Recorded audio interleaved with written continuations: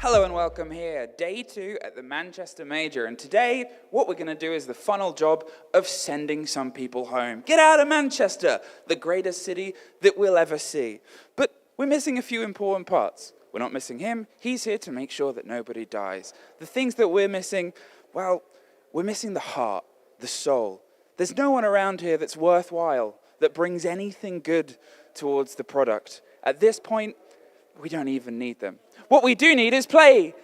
The players are gone as well. We don't actually have any of the players right now. This is where they're going to be sitting around. We have some of the managers, some of the booths. They'll have to fix problems like me unplugging monitors. That's their thing to sort out. That's their problem. Camera ops, they're kind of important, aren't they, camera ops? What are we talking about and planning over here? Cover your badges. Amateurs. It's like they've never been in front of a camera. No. The most important person that we're missing right now is the man that has been in front of every single camera that has ever been invented. Back in the 1850s, when he was created in the beauty of Lebanon, Mr. Milosh, I don't know where he is. He's our host. He's the guy that brings this all together. He's the meat in the middle of the delicious Lebanese feast. Where do I think I'm going to find him? Well, probably over here. You can't hear me.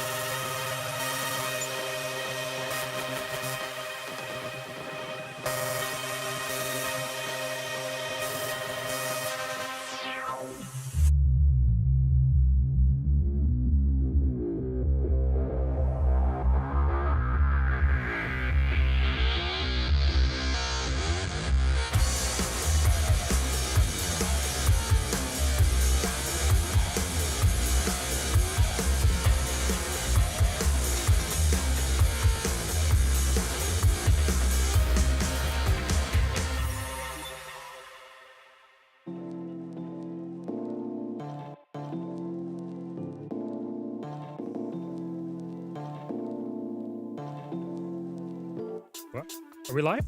Hi. Oh, hi. I was just writing your name with a little heart on it. That's not how you spell that. It's Emmy. How can I make mistakes with that? Well, quite simply, you've put a Q in there. Hello, Mr. Losh. Hi. I was looking for you. Yeah. I had to go past so many people that weren't you. That weren't important at all, as you pointed out.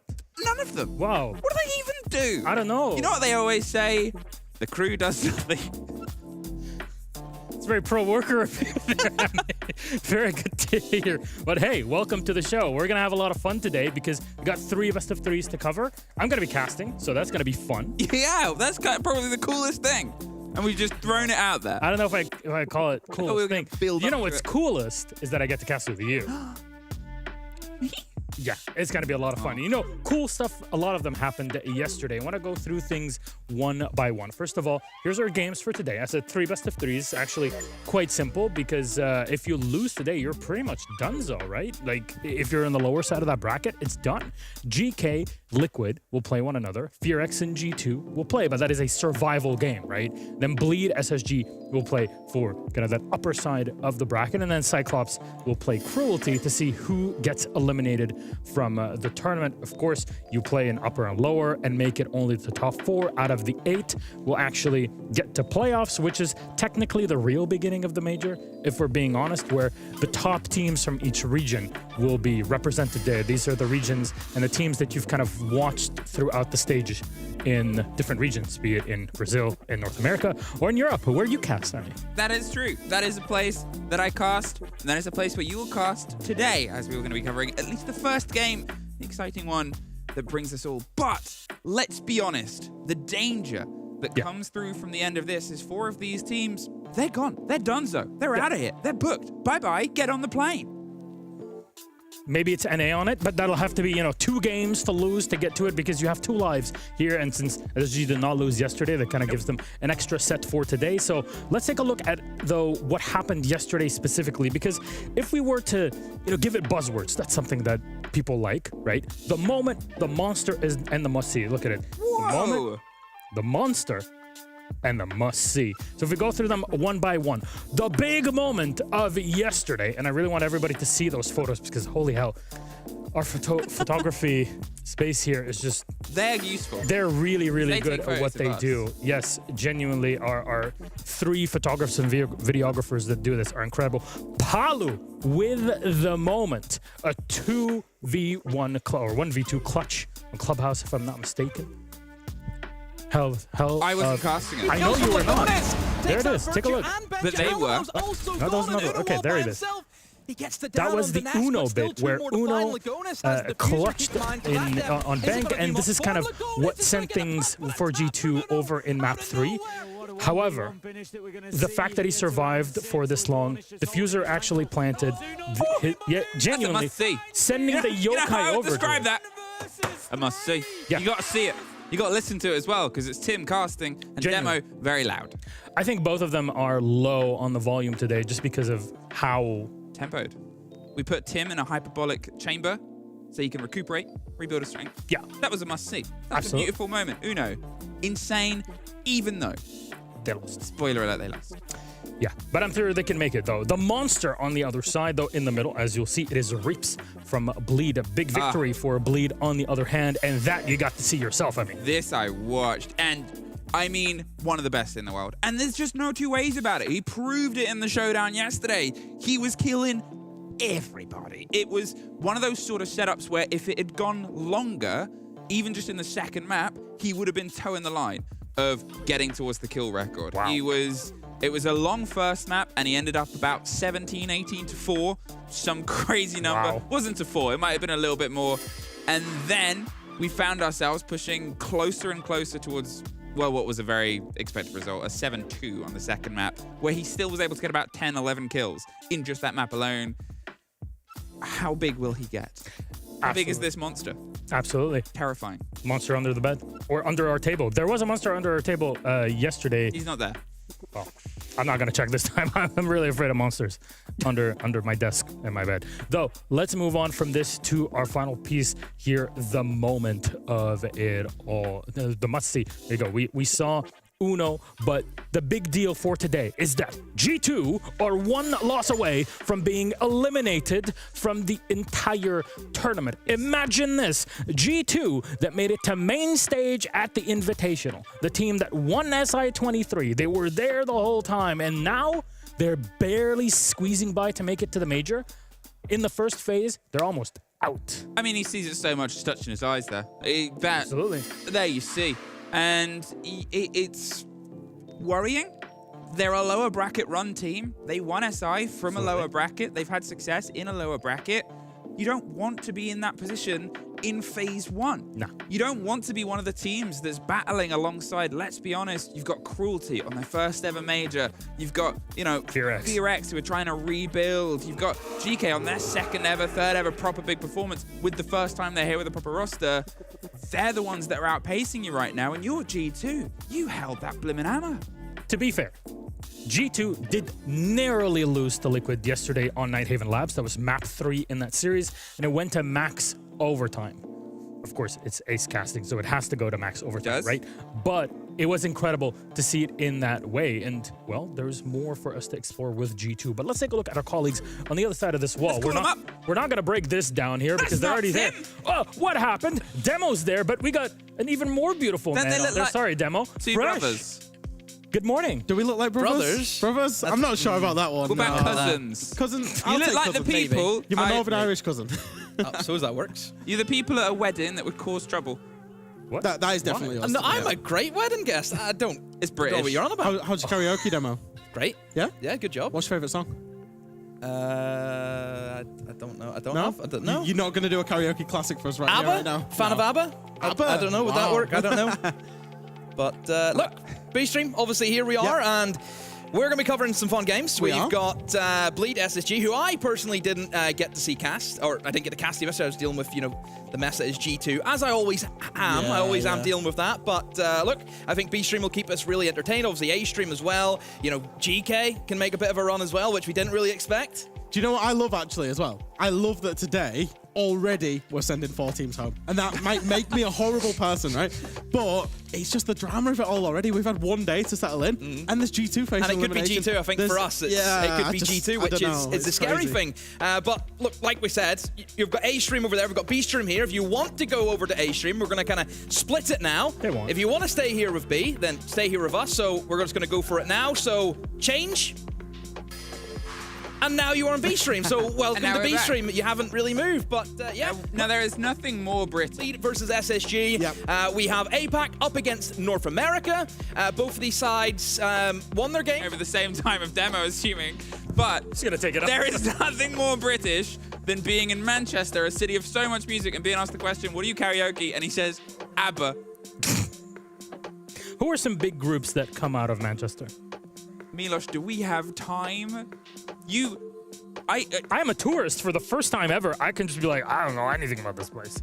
Please, everyone. I'm not even going to go into it right now because of copyright reasons. Send metal it to his Twitter and let him get educated. Please. You take it over and do some real work. Yeah, we got some real work to do here because we have our game on our hands. Geekay yesterday, we're hoping to God that they get to play their opponents here of Team Liquid. And why? Well, because in this case, seriously, wants to play against Nesk for once in his life. And honestly, it is a huge honor to have that opportunity. I'm sure that's something that kind of mentally you have to weigh in, where you don't need to fear your opponent. You have to relax and really enjoy the game still. But from Geekay's performance yesterday, we saw that there's a lot of potential. A lot of those issues that we saw at SI24 back in Brazil seem to be fixed, that they're back on the straight and narrow, but they're still through phase 1 with a big team against them. Let's sort of paint the picture here of what they went through yesterday, how they sort of returned for the form from where they were at SI. This is the first time they're coming in with their roster, with a set sort of roster. They had an idea, they changed that idea, the idea didn't work, they've gone back to getting in import players. And one of those is someone who'll know this team very, very well. Obviously, you're against the heart and the core of Brazil here. Oh, yeah. In the words of Whip It, finish the story, because he steals from wrestling. And, well, will they? At this point, how far part of the post are they? They've done one tough game yesterday. Yeah. They cannot slip. They cannot take their foot off the gas, because as you say, Geekay are going to want to put the pressure down. They want to sort of take heads here. Yeah, I mean, Geekay have nothing to lose, and this was a question kind of asked even by the greater public of what does it feel like to be a dark horse, an underdog in the matches, because let's be very honest, MENA does not have a direct qualification into phase 2 unlike every other region. So this is an extra layer that Most regions. Most regions. Fair enough. I mean, LATAM is the other region that we're mentioning here. But we need to see what maps we're going to be playing on in this matchup here. Of course, it is a best of 3. First pick will go to Geekay. It'll be Consulate. Cool. We'll go on to our next bit, Clubhouse. Also this time for Liquid, where Geekay are on defense. And finally, we will go to Bank, should we need our decider in this, again, a BO3 matchup. Geekay kicks it off on Consulate against Liquid. Now, of course, Geekay get to start on the defense here because Liquid have picked attack.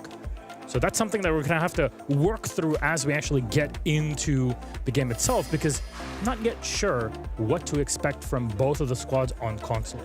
I'll get the numbers up in a minute. I'll run them through. I have them all on a device. And at that point, we'll sort of get into the nitty-gritty. But Consulate itself, it's still very new. That's the main thing to take away from here. Consulate has had its adaptations, its changes, wanting to lead in on your attack.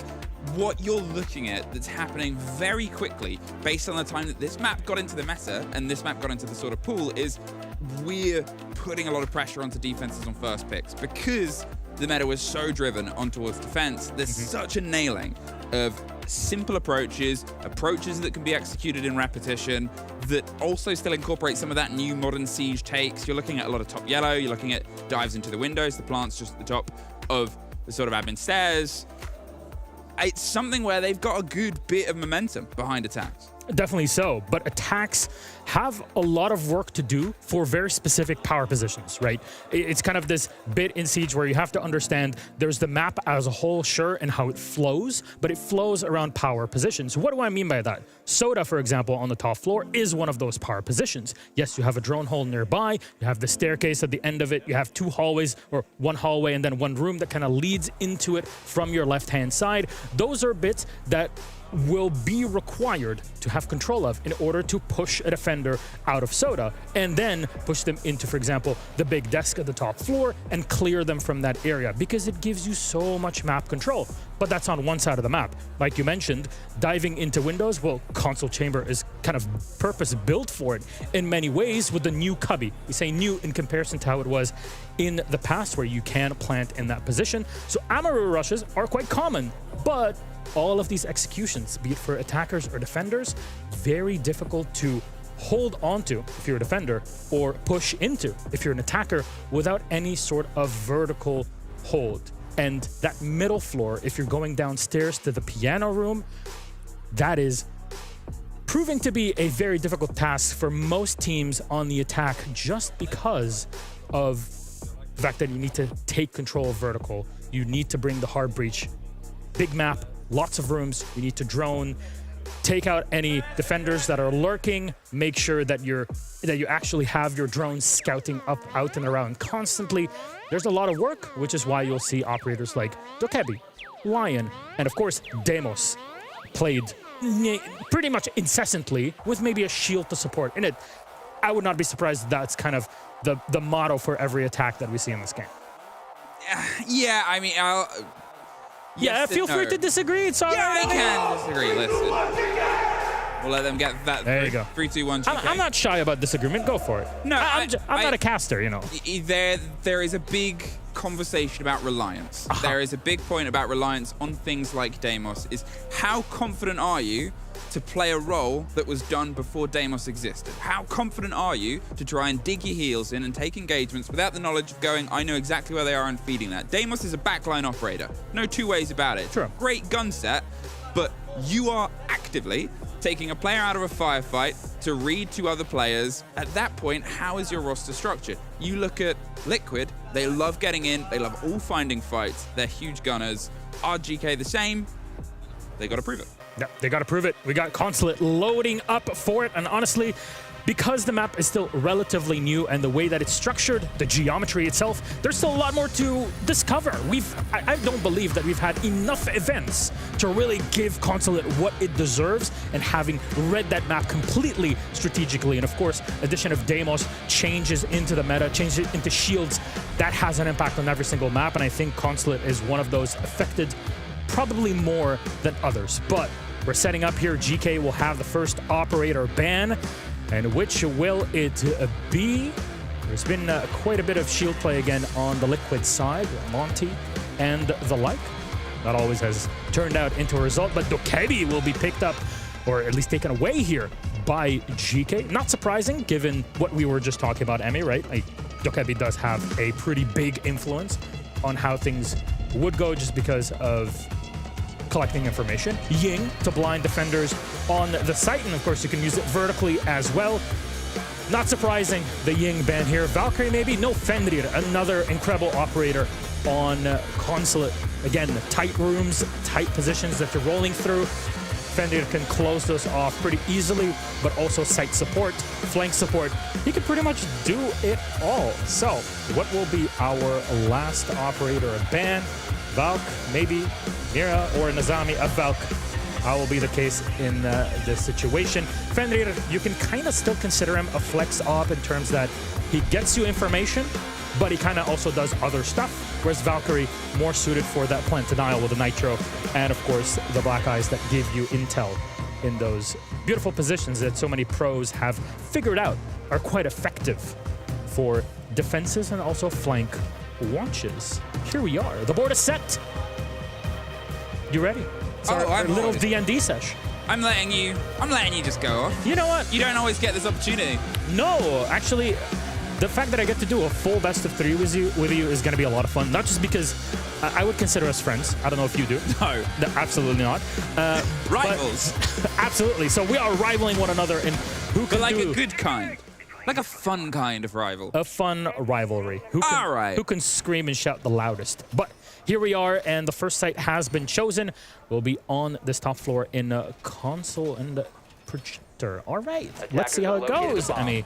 So, I've been running all the numbers, crunching all the numbers. This, in terms of a map, in terms of performance, gets pretty consistently banned against Geekay. They only have one recent play of it, but it is a win that they can take away in the local leagues. Otherwise, it is always left open by them. They are happy to play a game here. It's not a million miles away from being a decent map, though, for Liquid as well. Even though it's 2 losses, they're not entirely scared of it. They have a game here. The exciting thing, Clubhouse, statistically, for both of these teams, is a top preference map. So when we get to the second map, that's going to be a bit of a heated battle, because if we get to bank, I think, theoretically, that should be Liquid able to knock that one over, because that is not a great GK map. But it starts here.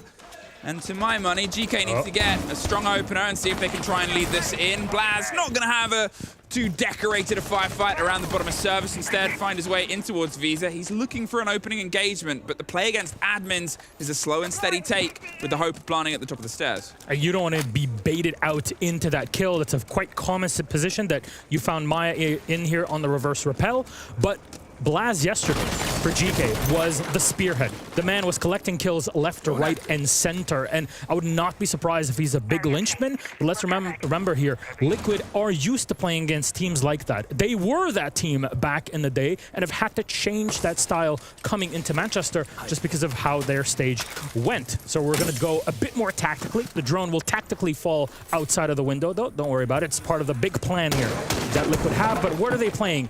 They are trying to lock down some sort of top floor control, but no, there's one clear from Palu, immediately set back. Blaz is able to trade one off before going down. The Goyo versus the Nomad, and I'm not sure if Resets has been able to set up any of his kind of air jabs there, but the Goyo has had things set up to break things down once that window push inevitably comes. But I'm loving this buck from Palu. That vertical control is oh so important. Still time ticking away at this point. Liquid need to try and waste some of the stretch, some of the pressure on towards the utility game to see if they can try and funnel this plant in. Can't quite be off with the angle for now. Lagona's prepped them ready, but they're going to be toe-to-toe with the Clash. The perfect operator to slow them down, push them a little bit further back. You can see they're trying to work the kit just behind and towards the back. The impact EMP will stop Clash being aggro, but Palu's aggro enough. Gets rid of Key. He's trying to get the swing on the side of the Monty. There's all the way in. He's pushed himself into a Legion Mine. Neskin gets caught out, but they're both down on top of each other. Maya, in the meantime, sticking the kit, the cover of the bees. They cannot even get a foot close to it. Swings all the way round, and just at the death knell, they get the drop on the kit player, leaving technically a 2 versus 1. The buck is underneath, trying to get the end of Neskin. They're not quite able to get his ex sort of league player, country folk in, the Clash causing problems. There's the drop onto 1, a triple kill, but he needs the ace if he wants to secure it. He's looking for the follow round. He's not being offered it as of yet. Seriously is just keeping everything at bay. Straight in on the Clash. He knows how to play it, but so did GK. What a play. Palu was important there for Liquid. He's taken it off control, but what did GK do to respond to that? Okay, great. You're going to bring the buck and you're going to put pressure on top of us. No problem. We have a tech boss here just for a moment, as you see, but we're going to continue wrapping things up here. But what did GK do? They brought the Clash, right? They set her in a position where there is no hard breach to do anything because you're under an you're standing on top of an indestructible floor, right? This is the best position to have a Clash in. You go up against the Monty. There's nobody to support the Monty behind. The Lion is a bit too far away to be in a kind of a direct support spot. And what happens on the window? Well, the game is completely on Maya in that spot on the Grim. Has to follow up with the bees and then immediately jump in for the plant. Things seemed a bit disjointed, but the entry for Palu and for Liquid in general was quite good. It's just this moment when Trickster realized, hey, there is nobody to challenge me if I went and dropped the diffuser planter and he made the right choice. Split-second decision, dives past, you got Bs or whatever, they can't do much other than spot me in there. I'm going to still be able to deny you in that spot. And I love that sort of communication. It shows that there is clear enough comms between Geekay. I'm going to circle back as we have a technical pause because, as I said, I'm still piecing everything together. Yeah. A little bit of fun, messy morning. Now, Did you I was disconnect on one of their monitors? No, no one can prove anything. I was obviously on the other stream. I didn't actually get the chance to watch these teams play, and I was piecing things together on the back end. Then you should have mentioned the fact that they both actually played on Bank yesterday. A very important fact. Where Yeah, we'll get to it later. No, it's worth talking about it now. We had a map ban phase, and we got time. Liquid obviously lost it 7-1. Yeah. It was heavily pushed aside, whereas it almost went the distance, the same as the first map did for Geekay. And I still stand by what I said. Even though I didn't have that as the specific cut, I knew Liquid lost it. I didn't know how badly Oh, yeah, it was awful. they'd lost it. I still think if we get to Bank, Liquid should be able to push it over the line. I'm staying there, even with the 7-1 loss yesterday. Honestly, I would kind of echo that in the sense that I feel that GK were really able to take control yesterday because Blaz was kind of what we call in Arabic maqdam, which is the person. It's someone who is valiant, who is courageous, that jumps out there at the opportunity and takes hold of it. And it seemed like this was an issue in the past for GK that Blaz is filling in, but if that is not the case, and if Liquid are successful in shutting him down, then honestly, I completely see Liquid fixing their issues against G2, or that they had against G2 yesterday for today's game, should they get to Bank. But let's also not forget, Liquid are the more experienced team. If you go the distance in a best of 3, then I would assume that the more experienced team is able to pull it together and hold on to it. So in any case, going to a map 3, personally, I would agree with you, would definitely support Liquid's case in this point. But we go to our second round of defense, and it's downstairs in the basement. We got Nizami and an Aruni on the run with a Clyde, a Solus, and a Smoke for our defenders. But Resets is bringing a Ram, a perfect operator for that vertical play once more. Down towards the garage. And the way you're trying to approach it is you'll get this wall open, snappy enough. You might even find your way onto secret or emergency exit on the back end, but you still have to get Piano. You still have to get the eyes down. It has, of any of the sites, the most similarities to how this map used to play once upon a time, except this time, unfortunately, you've got to enter the building to be able to get any control.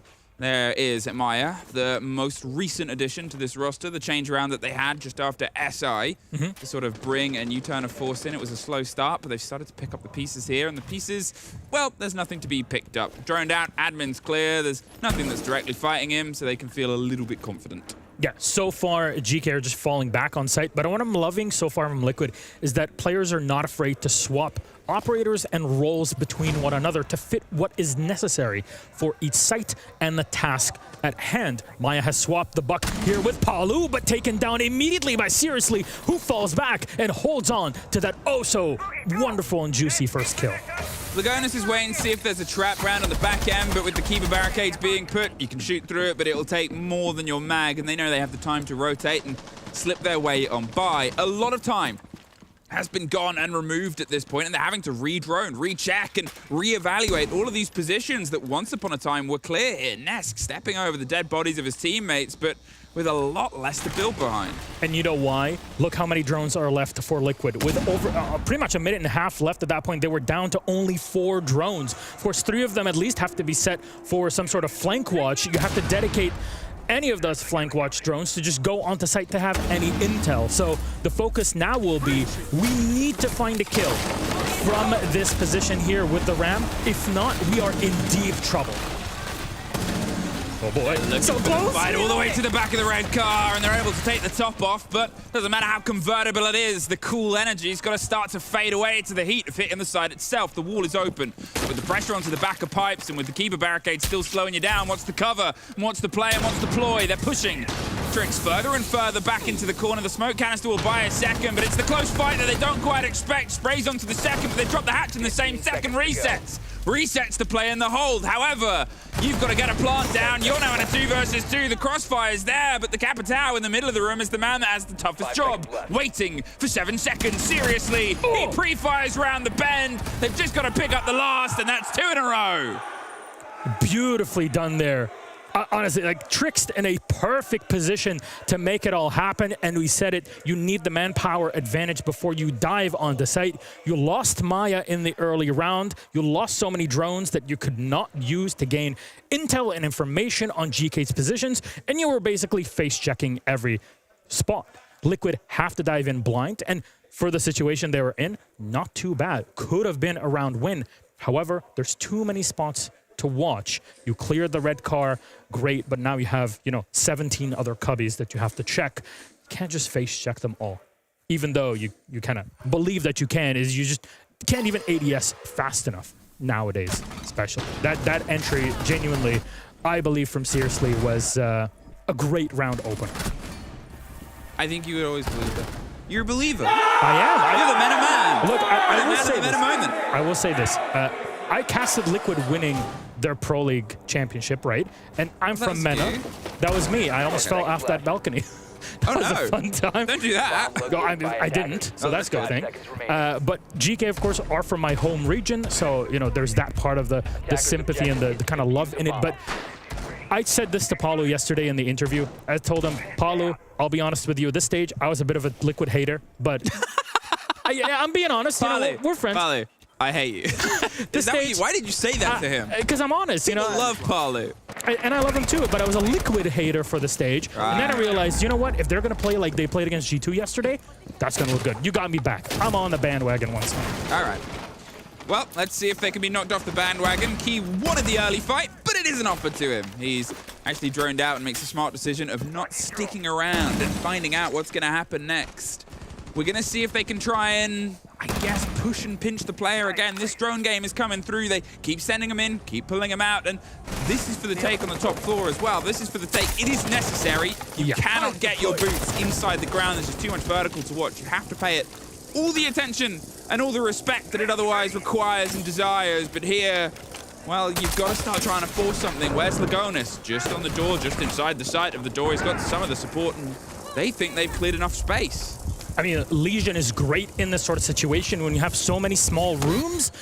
That's going to give you at least a bit of time, a bit of heads up when you're clear on what's happening around you. There's the first kill from Blaz, taking down Resets. The man is on fire in this spot and seriously gets the second on Nesk. Maya is forced to drop down and take the 1v1 fight. Rounds the corner into the Azami, but seriously is ready, and the Blitz cannot do much in this spot. Lagonis dropped from the side into bathroom. Seriously's down, but it's all on Paulo once more. A bit too far away from the action itself and is checking every spot. Remember, that site is downstairs and we'll have to dive into it to make something out of it. Neskin can just play for time, but he loses this engagement. It gives him enough time to go for the flank and to clear things out. The super shorty of XK will clean Liquid out of Consulate. Very good from GK, but I will put the, I guess the caveat here. Yes, 3-0. Remember, you are on the fence in this meta and you're playing Consulate. You're expected to pull this off. Not like this, though. Let's be honest, this is slow from Liquid. It makes sense. They've taken their time out. I was going to say it's going to come after this round. How quickly that fell apart and how little they'd done before they sent it in.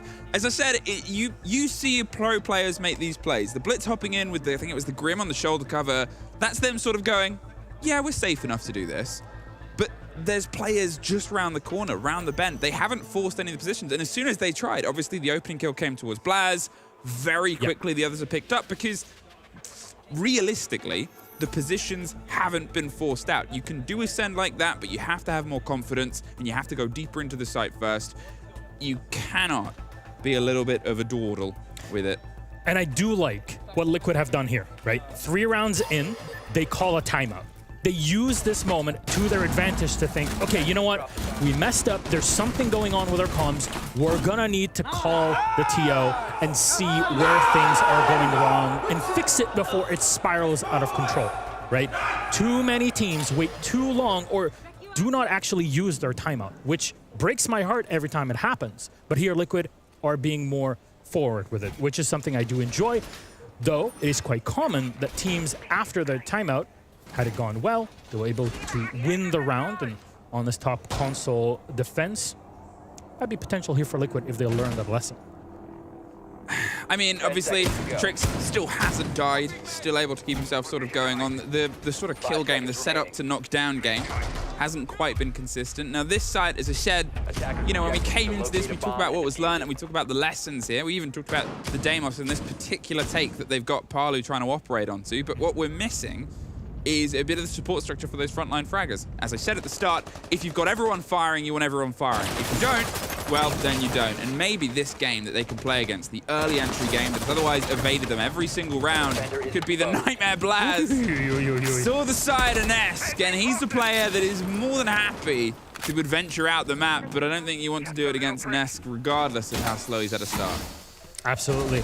Now, what I'm liking also, Neskin is bringing those holographic screens in front of you, that kind of block line of sight for the drones especially. So I'm curious to see where those will be used upstairs, but that's something for us to worry about later on, and I believe it'll depend mostly on where Liquid are coming from. Currently trying to clear this yellow take, and there's the kill from Blaz, but he runs away. No way, Blaz, are you joking? Nest taken down, he's just gotten it, and the Deimos cannot follow up. I mean, Maya, you need to win that. Reset, get seriously. Blaz is being surrounded. They get the revenge finally, but let's be true.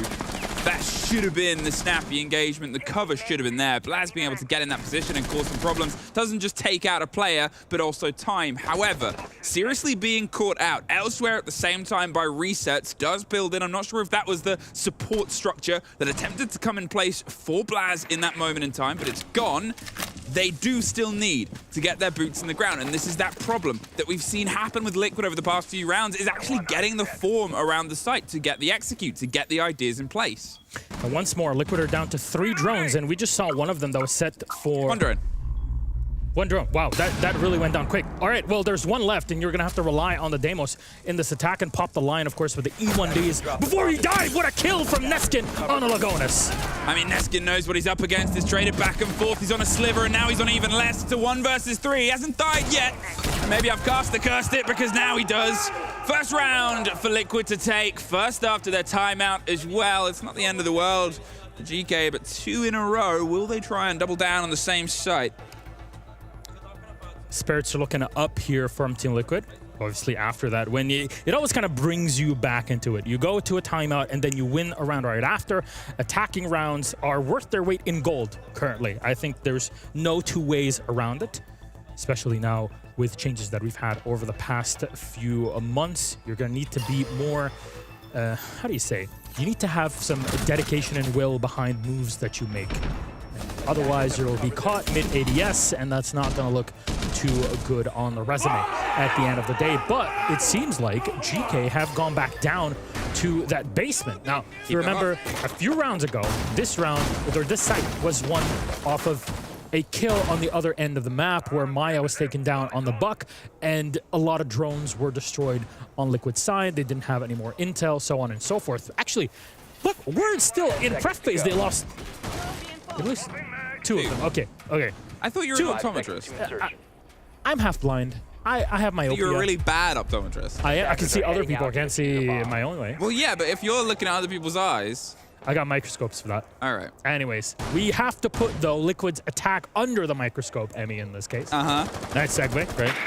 It's a nice segue until you say nice segue. That's like if you tell a joke and you're like, that's a great joke, wasn't it? Look, Everybody laugh. I have to take the W's whenever I get them. Is that what kids Yeah, say? but you don't say them. Fair enough. Because then they're no longer W's. Well, let's see if Liquid will say, hey, we won after they win. That'll be fair cringy, right? But into the round we go. They're trying to get pockets of control once again inside the map. They're going for the spread take and just fishing a little bit with a mix of their utility coverage. The smash on the hatches inside Visa. I'm not sure if that was played before, but you can see that it's forcing the emergency exit player to exit with a bit of pace. Now, the concern on that window, which Palu is paying all the respect it needs, is that you'll just get swung in, which is why they start the clear. They had problems with this position before. The Tubarao, great gun. and something that can take the head off of a while. It's also got the cook on the hatch. I'm not sure if it allowed them to get rid of the X-Kairos that was on it. They played it on the back end, and yeah, it looks like they're able to swing around and remove the utility as well. Very clever little utilization, and it just, I mean, you wouldn't expect that. Absolutely not. Absolutely not. Still, you need that top floor clear. So this is what makes Consulate more, I guess, tedious than other maps for attackers, that even if you're going for the basement, you're not going one level up. You have to go all the way up top and kind of clear from there on. But oh, Nest too slow. There's the DMR for one, but Blast cannot follow up with the second. At least Maya able to get revenge from those previous fight that they have had. An IQ for the Mute, I'd say pretty even.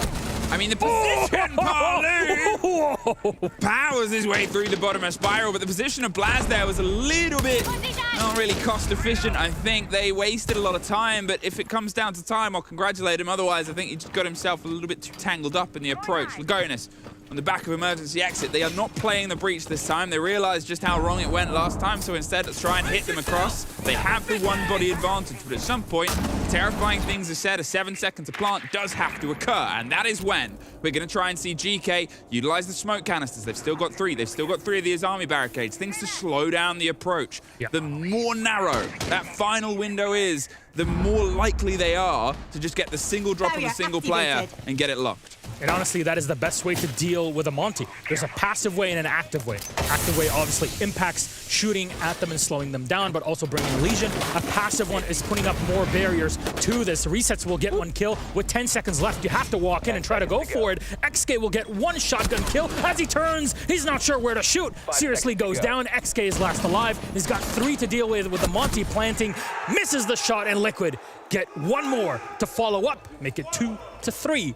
Before our last round in this first half. Slow start into a fiery finish so far, but obviously still at least 1 more. If they get themselves even, they should be able to have an all right time. As I said, Consulate, it still does bounce a bit back and forth between some teams' preference on attack and how they like to get themselves delivering on its twisty and windy boards. Sometimes those teams that have little pocket plays and little pocket runs are going to be very successful. There can be just bits of space. Palu. I mean, he was aiming at 2 places at once, and you can't convince me otherwise. That was too fast. Siege timing. He's got 2 mics. How would your character act? I don't know. I'm not a magic man like Palu is. Fair enough. We go back towards the top. Obviously, every single site was an option, and, well, we probably weren't going to play in piano. Yes. But what we might hear is an interrogation. Blaz, he's been a bit problematic before, but I mean, although they've not been great with keeping their drones alive, they have at least been able to find players by face-checking with them. Yeah. Blaz should get found. Touches wood. The table has been touched. The wood has been... I didn't see that. I mean, he's all the way in emergency exit. He'll get droned. And if he doesn't... Liquid deserve to lose this round. Liquid deserve to at least lose 1. There probably won't be an interrogation. I mean, never say never, right? No, but if I say there will be, then there won't be. If I say there won't be, there might be. I didn't just hear what you said. There's the drone. There it is. Hey, remember when I said it? They do drone. It's just... Can they follow him? They're not using the Jackal. The silent step is just going to cover the audio more than anything else, but at the same time, they just keep sending their drones in anyway. The destruction on that's very important, and the rebuild, because otherwise you just cannot play behind it because of the angles that are offered to you on the approach up or from the watch down. Lost my explosive! Changing mags! Sorry, Flores. All right. Setting up here Maya to get into sight, but no. Oh, wow. Okay, XK will get a kill on Palu and take out the Grim, a relatively essential operator here for crowd control and clearance. And Ace Lagonis on the other side. All right, just a few warning shots there, I guess, to cover. Don't come at me. It's all control on the opposite end of the map here. Will anything actually come forward to it? You need to clear Soda before you move, take care of hallway, and actually get into sight. I'm fearing Liquid are trying to bite too much of a piece of this map before actually executing. They're droning out on the back end. You've got the Azami, you've got the waste of time of the Kivas. Now, Resets is going to try and send himself up, but he is the bait. He's the switch. Nesk looking for his first. of the game and an angle he's more than happy to juggle with, but it's the swing from the other side. Blaz, twice he has been in that position. Twice he's got the bullets down onto Nesk, and twice he's escaped someone that's supposed to be watching it. I wasn't sure who it was this time round. They might be able to pick up Nesk, but they got to act a little bit fast because they still have control of the position. Lagonis with the kit is dropped and rocked. At this point, that needs to be recollected as well. Everything on this approach has fallen by the wayside for Liquid, and you give them too much time.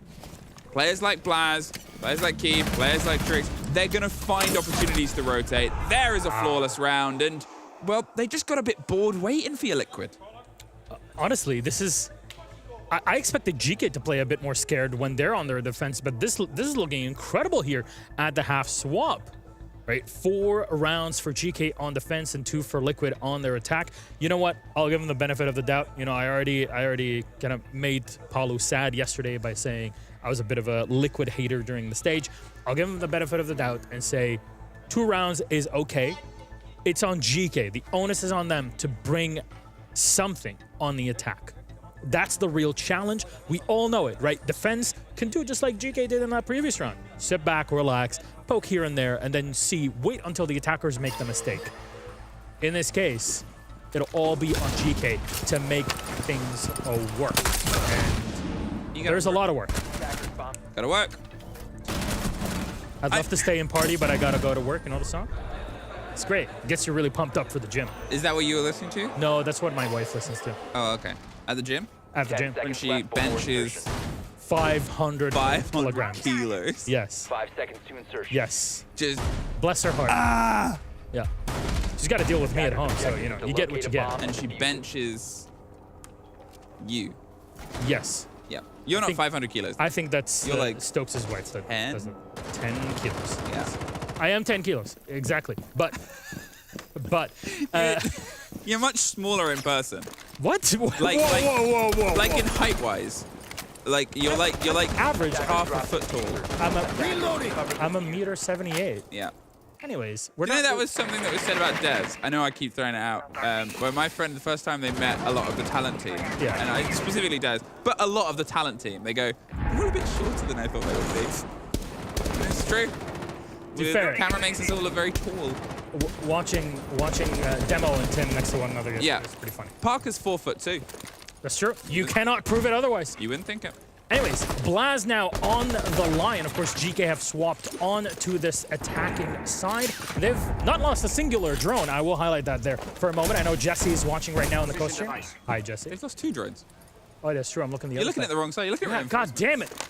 You need to stop counting drones. I'm not a caster. I No. can't count. Do you know what they are? Trying to get themselves an opportunity here to break on towards the single wall. It's an important broach if you're going for this plant. Now that will cover against any bandit tricking and, well, no trick.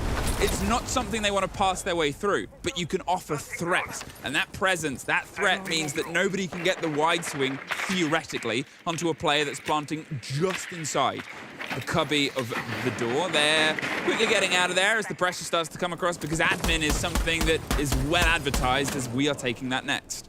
And of course, the threat can come in a player actively being in that position, but it can also come from utility being chucked out from the balcony, especially since you have a Grim in the situation where XK can isolate things. Now, one of those power positions that I talked about earlier is this hallway and all the way down to Soda, where you see Nesk kind of nestled in this little position. He can be spotted, and seriously will actually destroy his spot here and actually pull him out of position completely. There's nobody to follow up just yet, and there it is, Nesk with a follow-up on Blast. His first kill, the first entry kill that has gone the way of Liquid. Will it be the first of many? Let's see if they can get the second, and they do. Nesk finds his fire and finds the fire of the Capital, but he's on for 3. Will 4 pop? There is 4!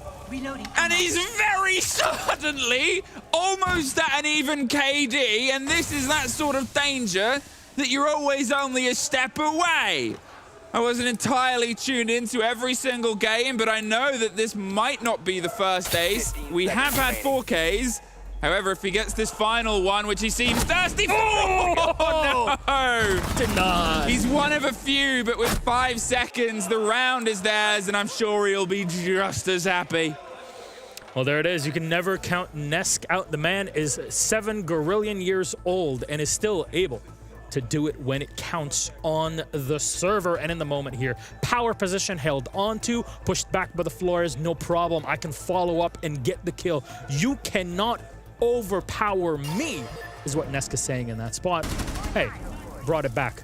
Great play there in both power positions. Pretty much a solo play in that spot. Geekay did not do their due diligence. They did not invest the utility into clearing him out. They had the idea, hey, we're going to take balcony and kind of put all of our eggs into this basket, but not really coordinate with where they actually want to attack in that spot, just because balcony can kind of use it for either or. But here we are. Liquid will win their first defense.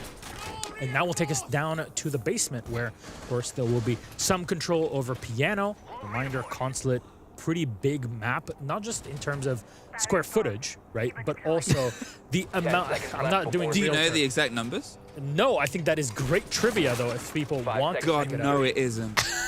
Don't give them ideas. Nobody cares about the square footage. I don't know what the retail price per square meter at Côte d'Ivoire is. How many tables are in? Shut up.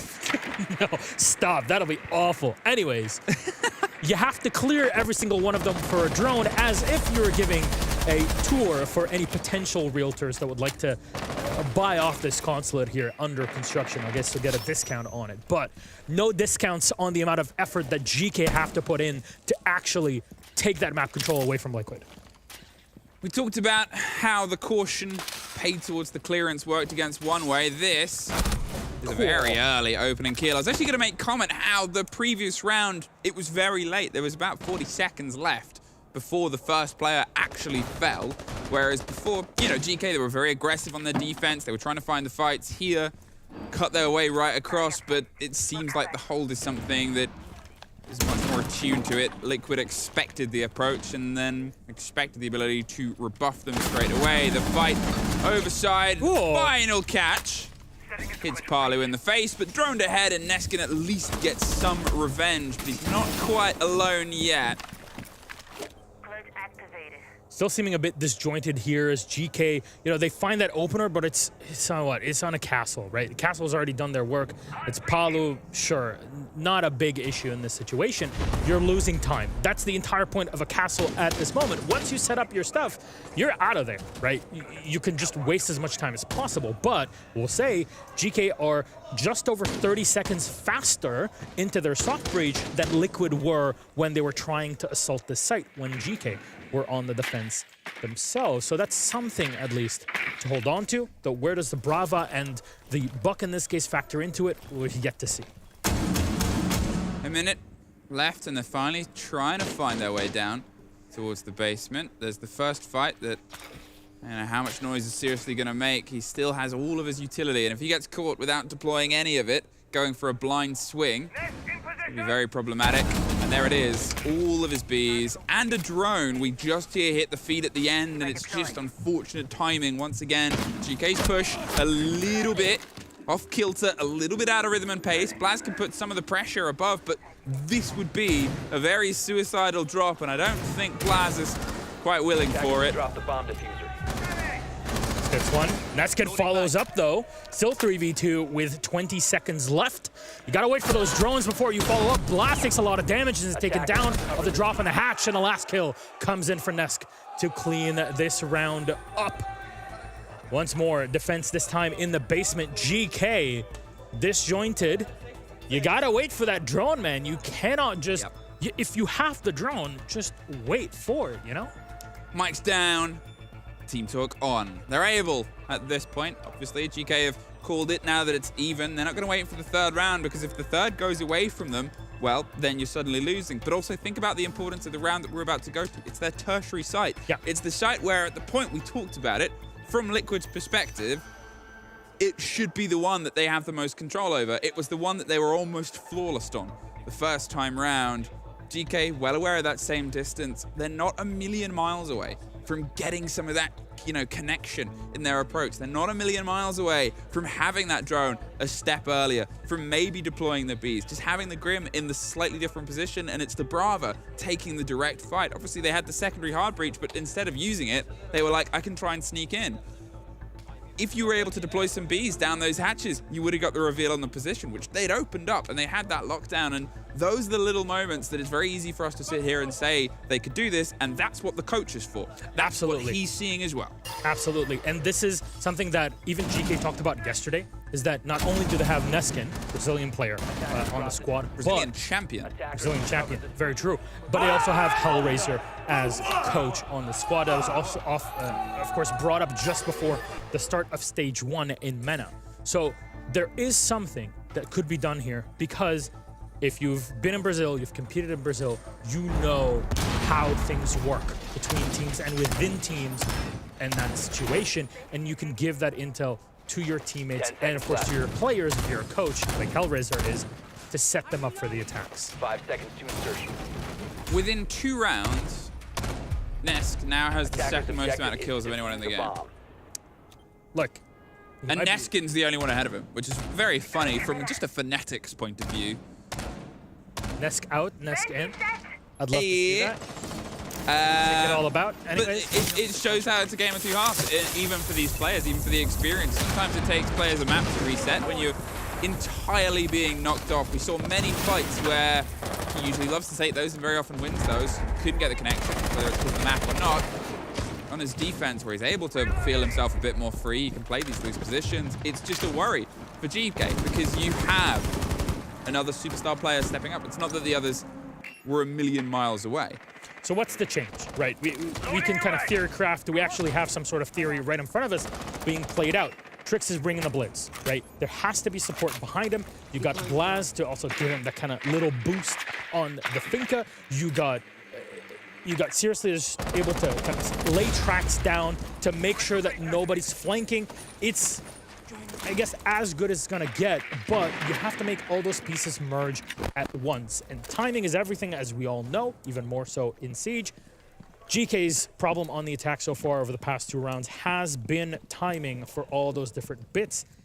Get the entry, play something off of it, but I'm not sure if Liquid will even present him with the resets. All right, you know, given the spot. No. Oh no! That's It's James Divmona.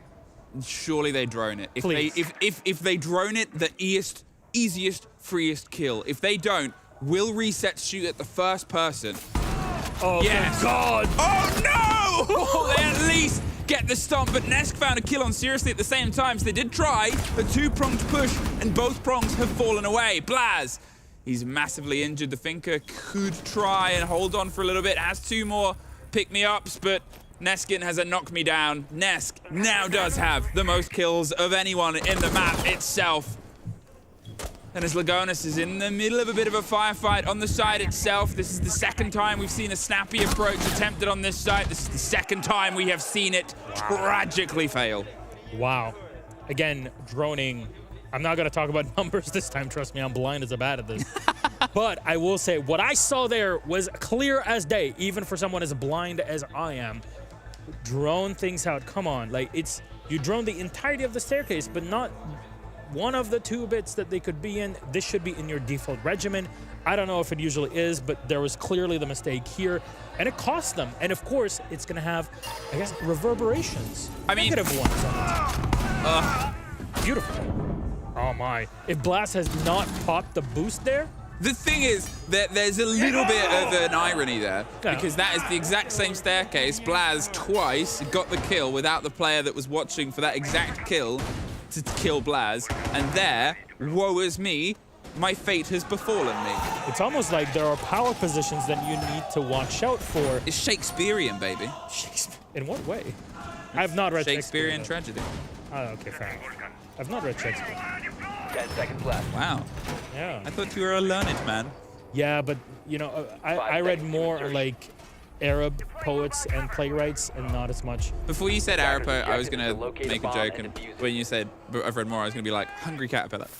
And I'd love to read but that. I don't think that was written I've never by read an that Arab too, that playwright. beautiful piece, I'm told, so. You haven't read Hungry Caterpillar? No, I've read like. What's wrong with you? I've read French writers and It Arabic might be in poets French. and writers. Le Je caterpillar. suis Hungry Caterpillar. Pourquoi a-t-il faim? Huh? Ouais. I don't know. Why is he hungry? Anyways. That's tired. That's not hungry. Yeah, I don't want to repeat the words that located you by say attackers. on French broadcast. Okay. I remember the days. Sacre bleu. Indeed. But seriously, on top of, well, this is like VP, what are they good at? They control the rooftop, and that's about it. I don't know why I need to throw VP under the bus. Yeah, that's a bit cruel. I don't know, I'm just kind of doing it here today. We're having fun. Anyways, what is the game plan for Geekay? Because they're bringing the capital in this time around, which makes sense, right? You're attacking the top floor, you get the intel. That's kind of the big shift over what we had on the previous round where they attacked Tricks much faster into kind of this outside managerial, this office space. But what do you do after that? Do not focus on balcony is my kind of point about it. We'll see what they can try and build behind. There's a lot of time wasting here. I like there's a little bit more pressure a bit earlier on. Now, where you can see that drone and that hole in the floor is the attempted position of the plant. It includes forcing out this, the vending position, which the Flores drone will get rid of the shield, but when you have keeper barricades, well, they'll probably just get that replaced pretty quickly. The Capitao swings with a gun 6, and they probably wish they had the gun out. Instead, they step back into Nesk. He gets another for the tally. Can he get one more? He just escapes. Fair enough. You've got yourself into double figures, and at this point, you're still contesting the position. Palu does suffer, but so does Key, and that's a fight that's happening underneath as well.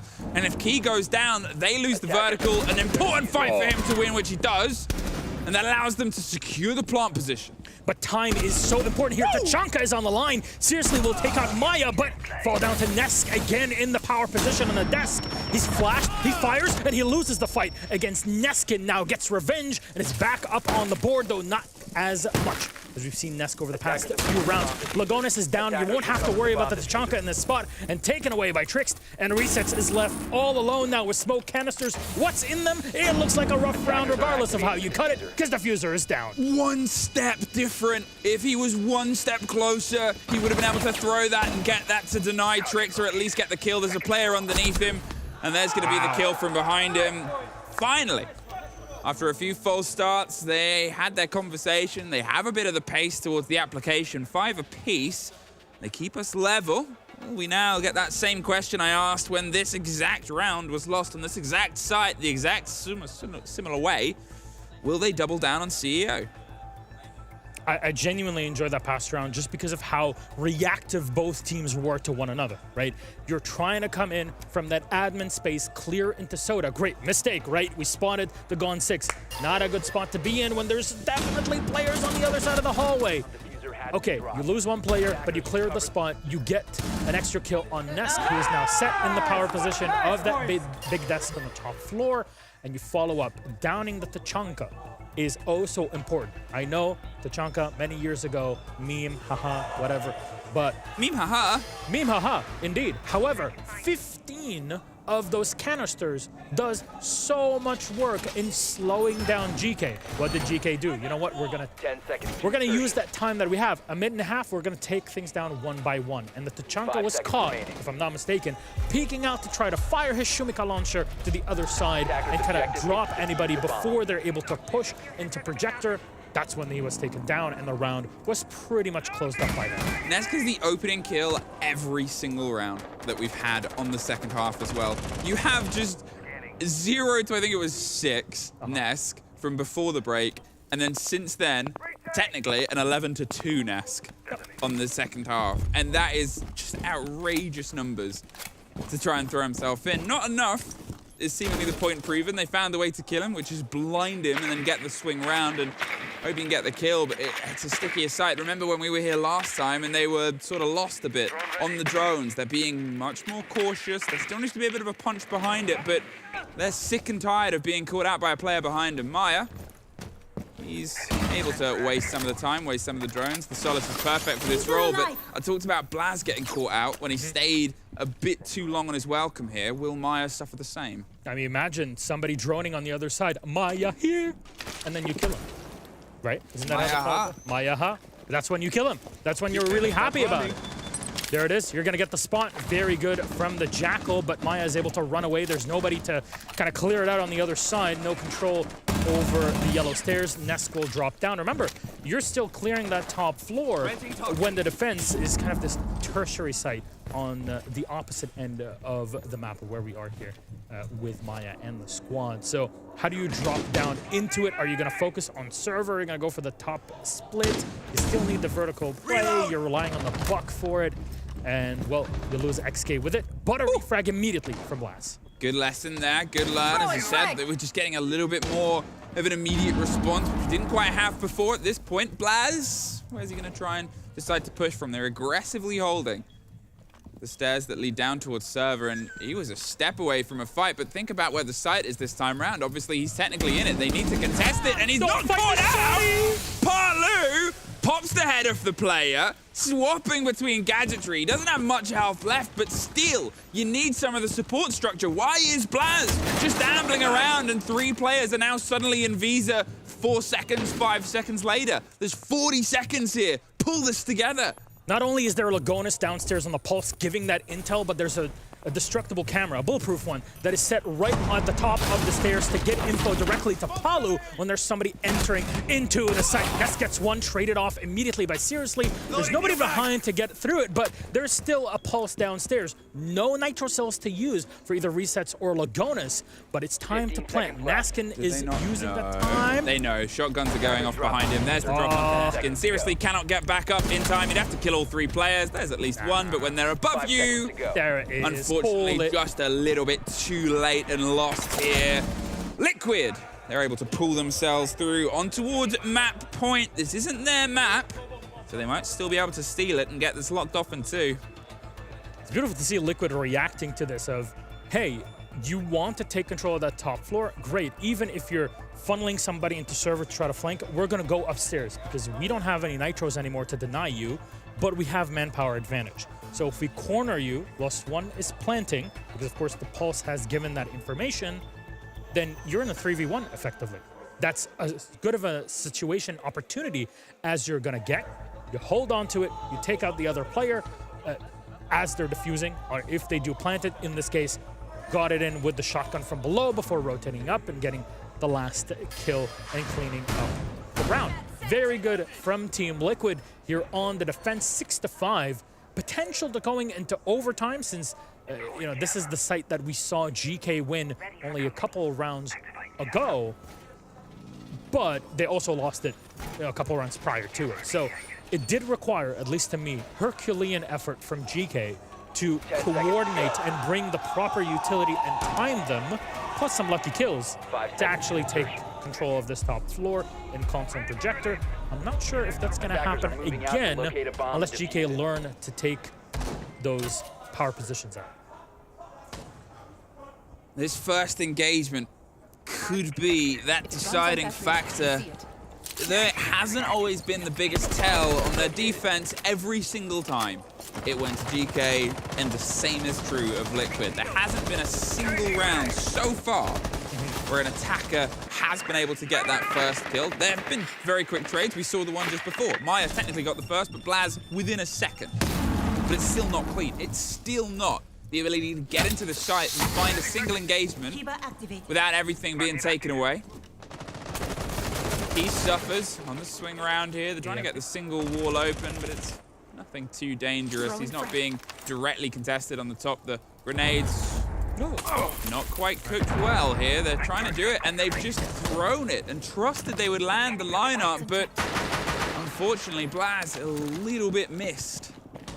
That's unfortunate there. I mean, we're no longer anymore talking about like wasting grenades just because they're more of a zoning utility tool now than they were 6 months ago. But, fair enough. But it's a waste of time, right? We're down to 1:45 where all of that time was spent to not even get the balcony reinforcement down.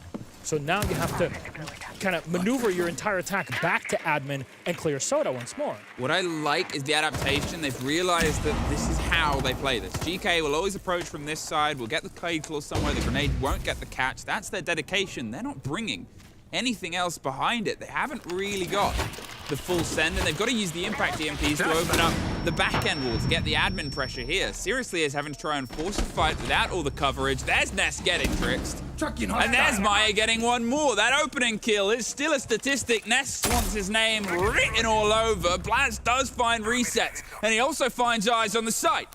Tucks himself in. He's able to get the second, but at the same time, Ness gets it, and Maya still 2 apiece. It's all down to Neskin, a Brazilian against 2 Brazilians to try and put the pressure onto the fan favorite of his region and try and keep Geekay fighting on their map selection here. He's digging his way as slow and cautiously.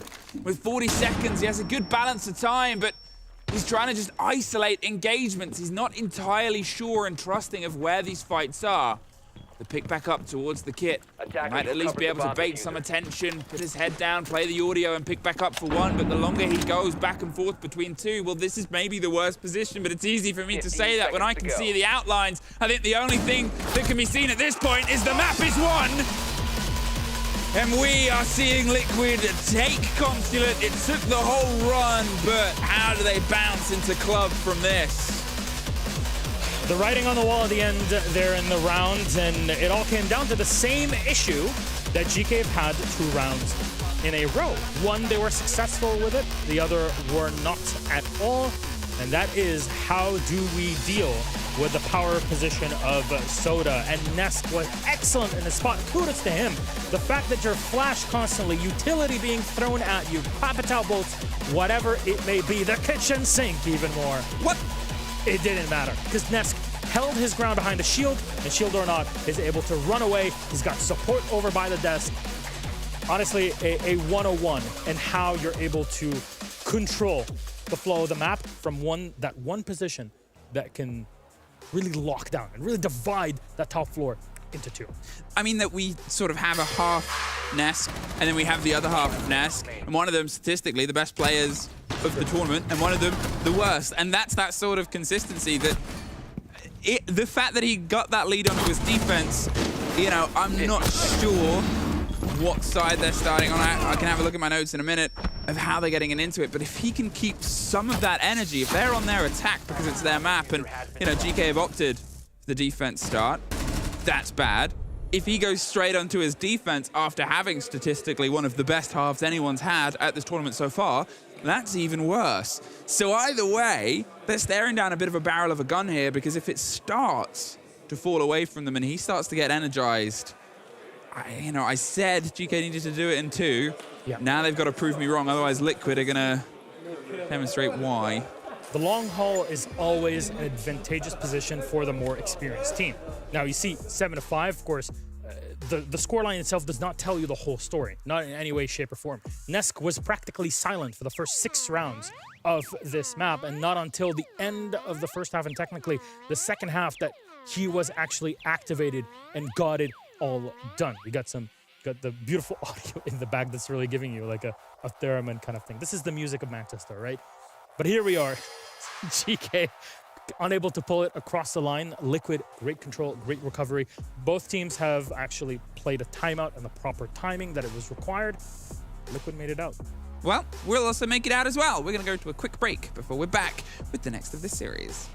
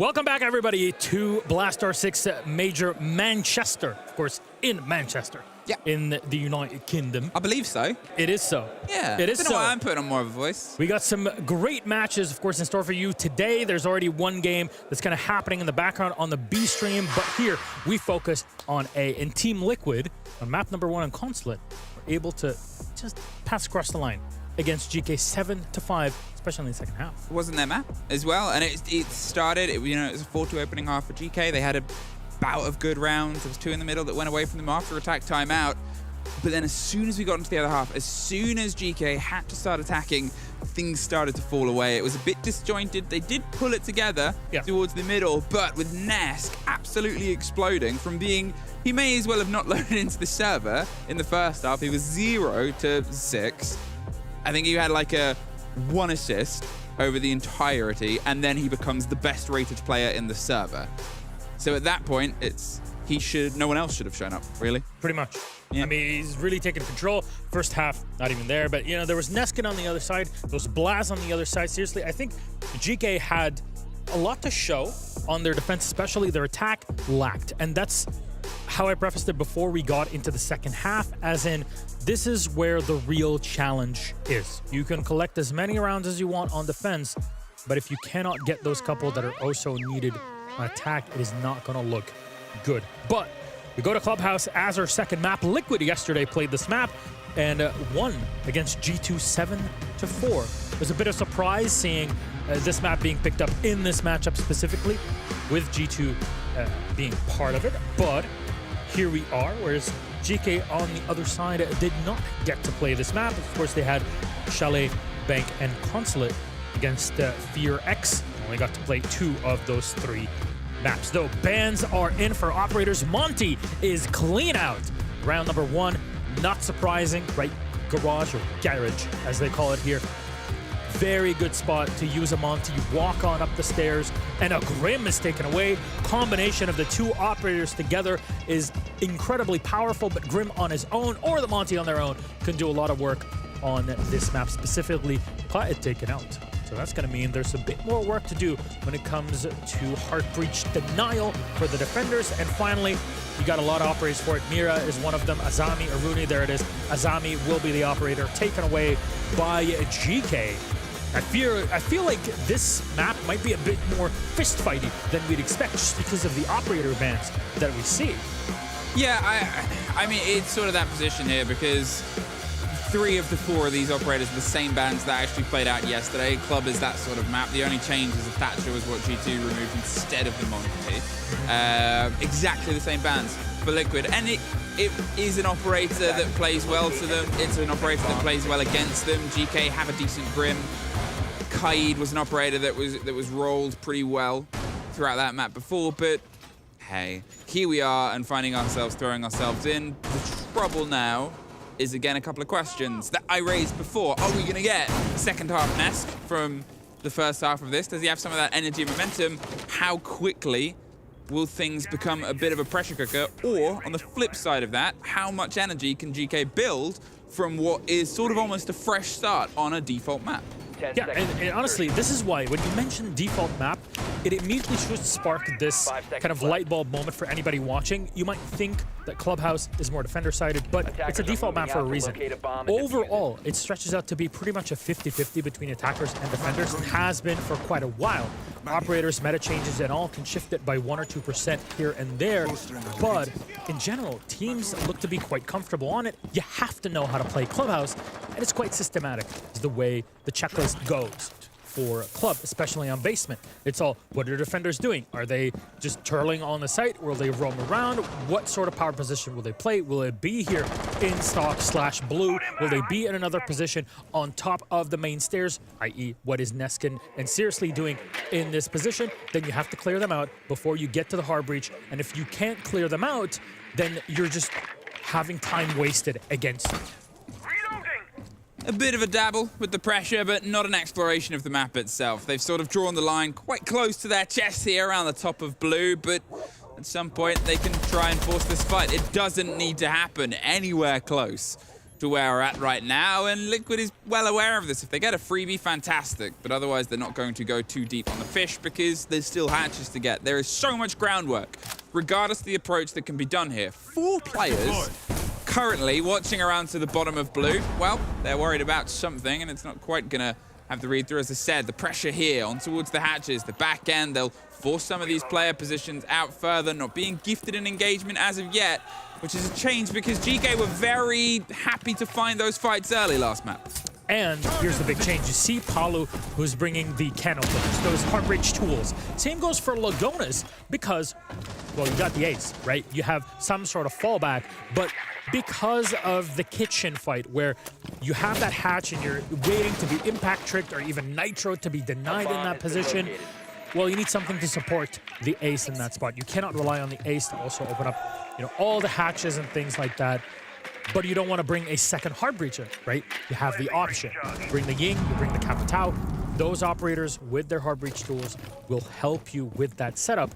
But we're down to under a minute, and there hasn't really been much in the way of interaction between the two. No, and this is that sort of thing. For how much ground was offered in terms of getting it cleared, the pressure is on this, the hatch. If they are impact tricking this and juggling it, things would go away from them. Nesk, the first removal, Blaz, he's happy to find the fight around blue, and it slows them down a bit. They've lost the IQ, but they've also lost Nesk, and that's the worry because it's the first time he's lost an opening engagement in a very, very long time. The pressure comes out, the blinds on the back end are going to force their way in towards Moto. They've got Blaz cornered, but they don't quite have the angle on him. He's able to get the feed right back round. At this point, they're just trying to force themselves through a problem of their own creation.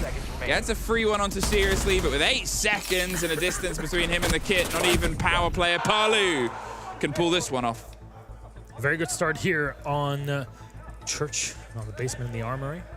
A good try, I will say, from Liquid, but very slow, oddly enough. It seems like you're able to be much more efficient and faster with your execution, but even with clearing the map, right? You have the intel, the drones, and all of that. You don't have to rely on operators. You don't have to bring, you know, your Demos, your Dokebe, your Lion to be able to do that. Just go back to basics, drone around and see what you need to do. There was nobody lurking whatsoever beyond basically stock blue and the main stairs. And those 2 players fell back almost immediately at the start of the round. So a minute and a half, if not 2 minutes, were lost for nothing. And that forced Liquid to execute onto the site with little to no information. And what did Geekay do? They just held their spot. Again, defense, once you have your positions there and you know what angles to hold, you just stay there. It's the attackers that have to push into you and they have to ADS as they move, something to factor into it. Your movement when attacking. Now we'll go to this top floor in the bedroom in the gym. This is where defense from Geekay will set up. Gym, quite common for the push, but what is uncommon, at least the usual, is opening up the entirety of the bottom side of the gym wall. Usually you have 1 reinforcement set close to the middle of it.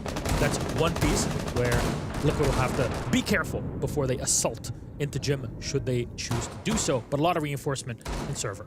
The reason they have that open all the way across is because they're going to try and hold on to CC much heavier. Absolutely. They've got the extension that way. It's something Nesk has read into because as soon as you have that opened all the way through, there is no way to plant without removing that player on towards this stretch. Great grenade.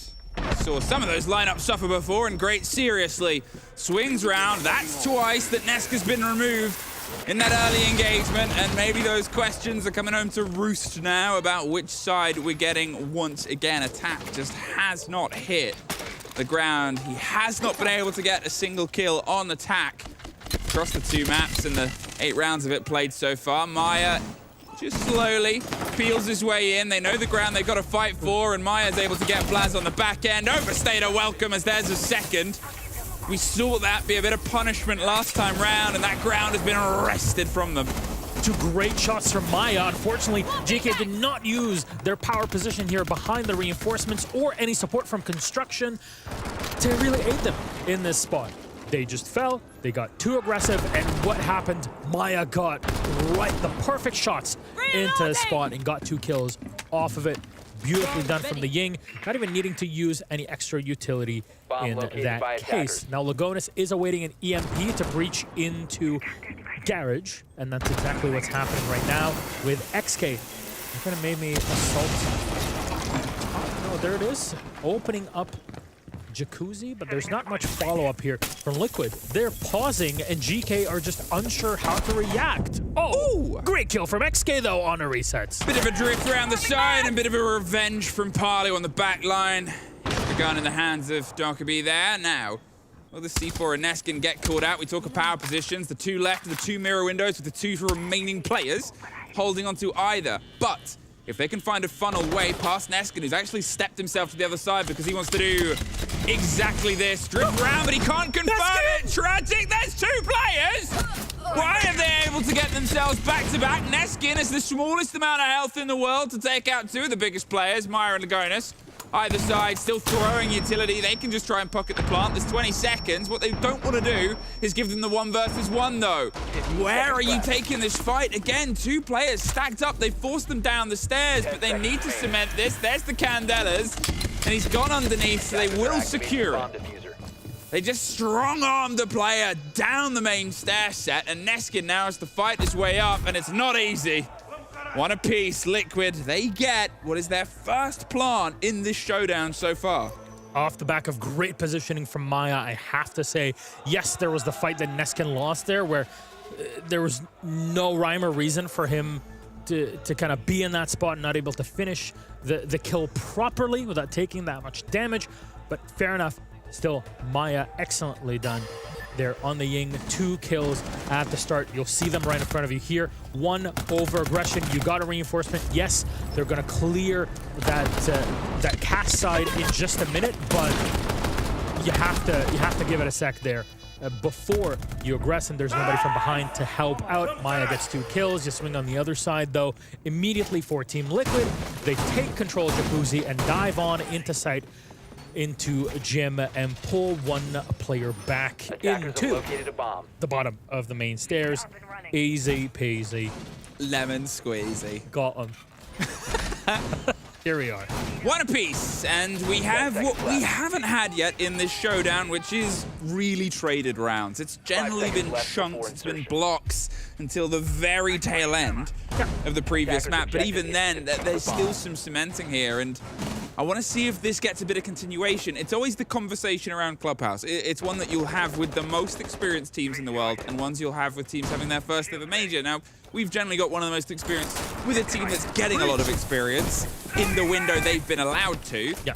But it's still these ideas of you learn both so much, but you get given so much on attacking Clubhouse, a map that is pretty well formulated across, well translated into every single region.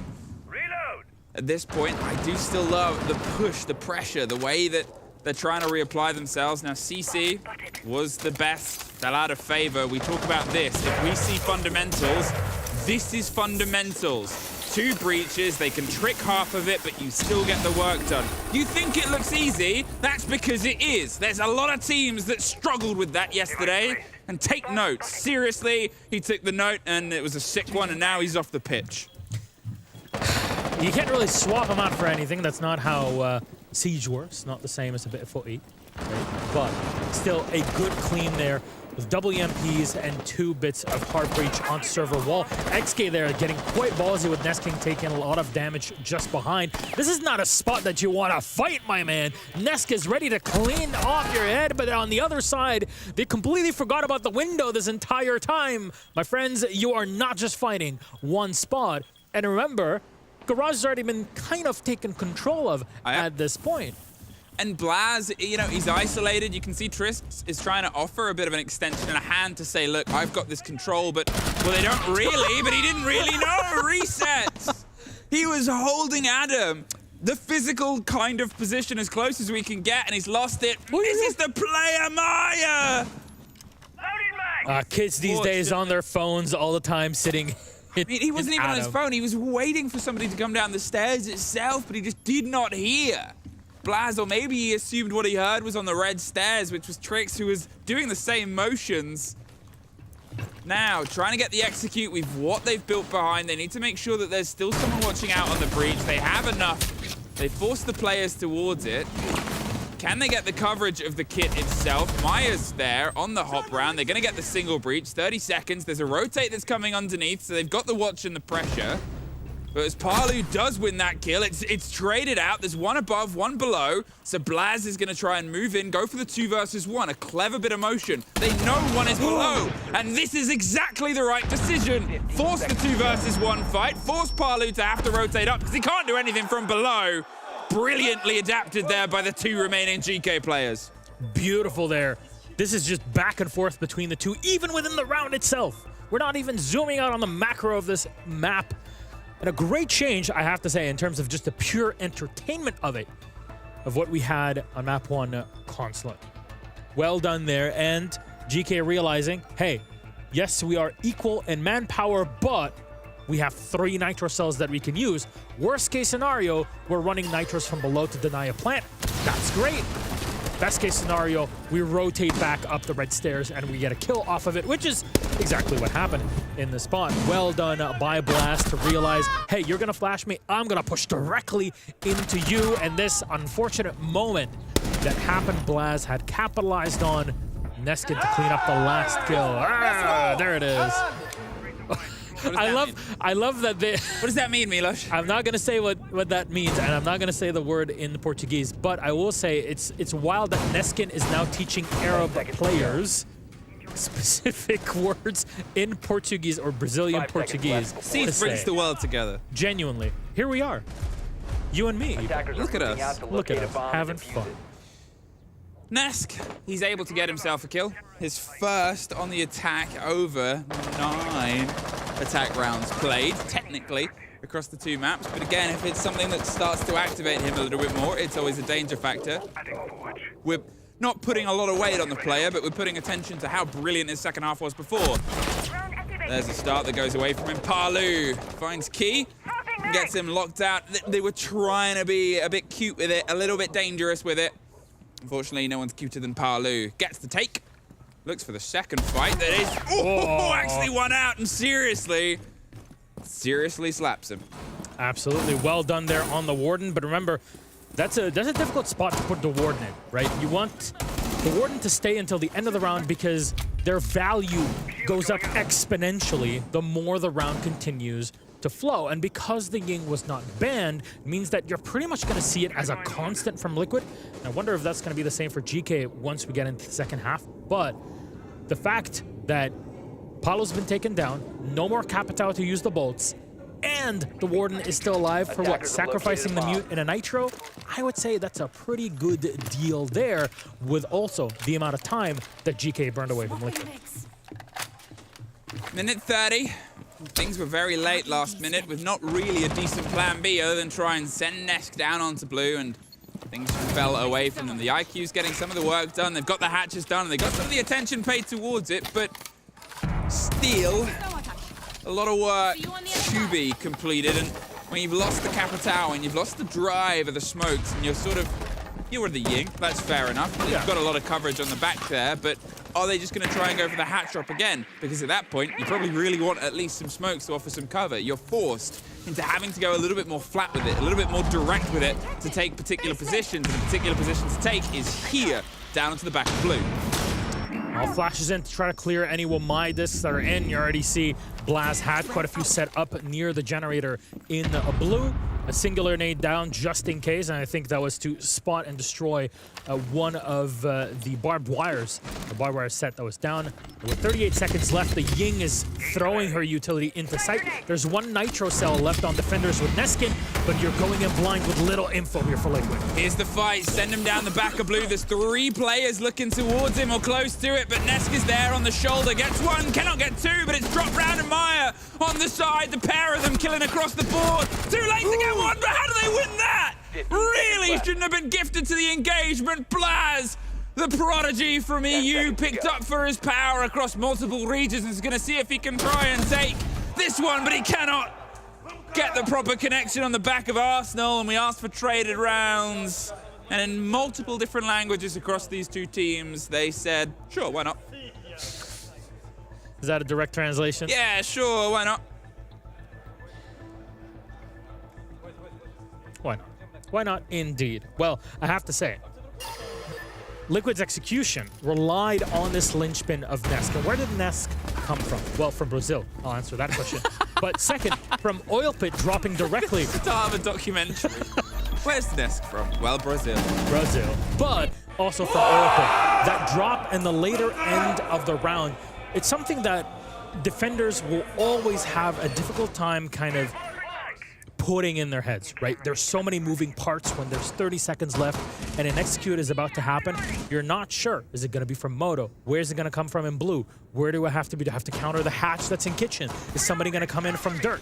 I don't know what's going on. I'm confused just as much as you are. So what happens? Nesk capitalizes on the confusion, drops in from Garage Oil Pit, and then sneaks his way up to get one kill, get the clear off of it, and there's no follow-up. This is one thing that I will say. Geekay, they're getting one kill, but kind of trying to back out before they confirm, is there somebody else? Hold that spot for a moment more.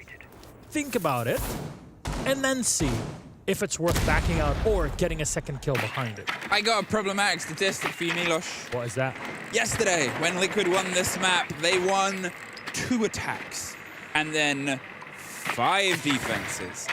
When we just had the game, the map that we had just before, they won Bomb located by attackers. 5 defenses. And that was enough for them to cement the map. So at this point, if GK do not get these remaining 2 defenses, they are probably on the wrong end of this. If they even get these remaining 2, they are still in a dangerous situation. And there has to be a step up beyond what G2 could manage yesterday and beyond what they could manage earlier today. Now, if I were to borrow a caster hat and put it on for just a moment, I'll say, well, actually, ME Siege is a game of 2 halves. That's been the case for the past quite a bit. However, that would be quite true, because we're not yet sure. Liquid have done the same thing on the previous map, and it will depend always how the attackers perform.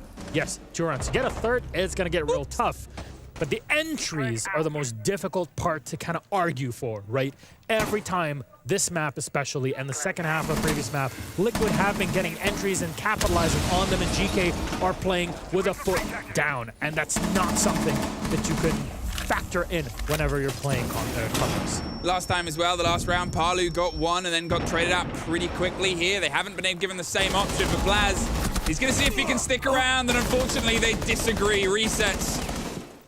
Gets the catch on the back, and Key just gets out of there. The smart move. I think if you stuck around any longer, you'd find yourself on the wrong side of it too. But with a minute, and with the control across, and with Jacuzzi Breach already done, there is so much that is in the favor here of Liquid. And you start to ask, when you're in GK's position, what do we sit and hold? Do we try and build around Logi, keep the hatch and keep the swap? No, says Mr. Palu, because he shoots you in the face. Palu, is he going to put the pressure onto Bedroom? Oh, he's almost caught out from a bit of a cheeky angle, but they've had to rotate round onto Logi. And at this point, where do you fight? They still got 1 here, Neskin on Apollo, and it's the onus is on GK. They have to get more aggressive. They have to push Liquid and isolate them, but what's happening is Maya capitalizing. XK's down, Neskin finished off here by his Brazilian comrades, and it is done for this round. 3 in total for Liquid on the attack. It is looking good for all Brazilian fans out there, and that does include you, Jenna. Yes, it does. You know Jenna? Of course. There you go. Who doesn't? Who doesn't? Any Liquid fan will know exactly what I am talking about. That's all I'm saying.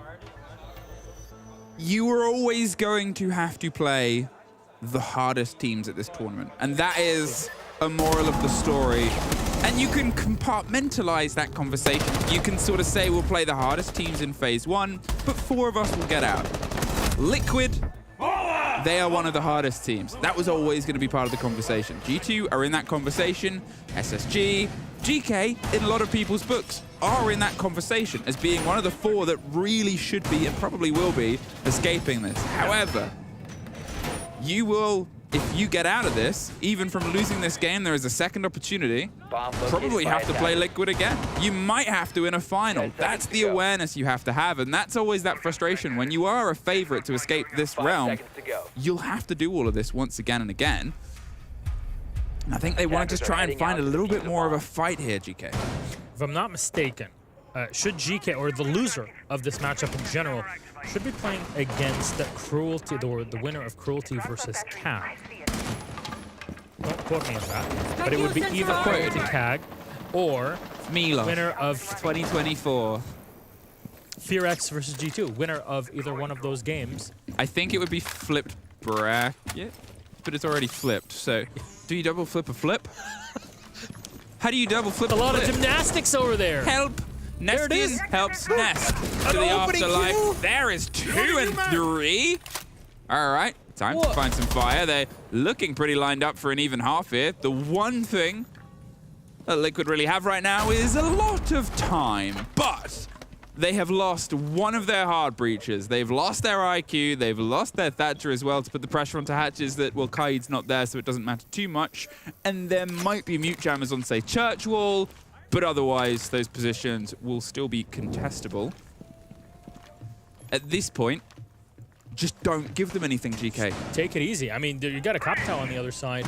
Careful, you might lose 2 of your players to 1 bolt. It is quite possible. So move around if you want, just make some noise, but take your time. They need to push it to you. Very well done there. Seriously takes down Lagonas. A great shot there to clear out.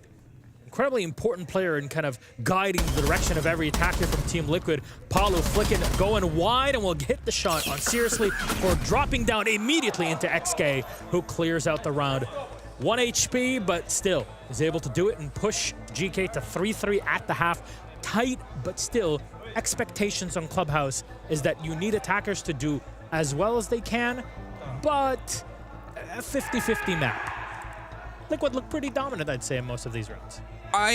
It's been a confident pace from Liquid right now, and that's that sort of moment. Obviously, neither team has taken their time out. Neither team has had need for it.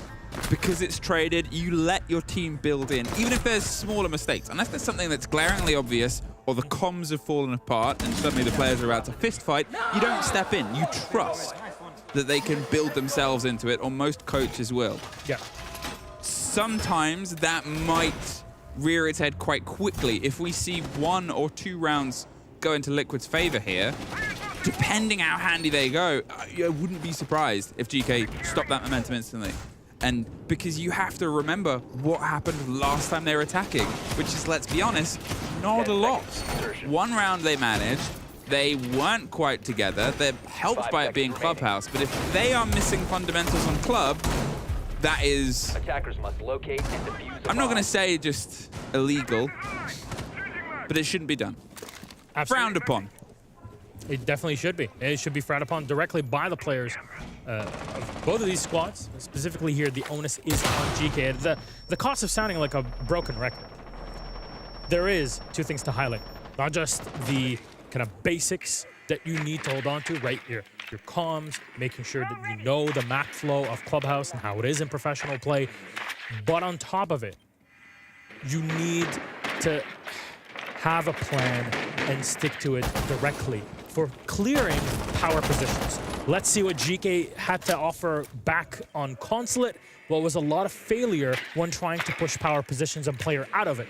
I do not want to see that be repeated here, or else I'll be sad, but they'll be sad even more so because it's quite important for them here. It is a lot to prove, and the onus is always on the attacking squad to show that they have what it takes. There's a lot of power positions on Church, especially.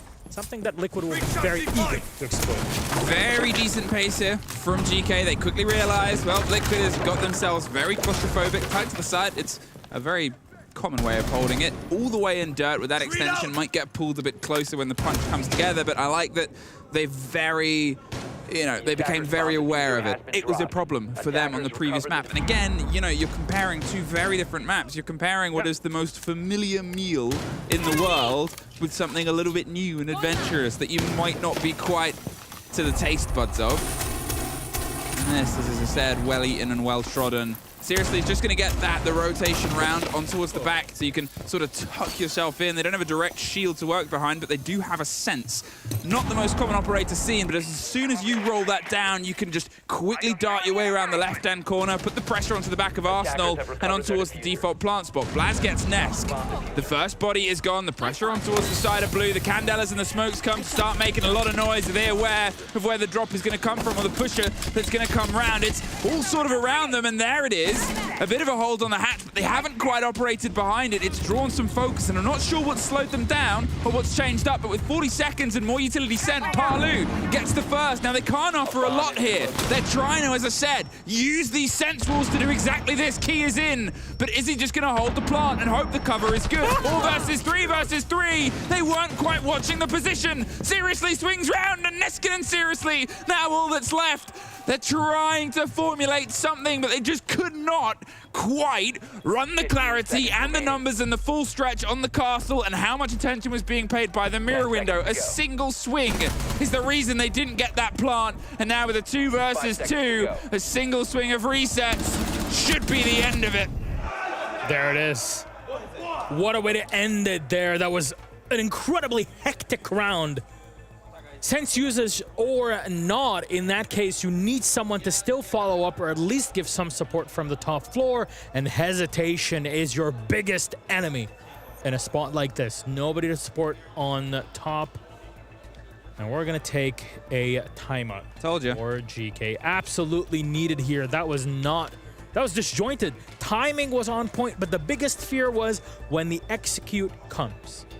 What happens? When the comms are scrambling, when people are screaming because they need to time stuff, because they've seen things that they could not spot with drones earlier, what happens? And that's something that Liquid thrive on when there's so much chaos, that their experience can win out. Clear communication between all their players. Not something GK have had kind of that international experience yet to learn from.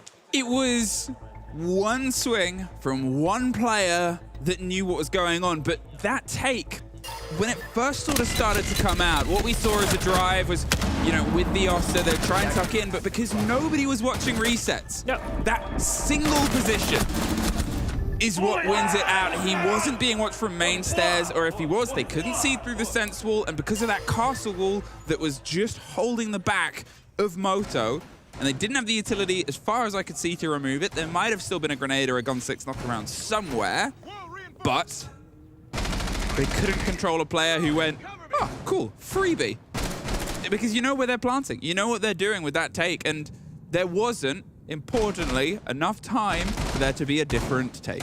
Absolutely. There was nobody on the kitchen hatch to kind of support from there, and it's understandable why there was nobody there, because there were still 2 players at the back of Armory, and they can really do work in the spot, or arsenal, as you call it, next to AKs. So there's a lot of work that could be done by them to just push anybody off of that hatch and kitchen, and so you could not secure where the swing would come in from Church and through the wall directly into Arsenal and clear things out. It's just, there's a lot of moving parts, but one main thing is that there was nobody behind the sense to support them. Had that been the case, maybe you would have been able to at least refrag and do something off of it, but that's in the past.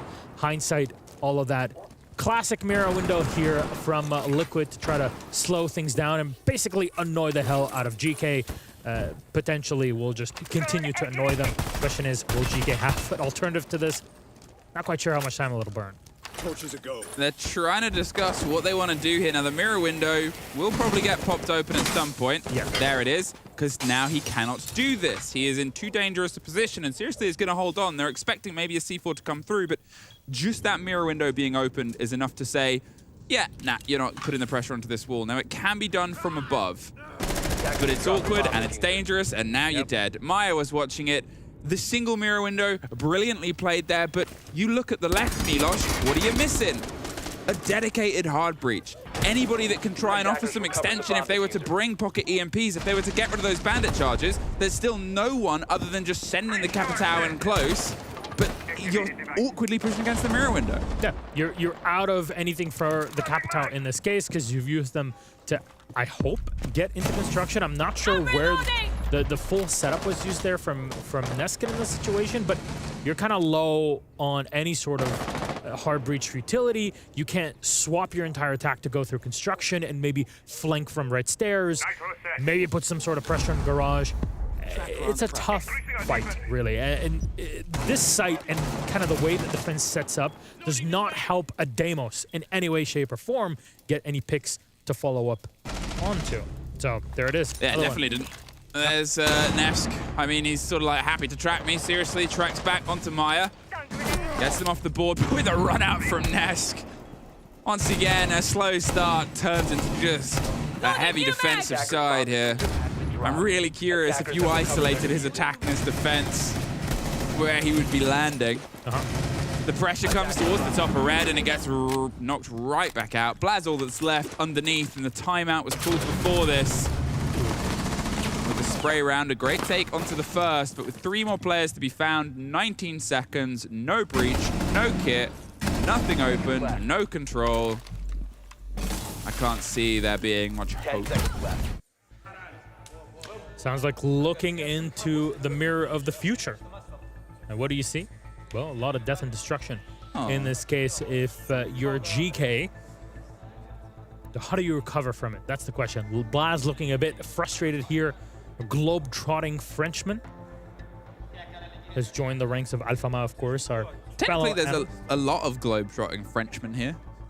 Not playing, but just... They travel with the game, don't they? That's true. I mean, I would love to see them play one day. Imagine. Oh, how do we get... Can we give Bertrand a keyboard and mouse? How do we get Ubisoft versus Blast? Hey, I'm looking down the barrel of a camera that isn't on. 10 seconds Ubisoft versus Blast showdown match. I don't know what the winner gets. Winner gets... Fresh. Very good. Let's sign off on it. Thank you very much. We're just shaking one another's hands right now. You can't see it. We have already agreed on it. This is not a democracy. I don't write the massive contracts between companies that organize these events. Absolutely not. But if I did, there would be 5 seconds. There would be like Sports Day, like egg and spoon race. Did you do that? Or is that a British thing? Because if it's a British thing, we need to do that for content. And I'm not even joking. There's a lot of stuff I've not read. You know, Hungry Caterpillar. Egg and spoon race. Egg and spoon race. I'd love to see it. I'm still putting faces at a camera that isn't on. This is what you can expect in the future if you could see it. An egg and spoon race. All right, there you go. Let's see how fast everybody's going to be and how quick GK will actually be on the offensive. Oh, good God. There it is. Trying to set up here onto Jim Blaz in a very precarious spot, but he's just holding, making sure that this could be worthwhile, but no, hey, Nesk. Remember when we talked about this hold? There's the demonstration of what happens if you try to enter. Now, it might not always be Nesk shooting you in the face, but that is that power of the position. You have the cross. If you're doing a hop fight, it's awkward. There's just sort of common knowledge about that. They wanted to be a bit snappy with it, unfortunately. It's gone against them. Yeah, I mean, there's only so many times that you can go on and kind of play for that offensive into the window. And suddenly, it went exit light, enter night. Take my hand, and we're off to Never Neverland. That's what they say. Will it be for Team Liquid to hit the Neverland spot of 6 rounds and match point? We'll have to see how GK react to it, because right now, there's not much in the way just happening in general. For GK, taking time, 1.5 minutes left. 4 drones have been taken off the board for our Menace squad here. Liquid are just sitting back on site. They've pulled back. They didn't lose anybody in server. That's so much artwork. How is that still how is he alive in here? It's so much artwork in multiple different places, and Palu's still the one that gets the kill. Oh, it's just tragic. Neskin's trying to find a way in. They at least finally get a double. That's inside the site, but with the hop out, they get one right back, dropped down. 2 versus 2 technically. Palu is looking for one more. He somehow doesn't get the connection. Neskin survives it, but the grace. Has been discovered. And with Lagonis going for a hop out, he suffers on the way back in. But with time to pick up the player, a 3 versus 1 is what's going to be face down with him. This was all built by that Dockerby. Trix getting in and getting the down. He's able to obviously at least get the pick back up. Lagonis tucked behind the lumber, can't survive, and that is Trix's round. Absolutely, absolutely. Trix finding the perfect spot. And what happened there, everybody was being pushed into cache, past server, and it looked like Ness just will not leave this spot in any way, shape, or form. Well, he did in a body bag at some point because Trix realized what was happening, situated himself onto that construction window, and then through the soft wall, fired immediately at the Liquid defenders as they were trying to exit the precarious position that they found themselves in. Very well done there to find the moment, but I feel that, because I don't know, like, I'm not in the comms, I can't really hear it, man. But look at it, Trix gets one, gets the second, and is able to follow up right after. Beautifully done, great clear. But can you rely on those moments regularly? That's a question that I need this next round to answer, because we're going back to church, and this time Geekay, of course, are in the attack. We need to see efficient offense from them. Maybe if we get to see that, we get 5 seconds left. an overtime.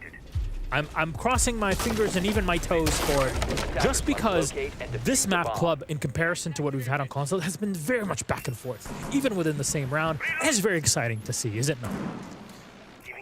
Exciting to see, but Taylor 2 offs, Gamer 2 offs. The conversation true. about how it's gone is technically it's 2 rounds and then 1 on this side.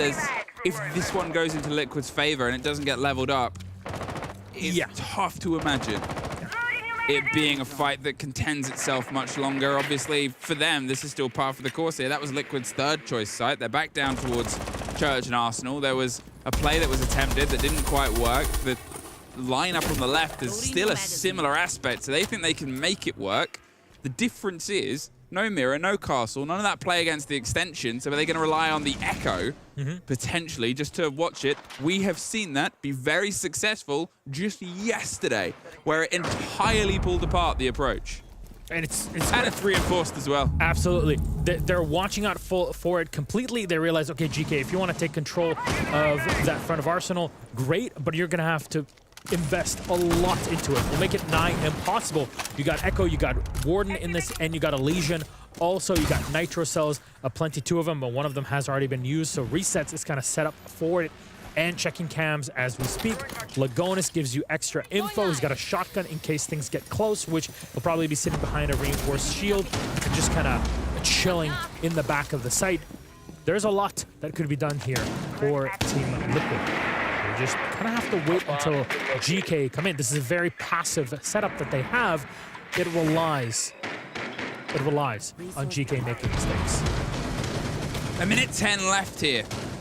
And the execute is going to be something where, again, you know, I complimented how pacey they were before. They've done a lot in this time, but as you said, if a mistake comes together, you're not really left with a lot of a plan B. That's just how big this site is. That's why you've got work being done on dirt, work being done on blue, on both of the hatches across the opposite end as well. You have to flirt with the idea of where the first take's going to be, and the Echo, desperately just trying to keep a read on it. I love that they keep quick flicking back to their one to say, yeah, I'm safe, yeah, I'm safe, yeah, I'm safe. Yeah, I'm safe. And they can just keep playing that for as long as they want. And if this other Echo drone doesn't get contested, it's theirs to lock. Lagonis is just checking constantly, as you say, making sure they have all that intel before the assault. We're at 25 seconds. We're nearing the time, and there's the sense out from Trixt. He's got his first set. He's going to rotate. This is the difference from what we had a couple rounds ago, where the attack might be coming in from blue, but Nesk is watching. He gets 1 kill on a blast, gets the second. No, it's Paulo for himself, and a third. Continuing on. They dropped inside the site via the kitchen hatch, but with an Echo drone leading a C4. What you have there is a flawless. They're so happy down there, and obviously it feels less chaotic. It's a flawless, but to be honest, it's a similar sort of strength. Liquid had a full awareness of the approach there, a full awareness of the approach the last time they're on Arsenal, and this is that worry, right? Because CC, think about what went wrong. Think about what we talked about, the fundamentals, getting that main wall open. They had no options. And then that just gives Liquid all this freedom for Nesk to run around 2, 3 kills on the back end, because he's not under any physical pressure from the positions. That's what your eyes are on. That's what our eyes are going to be glued to. And if things go wrong on that main breach wall, then that's where the only thing we'll see at the middle of the screen is end of series. Congratulations, Liquid, for making it. Pretty much so. There's no better way to say it, honestly. I mean, one thing will be that GK have been so far on Club, and we saw it even in the second half of Consulate, very one-dimensional in their attacks. Yeah. Right? We have this plan where we see the site, we're going to breach what leads 10 into the seconds site, remaining. and at least attempt that, and then kind of not really sure what to do. 5 seconds left. We don't know also what happens if they stop us from doing the thing. Oh, Paulo is just Attackers being are moving frustrating out to here. locate a bomb and It's defuse good, right? You bring in the Capcan, you got nitro cells, you set things up where nobody's really going to be checking this too deeply. I don't think they've opened the rotate on Logi as well, so I think that's just It's bait. It's really funny bait. Located It's by it's attackers. bait, absolutely. And GK, because they're going to be so focused on that server wall, maybe their rotation afterwards will be, oh, let's just try this other side. Well, there's something to kind of slow you down on that other end as well. The Captain Traps that Palu is bringing with 3 nitro cells also on Liquid end. That is a lot. Blaz already in the spot. There's somebody droning for him in this moment. So seriously, we'll have to be the man to spot all the electronics on the side. There it is. EDDs are being destroyed, so we won't get a funny moment here, at least not for now. Not yet. But still, at least we're seeing a different attack from GK going to construction. Again, the clarity's still the same. You've got to get this main breach open. They're able to get rid of the bandit battery, and with the procs gone as well, they're safe to play around the space. They can leave it and re-enter it now. But this single wall here, now you can try and put some pressure from stock, which is where the Buck's gone. He's going to try and just drive his way up exactly to those pings. Perfectly caught here by Blaz as he's going to start doing exactly this. Forces the player off the single wall, so if they get rid of it, they cannot trick it. And the attention here paid towards the core of the site. Now, as long as he's alive, it's a danger position, and that's why this happens. Resets, goes fishing as the man was trying to find the bandit battery, does get the wall open, which is an important lead through, but Nask, he's feeling a bit adventurous. He's looking for something a bit creative underneath. They got Palu also here in the downstairs, catching off anybody that rotates through blue or through red stairs.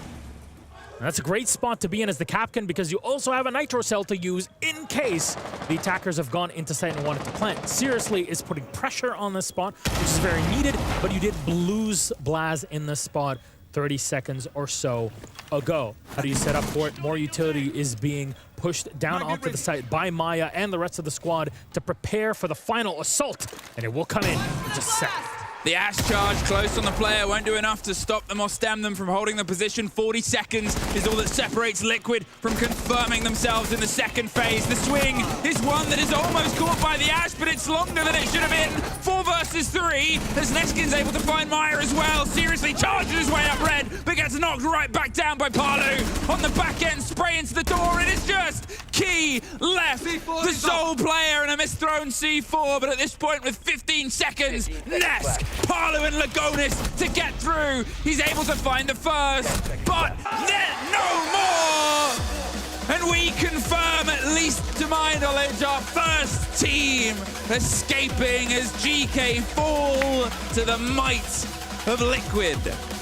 Absolutely. It's a great honor for what we get from GK yesterday in the interview, saying we want to play Liquid. We want to face Nesk. It's a once-in-a-lifetime opportunity. They've tried their best here, but their best was just not enough. Team Liquid push it across the line and make it into phase 2 to face the greats. The ones that have already made it past your FaZe clans, your BDS.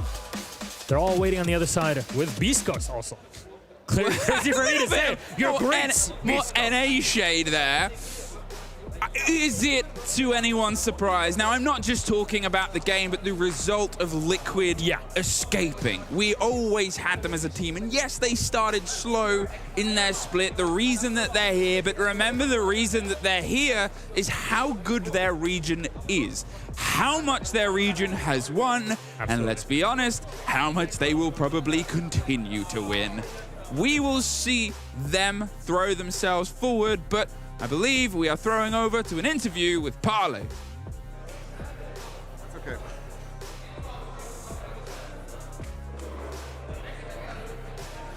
All right, Palu. Team Liquid, you guys just knocked a little bit of a win against GK into your bag right here. How does it feel after that close game against G2 yesterday?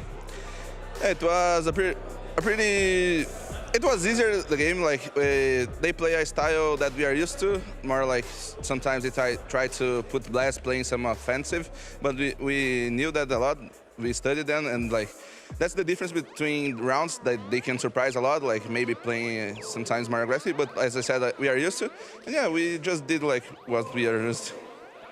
And let's talk about the maps right now. The first map, Geekay, had a little bit of a control, and you seemed a little quiet, but then you popped off in the second half. What was the difference maker for you?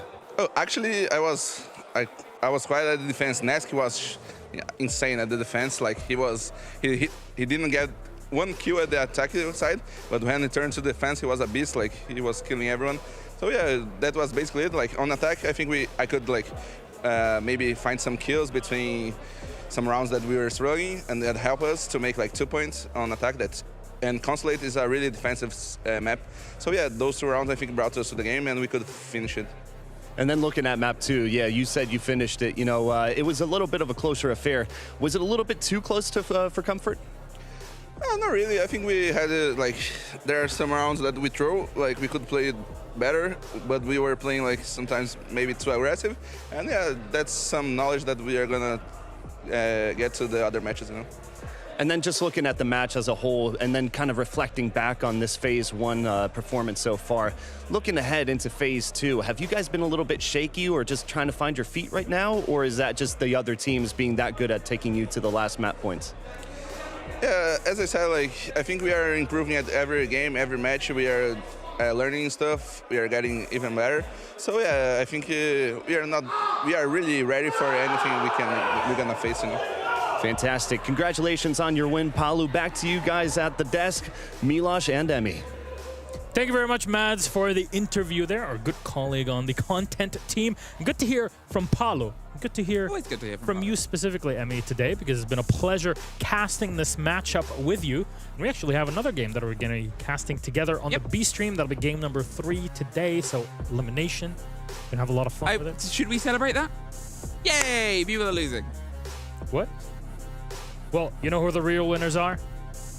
Us, the viewers, and you'll see that and more with our interview coming up after the break with Lagotness himself from Team Liquid, but that's in a few.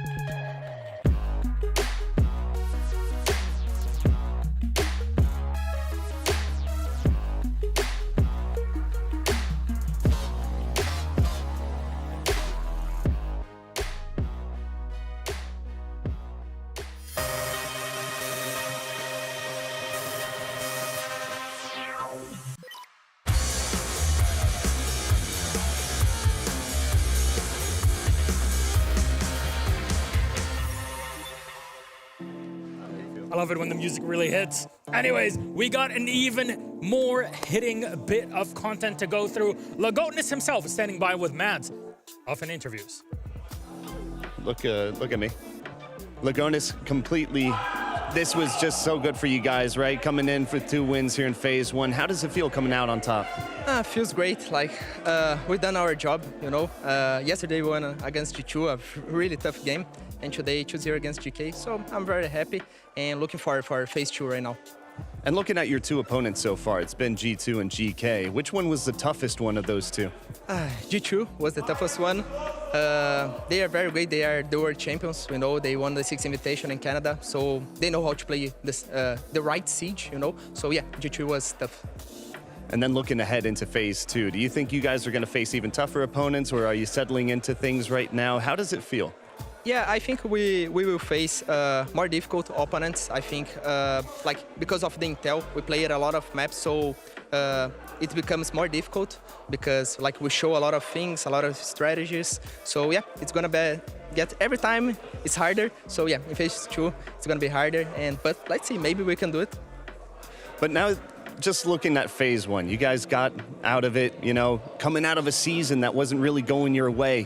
Describe that long road from Brazil all the way to Manchester and now into phase 2. So it was a really long road. Like we lost the first 4 matches on Brazilian League. So it was sad at first, but we keep the team united, everyone together, like working a lot to overcome this bad start.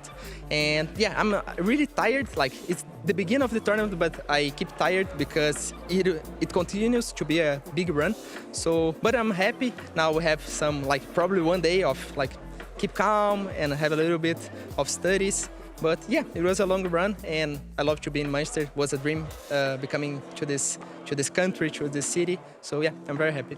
And now that you're in Manchester, you guys are known as a team that should be going all the way in deep runs and tournaments, but sometimes you falter and don't really live up to those expectations. And after SI, did we see the best version of Liquid? What do we have here now? I think we are a mystery box. We are a new team. Like in my opinion, when you change one player, it's a whole new team. So we bring Maya, we have a new analysis that's T6. So we are a new team. I don't know what to expect. Like we are just living day by day. So if we can win, I'm very happy. But if we can't, we need to train more. So if we deserve it, we're gonna win. So let's wait.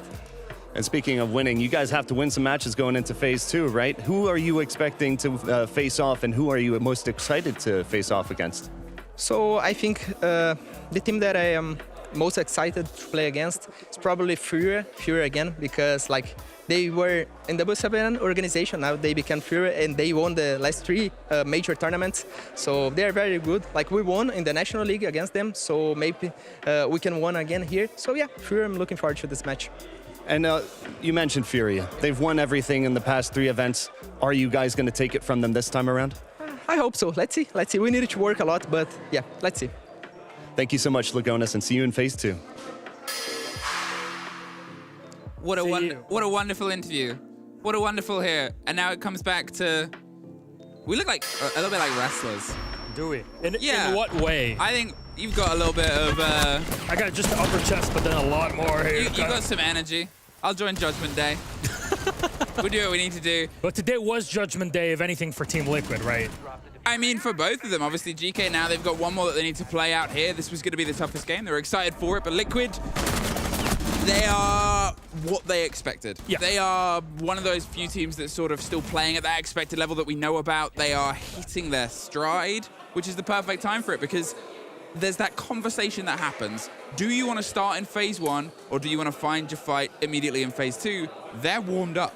The crazy part is seeing Liquid over the past couple days. It's like watching Liquid at Copenhagen last year, which was night and day to what we had in some of the tournaments later on in the year, and of course in the Brazilian stage. Seriously, a bit disappointed here with the performance, but you know what? Close enough. You'll have to learn from this. Take it away. You are not out yet. If you're GK, you still have one more match to go and survive. That'll be later on today.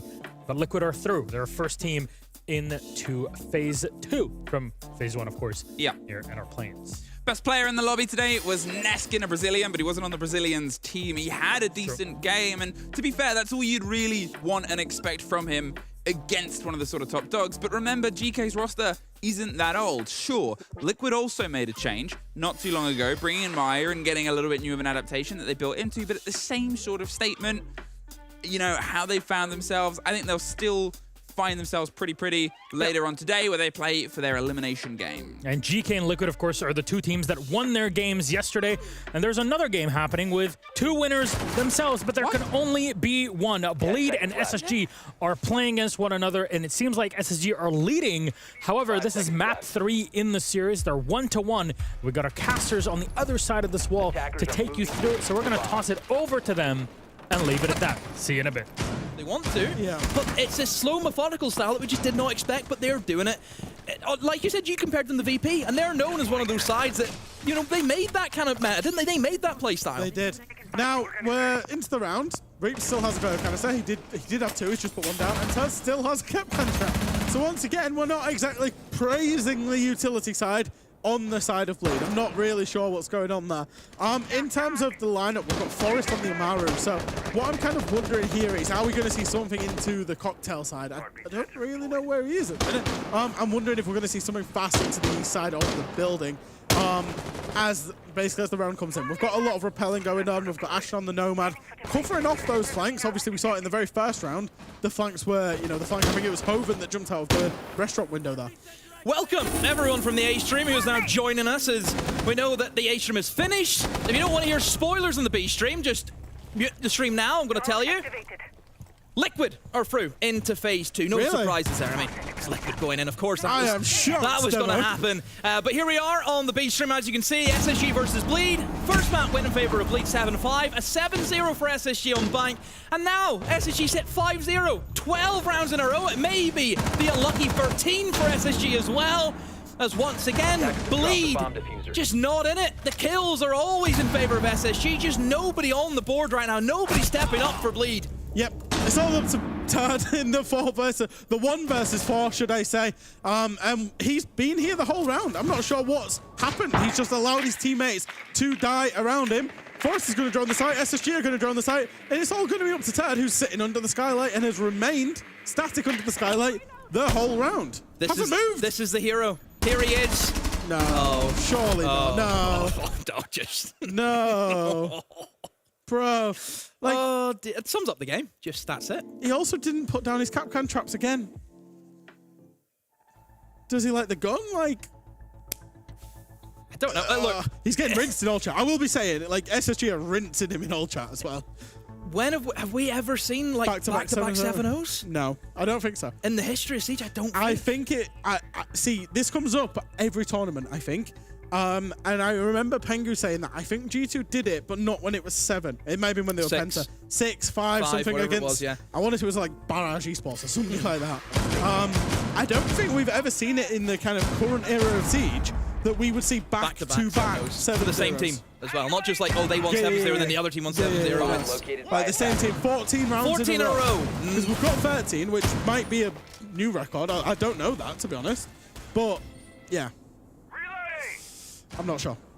Well, here we go. Potentially the final round of the series to secure SSG into phase 2 and not bleed down into that lower bracket. They could be upon us. I tell you what, Demo. We did say very early in this broadcast, very early in this game, Bleed do not know when they're beat. If ever there was a time, it has to be now. It might be the best comeback of the century. Honestly, it might be the best thing. SI was great. I think if they do this, that tops the cake. There's no way. Coming back after losing 13 rounds? Oh boy. Iconic with a spawn peak. A mentalist. Mudded. Yeah, it's not happening, is it? Already starting around 4 versus 5, and I think we know how this game's going. I think Bleed are going to get very erratic here to try and pull it back, but it's now a 4 versus 3. Ashley finds one, but gets taken back out on that blitz. Early trades, but not in favor of Bleed. They sit now with that man deficit. Everyone from SSG are happy in their positions. I mean, no pressure coming in from Bleed. I mean, the utility just isn't really there. It's not a utility-focused lineup. You have a few nades and a few flashes, and that's really it. A couple Lion scans here and there, but again, nothing that's really going to, I would say, force SSG to do anything drastic. As long as they can play their positions and just play off the trade game, they'll win this. Yeah, it's basically like, you know, Reeps is on this window, but he's not really causing anybody any pressure. Although Hoven might be able to find a lurk into 90, chooses against it. He's going to call first and then maybe try and lurk in. Well, no, he's going to call and run away. Okay, fair enough. Tad's on the outside window, as is Reeps. And like you say, it's very split. There's very little pressure. It's when SSG were attacking these sites and Cafe, especially on the middle floor sites, they were clearing top floor, all 5 together. Whereas Bleed is very split and they're just... They're just desperate for kills. Look how comfortable SSG are, though. Yeah. J9's just going to sit here the whole round if he has to. It's been, what, a minute since they really got in these windows and nothing has happened. SSG haven't moved. Like, this is the first time we've seen an SSG player move, and that's J9 just rotating because the guy in the window is rotated off. Yep. Look at this from Hoven. Into Pillar, maybe looking to see if he can surprise somebody, but I've seen the Solus, though, try and get a little bit active, and Hoven gets flanked. His turret has allowed that initial flank to happen. Oh, Turd, a 2v4 now that Bleed have to go against, and Forrest is still alive, can, and of course, support his team. Down goes Reeps, and Turd, he was in the 1v4 the last time. Can he maybe do it this time? No, he can't. Fault Swift the swing. 14 rounds on the bounce.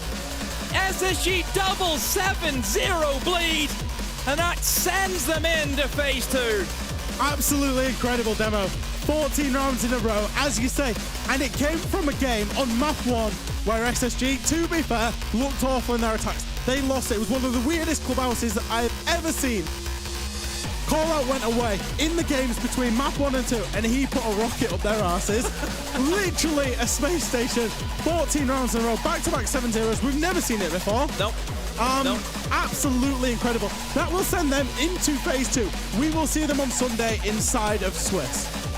Still, not all done for Bleed. They still have another chance later on this evening where they will go up against, as we know, the winner of FearX against G2. Yep. I would say a lot of people are probably expecting G2 to win that. So look, that's going to be one hell of a game as well that we have to see. But yeah, Bleed just not up to scratch. Like we said about SSG, needing to give their heads a bit of a wobble. Yep. Bleed may need to get new heads. Yeah, maybe. Like we said, they don't know when they'll be. They'll come back. We know that's Bleed's character. And obviously nice to see there on the player cams as well. The two teams have talked a lot of trash talk has happened in this game. Probably the most we've seen in a while inside of Siege. But of course, that's inside the server. Once they're done outside the server, it's all back to being friends again. 188 EPS. Yeah, that's compared incredible. to 23. Oh my.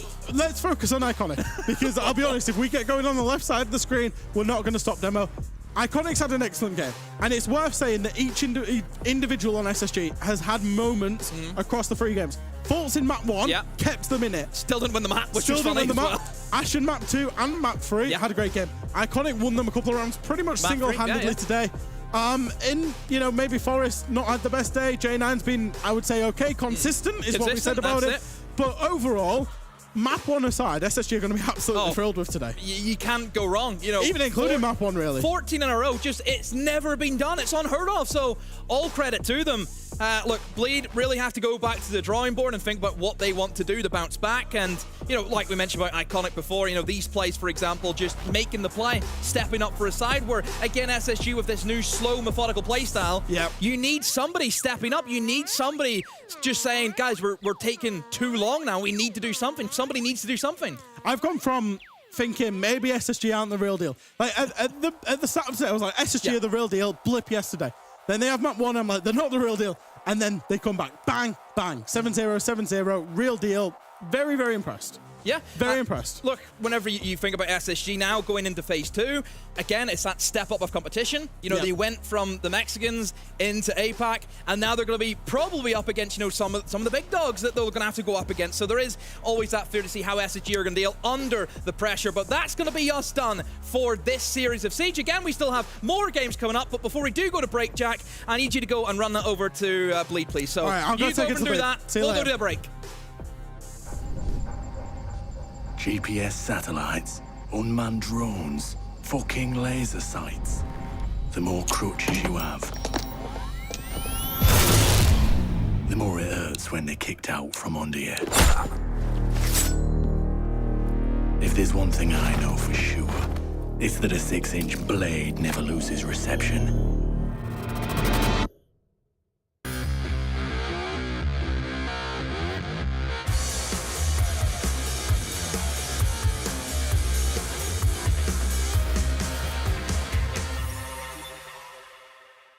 And welcome back to our coverage of the Manchester Major here on the A stream. You've just seen the B stream wrap up. What a finish from SSG X, but we've got a lot more teams to come today. We do. We have still got 2 best of 3s to come your way on the A stream, and of course 2 best of 3s to come over on the B stream. We have seen already some fantastic Siege, but boy oh boy, we've still got more coming up, Tim. Yeah, we do. We can see there just on the screen we've got the next couple of games that are going to be coming up. Obviously, we don't know just yet what those final games are going to look like because we need teams to come out of these ones. 2 elimination matches, FearX versus G2, which is going to be us here on the A stream. And then we've got Cyclops versus Cruelty over on the B stream. Some really big games in the middle of the day there, X. Yeah, there really is. Obviously, G2 inside of this lower bracket now after that game against Liquid. I know that you were commentating on that one last night, and that was a game in itself. It was almost a movie, and it was day 1 of the major, phase 1 as well. So you can only imagine what we've got coming up in store, but obviously fighting for that elimination now. That's it. It's really now getting down to, what we're here for. Teams going home, teams going through. G2, obviously, big game coming up against FearX. The loser will go home. We had a chance to speak to Titan when he was on his way in this morning. Let's see what he had to say. Titan, you guys are coming into this second match in your phase 1 storyline right now. How do you guys feel coming into this match? Really confident, to be honest. Yesterday was a really tight match in the end. It couldn't have got closer, down to a 1v1, Carl versus Lagonis. Didn't quite plan out the way we wanted, but we got FearX first. Then after that, loser of Bleed SSG. I mean, to be honest, it's a free bracket anyway to get to the next phase. And tell us about that 1v1 that kind of ended your best of 3 series yesterday. How did it feel? It's obviously gut-wrenching to lose that close. You get all the way, max OT, 7-7. You plan everything for those moments. We use a little pocket play to try and win the round, and you think you've got it there, and just right at the end, not quite possible. But at the end of the day, a winner's mindset is just being able to get it back up from that and go again next day. And going again next day, that's exactly what you guys are going to right now. And what are you guys going to do differently than yesterday? Not too much. Close up on some of the gaps that we had, close up on some of our mistakes, and realistically just play our game. Absolutely look to put ourselves on the front foot here and just make sure that we make these teams that are in the lower bracket, we remind them why they need to be going home and, watching us win this major in the front. Thank you. Titan there with a very measured response as always. He's, very level-headed, very level-headed guy is Titan. Obviously a tough loss for them yesterday, no two ways about it. Coming down to a 1v1, round 15, map 3. I gave it everything I had because the game deserved it. It was so good. But how do you think G2 bounced back today? Well, I think, we heard it there from Titan, didn't we? Focus on closing up some of those gaps, focus on a little bit more of that team play. Obviously, when a game comes down to a 1 versus 1 in the last round of overtime on the 3rd map, you can really be forgiven for losing that, because it is just one of those things. This game is played in a very fine margin at this level, and sometimes it does just come down to that. He said there he wasn't going to look to try and change too much inside of the team ahead of today, and I'd argue that they probably don't need to. I don't think so. I don't think they need to. I think you're absolutely right. They gave a really good performance. Either team could have won it yesterday, ultimately. So, G2, they're going to be playing any second now. We've got them lined up and ready against FearX, so we're just going to go out to a short break. Don't go anywhere. A minute or 2, you'll be back with us, and we'll be getting into game.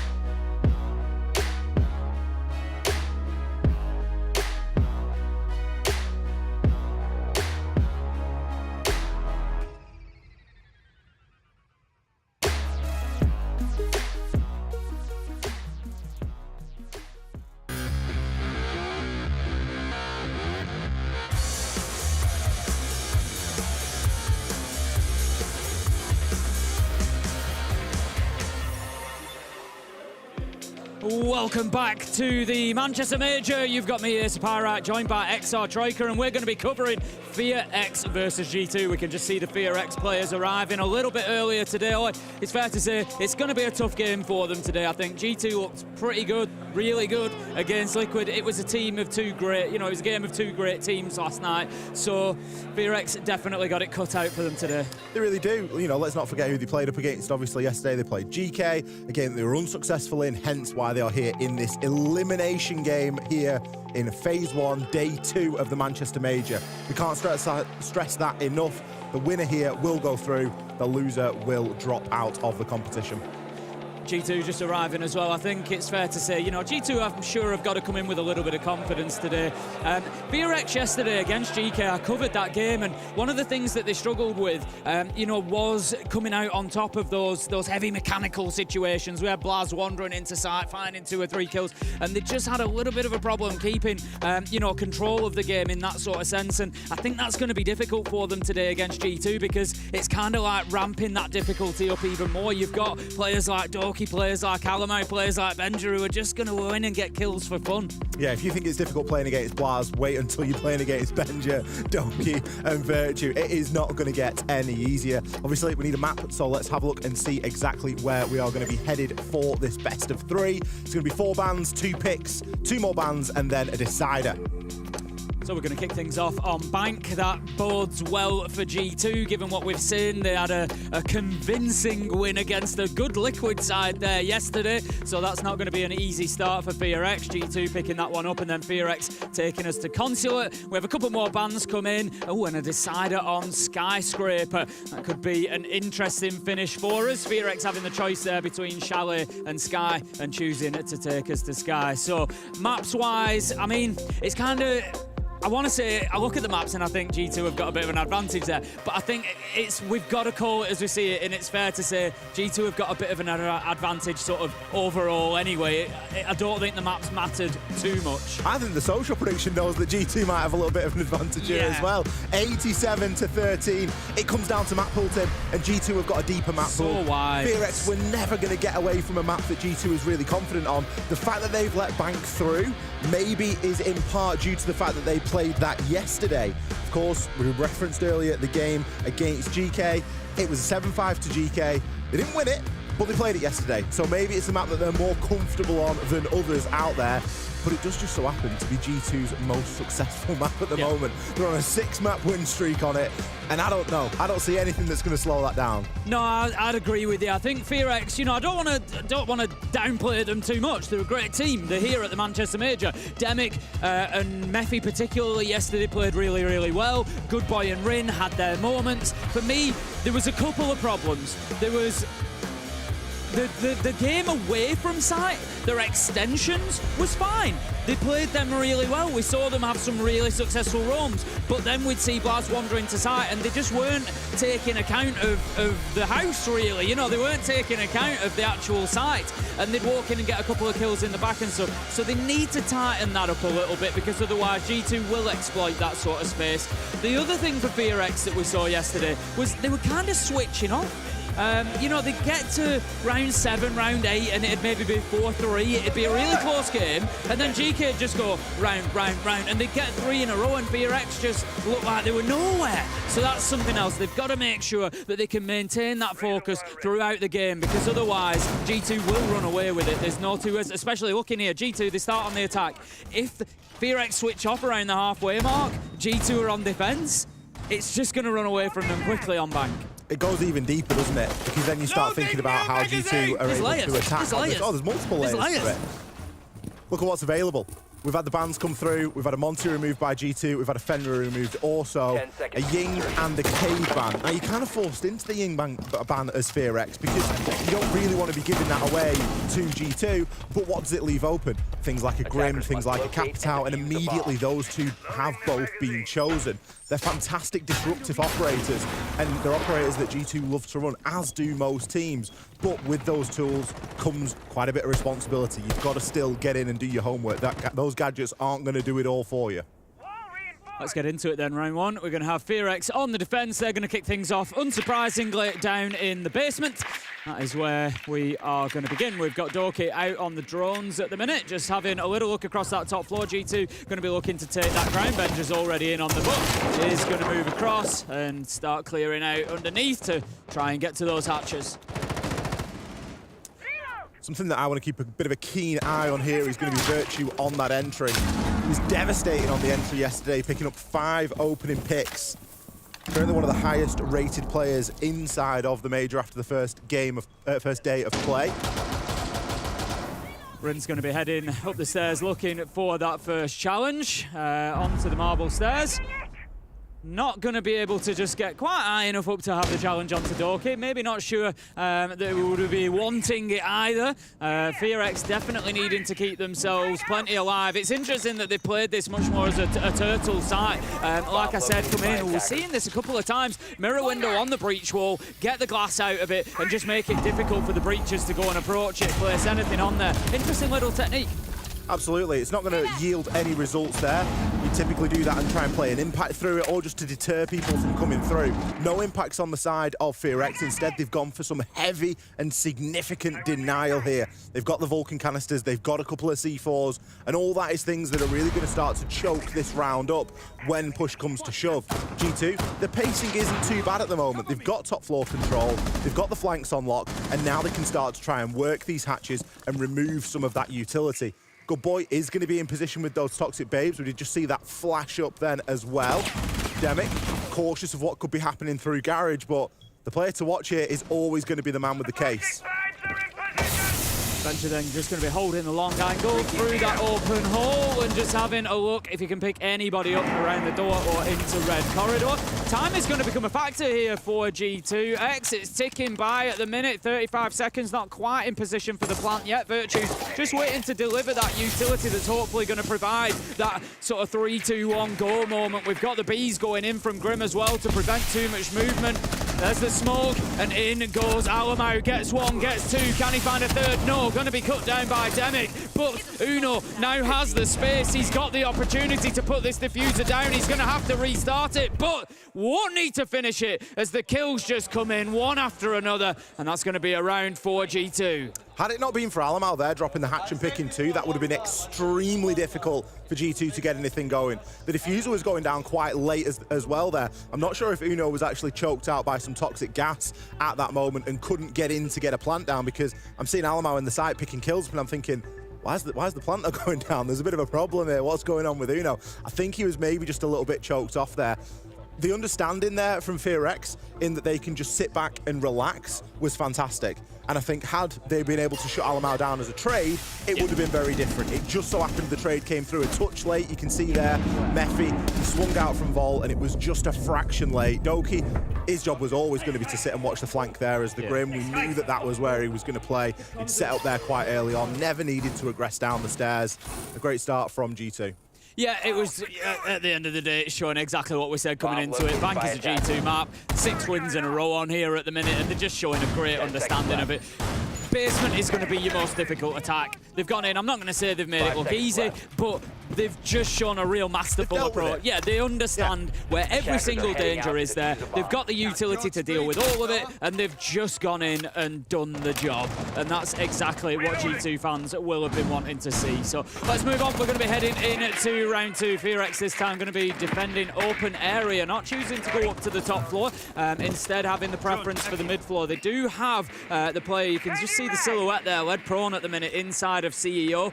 Need to be very careful because G2 showed us last time it's Mephi who's going to be in there. I think just trying to keep himself out of the way under the desk, hoping to stay off the radar, but he's been spotted. Uno's drone goes in there, sees him, and I think Mephi's days could well be numbered. I don't think that Mephi knows that Uno knows that Mephi's there. I think it could be one of those situations. However, Uno is going to get absolutely rinsed there by Mephi. He might have known he was there, but he wasn't able to get the kill. And interestingly from G2, there's no one there to back that up. Uno potentially thought that was a freebie and was just like, look, I'm going to go and collect this kill in CEO because he's got no idea, and then I'll be ready to do whatever you need me to do. And he's gone solo to do that.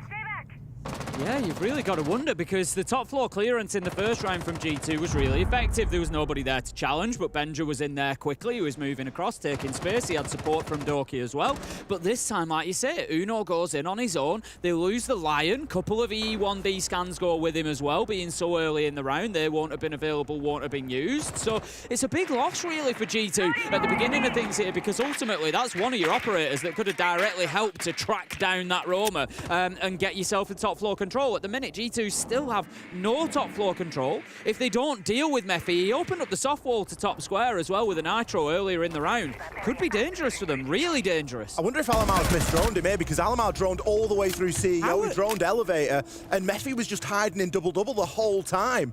Benja now falls. This entire attacking round is falling at the hands of Mephi. And Mozzie, by the way, Mozzie isn't known for having the best gun for taking multiple engagements. Just overwhelm him, just flood him, and get that player dealt with. Look at the time. I think G2 have really had a misstep in this round. They've just completely failed to deal with Mephi whatsoever. There's no way they can let him. That's 3 free kills he's had on the top floor within about 50 feet of each other. It just can't happen. This is going to be a Mephi ace. Nova, he joins the party at the last minute. Oh, dear. Doki there gets taken out. I mean, what can he do? Just don't give Mephi the ace, I guess, at that point. That was probably the worst clear I think I've ever seen for a team of G2's caliber. And the thing is, the observing was beautiful, because we got a great view of the drones. We got a great view of, like, Alamar's misdroned him here. Like, he's just hiding. Now, Alamar thinks he's gone downstairs. He's called that as clear. And next minute, Benja's like, it's clear? Yeah, right, no worries. I'll push in then, shall I? And we'll start to get a bit of work. No, bang, Mephi immediately there. And then he even picks up Virtue. I mean, okay, so the first kill was quite lucky. First kill was on Twuno. It was a wall bang. It's still one of those. But the second two, there's no luck involved there. Well, there you have it. I think there's, there's elements, I've got to say, of Mephi winning that round. There is, however, strong elements of G2 losing that round as well, because, like you said, the intel just wasn't there. At the end of the day, you've seen somebody on top floor.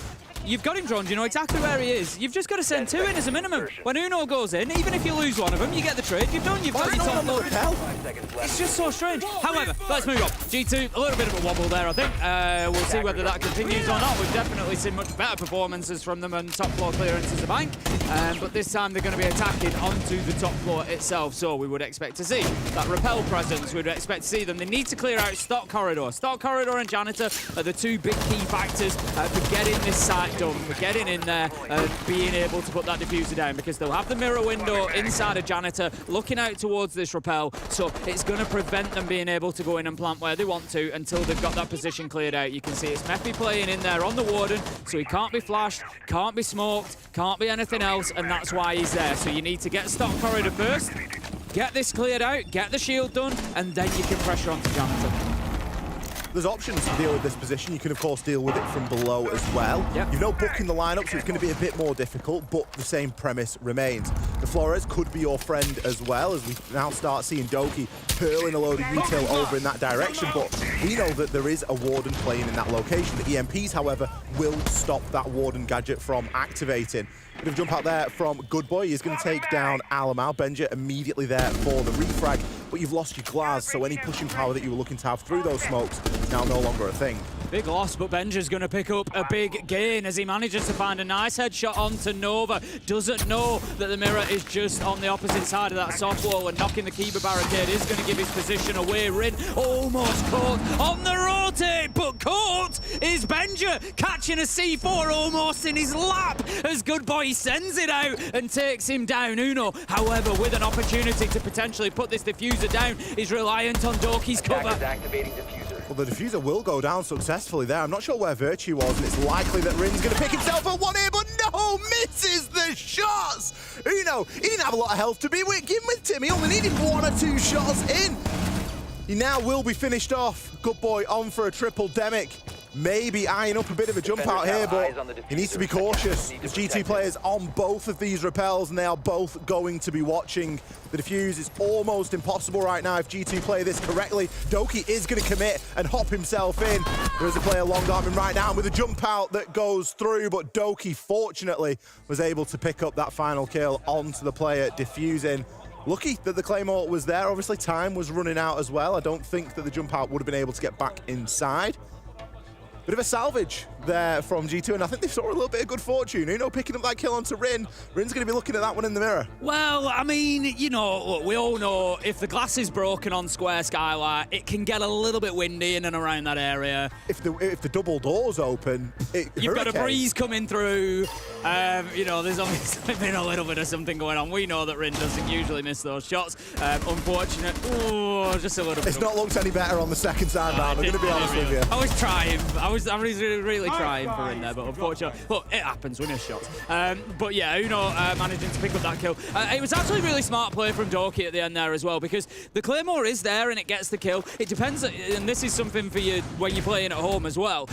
Be very careful about your placement of those Claymores, because when you bolt out of those windows, because of the height of them, you actually get quite a bit of distance away from the wall. So if you put the Claymores against the wall edge, it's absolutely possible for somebody to bolt out of the window and just miss the Claymore. They go over the top of it.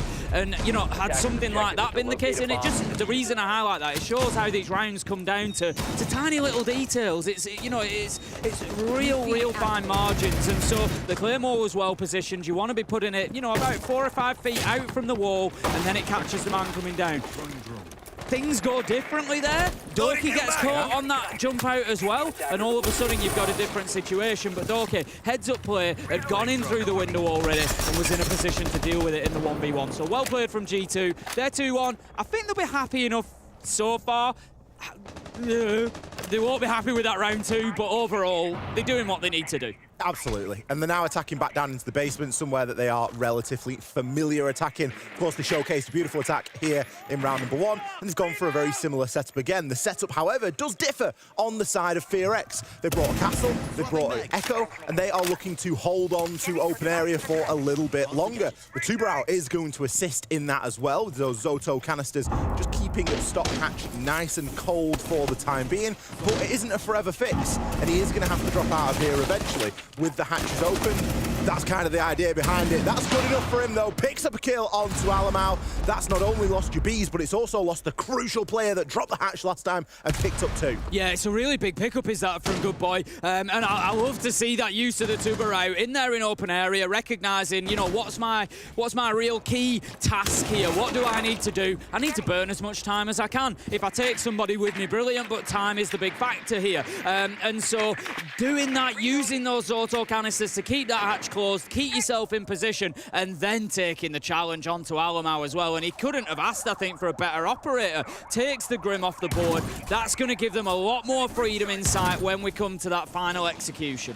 Well, someone's also going to have to drop and do that job of Alamau. Not only that, but Good Boy can still mess around here and freeze off this breach getting open. The Hibana pellets have gone off. The X-Kairos is detonated straight away, but Benja's little tin opener did just take a little bit longer. Benja loves this long angle, cutting right through Red Corridor into the opposing site, and can usually get quite a bit of value out of it. That Toxic Babe canister is going to cut down a little bit of time here as the 40-second mark is reached, and with still 2 in pocket and 2 C4s, there's a lot to get through here. Uno's getting the diffuser down, though he's managed to get further into side. Just against that wall and avoiding that toxic gas coming in. Gets it down. Little bit of a misplay from the smoke there. You've got to be hitting your mark. Doki going for 1, picking up 2. Finds Rin and Nova. Can't make it 3, but Virtue's there to have his back to pick up the trade. Gets Mephi and continues fighting 3 versus 2 and says, you know what? I'm going to hit the flip reverse. I'm going to go downstairs and you can attack from above. Why not? He's got Uno there to assist him as well. Uno going to take a few pot shots here, but this is exactly where G2 want to be. The C4 comes out. Demi picks up 1, but it is likely to be an exit at this moment in time. 7 seconds left on the clock. No time to disable the diffuser. Benja walks on in and goes, guys, I'm bored of watching in server through the site. It seems like stuff's going on elsewhere. Why can't I be watching main stairs like Doki and picking myself up too? Oh, tough round for FearX. Uno able to get in and plant on that default spot. Initially, I thought he must have gone in and planted deep on chassis. I have no idea how the smoke wasn't getting him. The Toxic Babes was coming in there. And unfortunately, again, we've talked about fine margins. I explained the Claymores. You know, I don't want to be overly critical on Mephi, but you've got to be hitting your smokes. You've got to have that lineup. We've got a lineup in the game now. You know, there's no real excuse for missing them. They've just gone too deep. I suppose you can look at it both ways. If you smoke off the plant spot, there's a little bit of access through door, but you're not going to plant on the door because you're opening yourself up to getting shot. You've got to be in tight against that wall, and I feel like that smoke placement has just got to be a little bit better if you're wanting to win at this level against a team like G2. Yeah, and Uno knows that margin as well. Uno is 100%. very well versed with that plant spot. It's one of the more technical plant spots in the game, to be honest, because you can turn around, you can shuffle in, you can really get it on the threshold. And if you know where it is and you don't have to spend too much time finding the position, it can be pretty devastating. Doki, again, just watching this main stairs, did a fantastic job there. Cognizant that there was likely going to be two people peeking him, and for Uno to come in as well on that switch was fantastic. I really like the use of the new nades from Doki. So we talked a little bit about the nades, obviously, in the changes, and as everybody will know recently, you can't cook them anymore. You've just got to send them into an area. They detonate 2 seconds after hitting a surface. So now what they are used for much more is to force people out of spots, because you send the nade in, it hits, and then they've got 2 seconds to vacate, or they're going to be in big trouble. And I love what Doki did there. He sent it in behind them, so they didn't have the option to retreat down the stairs because they'd be going into the nade, and he knew that they had to push up into him. So then he's just set his net out, and he's caught himself a couple as they've come up the stairs. Absolutely beautiful. Mate, it's big trouble or big trouble. Yeah. You know, there's really there's no good place to be there when those nades get set, especially on the stairs, and they're going to roll a little bit. Yep. You really nothing that you can do about that. 3-1 for G2 now as we enter round number 5. Back down to open area. I highly doubt that Mephi is going to see the same success he saw previously in round number 2 on this site. I think that G2 will be much more belt and braces with this droning roam clear of the top floor, because they can't afford to lose 3 people to 1 person again. Alamau is just going to be sat in with the touch drone for the time being, I think, looking to pick up any utility that he can. Yeah, he's having a good scan around, and if he can't find anything, then he'll leave it in sight. Does manage to pick up a location, but Mephi manages to pick up something far more valuable. An opening kill onto Uno. That's the book taken out as well, on a site where you are going to want some verticality. There's no Ram on board, so it's going to be down to Virtue on the Ash, really, to be getting any of that soft destruction done. Benja taken out with the ace, leaves them without any hard breach, and I tell you what, it's just one after another. FearX are running over G2. It's this site, isn't it? It is, it's this site. It really is this site. Rint going to pick himself up another in Alamau. I mean, he's known for a jumping through copy window, but at the right time and moment when there's a lot of chaos going on. There's going to be no chaos going on right now because he's 1 versus 5. He is going to make the hop in and pick up a nice kill onto Nova. That's for certain. But what's he going to be able to do with it? Well, very little. FearX are playing it smart. If you looked at your silhouettes there, you'll have seen that there was a player up above as well. They were holding the vertical. There wasn't really anybody overly challenging it. You know, yeah, Good Boy steps in at the end. He's on the vigil. There's nothing really to lose. He's there for a gun and for a gunfight, essentially, so he goes in and takes it. Manages to get the kill onto Alamau. Really nice finish from FearX. But like you say, I think FearX would have been happy if they could play that site 6 times over, because G2 have just been kind of let's see with that one, really. Everywhere else, they've looked fantastic. But, you know, on that side, they've just really, really struggled. In the grand scheme of things, I don't think G2 are going to mind that. Yes, they could be going 5-1 maybe or something, but I think a 4-2 half on attack, getting themselves onto the defensive bank, things are not going to get any easier for FearX, and I think, you know, that it's shaping up towards a G2 win given what they've got so far, if they get this round. It's the same side twice. You can only go to a site twice if you're going to win it. And that's going to be your 2 rounds here for FearX at this moment in time. They may very well win this next site. They may win the top floor, but the way that it was played last time from G2, getting in, getting the plant down, there were margins there, there were opportunity for error. But you've got to really, you know, deal with what you've got, and ultimately FearX, they could still salvage a 3-3 split here. It wouldn't be the end of the world if they did manage to get that and move themselves onto their attacks as well. But again, Bank, big map.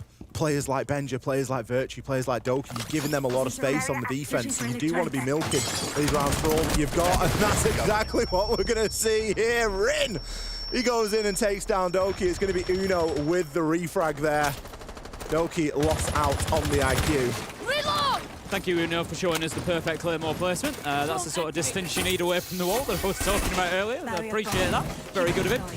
Yeah, losing your IQ early on is not ideal. It shouldn't have too much of an impact. The Solis has gone as well. That would have been the big one that IQ could have tracked down.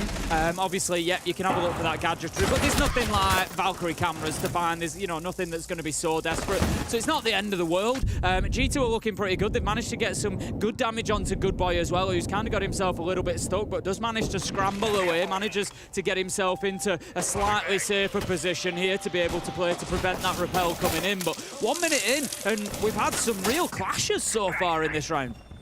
Yeah, there's a little bit of health chipped off Uno as well, as you mentioned. Mephi now going to be coming up on the flank, and I don't believe this is being watched. If he sends it out the window, he might pick himself up too. Finds one before being traded out by the Claymore, but that could have quite easily been 2 kills with the way they were all lined up. Uno has got a bit of information here. Demic, he's going to join in on the party. Uno can regather that info with the Bees and see if he can find anything to get a few pop shots at here.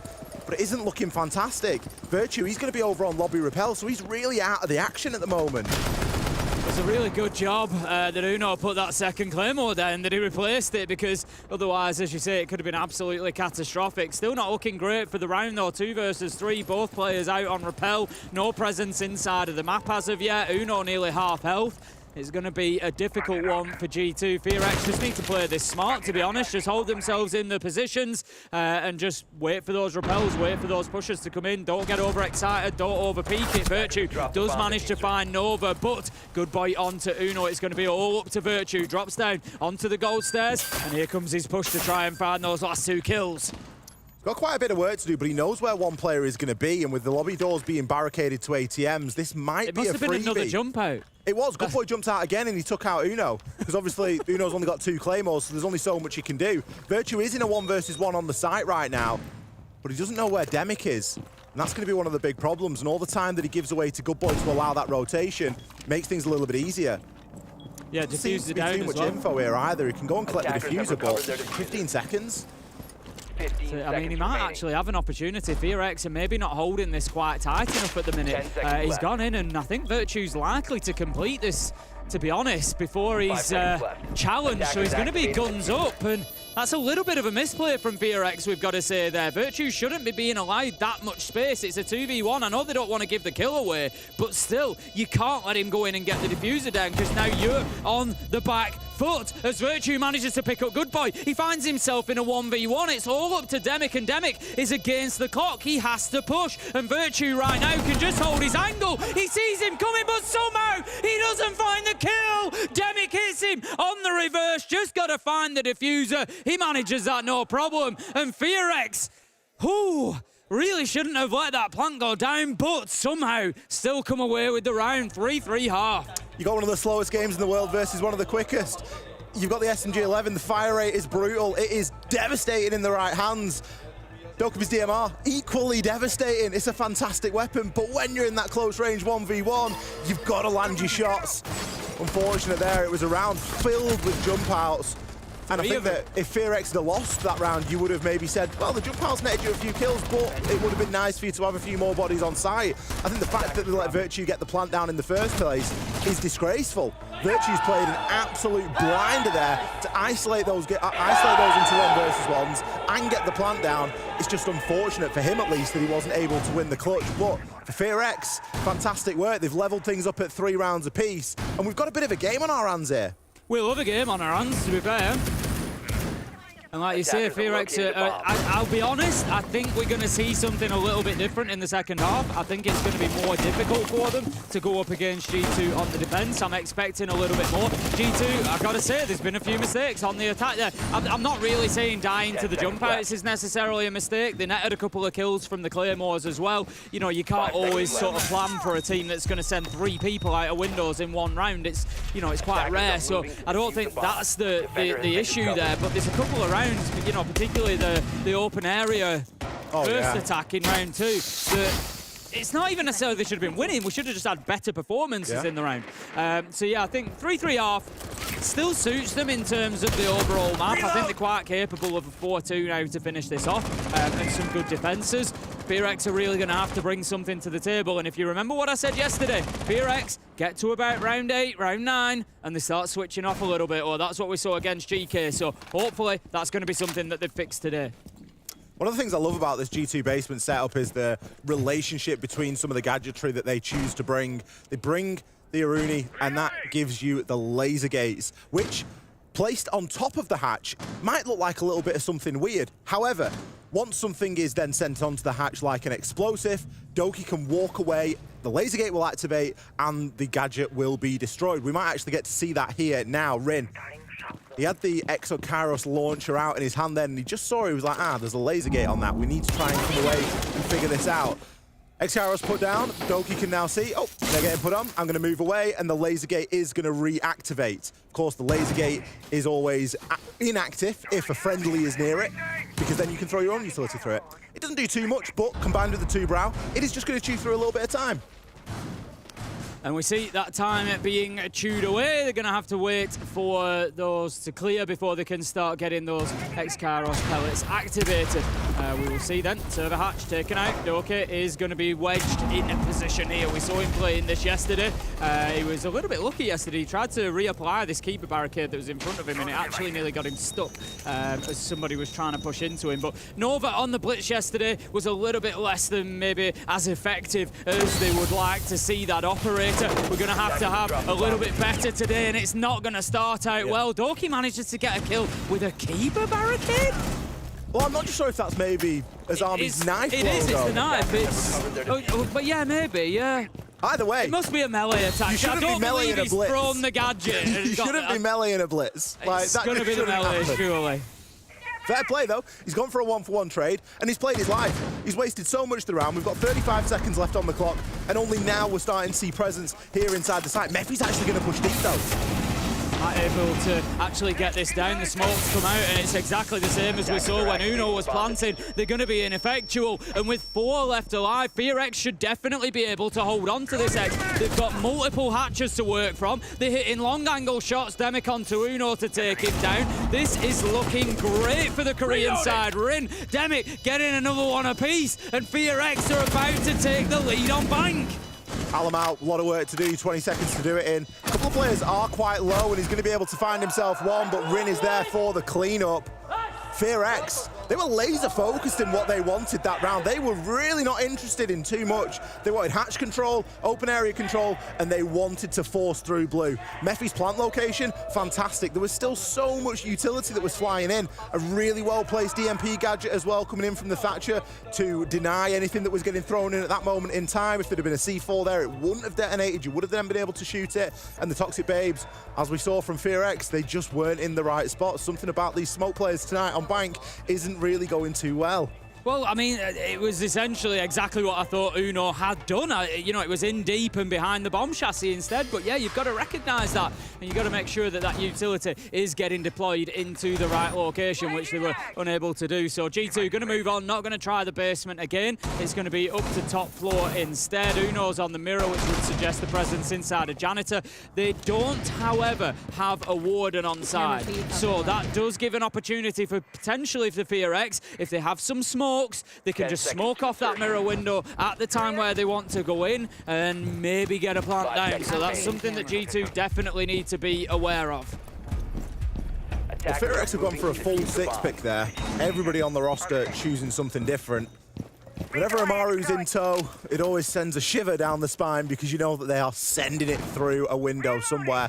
There are a couple of Amaru strats is a very loose word for this bomb site, but you can send yourself into CEO with the correct level of cover.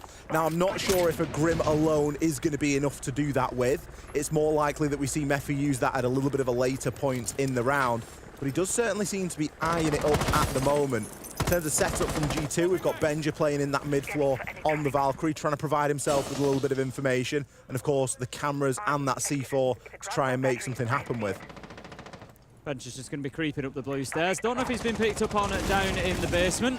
or not, something that FearX are definitely going to have to be aware of. But this is, for my mind, this is a really important round for G2. If FearX are able to get a win here on the attack, they go 5-3 up, so not only are they 2 rounds ahead, but they've also taken G2's first 2 choices of sight off them. And it really starts, you know, surely putting it into G2's mind that, you know, maybe Bank is not going to be as successful this time as it has been previously. Yes, G2 have won it the last 6 times they've played it, but that also leaves a lot of intel, a lot of odds out there, a lot of prep possible for FearX. And it looks like they've certainly done their homework so far. Benja, however, has not been picked up in the basement, manages to pick up Demic. He's threatening that run out, but he's going to be taken out from the skylight. Rin managing to find him and level things up at 4v4.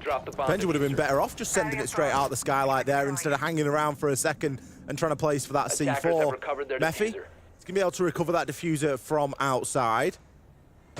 All level at 4 men apiece at the moment, entering into this final minute. Doki, he's going to be occupying the site. He can still place some of those Kiba barricades down. He's got 3 in pocket, so he's been letting them generate for this moment. Now he can start to try and build himself a little bit of a fort to try and hold on for. Give him a little bit of a power position to work with. Couple of C4s left for G2 as well, so they have got plenty of options here. And of course, with that Valkyrie being available, there's a chance of a bit of utility, but Good Boy, he's going to find one onto Virtue. Doki manages to pick one up onto Nova to level things up 3v3, and FearX, you feel like might maybe just stall out a little bit here. They sort of, they're sending bees in through the windows. They're ready with the Amaru to go, but a lot of that space that they're creating with that gadget may well be gone by the time Mephi goes in here. It's maybe just been a little bit slow. Doki picks up Rin. Mephi is inside of sight now. Here goes Good Boy, picks up one. It's a 2v2. 15 seconds left to go. They need to find more kills. Mephi's been downed, and there's the second. G2 pretty comfortable on that hold. They lost a couple of bodies, but FearX never really had. They had the first 2/3. They just didn't have that last bit to get themselves in, get the ground, and get ready to plant. As I said at the start of the round, you can use the Amaru on that side. It can be terribly effective, but the Grim gadget alone isn't enough. The bees, they're not going to do too much. Well, G2 were nowhere near the windows. They were nowhere near the windows. They were nowhere near the bees. Really creating anything for yourself. And even if they are near the bees, you've still got to win a gunfight. And you're not immediately into your gun after the animation. You can be shot on the way through. And especially with it being quite a high window, there is a lot of sound there, and it really does telegraph your intentions. I think G2 will breathe a sigh of relief there, picking up their first round on the defense here. And it was honestly in part due to FearX stalling out a little bit. I think if FearX had a little bit more conviction, it may have been slightly different. Yeah, I'd agree. I think it's interesting as well at this point to have a look at the entry stats and just see how things have gone so far. Doki and Benja have managed to pick up the last 2 entry kills, but prior to that, it was 5 in a row to FearX. G2 have been seriously struggling. They've had the last couple. They need to keep that momentum on the entry now. They need to keep that going whilst they're on the defense, because otherwise they're going to start really getting hurt here by FearX as this goes on, because they're playing at that constant disadvantage in terms of manpower. But like I say, Doki, Benja, they've picked them up on the defense so far, a trend that G2 need to see continue. Slightly different setup this time from G2 in the basement. We've not gone for the Aruni and the 2-brow. Instead, we're going to be bringing a castle and a pulse. That is going to give us a little bit more information. Of course, you've got that pulse heartbeat scanner. Fantastic for deciding where the push is coming from and that early information gathering. Alamau just going to be playing that inside of open area. He's probably just going to be playing for his own C4 here as well, because no one else has got one. So after that C4 he's got has been sent out, he really is just an intel gathering op. And that's fine, provided that he's able to keep himself alive. He hasn't got too much set up here to keep himself safe, but playing with the hatch open, he does always have the option to drop himself back whenever he sees fit. But ideally, he'll be after a kill here. You certainly know that he's looking for that C4. Out it goes, just a little bit too far away. Mephi takes a little bit of damage, but Demic is there to pick up Alamau, and that is a big loss. C4 gone with no kill. Also, pulse scanner gone. When you're trying to defend in basement, you're trying to hold on to that area. Pulse scanner from gold bars, of course, can give you all that information. Yeah, they're at the bottom of blue stairs. Yes, they're going in for the plant. It can tell you everything that you need to know, and now they've lost that. If Virtue plays this well, there is nothing on FearX that can deal with this deployable shield. So provided he keeps himself alive, uses the glasses at the right time, and manages to dodge out on any sort of pushes that come his way, he could be quite safe here. It does, however, sound like the hatch has been open next to him, which is, of course, the biggest vulnerability of playing on those blue stairs. The hatch is opened, then you can start getting pinched from both sides, and that's when Doki's position becomes much more important, playing downstairs in server. However, he's also got the difficulty that both hatches have now been opened, so he too is under a little bit of pressure. And the fact that G2 are one man down, it means that they're going to be spread a little bit thinly. It seems as though FearX have recognized we can't deal with that deployable, maybe we just try and drop the backside. Benja just looking for the spray through into elevator, can't find any damage, does take a lot though. Virtue's down, Benja one hit away, Good Boy manages to pick up the kill onto Virtue. The Glass looking through the smoke, can't find anything for the time being. Doki, Benja, they go big but not big enough as Nova does manage to pick up Benja, and that leaves Doki now in a 1v3, all to do, plant going down, but man comes off. Time is a big factor here. Doki goes around the corner. Good Boy picks up the kill. And FearX, they keep on rolling. They keep themselves in the advantage on Bank. Take another round. It's 5-4. And this is that danger zone that I spoke about for FearX. Can they keep the momentum? Can they keep the energy up? Can they keep the performance rolling even after this G2 tactical timeout? You made a comment in the pre-show, Tim, that FearX were sort of tailing off a little bit in round number 8 yesterday. Both maps, they did it. I'd argue they've put the foot down today. They found another gear. Certainly gone up a gear, yeah. They really have. It's forced G2 into a tactical timeout. G2, I mean, they're not going to look happy, are they? It doesn't matter what game it is. You're not going to look happy if you're going down here, and this is meant to be a map that you guys are fantastic on. So this is going to be a very difficult timeout, and I'm sure there's some hard truths getting spoken inside of it, because this is not the map that you want to be going down on at all. You think about what's coming up next in this best of 3. We've got a Consulate and a Skyscraper. I think that at the minute, it's not the thing to cling on to for G2. They're going to want to win Bank. Consulate is a really good map for G2. Second preference map. It gets banned against them a lot. They're really, really good on Consulate. So it's, you know, they've got a little bit of, I think, comfort there to think, even if this doesn't go our way, if we can't fight this back, we are at least going to a map that we're really good on. The problem is, if you're known to be good at a map and you get beaten in this sort of a fashion, it's the confidence, it's the head dip, it's all and that we sort know of that stuff. they're a team that big personality team can get in their heads very sometimes. emotional team. Yep. You know, they really play with the heart on the sleeve a lot of the time. We see that when they're winning, they're whooping and hollering, and we see when they lose, they show that emotion. Yep. It speaks volumes. So I'm sure that was a very tough tactical time out there. FearX 1 round away from getting themselves onto a match point here. Of course, G2 still on the defense, still with the option to try and turn this around, but at the minute, the thing that's impressing me the most is that FearX are showing they're not just a one-trick pony. They've got multiple takes for these sites. We saw 2 polar opposite takes there for that basement site in the previous couple of rounds. I'm wondering if we're going to see one again here for this top floor, because again, it's a very different lineup. Sure, we've still got the Amaru, but there's other things coming into the picture. We've got the Ossa, we've got the Flores. Uno then going to be playing in this stock corridor position. Sort of pushing towards thinking. I often mention the power of that position. I think it probably is one of the most powerful or one of the most influential at times on the entire map of Bank.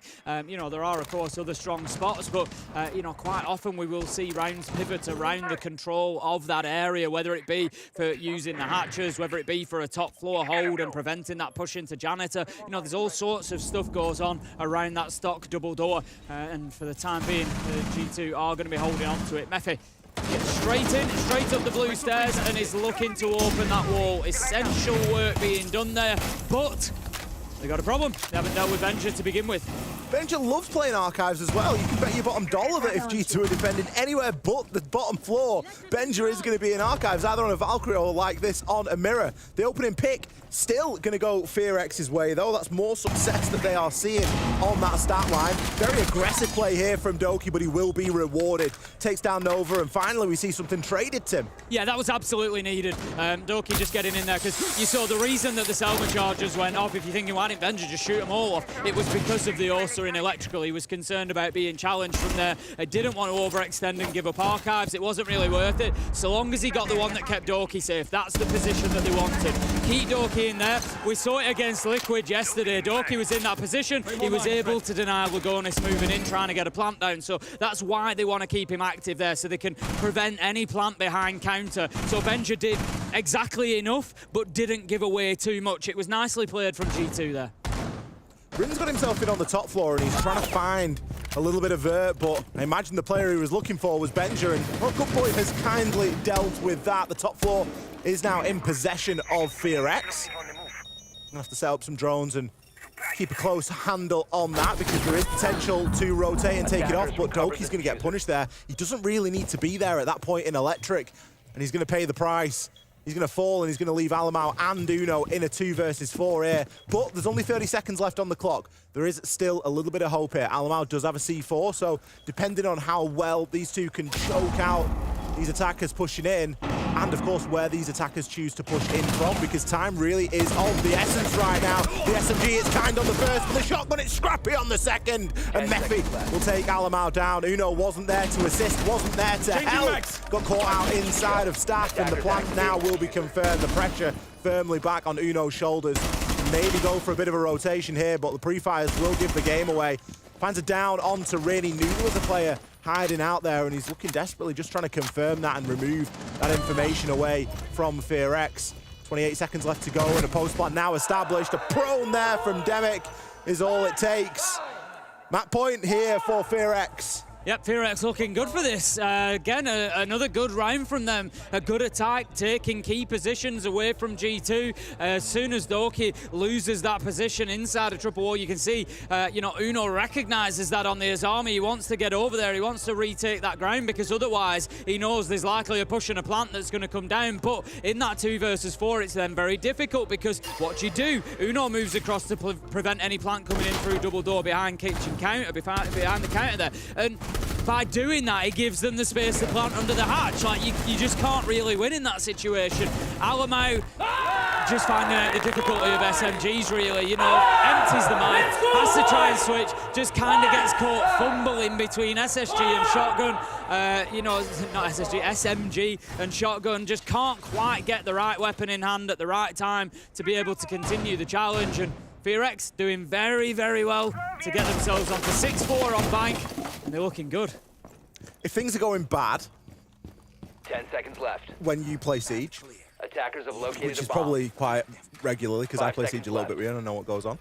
Something that we like to bring in the stack is a I cap wore my cam. best flannel shirt for you today, because I know you love a flannel. and then And I'm slandering I come in you. catching strays. This is Matt ridiculous. Bonner, you're already getting slandered. You've got another new map for this. You're going to bring a cap cam. Alamau, he's going to try and cheese a kill here. He needs to try and make something happen. The cap cam, great point to bring it. You've not played it for the whole map. Is it going to be a difference maker? Probably not, but it does just give everyone something else to think about, and it's a good excuse to bring a C4 as well. FearX, the confidence certainly is with them. We've seen them have a couple of different approaches here onto this basement site. And it looks like, again, we're going to see another approach. A bit more of a garage-centered push this time. Not sure if they even know about Uno at the moment. The Ossa shield has gone down, but the players stacking up behind it, and Demic, you don't fancy Uno's chances here. No, he's certainly looking for that challenge, and now, I was just going to say, now that he's got himself positioned around the side of that shield, there could be a real opportunity. He's got support from Mephi as well, and surely Uno's days are numbered here. If Uno can hold on to this position and really fight them back, this could be a key battle for the entire round. But Rin comes in with a double elsewhere, manages to pick up not only Benja, but Doki as well. Uno goes down 5v2. Surely this is going to be it for FearX. Could be a flawless as well to close out Bank here. We mentioned about Alamau and those cap cans. The C4 will go out and it will find success, but he's caught out in the Deimos death mark. So his location was known for a brief period of time. It didn't do much good. He did end up losing Nova over it. Virtue sees the drone at his feet. Is he going to try and swing and take this challenge? Probably thinking he needs to make something happen here. He's going to smoke out Good Boy instead and try and get some damage in onto him. But again, the SMG not being kind. Good Boy there to finish him off, and it is all down to Alamau. Can find himself another here. Diffuser is going to be cold for the time being. It isn't in the hands of anyone, but Good Boy does have another death mark available, so that's information that will be getting exchanged. Don't forget, there's only Good Boy that knows where Alamo is right now. That's the big problem, though, and this is where Deimos comes into like his maximum strength. 3v1, Alamo getting pinged out all the time, even if it is only Good Boy that's able to see that. He's feeding that info back into his team. They know that the plant is possible, for example, and it's just making it really oppressive for Alamo to try and do anything, especially when he's in a 1v3. Taken down by Demic. FearX, they beat G2 on Bank for an unexpected start, and they really are off to the races. FearX coming in and doing the business here, taking G2 to one of their better maps. They had a fantastic flawless 6-0 record on Bank prior to this game, and FearX have just whipped that from underneath of them. A great game from Good Boy, a big game from Demic as well, and something that I was a bit worried about coming into this after watching the games yesterday. We saw them at full throttle for the entire map. They never took their foot off the gas. This is it. I mean, I picked up on Demic yesterday. I said, you know, he had a great game. He's come out and done it again. But Good Boy, a little bit quiet yesterday. Really influential player for this team. And boy, has he stepped up. 26 kills, I think it was, between the two of them. So absolutely huge from them to try and get this result for them against G2. Picking up Bank, it just blows this game wide open. Absolutely. It's a best of 3 for an elimination as well. We can't stress this enough. G2 are one map away from potentially going home here out of phase 1 of the Manchester Major. This is how the game broke down. We mentioned there, Good Boy and Demic both having big performances. I tell you what, Mephi, he might only have 9 kills, and I say only 9, it's still a good amount of kills. Really, but he single-handedly won a round. Yep. He picked up 3. He was like that yesterday, just really, really influential. You know, you look on the side of G2, there's been some tough games there. Look at the cost, all down around the 50%, struggling to get into the rounds. Virtue struggling as well, not to single anybody out, but it's been a tough game for G2 across the board, and they're going to have to really step it up on Consulate, because the thing is now, FearX, they know they can continue here in the Major. They're going to feel like they can get this done, and what an upset it would be. Absolutely. We are going to cut to a very short break. After that, we'll be back with map number 2. It is going to be Consulate. Come back and watch G2 fight for survival in the Manchester Major. Don't go anywhere. We'll be back in just a few.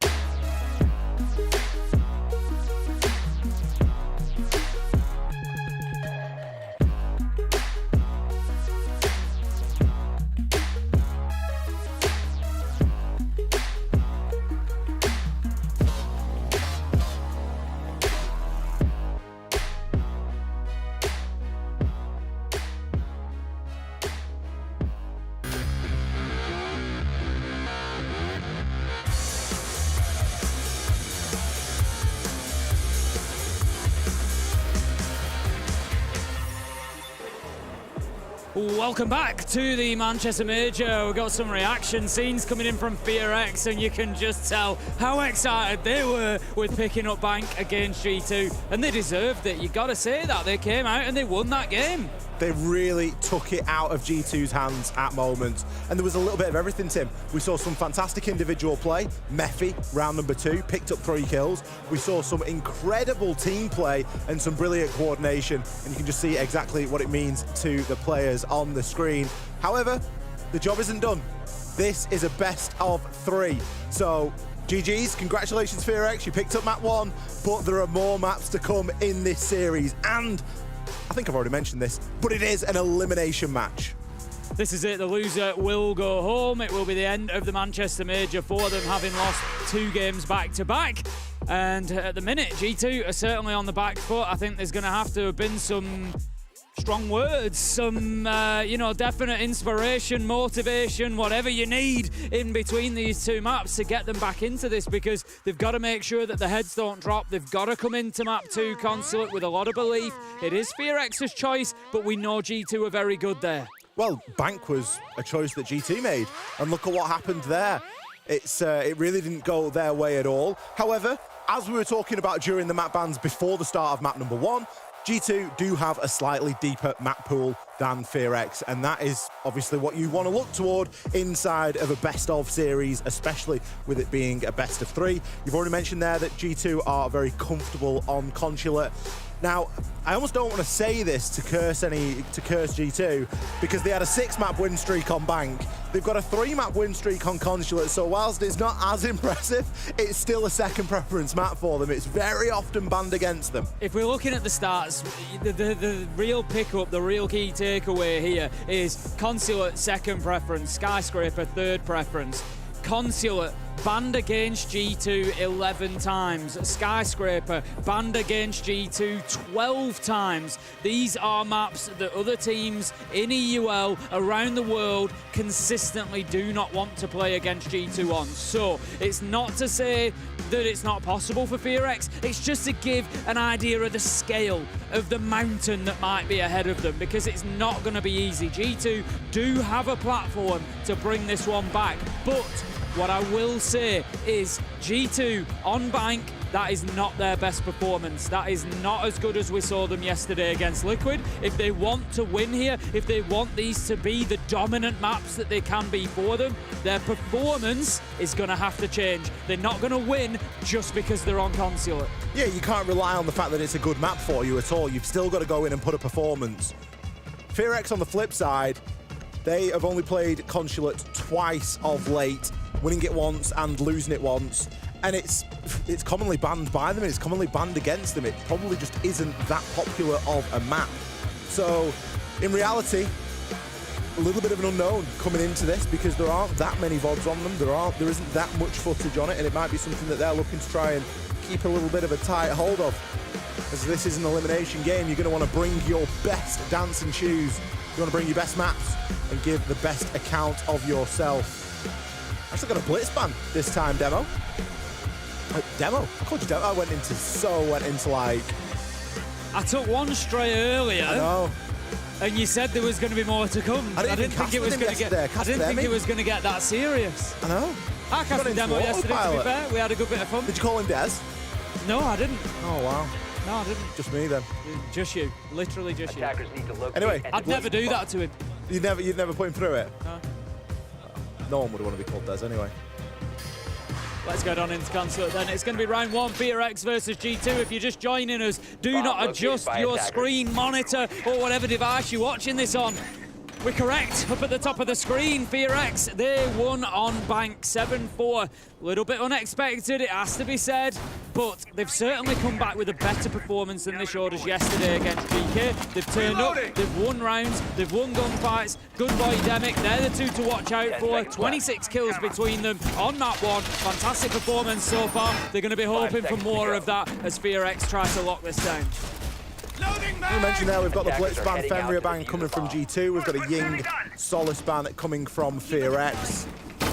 The Blitz wasn't really used to much devastation on Bank, because the Consulate is slightly different, and you're never going to get to ban both of the shields as one team, and FearX are going to take advantage of that. Nova going to be straight onto the Monty. That's going to be a big part of the pushing power here that they are going to look to try and bring.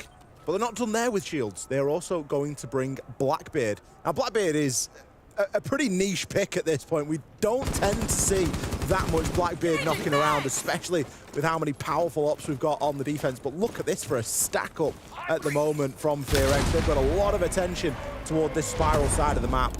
Yeah, definitely wanting to get in through that window. Maybe needs to be careful, though, because if Alamau has a little peek around, he's kind of going to peek into Demic, but if he keeps his distance, and it might be that they can't quite see through there, and as I say, that FearX have dropped away from that window, so things just shifting a little bit. They're still playing a couple up on the skylights, but FearX not really positioned just yet for getting themselves inside of the map. They've got 3, I say that, and Nova's actually just going to say, you know what, I'm just going to drop in through the skylight to top yellow, and I'm going to get aggressive towards them here.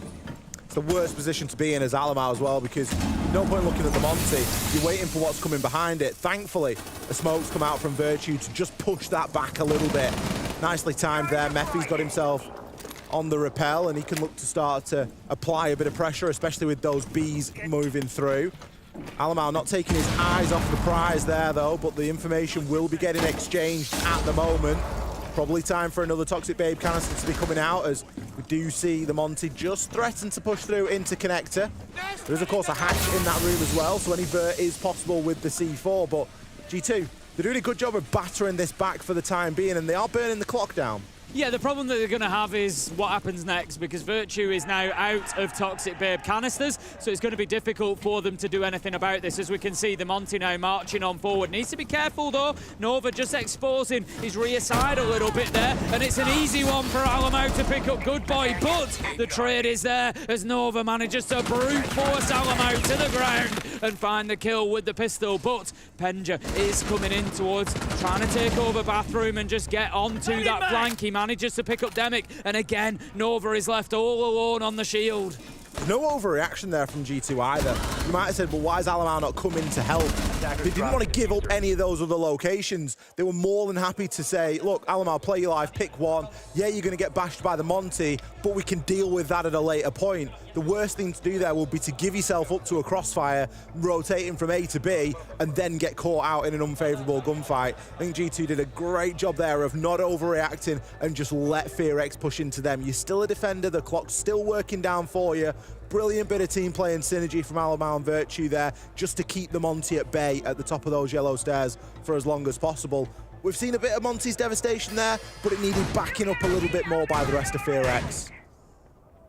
G2 looked very good then for me. I think, you know, we came in here saying Consulate was going to be a good map. They need a better performance. I think if they can continue like they did in round 1 there, that was very, very solid. It was just super tight. There was nothing flashy. There was nothing special. It was just really well managed. You know, the smokes from Virtue were just really well timed. They burnt so much of that time and prevented the Monty coming forward and pressuring Alamau. Benja then retakes really important ground as soon as Alamau dies. It was just all really, really nice stuff. Recognise the push. On FearX's side, this is a map that they chose. I'm a little bit concerned at how one-dimensional that push was. I'd expect them to maybe be bringing a little bit more to that. Maybe getting somebody in through admin, challenging over on the vending side. Little bit of spiral pressure. You've really got to mix it up there. You can't rely on top yellow in the window. It's not going to work. You're not actually throwing a Valkyrie camera outside there, knowing that it was going to lose signal, but just to get an idea of what's going on. And if there'd have been a run-out opportunity, maybe he would have taken it. G2 not afraid to play aggressively here, despite the circumstance, this being a must-win map for them. Still looking to take the fight to FearX here and give them some of that aggression to think about nice and early. But I would agree with the one-dimensional comment, Tim. Nobody on connector rappel, no one on the meeting wall. You know, a lot of things that sort of went unchecked, and now when you look at attacking into this site, you start thinking, well, you've got quite a lot to do here. You need to take full top floor control, and if you're going to do that in a one-dimensional manner, you're going to struggle again. So let's see how they approach. For the meantime, they're just getting the Visa door open, and surely Mephi's not just going to try and walk in. He knows there's going to be players upstairs. You've no choice but to clear it.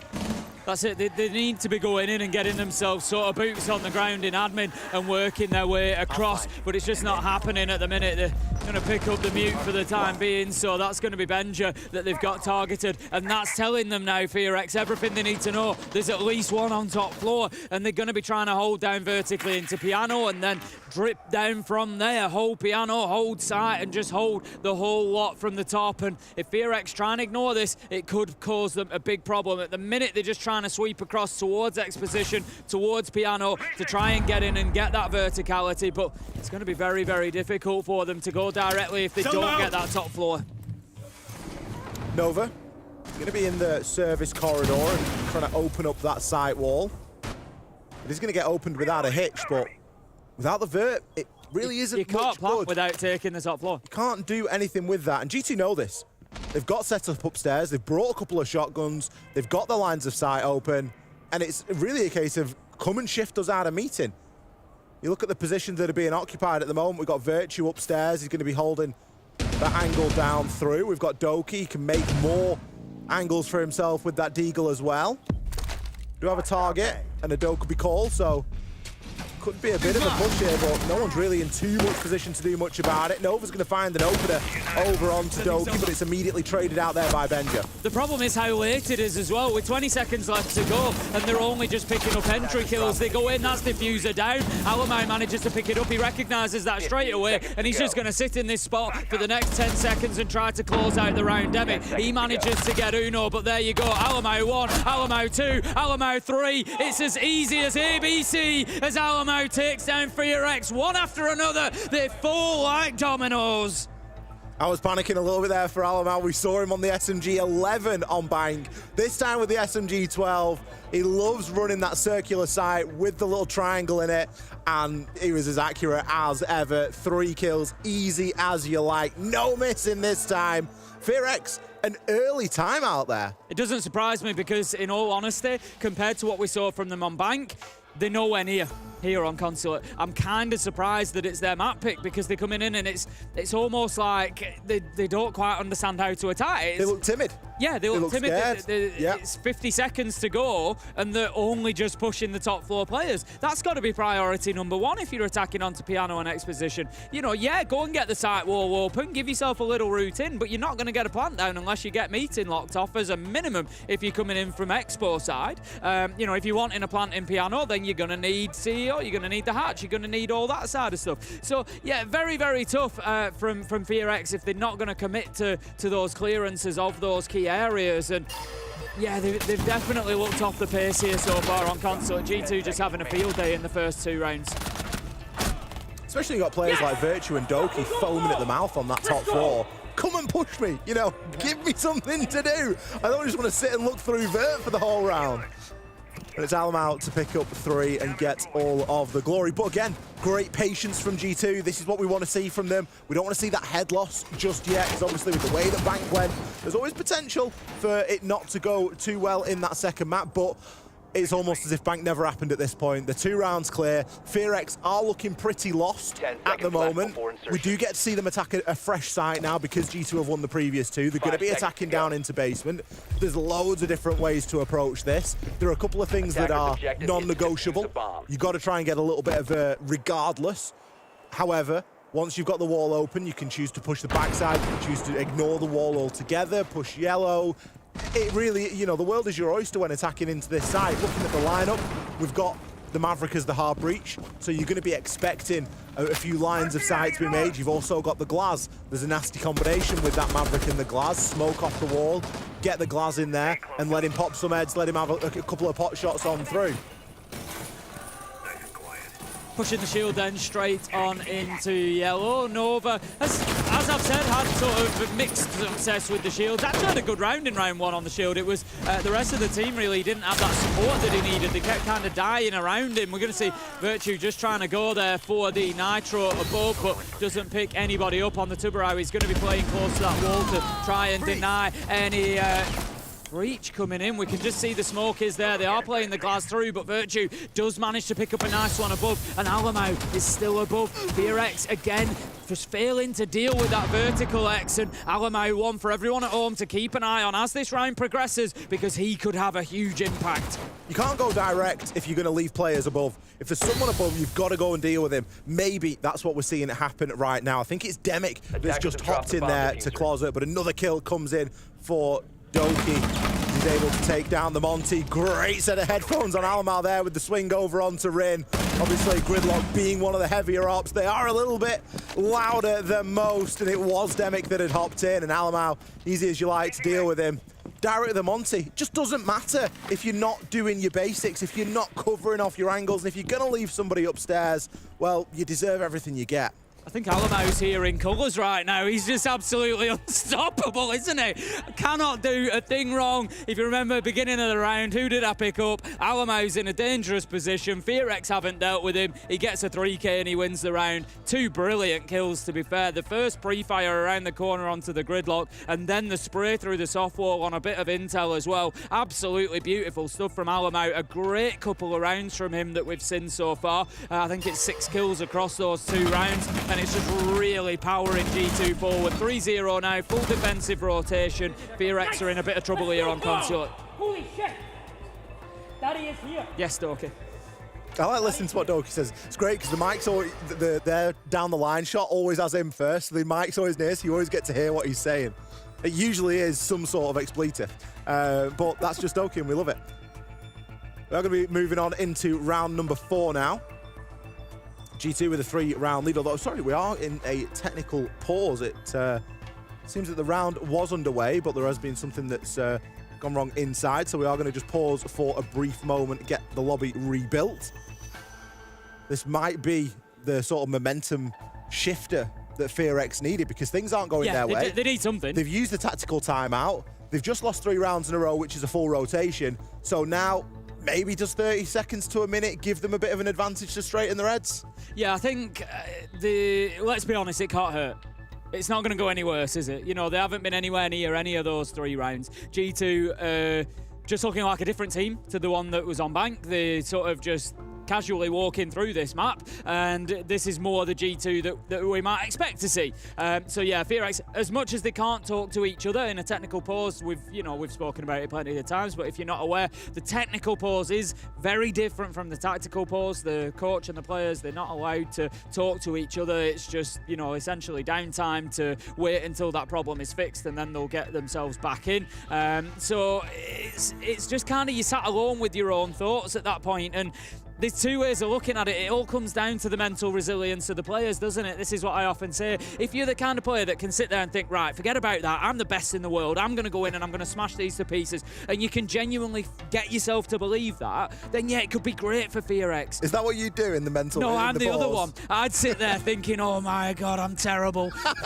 I'm having an absolute nightmare here. And if you're in your own head like that, it could be a real problem when you come back in. So who knows what we're going to get out of FearX coming back in. But like I said, realistically, even if they do it, even if they are on the negative side of things and they're thinking, oh, wow, we're really struggling here, it's not going to get any worse for them. I mean, they look pretty happy. I think they're sort of fine. I think they'll bounce back into this. And it can't go any worse than 3-0. If it happens again, it's 6-0, but it wasn't any worse. It's the same thing again. So, the only thing it can do is improve, really. And the vibes on FearX are pretty infectious, aren't they? Yeah, they're always smiling, they're always having a great they just time. Love their seats. It's even rubbing off onto Benja. We even saw Benja grin then, and you don't always see Benja smiling. He can be quite a serious character at times. It looks like we are back into the lobby, so we'll perform some final checks before sending ourselves back in and just confirm that everything is good. But you can see there just a glimpse of the monitor that we have operator selected. We're going to be rejoining, of course, at round number 4. G2 with 3 flawless rounds in a row. And it hasn't all been going their way, Tim. Whilst the rounds have been going their way, something that hasn't has been the opening pick. The opening pick has gone to FearX in the last couple of rounds, and it hasn't always been traded either. So G2 still doing a good job of playing from behind, and I think that maybe someone that you could attest to some of that good job is the fact that Alamar's 5-1 right now. He picked up 3 really important kills in round number 3, and round number 2, excuse me, and he's just been having one of those games at the moment. Yeah, it's definitely been big stuff from Alamo, and I think the thing is there, you're absolutely right. G2 are playing well from a man disadvantage over the last couple of rounds, and I think the honest truth here is it's not necessarily about FearX losing gunfights. That is a little bit of a part of it, but it's about FearX not playing the map for me. Yeah. They're not doing what they need to do. They're not getting the key areas. They're not fighting over the right spots. They're not fighting over the right places. And that's the big problem for them. I feel like if they went in and they played the map better, they'd be getting more kills. Yeah, it's the fundamentals of Consulate, yeah, exactly. Right? I think that's where what's we're missing going a wrong. little bit. Yeah. You can't go direct with the Monty if there's someone above. You need to come around that plan. Use the Monty to roam clear, gain the ground, then go direct. It's not always about going direct first and saying, oh, we can't do that. You can still use the tools that you brought to do that job. It's not going to be exactly the same push as we saw in round one. It's going to be a similar setup from G2. We've got Alamau playing the shotgun at close range on those yellow stairs as the warden. We've still got the smoke. We've still got the Azami. We've got a bit of vault going on. But there's no shield this time for FearX. And I think that could be a good thing, because maybe they're getting a bit tunnel visioned onto that shield and trying to make something and force something to happen with it. Mefe just going to be trying to hold the angle on the window for the time being. FearX definitely shaping up for that more admin-sided push. Nitro goes out, not going to hit the mark from Uno. Will be spotted on the drone and dip himself away. But yeah, FearX trying to go more for the admin side this time. But again, what I want to see is that little bit of pressure elsewhere as well. If they just try to go straight through this, G2 were one of the teams that innovated this hold from this side around bending and top visa stairs. It's going to be very difficult to break through it. So you need that meeting wall open maybe. You need that connector window repel. Just a little bit of, it doesn't need to be a lot, a little bit of something somewhere else, because at the minute, G2 very quickly, and I kind of like it, you've got Mefi over on square skylight, so maybe a little bit of pressure towards yellow, because what you don't want is G2 recognising this is all admin, and then every gun turns in that direction. That's when you're going to have your problems. Rin just popping in to get rid of a little bit of information there. The diffuser is still cold on the ground outside. Uno going to pick the first kill up onto Good Boy. That's the Deimos gone, so tracking ability is gone with it. A Lion Call comes in, but it might be a bit too late. Benja allowed to get a bit of chip damage in there onto Nova as well. The case has been recovered. Nova has rotated round and picked that up. Benji can just start to layer himself back now, can come to the safety of this long desk and pick himself one up onto Mefi. Doki's there. He does have those Cuba barriers to assist, regardless of the fire and bees that are coming through. And look at this flank from Uno. There's a lot of potential here. I don't think he's even going to have time for this, to be honest. Doki does get taken down, but there it is. The Uno flank. Benja peeks out. Beautiful hold from G2. And the reality of that round is that FearX never made it past that initial corridor. They didn't even get themselves out of admin, realistically. It was a tough round for them. And as you saw at the end there, Doki, Benja, Uno, all able to put their whole attention towards admin. And why? Because they knew that's where the entire push was coming from. And this is where we talk about those multiple angles of pressure. If you're playing that map at home, think about that. Think about, yeah, it's fine to get 2 or 3 into admin to put the majority of your pressure there, but you've got to use players elsewhere to stretch the defense a little bit. And as the defenders, you've got to use the clock. FearX only got anything in that round because G2 gave it to them. They gave them admin at a time that they were comfortable giving it. They gave them the corridor at a time they were comfortable giving it because they knew that they had places and positions to fall back to that they could hold. It really does come down to this layered approach again and again and again. And when there's no one there to cut through and to catch you out from going from one layer to another, you're always going to see a little bit of success. 4 rounds in a row for G2. They're going to be looking to make it 5 here. And I mean, there's nothing stopping us from seeing a 6-0 half right now because, again, FearX, they're just not showing us that bite. Where's the team that was on bank? Where's that devastating team that we saw that was dismantling G2 defenses only 15-20 minutes ago? I think, if you remember, I said that FearX had been switching off around round 8-9 against Geekay. I think maybe that switch off has just been delayed slightly into sort of round 15-16, you know, of the overall matchup. We've had 11 rounds on the first one, and then they've kind of switched off round 12-13 as we've got ourselves into Consulate. Yeah, like I said, they just, I don't know, they're getting the entry kills at times, they're getting themselves a little bit of something, but they're just not getting any control of the map. And to be honest, G2 are just playing Consulate beautifully at the minute. They're giving them absolutely nothing. anything, like you say, other than what they want to give them when they want to give it to them. Doki manages to pick up Nova, manages to get Uno finding Meppy as well. This leaves us now with G2 just running over FearX, who tried to maybe get aggressive, just push on into sight. It didn't work that well. Flawless round from G2. They were ready for everything. I mean, that's just, we're going to try. I've got a crazy idea, guys. I've got a crazy idea. I've got an idea. Give me a moment. Watch this. We didn't get to see too much that round, so I'm not entirely too sure what was going on. We saw that Uno picked up the kill onto the Deimos. He was floating below. You expected Deimos to be below because that pistol can rip through the floor. I've no idea how Nova died to Doki within the first 30 seconds of the round as a Monty. Obviously, that was the moment there that FearX just said, well, you know, we'll just all send it through a window and see what happens. A bit of a throwaway round, if you ask me. And yeah, it again comes into this position. I said I wasn't going to be surprised if it was a 6-0 half. Now I'm really not going to be surprised if it's a 6-0 half, because that has just given G2 all the confidence they need. I mean, that's disgraceful, isn't it? He drops the hatch. He doesn't know that someone's directly below the hatch. It's men versus boys right there. A devastating round to suffer at this point in the fixture, because G2's confidence, it's just growing by the day.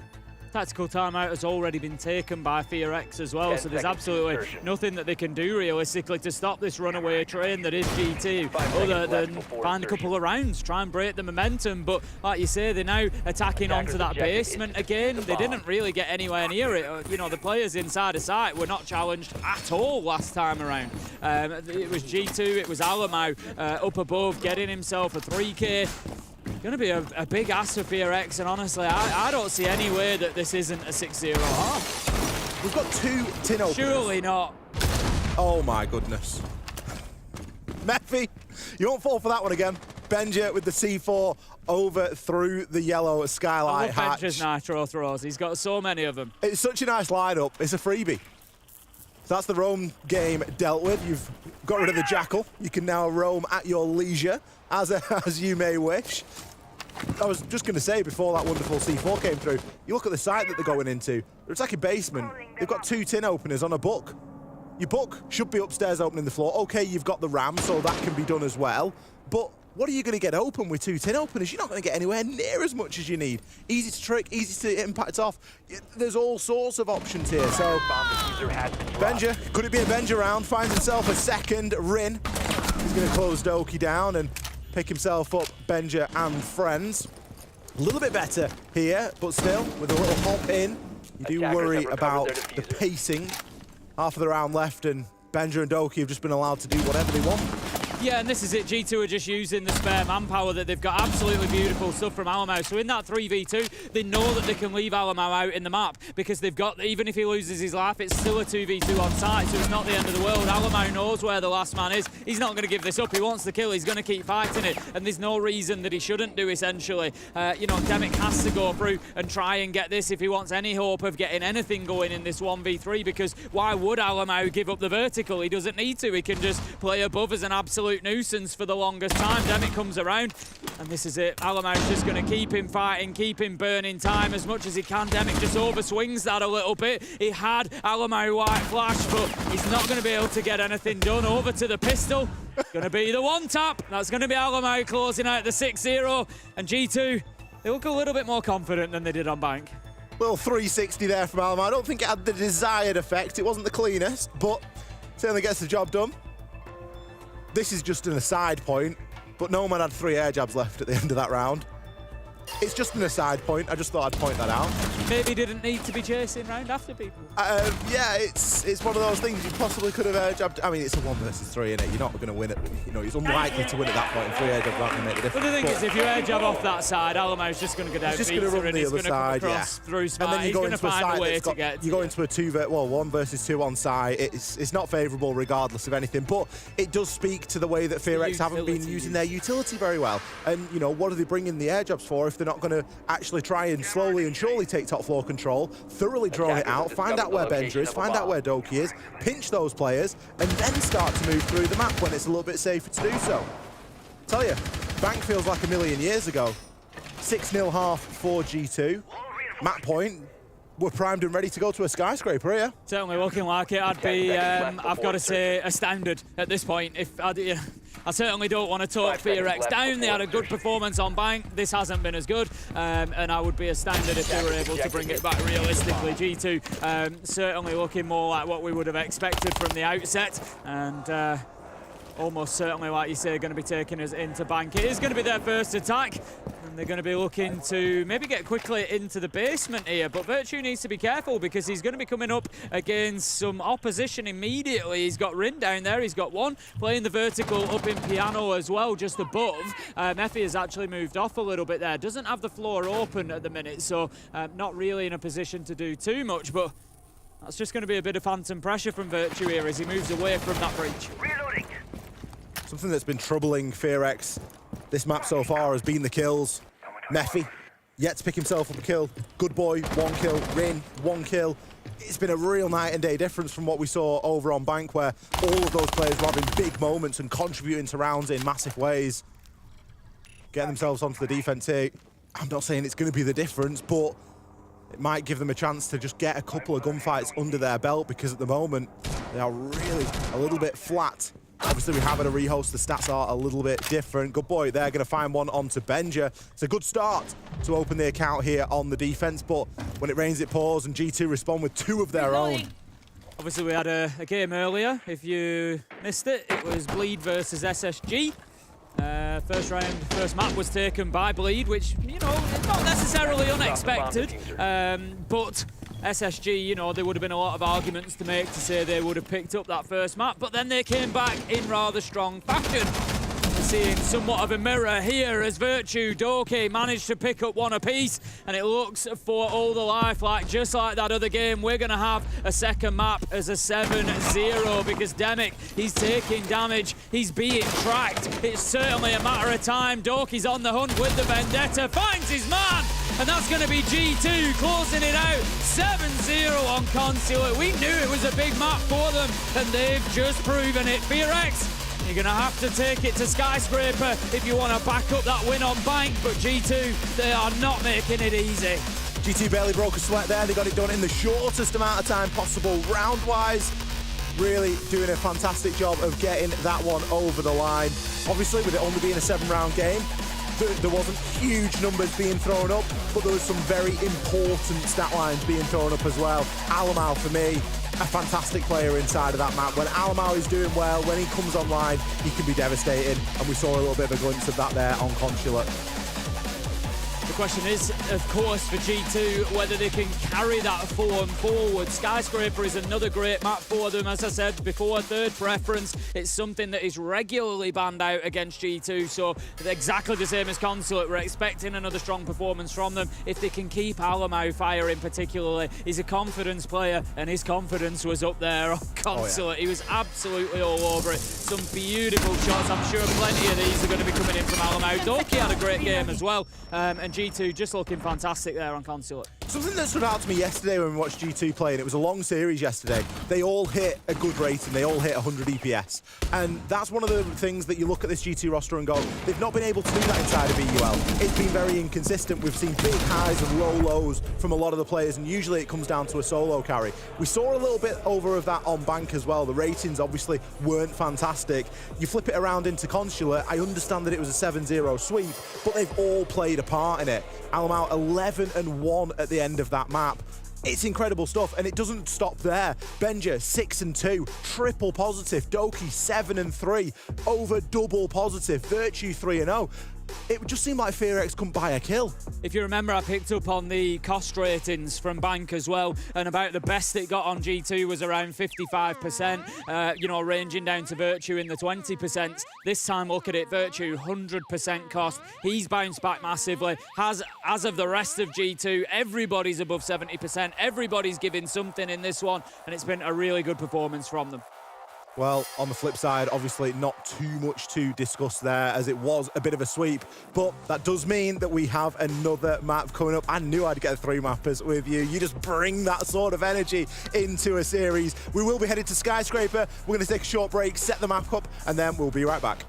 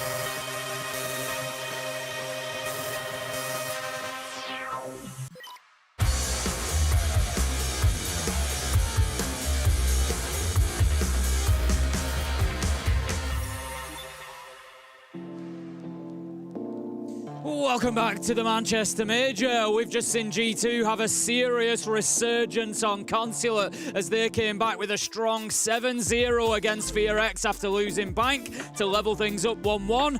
How hard is that going to hit FearX, do we think, X? Well, it is a very different reaction that we've got from these FearX players now. They're looking downtrodden and beaten. On the flip side, G2 not celebrating too much. They've been at the top, don't forget. They know what it feels like to win something very significant, an SI, for example. And they also recognise the importance of winning the second map in a best-of-3. But it isn't anything to go crazy about because you've still got to win the other. Even there. SI, second map in a best-of-3. But they did 7-0 it, so it was quite impressive. But seriously, they know that the job really isn't done just yet. And that was one of the things that I thought, and it was in the back of my mind when we saw FearX celebrating after map 1. It was like, these boys think they've done it. There's still a lot of siege to be played here. This is a best-of-3 is a long, drawn-out process to find a winner at the end of it. One of my favourites, you win the second map in a best-of-3, you go on to win the whole thing. Big momentum shift is getting that second map. I'd absolutely agree with that. There is always an edge for whoever picks up that second map. You look at it and you think, yeah, it's the comeback, though. You've got to bring yourself back from 1 down. But really, what we're coming into now, in the minds of these players, is a best-of-1. Forget about everything that's gone before. It's just about this map now. And Skyscraper is a great map for G2. Third preference, and as I said previously, banned against them consistently because teams don't want to play them there. You know, whether that be EUL, whether that be internationally, it is a map that is consistently banned against them. So again, I think FearX are really going to have their work cut out against them. If we look by contrast, it's sort of middle of the pack for FearX. 1-2, lost 2 in recent history. I think you're going to have to be a really good Skyscraper team to come in a best-of-3, map 3, and get anything from this G2 team when they know that they go home if they don't win it. You're going to have to come out and do something special. There aren't many good Skyscraper teams out there. It is one of the more difficult maps that we've got inside of the pool. One of the reasons for that is that it can be very punishing for attackers to get a good foothold on this map. The bans, of course, do play into that, but the defenders have got so many options nowadays. You do tend to see Skyscraper coming down to 1 or 2 attacks. Whichever team can break that tertiary bomb site and whichever team can get a site in one of what's considered the primary sites as an attacker does tend to see a little bit more success. We know that G2 are a good team at attacking. They are going to start on the attack.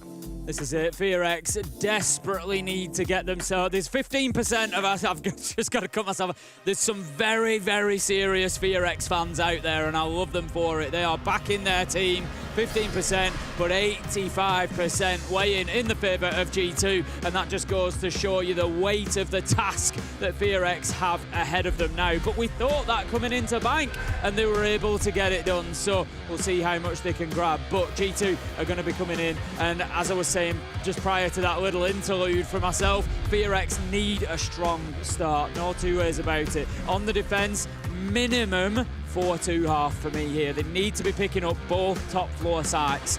If they can't do that, they're going to be in big trouble. That's a bare minimum. I'd be going 5-1. Yeah. You need to be getting good rounds on the defence. Now, what have we seen? Is this the first time we've seen it? I didn't see it yesterday. I don't know if you saw it on the A stream, but a Monty and a Blitz ban. Double shield ban. We didn't have it yesterday. Ban.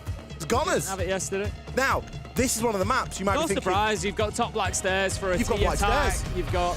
This is one of the maps where you will actually see G2 play a shield. You will see Almar jump on a blitz. You may see a Monty come out there as well. And that's just being fully recognised there by FearX. They've gone, we're not having any of this Monty business because it didn't work for them on Consulate, so you may as well get rid of it.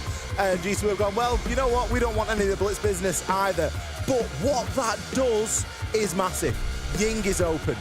Grim is open, Dokubi's open. All these things that you maybe look and think, well, we might like to remove that. The attackers, they can do whatever they like. They're more than confident about playing this game without shields. And now we do get to see a rare sight because we get the full force of the attack. We're going to be getting on into things then. Skyscraper, it will be G2 carrying serious momentum. If you've just joined us, map 1 was Bank. It went to FearX, they won 7-4. Map 2, however, Consulate was 7-0 for G2. They're going to be looking to repeat what SSG were able to do to Bleed earlier and go for that back-to-back 7-0, the 14-0. Still a lot of siege ahead of them, though, before they get to that point. FearX start on the defense of Skyscraper. They're going to be taking us straight up to that top floor as we would expect. And as I said, they need to be holding on to both of these top floor sites. It's going to start in Tea and Karaoke, and then they need to move across and lock down Office as well. That needs to be the absolute minimum for them to get a 4-2 half. Well, we mentioned about what is available for the attackers. We're going to see a Ying, we're going to see a Grim, and we have got the Dokkaebi. A very oppressive lineup, make no mistake. The defenders, they've not got it too bad either. The Cade's been taken out, and the Fenrir has been removed as well, but you've still got Nazami, you've still got the option of a Solace if you so wish. G2 going to be going for an across clear here, getting into Office and Exhibition, trying to establish that little bit of map presence and look to try and work through. We often refer to Skyscraper as a bit of an onion and a layered map. Uno, he's going to see some nice early success. It's a stunning angle there from the rappel. A nice view in through Terrace there and in toward Drum. Benja getting himself into a little bit of hot water here along with Virtue. They're both incredibly low right now. Mephi is going to take advantage of that. Alamau manages to pick up good boy, keeping the advantage for G2, 4 versus 3. There's another as they just start looking on into sight. Absolutely no fear from G2 here, getting super aggressive. Mephi looking to retake a little bit of ground. Rin is going to need to get back upstairs. Not too much can be done. Mephi is going to need some support, but manages to find one on his own for the time being, taking down Dokkaebi and leaving us now 2 versus 3. But look at the time, Ollie. We've got a minute and 30 left to go. G2 can just take the foot off the gas here. They can consolidate the lead they've got. They can get back on the drones, find a bit of intel before they start pushing forward. It's not cost them too much to do this. They've spent very little. They still have a Dokkaebi core. They've still got stuns. And I believe that Uno does still have a charge of bees left as well. Virtue, he's got nothing. And so he should, because he's nearly dead. So he needs to use everything that he's got. He is going to get swung there. But Rain, instead of taking the challenge, just going to reactivate the laser gate. And that will slow Virtue down. However, Uno, he's going to start nailing that plant to the floor, and Mephi has to try and do something about this, but he hasn't got a clue that it's going down. He's going to go for the swing, take a scrappy engagement. This is his 3rd kill in the round. Bear in mind, he got nothing on Consulate. He will eventually be down. It's now down to Virtue and Alamau to finish things off here. Rin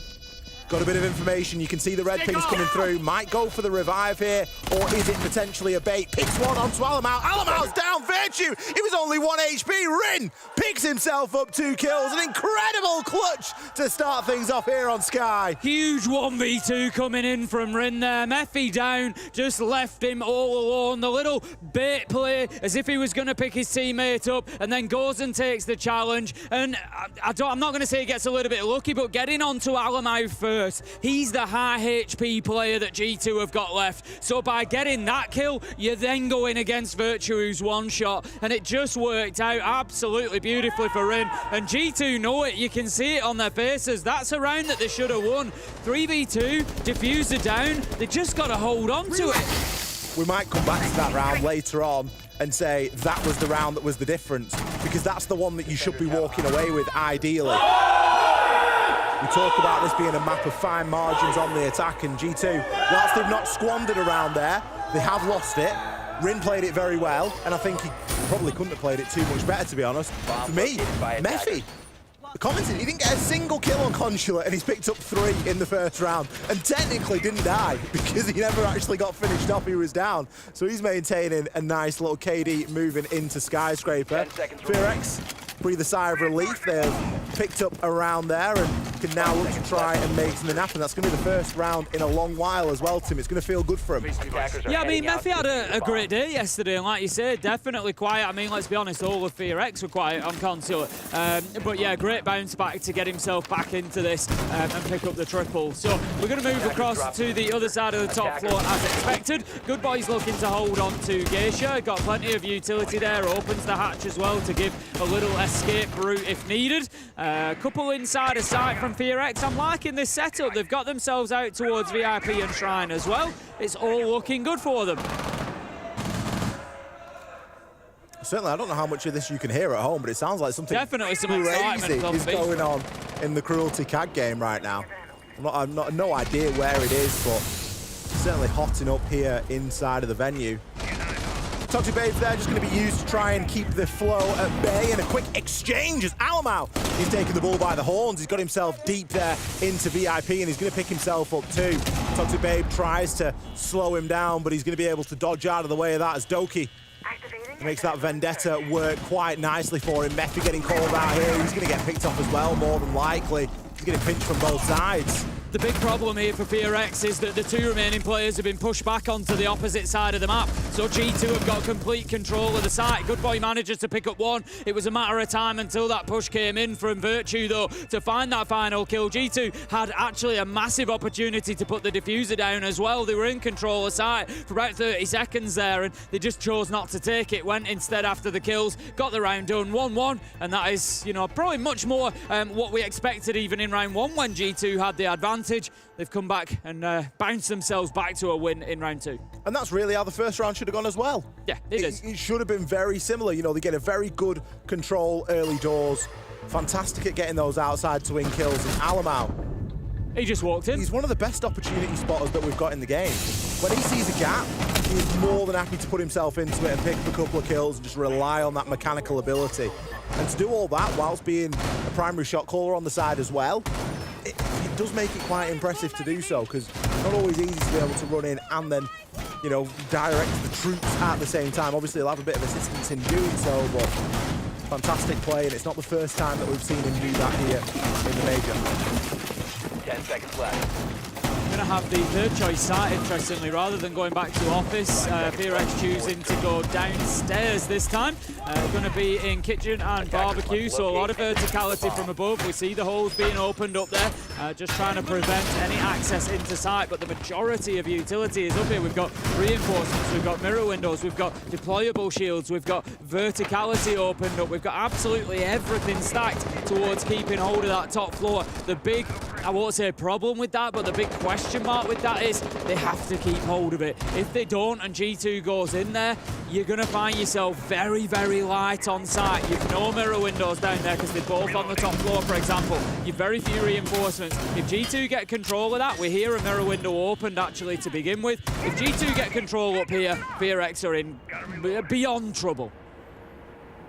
I'm not sure if it was potentially... I think it's possibly that FearX have opened by to FearX, make it difficult for them to play on the balcony. Rins maybe just opened that and just thought, you know what, I can just harass on this mirror window for a little bit.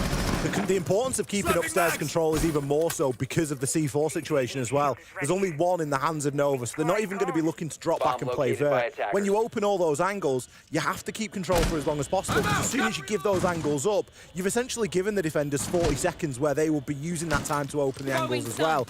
So another thing to be quite mindful of. Benja, he's going to walk in and just pick up a kill onto Good Boy like it's nothing. He's got his eyes on a second here as well. The Gon 6 goes out and the Clash Shield has to come out now from Rin. It's going to be in Geisha, but he might get pinched here because we do have a player on the window as well.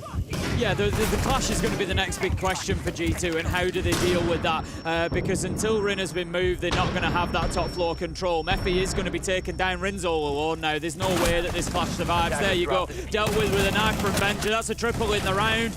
Going to come down to a 1v3 as Demic manages to get one back, taking Benja out. But this is surely a G2 round here. Demic is fighting for his life inside of Geisha, but there go the Candelas. There comes the final kill. Doki picks it up with the pistol, and G2, they look clinical in that round. It was a Benja round, wasn't it? Yeah. Benja walked in, picks one up onto Good Boy like it was nothing, saw the Clash, great use of the stuns. Stuns are a massive part of the game at the moment, by the way. I'm sure everybody is aware of the nade changes and some of the secondary utility that the attackers bring, but stuns have got themselves into a really nice place where players are actually using them for their intended purpose. It's not just burn anymore. It is to stun people out, and it is to displace people. And he used it to great effect there. This is the first kill there over onto Good Boy, and the second just catches Nova. Nova's, I don't know what he's doing. He's trying to run away. He's thinking, well, we could probably leave the Clash up there because they can hold their own for a bit. I have a C4, so maybe I'm trying to get downstairs to be able to use that and affecting some of these vertical angles we've made, but G2 just overwhelming FearX, not giving them the opportunity. Round 4 then, as we move into the second quarter, if you will. It's going to be the defensive rotation starting again for FearX. They did try that third choice site, it didn't work out, so they're going to be back to the one that they won before, T and Karaoke. But as we said, it was a round that you could argue G2 really should have been picking up and had the opportunity to. So FearX this time, they need to, I want to see them have a more dominant round. If they're going to win it, that's great. Let's win it with a man advantage, not a 1v2 clutch. Let's, you know, get out there, get an entry kill, give yourself an advantage, and just put G2 on the back foot a little bit. Well, FearX are in tricky territory. You can't really afford to lose another round on the defense here, because then it's just going to start to snowball. And if G2 get a whiff of that, they're going to be all over it. So you've really got to try and switch things on here. Benja again, going to be looking for that all-important entry. I love how they try and cut this map in two here with that insertion there on the balcony window. Takes Good Boy down, and Nova's sort of left scratching his head. There's no way you can trade off the back of that. What an absolute beauty that was from Benja as well. Just such a fine angle. Picks up the little pixel kill. Absolutely fantastic. Nova just going to be holding himself by the suit of armor for the time being. He gets a freebie. They can't be giving him away like that. In comes the Deimos of Doki. He has absolutely no idea that Nova is there. There is another kill comes in at the same time for G2, so they maintain that advantage. And there's an opportunity for them at the minute. It's essentially 4v1 on site. Info's not great at the minute for G2, is it? Because if they'd known that there was only one player on site, maybe Alamau does, and that's the rotation coming through. He might catch players on the return, but equally, it could be a little bit too late. There will be a rotation into Geisha from the top of Karaoke, and, well, there'll be a player at the bottom of Blackstairs too, it seems, as Rain has made a full rotation there. Mephi joins in on the party. Getting flashbacks here of the previous attempt at this site. One kill comes in for Benja, 2 on the round, and Virtue trying to battle his way through, but even the black door isn't opened yet. Can toss the smoke in, try and give himself a bit of cover as Benja works from below. There's still a load of time here for G2 to work with. These rounds have been very, very quick. Time certainly hasn't been an issue for G2 as of yet. Virtue just going to be lining up on the Ying. Sees his man, can't quite find his shots. Rin, super low health now. If Virtue just waits a second, lets Benja get up to the top of stairs, they can start looking to push together here and maybe create a situation that's kind of lose-lose for FearX, but there's only one person losing, and that's going to be Benja, as Rin just steps out with a nice peek, gets a kill, but it's effectively going to be a 1v1 for Virtue. Virtue there has a chance at a wallbang, a chance at maybe a revive era confirm over onto Rin, locked into the 1 versus 1, the same as last time, but slightly different circumstances. He switches to the secondary. There's nothing wrong with switching to the secondary there. The problem is the time he does it. He's moving as well. He's behind cover. You've got to switch and then move, not switch whilst you move. It was a problem. A big, big problem. But of course, he could have been swung behind the cover as well. Virtue in a tough situation on low health. And G2 again losing around Onti and Karaoke that it was, you know, not quite as emphatic as the first one, I think, of an opportunity, but still a round that you look at and think they could have won that one. That could have been a G2 round. It's a 1 versus 1, and that seems to be what's plaguing G2 at the moment. I can't think of a time, have they won a 1 versus 1 in this series so far? No. Because they lost the 1 versus 1 yesterday that put them in this position right at the end of the round. They've lost the 1v1. You know, the 1vx at the minute isn't great, and we know this to be a team of players that can clutch. We know that they have that capability, and it's 2 1v1s that they've lost here on Sky already, and it's the only 2 rounds that FearX have picked up. So the clutch factor really firmly on the side of FearX right now, but still, if you're G2 fans, don't be too concerned. G2 have still picked up 2 rounds. They've still looked fantastic on the attack overall. It's just a matter of the 1 versus 1 that's plaguing them a little bit at the minute. Final bits of the setup coming into the action phase then, just using that little bit of extra time. Going to be another defense up on the top floor again, this time in office. G2 had a fantastic attack here last time. They had control of the site for over 30 seconds before the final kills came in. There was an Alamau wander up main stairs that got them into site, got a couple of kills, and FearX, again, it's something that we saw them struggle with against Geekay. If you remember coming into the day today, I said it's something that FearX need to deal with. They're allowing players to wander into difficult locations and get kills, and it has continued today. They have been punished by it. Nova is going to be picked up by Benja, who again has wandered in towards a difficult location, got himself into small bar. This time, however, Mephi is there for the trade, manages to pick him up and gets aggressive on the run out as well. Doki going to try and add into this pain a little bit. He's at Sword's window right now, mirror window on the VIP wall. Alamau looking to aggressively push up the stairs. He's going to take a real scrap of a fight there and lose out to Demic. Virtue, quick fire stuff. We've seen a minute and 10 seconds. He's 1 HP outside the building in a 1 versus 4. He's going to hop himself on into bathroom here, but it looks as though FearX are well aware where he is. It's going to be Good Boy with the drop shot to finish him off there. I said at the beginning that a 4-2 half was a minimum for FearX on the defence, really. We know that the attackers have a reasonable time of things on Skyscraper. And, you know, you're looking at G2 here, and obviously heavy favourites coming into this third map. But right now, it's been a little bit scrappy. I think overall, the rounds that G2 have won have been cleaner than the rounds that FearX have won. But that doesn't take away from the fact that FearX are winning on the scoreboard. And that's all that matters. Doesn't matter if you've won clean. Doesn't matter if you've won dirty. It doesn't matter how you've got it done. Ultimately, you're 3-2 up, and if FearX keep going, they're going to be the ones that continue on in the major. It's a good time for them to get a bit of confidence as well and get a little bit of momentum coming into that halfway point of the round. We know the attack's going to be more difficult for them. They really struggled on the attacks of Consulate. There was a big lack of cohesion. There was a bit of a lack of direction. There was some timidness coming in. So it's a good time for that confidence to be swelling here if they are able to get that 4-2 split. It is seen as the minimum requirement. On the flip side, G2, they are going to be kicking themselves because it very easily could be the other way around right now. It could be 5-1. It could be... Yeah, it could be 4-1, sorry, to G2 at the moment if those 1v1s have gone the other way. So they are going to be, I guess, mindful of that, but it's not something really to dwell on for the time being. They just need to finish strong here, and if they can come out with a 3-3, they'll be feeling even better. I think, yeah, G2, you know, I'm sure that they'll have some confidence going onto the defence. They would expect, again, a map that they're, you know, that they are capable on to be able to hold on to those primary sites up on the top floor. But, yeah, it's definitely going to be questions asked if they come away from this behind, and sort of leads them then into potentially looking, you know, at the prospect of overtime to decide whether they stay in the major or not. Rin steps out and gets an absolute beauty onto Uno on the upside down rappel. No fear whatsoever. Takes the fight, finds his man, and that's the Grim gone. What a big loss of utility for G2. Uno 2 and 5, not really getting too much going here on Skyscraper at the moment, and losing out on that valuable utility.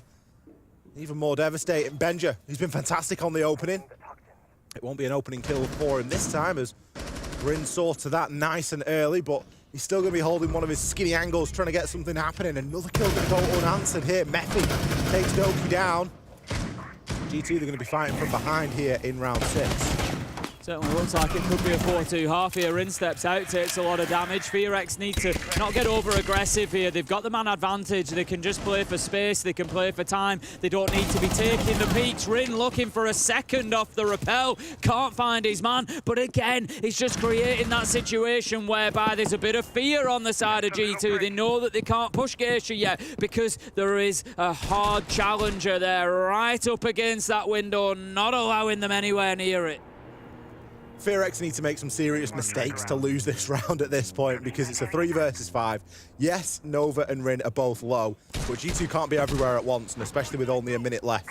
It looks like they're going to go quite direct right now and ignore that vert. They don't necessarily have the time or the util to clear out that vert and then look toward moving on the site and getting a plant down. That's why we got Virtue hopping in now to washroom downstairs. Alamau seeing if he can make something happen with the Vendetta. G2 are consolidating right now. You can see they've gone from being very split up. They've got themselves into a nice little proximity between one another. Benj is going to lose an important engagement there. Nova taking him out. That could be a nail in the coffin for this round. Yeah, I think that's probably round defining there from Nova, and it wasn't an easy fight to win. Glaz really does win those fights quickly, but not as quickly as Mephi with a headshot. And then the nitro as Alamau comes in through the window. It's as easy as just pulling the trigger. Job done, and FearX take a 4-2 half. And right now you've got to look at G2 and think they might well be scrapping to try and get to overtime.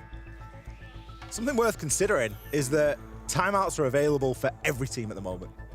We haven't seen a timeout for FearX, and we haven't seen a timeout for G2. Every team gets one per map. and we are getting into that territory where you are going to start seeing them be brought out. This is where the coaches really come into play for both of these sides. It is about the only impact a coach can have onto a map once it has started is the time and the content of that timeout. And with this being a best of 3, map number 3 elimination game, you better believe that that is going to be a carefully used piece of utility in this fixture. It's not happening just yet, but it's something to keep an eye out for. Change of sides then. Let's see if the defence makes a big difference for G2. As it stands, if they want to continue in the Manchester Major without the need for overtime, they're going to have to win both top floor sites twice, and then they're going to have to pick up a third choice site as well. It's unlikely, I think, that we see them winning multiple third choice sites. It's going to need to be up here on the top floor, because if they lose one of them, they'll probably play it again. So that's going to be the rotation for G2. Doki just waiting to get himself a peek. If he waits another second, he might have just found Mephi, but Mephi did come around that corner, guns up, so maybe not. Caution from FearX. They know that it's on the cards. They know that there is the chance of that early aggression on Sky. When you get around the corner from spawn and you're faced with all those windows, yes, there are common spots. There are also less common spots. There's no reason to rush on in and take anything too hastily. They are going to be defending Office and Exhibition, but they do have a presence over in Karaoke and Geisha. A couple of reinforcements being committed over here. I think around 4 to be exact. So quite a sizable investment. You're not really going to use them anywhere else, but you're still going to commit time in the prep to getting that setup and the body. And unusually, it's Doki on the Valkyrie playing there. Typically, you'd maybe like a Warden in that spot. Halfway through the round then, Doki just using that Valcam. It's something we've seen, you picked up on it, I think it was Uno back on Consulate. We've seen G2 utilise a couple of times. The black eye camera is now going outside. I mean, for the longest time, it's a good while since they were able to be placed outside. Remember the good old days? When they... glory days. But now they lose the signal. We're going to have a couple of kills coming in. Alamau's going to lose a bit of signal as Mephi takes him down. Good boy onto Virtue. Trade for trade for trade. As we find ourselves now 3 versus 3. And FearX are just trying to take some ground here. They're trying to push forward. They've still got small bar to deal with, which could be an issue. Good boy in position, just sending out the drone. They've got time here, FearX. They don't need to rush this. They can play for a little bit of intel, but Uno just gets a little bit aggressive, moves forward out of his cover, maybe looking to take a fight on the swing here. Doki's the player to watch here because he was the one off-site. He was inside of Geisha, and he's been allowed now a little bit more space. He's still worried about the pressure potentially coming in from Geisha, but he's got a great opportunity to look through and to find players pushing that Dragon, Drum, and into that terrace area. He's just going to be occupying here just on the edge of terrace, and with that cut through in, he's going to have some great visibility. Obviously, the wall to the left of him isn't reinforced, and that smoke's maybe going to push him a little bit up further, but that could be perfect for him. Benja finds one, Doki down, but look at Benja go. 3 kills on the round, only Mephi left to find. Doki down. Essentially, 2 versus 1 here. Benja and Uno going to have to try and buddy up. They've got a nice cross-generated, a lot of information for Mephi to work from right now, and he has been fragging out on Sky. There is a chance, but no, Benja Uno eventually finish it off. It's going to be Uno credited with that final kill. Much better there from G2. Yeah, G2 need those sort of... I'm not saying they need hero players, but they need players now to step up. It needs somebody to just step up, grab this by the scruff of the neck and say, we're not leaving the Manchester Major like this. We're not going out at this point. I'm not leaving. I'm not leaving. You know, they've got to say that at this point. They've got to have somebody, and at the minute it looks like it's going to be Benja going really, really big in that round. It gets them their first primary site choice. That's great. They now need to take the secondary. What we need to be focusing on here is the real battleground, which is the third choice site. That's where this game is going to be won and lost potentially. If G2 can't hold on, you know, let's assume that they hold on to T and Karaoke now, as we would expect them to do. If they can't hold on to one of their third choice sites, then we go to overtime, because we're just going to rinse and repeat a 4-2 half. We're going to go into overtime and we'll see who defends first. But G2, if they want to take it here and now, this has got to be a given, and then they've got to pick up probably kitchen and barbecue. Fine margins on Sky. All really does come down to a couple of attack rounds. And again, the pressure on those defenders to, you know, really keep control of those third choices. We've seen sometimes where teams will go to a third choice site first just to get it out of the way and almost you know play that site whilst you're fresher inside of the series and be able to rely on some of the more trustworthy sites a bit later on. Still, G2 looking for this early aggression. They're looking for that advantage, and that's because they know that they want FearX operating from a man behind. If you can remove someone early days on a Sky from the attack, it's going to give you an even bigger advantage because every piece of utility is so crucial. Nitro going to go out from Benja. Just going to be a little pre-place for if anybody goes to step inside of that window. He's just going to wait for the call potentially, but it's going to be difficult to come at this point because there's nobody over there. I don't know if there's maybe a Valkyrie cam that's, there we go, maybe just going to support that a little bit. Just give that bit of intel that Benja needs to pull the trigger as soon as somebody comes in. So that's something FearX need to be aware of. They don't have an IQ on board. There it is. We get a beautiful view of it as well. We've got the camera and it's Virtue who's on there watching it. He gives the call, boom, boom, boom, and down goes Good Boy. Great play from Benja. Almost a bit of a bait as well because that's the window he started the spawn peeking on, and it was the window that he eventually placed the C4 and picked up Good Boy. You can't pick who you get, Tim, but a hard breacher, they'll take it. Oh, it's an absolute beauty if you can get away with it. You know, aside from that, you're looking for the Ying. Otherwise, it maybe doesn't really get better. Demic has got established, talking of the Ying inside of the map, is able to start moving across a little bit here towards putting a bit of pressure on Drum. But again, G2 are managing this well. Keeper barricades coming out, not just to provide lines of sight, but to slow things down, to take that bit of ammo, that bit of utility. Just give FearX more problems to solve. G2 in the last round and a half, for me, are looking like a much better side than they did on the attack. Mephi can hear the Dokkaebi call below, but he doesn't quite know where it is. Alamar running into the mute jammer isn't going to help that cause at all. All the shortcomings on Consulate. He's 10-4 now, make it 10-5 as Dokkaebi takes him out from above. Virtue, he nails one on for himself, and Demic, he might find a bit of success, but it's only brief in the center of sight. With now left in the 1 versus 4, and you get a feel that there's a serious lack of togetherness at the moment, Ace, on this FearX roster. A lot of kills going down one by one. You've got Demic in the middle of the site, Rin on the fringe, not there to trade. FearX are getting run around here. Yeah, it's a little bit sort of similar to what we saw at times from them yesterday when they started struggling, was that they were being a little bit isolated. They were being picked up one at a time. They were, you know, not really in a position to trade always. They're good rounds. That's exactly what they did, and they got kill after kill, and if they lost somebody, there was always one coming back.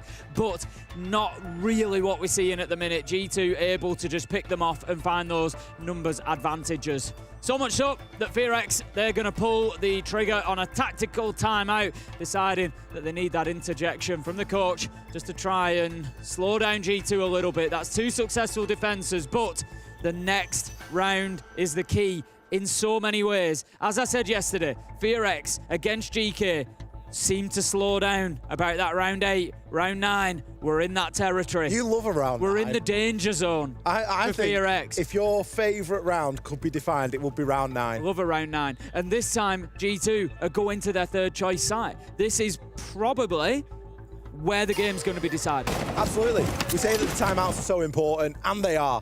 Timeouts, typically, they're good for a round. This is the most important round. This is the must win, essentially. If you're going to try and start something and give yourself an easier time of things as FearX, you need to be winning that 3rd choice site. G2 also have just had that time to speak and think amongst themselves as well. Great quick comms there from Virtue. You know, when you've got somebody watching one of those Valkyrie cams for a Nitro, you've got to be bang on top of calling it, because those players can move quickly, and you don't want the player who's placed it missing it, do you, X?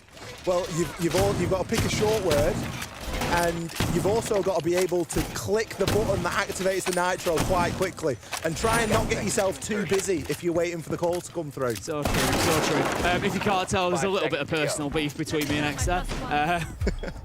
A little bit of a disagreement as to who's fault this Nitro. I'm 38. You're quite slow at pressing the boot. You've got to give me a couple of seconds lead time. Well, we don't always get a couple of seconds lead time. Sometimes it is a narrow chance And there we go. He's going to take an arrow chance. For a couple of rounds in a row now, I think at least 3 in a row, we've seen spawn peaks attempted here by G2. Every single one of their defensive rounds, they've attempted that spawn peak in some way. It finally goes punished here, and Doki falls. He falls on the Legion, one of the most important operators to have generating gadgets over time, the goo mines. They are devastating at the moment. And it's the third choice site. Couldn't really be a better start here for FearX. No, this is exactly what FearX needed. As I say, I feel like this site really determines. And interesting, we've gone over to the house side, actually, rather than kitchen barbecue. But yeah, I really feel like this kind of helps to determine whether we go to overtime or whether G2 are maybe able to get the win. They've shown such capable defences on the top floor. I can't imagine anything other than them winning them again. So it now comes down to FearX needing to get these. Interestingly, I've just noticed as I've been looking through the match record, we've got Benja on 5 entry kills out of 8 rounds. Sorry, 9 rounds now that Rim picked this one up. But 5 out of 9 have gone to Benja. What a game he's having for G2 so far. He just needs a little bit more. Alamau only on 2 kills. Uno only on 3. Just needs that little bit more. If G2 can get that extra little bit of juice out of those players, it's going to be the difference maker. You just know it. Oh, what a nice C4 there. Just didn't quite marry up with the lineup. Rin is going to be forced off that angle. Benja, he's showing no signs of wanting to move. It's very much come and shift me out of this spot. Not only has he been fantastic on the entry tip, picking up 5, but he's also had 6 kills just in the 9 rounds anyway. Been doing a good job in that fashion, but with Virtue falling, G2's options are becoming a little bit slimmer. And Benja is soon going to get swamped here. I'm not even sure if the book knows that he's there right now. Uno going to do a little bit of assistance work there, but eventually gets finished off by Nova. Benja needs to find this kill, because you could argue that maybe he's sold Uno a little bit there. Immediately swung there. Brilliant finish off from Nova. I actually think it was Mephi that hit him with the swing. This is your moment, Alamau, but he's not even going to be able to find the first. Good boy hits him as he tries to swing and peek, and that's going to be FearX taking that all-important third choice site. So how does it look now? We've got a situation. It's 5-4 to FearX. G2 have defended the 2 top floor sites fantastically well. So for argument's sake, let's say they take them again. We're back to 6-5. The rubber band continues as we go back and forward. G2 get themselves that match point, but it comes down, as I said, to that all-important third choice site. They went over to the house side. Little bit of a risk. It tends to be kitchen barbecue, and I think that's where we will see round 12, and I think that's where we'll see this one decided. Equally, it's a lesser played side, so there's a hope that they're going to be less familiar attacking into it, or have, you know, it's just going to stun them a little bit and give them something to think about. Didn't really work out. I don't know if I want to do this or not, but should we find out who starts an attack in overtime? I think we leave it for an exciting surprise. Do you think we leave it for a reveal? I'd love to, yeah, I'd love to. If we get there, of course. We might not get there. FearX could win the next 2 rounds and we'd be kissing goodbye. This is it. This is all on the presumption that G2 lock these 2 defences down again. That's not based on nothing. That's based on the fact that they actually did very well in round 7 and 8. They were pretty comfortable defences, so I would expect more of the same from them. But they're playing under a lot of pressure at the minute. These players know that they're 2 rounds away from going out of the Manchester Major having not won a single game. That's the reality. Lose to Liquid, lose to FearX, off you go. So, you know, they're playing under a lot of pressure, a lot of strain at the minute as well. Setting up a breaching sequence. Eyes, as ever, on that entry. I've already commented that Benj has been very good at it, but FearX have had the upper hand in previous rounds as well. Rim got a cracker over onto Doki. No extravagant spawn peek at this time, though. Everyone going to try and keep themselves nice and safe and be there when it matters the most. In terms of lineups, not really too much different here in terms of what we've been seeing brought before. Of course, you do have the Dokubu, which is always going to be that big annoyance factor, and the book below of Good Boy is trying to capitalise on that. Doki certainly feeling the heat here as the V's come in as well, and it's going to be Good Boy on that entry.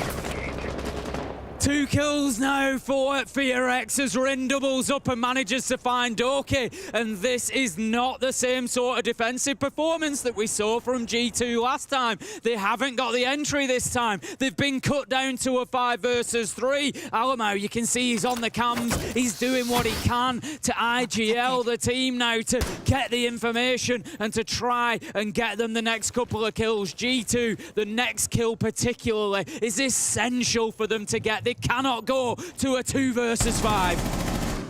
It's important that FearX also don't squander the time here because there is only a minute 15 and there's a lot to do. Uno's making everyone nervous watching at home, trying to shoot that drone. He does manage to back himself up into terrace and then further. So the layered effect of Skyscraper not quite having the desired effect there. He's not actually taking advantage of that middle layer. He's had to get himself straight back to the site. Benja, he's going to be looking to pick himself up a couple here. There is a bit of information to work with. Mephi will take a shot there in the dark as Virtue is going to be playing in and around this shrine area, looking to try and just tuck in a bit. Something FearX are doing well here that they haven't necessarily done throughout the matchup is they're pushing from multiple sides. They're going to move through T. They're trying to get into terrace. They're making it very difficult for G2, who are now pushed all the way back deep into site. But where time was a factor in the favour of FearX previously, they kind of, as you said, X, squandering that time a little bit, but they managed to find the kill onto Uno. 5 versus 2, Virtue, Benja, they've got a huge job to do here to keep G2 in it. Virtue gets them going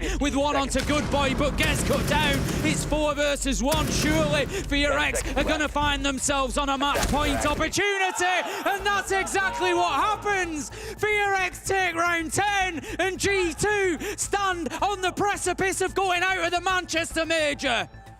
I don't think that anybody is going to be too surprised if G2 take their time out right here, right now. They have left it pretty late. It's only just now being confirmed that it has happened. Rip the emergency brake. Honestly, just that, smash the glass, pull the lever, bring this train to a hurtling stop for only 45 seconds as they discuss between themselves how they want to approach this. As we mentioned, timeouts go both ways. FearX can use this time as well, but look at the faces on the side of G2. Doki, head in his hands, trying to compose himself, trying to listen to what is being said, soak up that information and do with it what they will. But so far, FearX, they have put themselves into a fantastic position right now. I don't think I've actually said it so far this tournament, and it's something I almost always say when we come into the group phases, and that is we can make all of our predictions, we can look at who we think and what's going to happen. I cannot remember a single Siege event that I have worked where there has not been a surprise, an upset in the group stages. There's always an upset. And G2 right now are looking like they could be that upset. SSG, Liquid, both fine. We expected them and G2 to go through and then one of the rest to go along with them.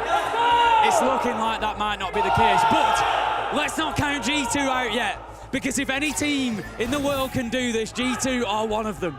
There is one round of Siege here to determine how this is going to go. Are we going to go to 6-5? Are we going to go to 6-6? Are we going to go to an overtime? Or are FearX going to get the job done right here and right now? We've just had a tactical timeout. G2 have been able to discuss between themselves. FearX also have that opportunity. FearX, they've looked electric at points so far today, and they've also looked very lost. There have been moments where we've questioned what they've been doing. I think back to Consulate, and I think there's a lot of question marks over that map. We're not in Consulate now, we're in Skyscraper. They've composed themselves beautifully coming into this after that 0-7 smashing they suffered on map number 2. Very, very important 2.5 minutes coming up for not only G2, but for FearX here to keep themselves fighting in the Manchester Major. Even if they win this, it does not qualify them to phase 2. They will have another match to play. They will have to go against another team. They will have to play another best of 3 to get themselves through to that next phase. But the big news will be the European giants of G2 will be no more in Manchester. Going to have Alamo underneath on the Solis. If they ever needed anything from him, he's been a little bit quiet this game after a huge Consulate. Now would be the time, Alamo. He's playing around that drone as well. I like this. Well, he knows the drone's there. He's trying not to get caught out for the time being. Rin He's been deleted by Benja through that Maverick hole. The wall will be opened, but finally we're seeing an opening come in for G2 here. They've suffered on that entry. Benja on the whole has been very good on this map. However, in the last couple of rounds, it hasn't been going G2's way at all. So the best start that they could have hoped for realistically here. Benja going to continue to see that pressure and maybe just see if he can try and get another before he is removed. Good boy manages to pick up Benja, and that's going to be another 3 versus 3. Mephi did manage to take down Doki, but Virtue was there for the trade. Can FearX keep this momentum going? We said that they needed something out of Alamo. G2 find it. He manages to pick up Good Boy. That gives G2 an advantage. 3 versus 2. And they've got a little bit of time here as FearX just take the pressure off. There is the flash, but Alamo, he runs headlong into Nova's arms. Alamar played that beautifully as well. Nova almost dropped the ball by jumping over the banister, and Alamar just got itchy feet.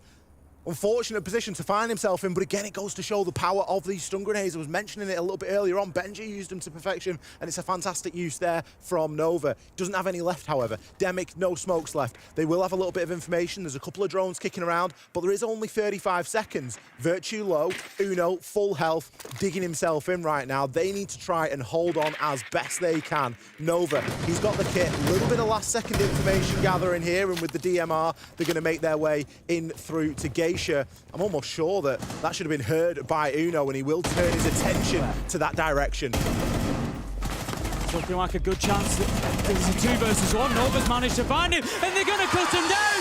Nobody gave FearX a chance on Skyscraper, but look at them now. They knock out the giants of G2, and they continue in this lower bracket run at the Manchester Major. What an unbelievable result for the Korean side. The celebration's evident from them. A fantastic performance on Skyscraper to lock it out. Well, I'm not sure how many people at home would have predicted that fixture going in that direction. FearX successful on our first map of Bank, successful on our last map of Skyscraper. G2, they are going to be pretty shell-shocked at that. One of the first teams to be eliminated here inside of the Manchester Major on Phase 1. And you can tell by the looks on the faces of the FearX guys just exactly what this means to them. You can also tell on the look of the G2 guys how they are feeling right now. Yeah, the faces of G2 say it all, really. You know, it's obviously they've had a difficult stage. Coming into Phase 1 wouldn't have been their expectation realistically. You know, generally we would think of G2 as one of those teams that auto-qualify to the second stage of the Major. They've had a tough one, and they're going to have to go back to the drawing board again and look, because they haven't delivered the performance that they would have hoped for here at the Major, and they are one of the first, as you say, teams eliminated here in Manchester. But the FearX boys, you gotta give them a hand. What a performance it's been coming into that. You know, G2 were the favourites, that's the reality. But FearX have fought for every inch of that. They've taken their opportunities, and more than anything, on Skyscraper, they saw their opportunity in those last few rounds, and they took it. As I've said previously, yesterday we saw them quietening off towards the end of the games. You said it earlier, on Bank, they seem to find that extra gear, and they've done it again on Skyscraper when it mattered most. They were lost on Consulate, and you would look at if you watch that game in isolation, you would write them off from anything. But it's a best of 3, and you've got to be cognizant of that. You've got to play every single map in the best way that you can, and they totally mentally reset after that Consulate coming into Skyscraper. We're very critical of teams on Skyscraper. We are very critical of the attacking rounds because we know how fine that margin can be, and they played it fantastically. Someone that I want to highlight is Mephi. We'll probably go over it again when we get a scoreboard up. But for me, the mental reset that he's given himself between maps 2 and 3, astounding. G2, of course, you know, they're going to be absolutely shell-shocked, as you've said, by that. Looking at the stats over the series, you know, this, as I say, it's really a terrible end for them to what has been a very difficult Stage 1. Looking towards the future, obviously, like I say, it's back to the drawing board a little bit for them. This isn't the level that they expect to perform at. They are hoping to be getting to the live stages as a minimum. They want to be getting in there to those big matches, and you can just see the impact on the players here. You know, the coaching staff as well, Titan, Ramalia, they're all in there, and it's heartbreaking to see. You know, this is, unfortunately, it's part of esports. It's what we come for, and at every tournament there is only one winner, and there's going to be team after team that sit there disappointed, and unfortunately for them, this is G2's turn. We're going to be saying goodbye to a lot of teams over the course of the next couple of weeks. As you say, there is only one winner. It just so happens that G2 are going out fairly early indeed here. FearX, on the flip side, they can hold their heads high. They're still not through, though. There is still another game here yet to play. Their fight does not end so soon, but for G2, it's back to the hotel and back home. A lot to think about, I'm sure, as we can see from the faces of the players there. It's going to be a very difficult loss to take. You know, at the end of the day, we're in a tournament where everybody can beat everybody. That is the reality, and we're seeing it here. But that's going to wrap it up for that game, with plenty more Siege action to come for you. We're going to take a short break, but don't go anywhere, because we're going to have a really interesting interview. We're coming back, and we're going to have a chat with Dark, the coach of FearX, and he's going to be able to give us some insight on what's gone right for them there.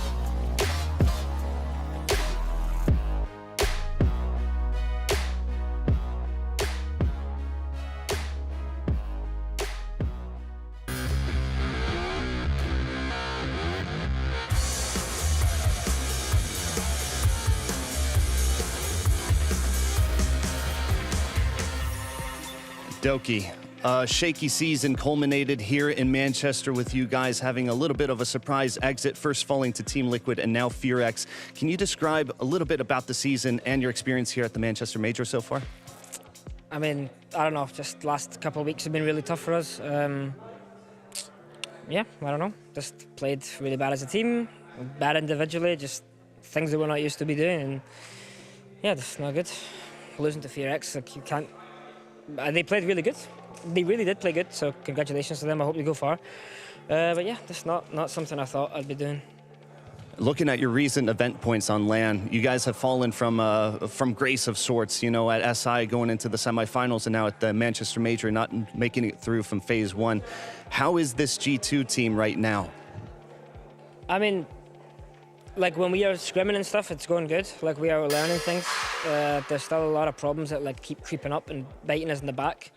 A lot were on show today, I thought, and yesterday. But I don't think it's a team problem. Like I like everyone on the team. Like I think we're all getting connected really well, and we all, you know, we're all good players, the best players. So I honestly I don't know what's next. Like I don't know. I don't know if there's going to be changes. I don't know if we're going to just knuckle back down and go again. But I'll do my best wherever that may be. So that's all I can say right now. And talk to me about these potential changes or shakeups that could or couldn't happen. What would you like to see happen right now? No, I mean I don't want any change to happen. Like I just said this because obviously it's a bad result. You know, like you can't walk away from a major like this and be like, okay, team's great. You know, it's not great. We have a lot of flaws. It's not an individual problem. Like individually, it's just like the way we play right now as a unit, it just doesn't work. And we can't transfer our practice into official games. Like that's bottom line, that's it. But there's even things in practice that creep up, you know, like 5v3 situations. How do we lose them? Like we play terrible in them, like individually as a team, like there's no set goals. We deserve to lose. Like I'm not walking away saying that you know, FearX outplayed us. They did, but like we deserve to lose. We played so bad. So there's nothing I can say right now that's gonna, you know, make anything better to the fans. Like I'm sorry to the fans. I'm sure my Twitter will be going crazy right now. People will be hating us, but you know, that's being a G2 player, being a G2 fan. So yeah, I'll do my best. But looking at your performance here today against FearX, you guys have been called a yo-yo team of sorts throughout the season. And now here at FearX, a close first map, and then second map, you guys dominate them, 7-0. And then going into this third one, things got closer again and you faltered. What kind of things happened there, and how do you stomp somebody in the second map like that? I mean, we know we can play so good. Like, this is what I'm saying. I know we are that team that can win everyone, win it convincingly. It wasn't hard. Like the Consulate was not hard. It was just us playing our default siege, our default games. Like we went, no stress. Like it was so nice. Skyscraper started off the same. I think some errors slipped in, maybe set off a few of our mentals, and like the doubt started to creep in. You know, like we are the most experienced team here, it said. But at the end of the day, when you're put up in a knockout situation against FearX, doubt becomes in the factor in your mind. You know, like it sucks. It fucking sucks. But yeah, just gonna go back to the drawing board, I guess, and take a little holiday, and come back and see what's next. Doki, thank you so much for joining us here. It's definitely a tough one, but thank you once again. We'll send it back to the desk. Well, I think that says it all, really. A tough interview for Doki to give. A lot of respect for him. You know, doing that, it's never easy coming out of a game like that, I'm sure. Play. You know, but very, very difficult for G2 at this point. It's a tough result, but, you know, we've got to look towards the winners as well. FearX, they did their part. As Doki said, they played well. You know, they've got to go in and win that game. It's not all about the game being lost. And, you know, they won the fights that mattered. They got the rounds that they really needed to. And, you know, a huge congratulations to them as well. We love getting Doki on the interview. It's usually on winner's interview because typically you do a winner's interview. It's always very genuine. But when you're in person and when it's like this, let's do a loser's interview and you get to feel just exactly what's going on. And obviously the emotion is very raw there. And Doki always gives a great interview, rain or shine. And again, you've mentioned it there.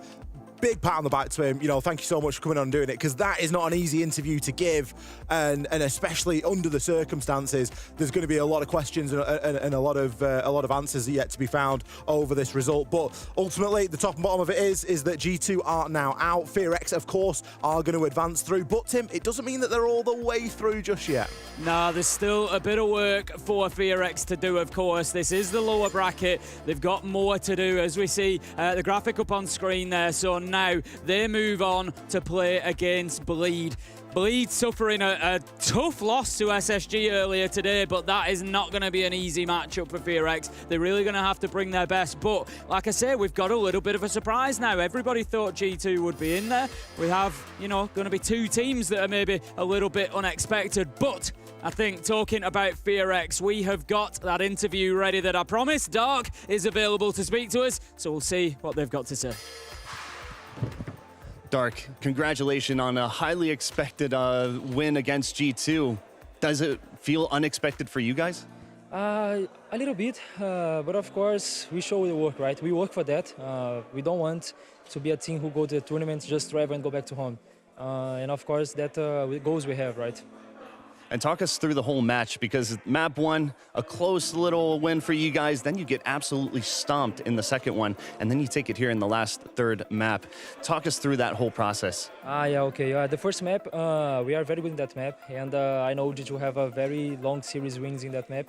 But we are playing very good at map, so I think we are very comfort. The second map, I think the team joined very slow in the map, and the Consulate is so defense. So if you play like that, like we play, I try to use my pulse to come back it and change, but don't work in that moment. We're going to losing rounds and play more slow with more fear, and you see we lose that, right? We have a good talk with the team outside here for go to the last map, and I focus exactly in this attack, right? Because skyscraper in defense is easy. So we're talking a lot how to play that map now, and be more okay, right? Don't be nervous, and everything go good in the match. And Doki complimented you guys on your play. You were playing very, very well today. How would you say that you guys prepped your game plan going into this matchup firsthand? Yeah. Well, one thing special about them is about aggressivity, right? They are very good players individually. So we focus about this, to be careful about that aggressive moments. And other things we focus was about to be careful different threats, because they have a pool very big about variation threats, and I try to show many things for the players and for them memorize this. So the preparation was good because of that. I think many things they use we know about that, and it's that. And then looking at the Manchester Major so far, you guys have been, you know, up and down right now. What's next going into the last match here of Phase 1? Yeah, in some minutes we go fight Bleeds, right? For us it's insane because we don't have a time for a brief. But we have a big match now with G2, but don't have a reason to be happy, right? If you lose the next, we go home. So of course I gotta use all my power to the next match. And just one more time, thinking about that next match, how do you guys stay calm on your nerves? How do you guys focus, and how do you guys prep for it with such little time? We have a mental preparator too in the team. Is a Brazilian woman, Alessandra. So, obrigado, Alessandra. That woman helped us a lot. So that things is a team. We focus a lot in that team. So I think we are prepared about this. Good luck in your next match, and congratulations on the win. And back to the desk. Well, there we have it then from Dark. Obviously, a lot of confidence going to be carrying forward, but they know that there is still a job to be done here. There's another game to be won. It's not easy sailing. They've still got another elimination match to do.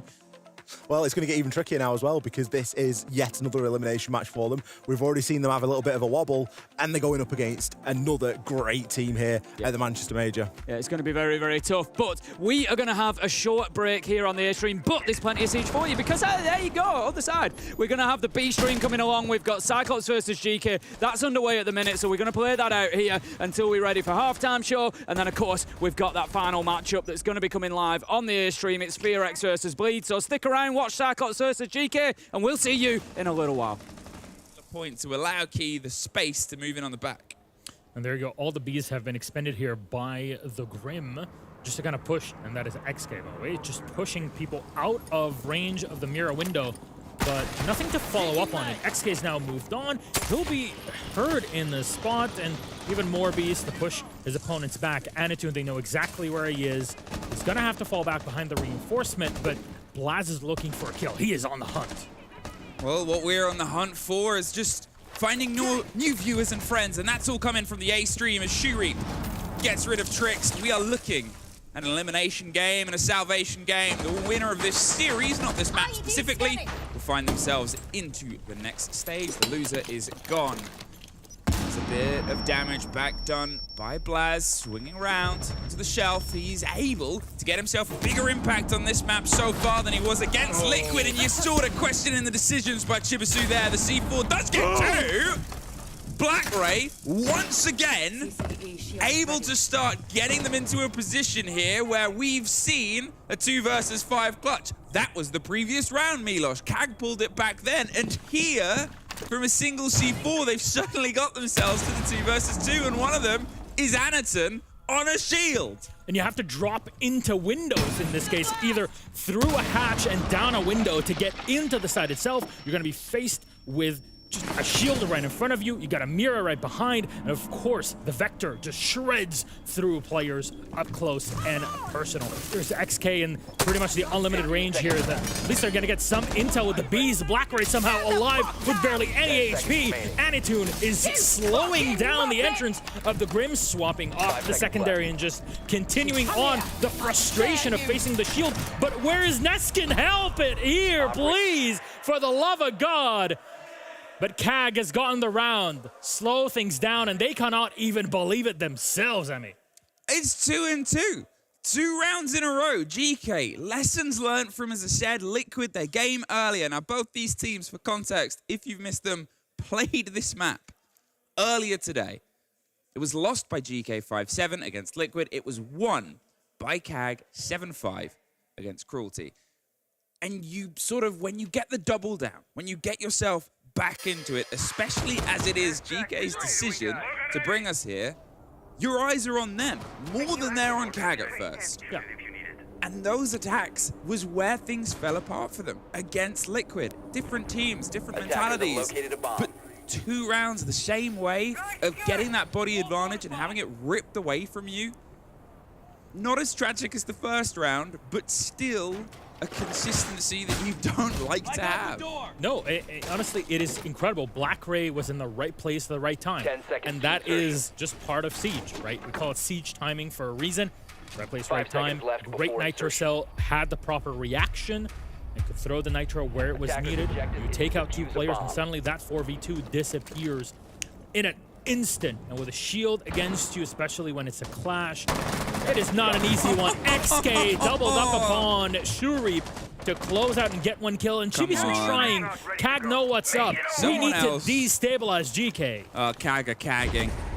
That's the worry right now. I've seen this team throw themselves out of more siege maps than any other across the many years we've been able to cast them, and if they start getting confident, it's that conversation we have about experience and about ambition and about getting themselves set. Although, technically and statistically, GK have had the better recent runs. This is the first time they're hitting this event with this proper roster. This is the first time that they've been able to sort of get their ground together.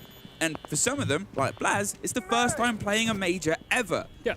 Kag have experience. Although there's a spread of teams, recently they've been across different boards. Blaz is almost caught out just by the Fenrir, and Shuri, who has been a bit of a power player, is unfortunately pinched pretty cleanly. But now they're in the middle of Kag's hold. You've still got Cyrenaica above. He's going to see if he can try and win out his fight before he knows he'll get surrounded.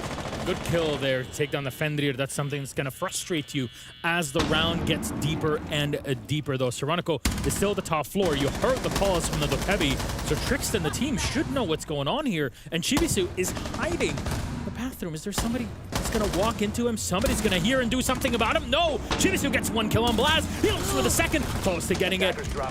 SMG in hand goes in, but the drop, the dolphin dive with the DMR gets it. The other from Cyrenaica. 3-1, and 1 is left alive. Trix on his own. There's the SMG kill. He got 2. Cyrenaica got 2. He was in a box, and they had all the utility in the world, Milos, and they still could not remove that man. Called, cornered, and unfortunately sent packing. A 2 versus 1.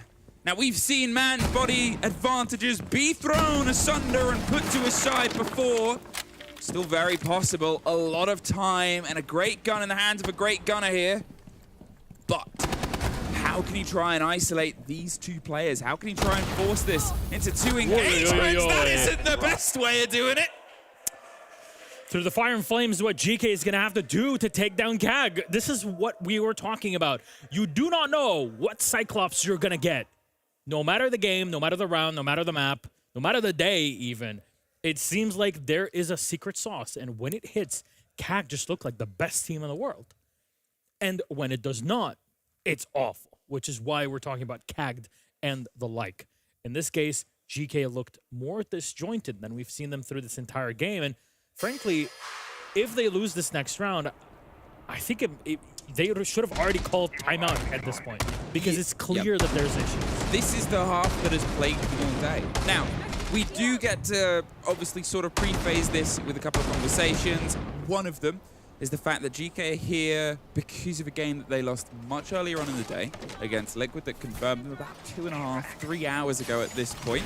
It's this topic of conversation that, you know, we'll always sort of ask Fox about and ask Lax of whether you prefer to roll yourself straight in, whether you prefer to get warmed up. And people don't like to cool off. They want to keep going. Absolutely. CAG has come in hot. They've come in off the back of their, you know, 2-map victory against Cruelty. They're straight into a similar series with the same starting map. It's almost like they have the freshest possible dry run for it, and you can see it in the energy that they're delivering here. Now, it is a game of two halves. There's no two ways about it, but really, it should not be 3-0 up for CAG right now. Absolutely. There's no two ways around it. These rounds were won by basically CAG's skin of their teeth, but honestly, they were just in the right place at the right time. You can't really analyze.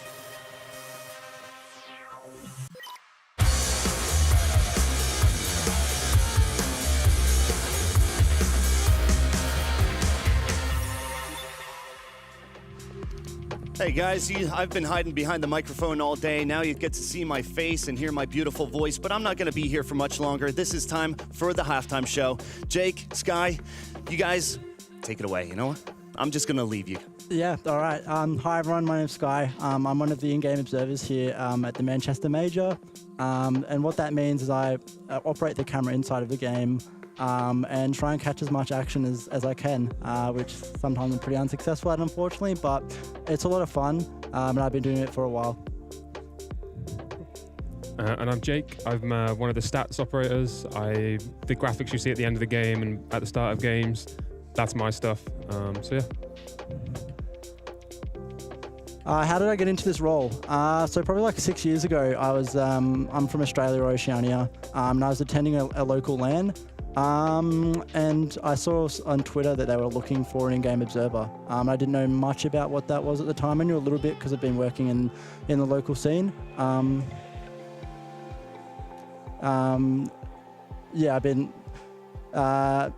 been contacted to be a part of this event as an observer. And yeah, I did that, and ever since I've been observing the game, and I love it. It's a lot of fun.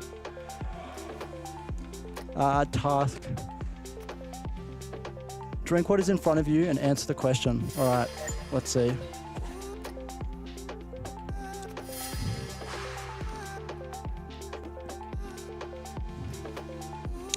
How did I get into this role? I think I just answered that, but yeah, 6 years ago, went to a local LAN and got lucky, I suppose. How long have I been involved in R6 Esports? About 6 years.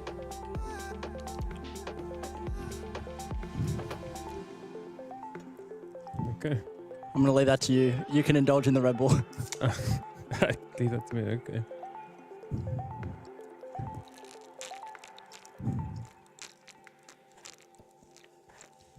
That is a phenomenal Red Bull chug. Got to do something right. I've been involved in R6 Esports for now, must be like 6, 7 years now. Before this, I was coaching and doing analyst work, not very successfully. And so then I ended up doing the stats operator role for about 4 years. What is the worst part about living in Australia? Probably being so remote. Put a loop. All right. The worst part about living in Australia is probably being so remote from everywhere else in the world. For example, getting over here took like 24 hours. And I'll also say additionally to that, having to live so close to James Marta Stewart, one of the talent at this event, is a distinct difficulty. I don't enjoy that very much at all. The most difficult part is probably the long hours. I do a lot of different regions, so I do a lot of different regions from NA to North America, and so I end up having to get up at say like stupid times and stay up until 5-6 in the morning. So my sleeping pattern's usually messed up. Rock, paper, scissors. Winner gets to ask the other a question. All right. All right, ready? I've been given permission to take the lollipop out. Ready? 3, 2, 1, go. Yes. All right, my question for you. What is your least favorite part about working in a stats job? Oh, my least favorite is honestly usually fixing things when they go wrong. If they didn't go wrong, it would be fairly easy, but there's usually things that go wrong that I end up having to fix, and that takes a lot of time. Fair enough. Sky, you work at Rec. How was your transition to an observer? So actually it was kind of the other way around. I think I started observing, and part of like observing was me wanting to kind of branch out a little bit and do as much as possible. So yeah, working at Rec, I get the opportunity to work on lots of cool stuff, specifically like broadcast and project management, which is a lot of fun. What do I do outside of working R6 stats? Well, I actually teach. So I teach esports to a group of students at Cardiff and Vale College. So yeah, that's what I do. I teach.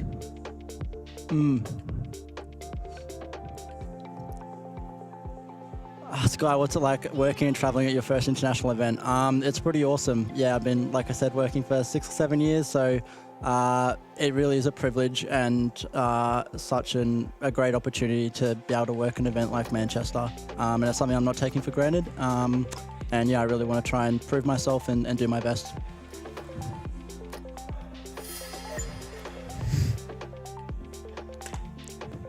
All right, cup stacking challenge. Here we go.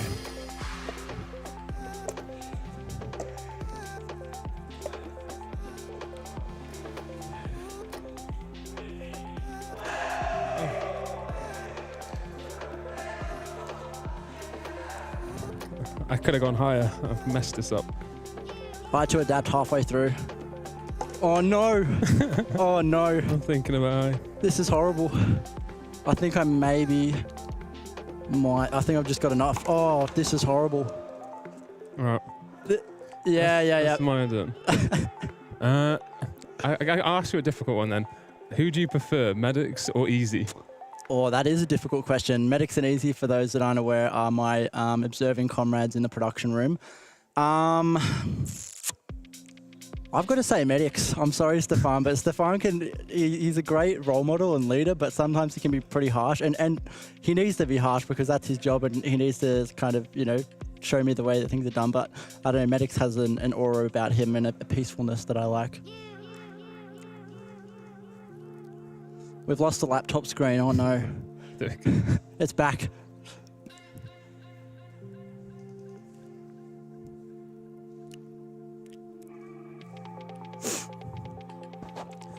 What advice would I have for anyone looking to get into esports? One, you've got to do stuff outside of like the everyday stuff. You've got to put yourself out there. You've got to be willing to make contacts, ask people. The way I got into my stats job was actually a post from Fresh and Des that I responded to. And if I hadn't reached out and put myself out there, I wouldn't be doing this 4 years later.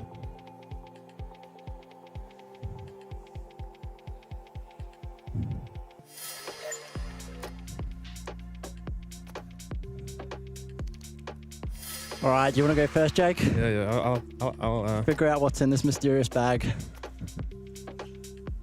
All right, I've got my guess. Yeah. All right, I've been told it's fragile. Oh my, what is this?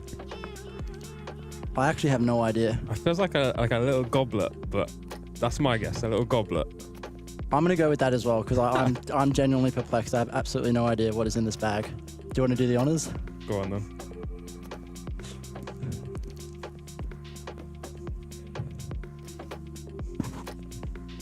It is it's a little Manchester Major. Oh my, that was a really good guess from you.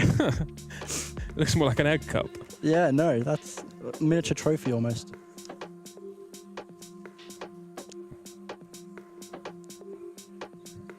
My favourite gaming chair would probably be... I mean, I've just got a crappy IKEA one, if I'm honest. So I guess I'll go with that. Yeah, same for me. I think the gaming chair I'm using is just some second-hand chair I've had for like 7 years or something that Mum gave me. So the old and faithful is what I've got. Also, blacklight gaming chairs, you're incredible. Would recommend. Awesome. Bye. Thanks for listening. Yeah, thanks for tuning in, everyone. And we'll see you in the next game.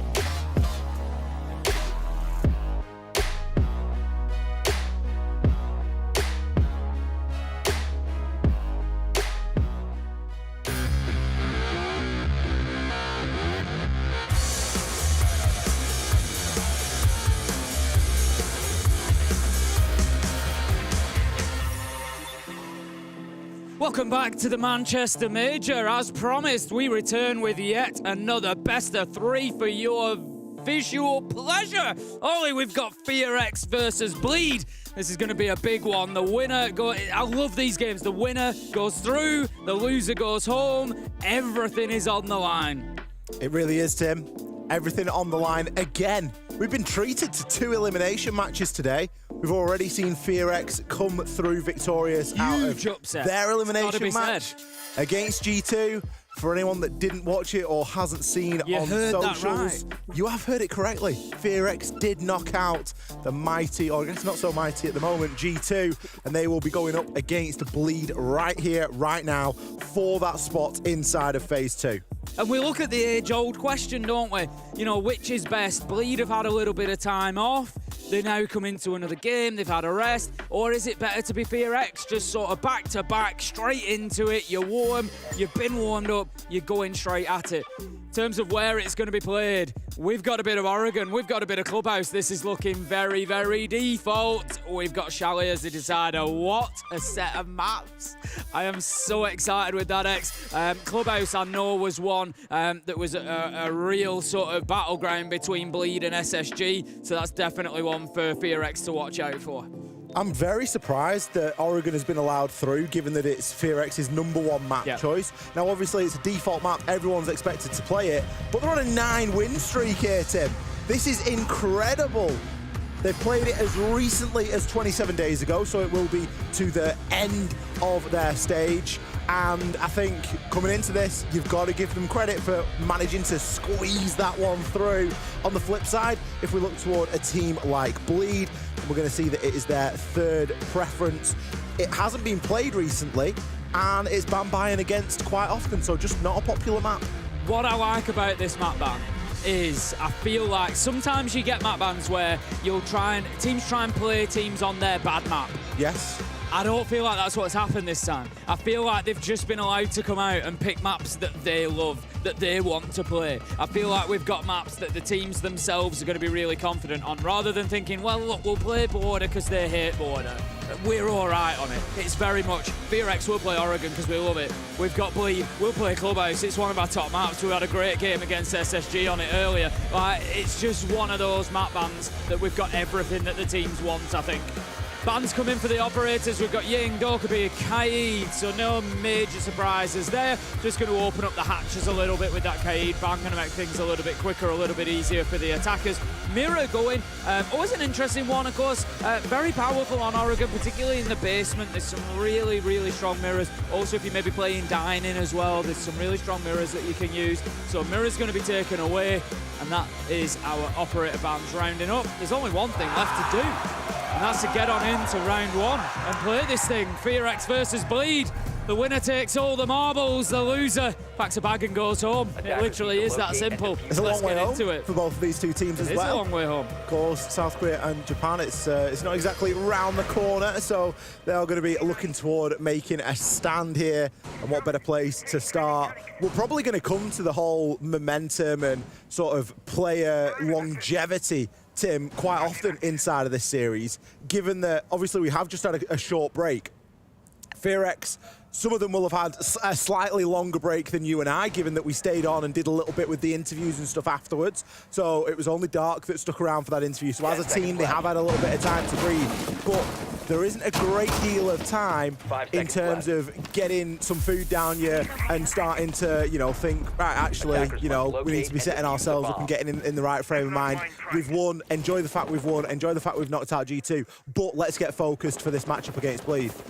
Absolutely, let's get into it then. Action phase, round 1. No messing about. This is where we make some serious decisions. Of course, both of the games that are on at the minute, A and the B stream, are both having those same outcomes. Cyclops play Geekay on the other side.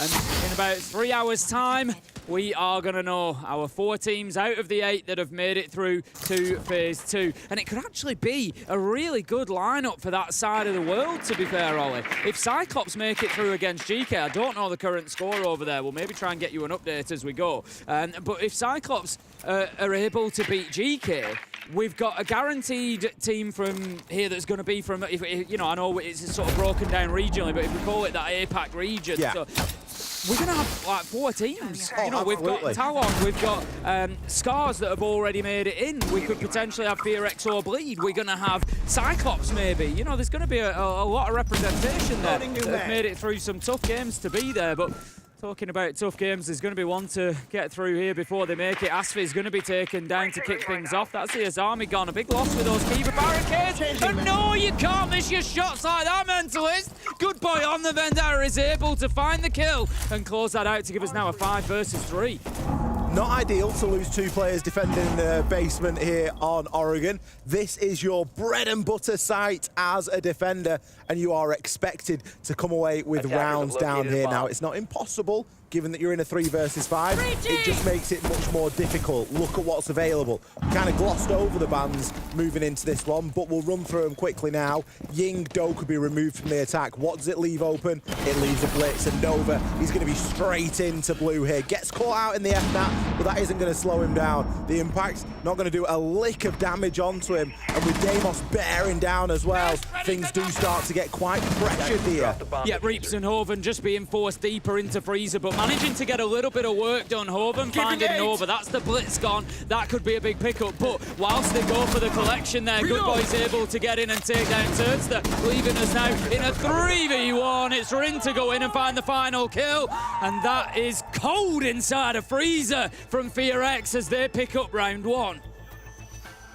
Doing a good job there of isolating those players. They'd got the early map advantage. They were able to quickly then overwhelm and identify where those remaining roamers were, whether that was using the blitz, pushing through blue and getting control of elbow, and in conjunction with the Deimos, you've got the death mark going through there. You can see where these players are and you can further start to isolate.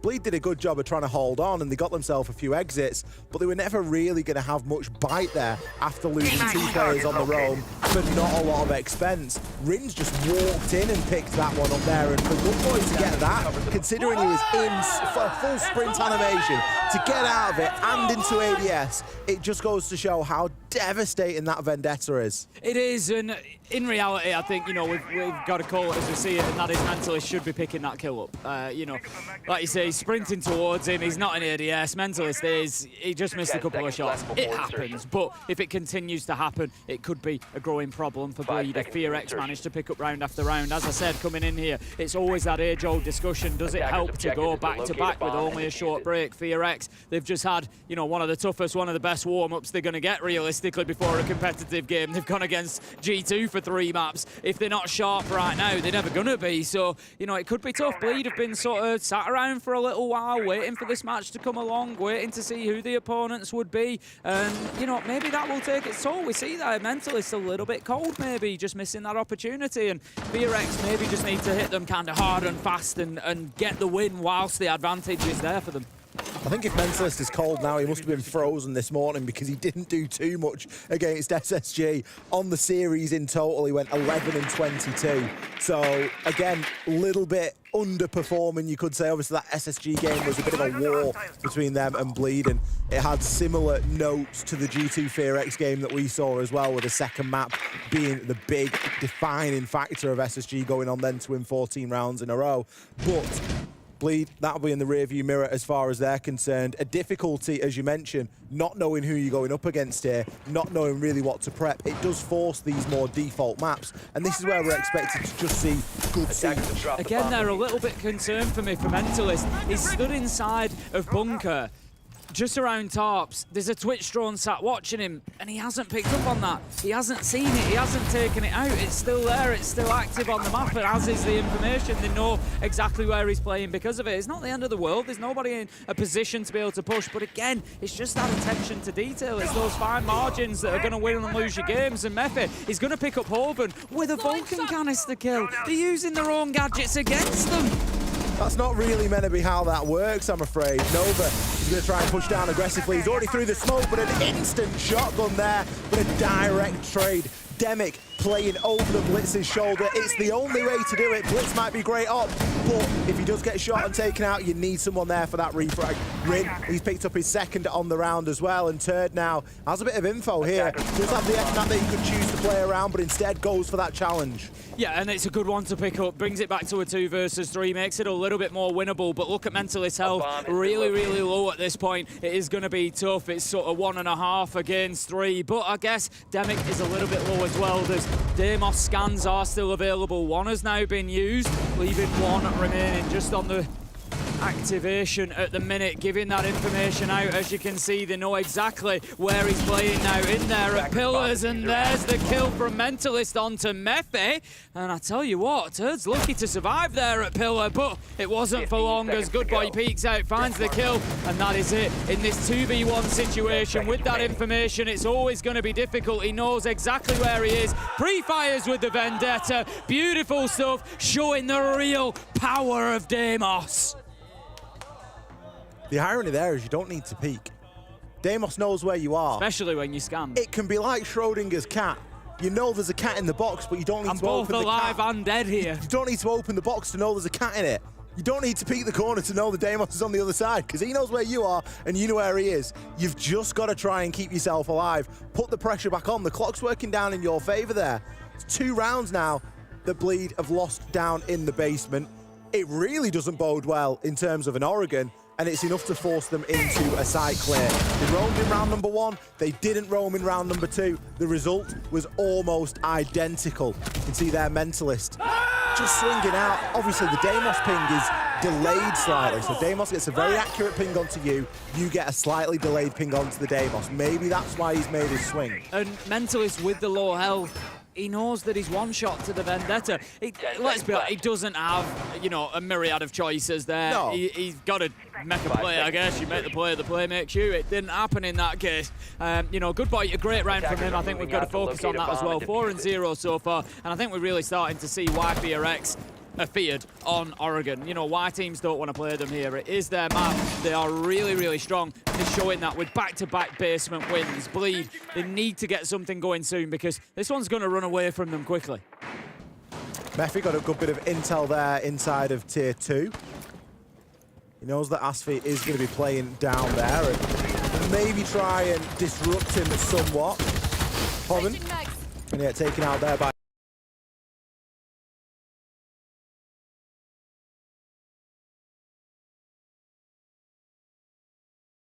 there's loads of places you can build your fortress.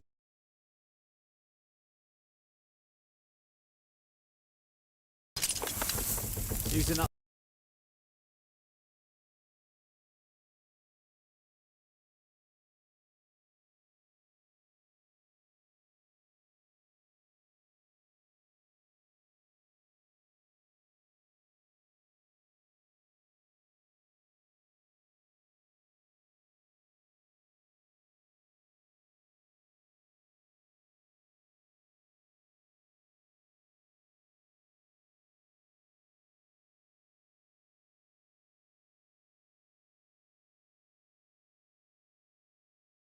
here on this Toxic Babe can pushing into Attic can make things a little bit difficult.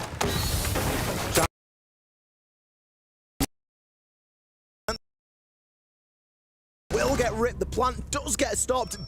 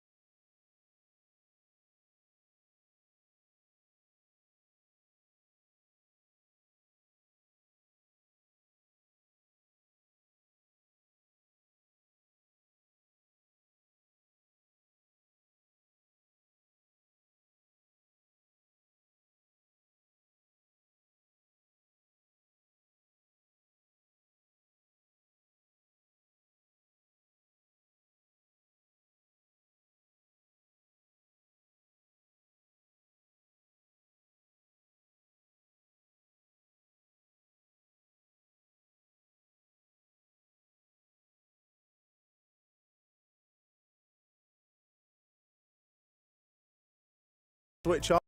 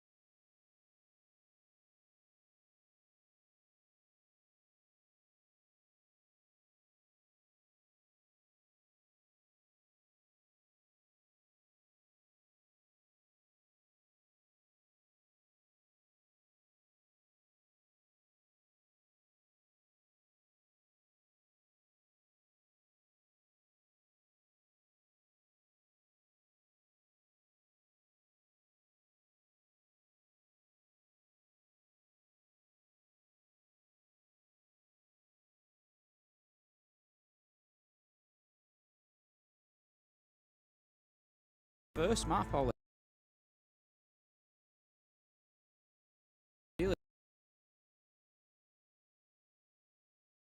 They've had a funny season in Japan. I've covered, of course, the majority of the Japan League this stage. I was lucky enough to be able to do so. It's a region that I really enjoy watching and covering. And Cyclops were a real rollercoaster team. You'd have them performances out of them. They've got a new player in Shurip, and they've changed things around a little bit. And it's been sort of tough for them, I think, to find like their new identity. And Black Ray's been, fitting into his role, and it is now his role rather than being shared. And it's been an interesting one for them, but they struggled a little bit overall in the stage. And then towards the end, in the sort of LCQs and the playoffs, we started seeing them a little bit more like we'd expect for Cyclops, and it's good to see that they've come here to the major and that has continued, and their form seems to be picking up and up and up, and they could well be on for one of those qualification spots if they continue. They're going to have to win that match against Geekay, of course, who are more than capable of coming back, but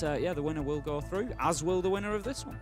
It could also be a 3-mapper. Could be a 3-mapper. Where Cyclops just start doing Cyclops things all of a sudden. Who knows? Certainly could. Obviously, that game has only just started as well. Both the games this morning finished at a reasonable time. Nothing going too long. So we are well on schedule here today. If you have only just joined us, we are on the Bleed versus FearX fixture right now. We are on Oregon. Just getting a small tech pause out of the way. I'm not entirely sure what caused it, but it seems as though players are starting to filter into the lobby. So once a final couple of checks have been done and all of the round history has been inputted, we will be getting ourselves back into the server very soon. And as the fist bumps commence, it looks like we have got the green light to go. FearX currently lead by a clean 3 rounds on the attacking side. Bleed, previous to this timeout, or technical timeout, did take a tactical pause to discuss and to try and bring a little bit of stability into what has already been quite a turbulent start here, given that you are expected to win defensive rounds here on this map. FearX as well, I think it's worth saying at this point. Obviously, the win against G2 was fantastic for them, but also, showing, again, a good upward trend. Coming through the Korean League, they finished 4th overall in the group stage, heading into the playoffs, and then ultimately lost out on the direct spot to Phase 2 to PSG Talon, playing them in the final, but then made their way through the LCQs. Again, did very well, very consistent, being able to beat D+ back-to-back. They had to beat them, and then they went down into the lower bracket and then came back through and had to play him in the grand final. So beating them best of 1, beating them best of 3, and have been pretty convincing, really. And then we get them here into Manchester, and they're showing that they can compete with the big boys. It's as simple as that. So a real shout for FearX to be progressing at the minute. I think, to be honest, I would always expect Oregon to go towards them. They are, if they're not losing Oregon, then there's a problem for them because it is their top map and they really should be winning here. So for me, I think map 2 is going to be particularly important. We always say, all teams, if you want a good run at a major, you better be able to play Clubhouse. You know, we know why Bleed have picked it. It's a good map for them. It's lower in the preference, much lower for FearX. If they can come in and put a good performance in there and continue this momentum, that could be a real defining moment for them. Of course, Bleed have already played that map a couple of times already. They played it against SSG and they were successful, and they played it in day 1 against... oh no, they didn't play against CAG. I thought they played it against CAG as well. Maybe I'm getting confused with the other game. But they've at least played it against Space Station, and they were able to take... That was the only map that they took in that series earlier today. So showing a little bit of comfort, at least, on the map. And again, it comes down to the age-old. You know, it might be a very default map. It might be a map we expect everyone to know, but win your map and win the decider, and you've got the best of 3. That can often be as good a strategy as any. A little bit of an extension that is slowly but surely making its way back down. So, whereas they went for a pretty significant roam in round 1 and died on the roam and then lost the round, they went for a turtle in round 2 and still lost the round, didn't really die on the roam because they didn't roam. This time they've gone for the sort of halfway house of, we're going to go up and waste a little bit of time and we're going to try and burn this clock down. Good Boy's going to be sending the Twitch drone down, just looking for any utility. Quite often you'll have prox alarms, you might have a Wamai magnet, you'll have all sorts hidden underneath there, and FNAP particularly with Mentalist this time on the Fenrir rather than the Wamai. So just making sure that there was nothing there to clear out. Of course, the potential for the Vulcan canisters as well. Nova trying to find the angle there, but the design of the canister is such that you shouldn't really be able to shoot it from. Twitch drone will come in to do the job for him, and you get a little 2-for-1 there. Obviously, you're looking as a defender to blow a deal of time in between, but when they both get blown at the same time, of course, the disruption effect does as long as you don't get the first one going, wait, second one going, it's just out, and that is going to really need, because there are only with no on heavy drop here. Third managing to pick up a double, and this is looking good for Bleed. 25 seconds. Have to find. Do go in and manage to pick up Third in a late trade. Mephi managing to get that one over, but 15 seconds left to go. There's not much time. Aggressive. Bleed.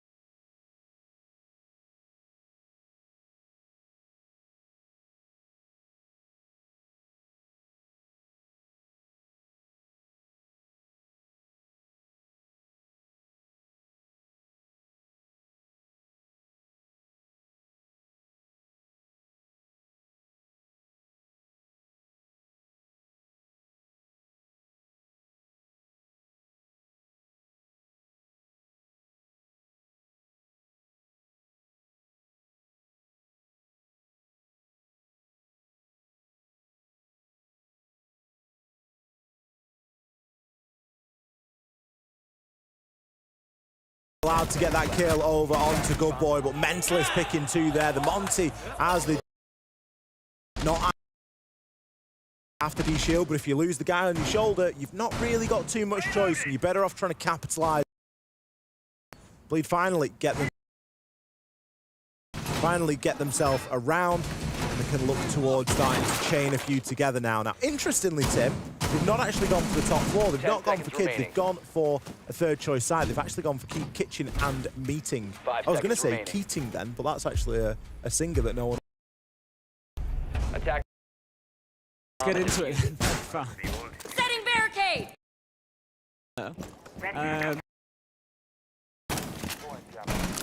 Important places for the defenders to hold on.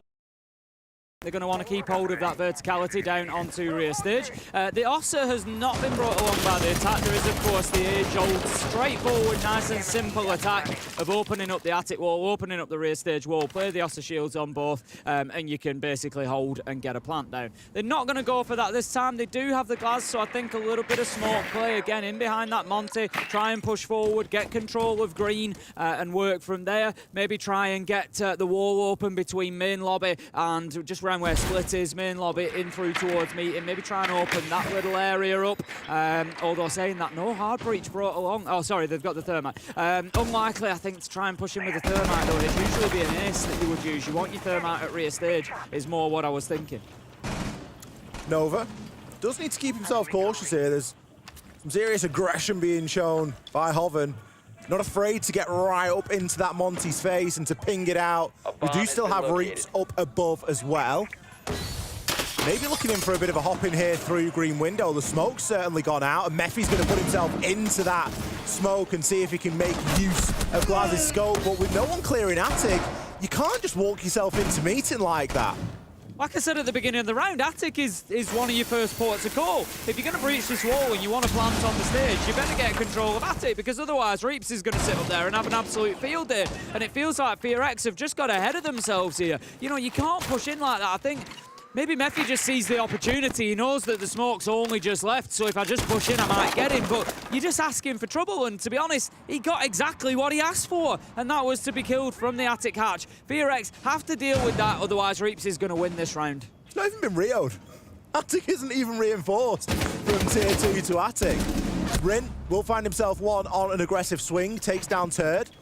They still haven't got control of attic, and that is a problem. Although, they're holding the long angle, they're pushing up now. And I joke about it not being reinforced. Even then, you can still hold it, and it is maybe more advantageous to actually hold it that way as an attacker. So maybe they've been done a little bit of a favour there. Nova can get himself into the site all he likes, but this is the backstab here from Good Boy. Caught out on the camera. Turd will be watching that. You can see him frantically flicking everything at the moment. But these players from Bleed, they're just digging in for this final 20. Yeah, Bleed have still got somebody lurking up above. I'm not sure if it's Reaps that's gone back, but if it is, he manages to pick up Good Boy. 3 versus 2. I think Good Boy was looking to get above to try and clear that out, but there's no way that FearX win this now. Nova is 1 versus 3. Pistol only manages to find his man, but with the one up above, 5 seconds to go, he's going to have to get the kills. Doesn't have diffuser in hand. He knows that it's done, and that's going to be another round taken for Bleed. And FearX, they looked a little bit more like the FearX we saw on Consulate there. Just missing steps, not taking important ground, not dealing with situations that they needed to, just getting ahead of themselves. It goes back to the basics, doesn't it? You know, I'm pretty sure that it was Good Boy that had the kit there, because that's where it ended up after he died. And he's the one that's tried to backstab through dining into kitchen. Why he's got the kit, I will never know. Because the kit should be either on the Monty or near the Monty, so you can use the Monty to get that plant down in some way. Maybe we get a little bit more visibility on it here. It's Demic, it seems, that had the kit for a brief time. At least that's what I got to glimpse. So maybe it was him that left it over there in toward green or something. But at the very least, I think FearX, they've tried to skip straight to get the plant down step. Very similar to Consulate, very similar to their attacks of Garage on that map, where they just weren't interested in Alamau above. G2 punished them for it. Ultimately, it didn't matter in the context of the series, but it's a mistake that is going to start to show again. It doesn't matter which point of entry you want to push from. Short of the wall next to split, I will discount that a little bit. But otherwise, if you want to push from dining into kitchen, if you want to push from green corridor into kitchen, if you want to push into rear stage, all of that can be watched from above. You want to push in from security to kitchen, it can be watched from above. You have to get the top floor if you're attacking onto that site, and FearX have just paid the price for not doing. And right now, with Bleed getting 2 rounds in a row, you can see they're starting to build their confidence up a little bit here. They're at the windows, they're looking for those peaks, and you know, we know that Turd's a player that, given an opportunity, he will just get really aggressive at you and go for those big moments. I'm surprised we've not seen the Bosch GA-Cog yet. It's one of his favourites. Maybe he's been told by Julio that that's it, it's elimination, man. You can't be messing around on this Bosch GA-Cog any longer. We need you on a gun, so we need you on someone with a bit more utility. Hit a 3-speed with it, and it's got some serious stopping power. I still can't wait to see the spawn peek he did on Labs yesterday. where he hops out, hops over the banister, and you just get a glimpse if someone's coming over the helipad. Going to be looking to try and get into Armory Hub and just holding out the Monte for the time being. That'll be easily cleared, but just burns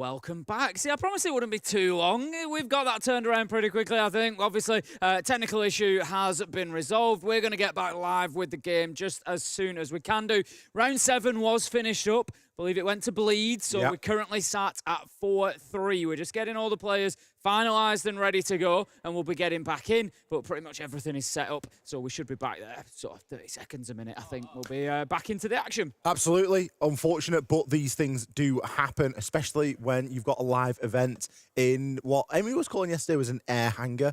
I was calling it more of like it's like a shed purpose-built for events and things like that, of that nature. The argument for the air hangar was that there was no like door that an airplane could get through, so how can it be an air hangar if you can't get a plane in it? It might be big enough for a plane, but there's no door, so you'd have to build the plane inside, then you won't be able to get it out.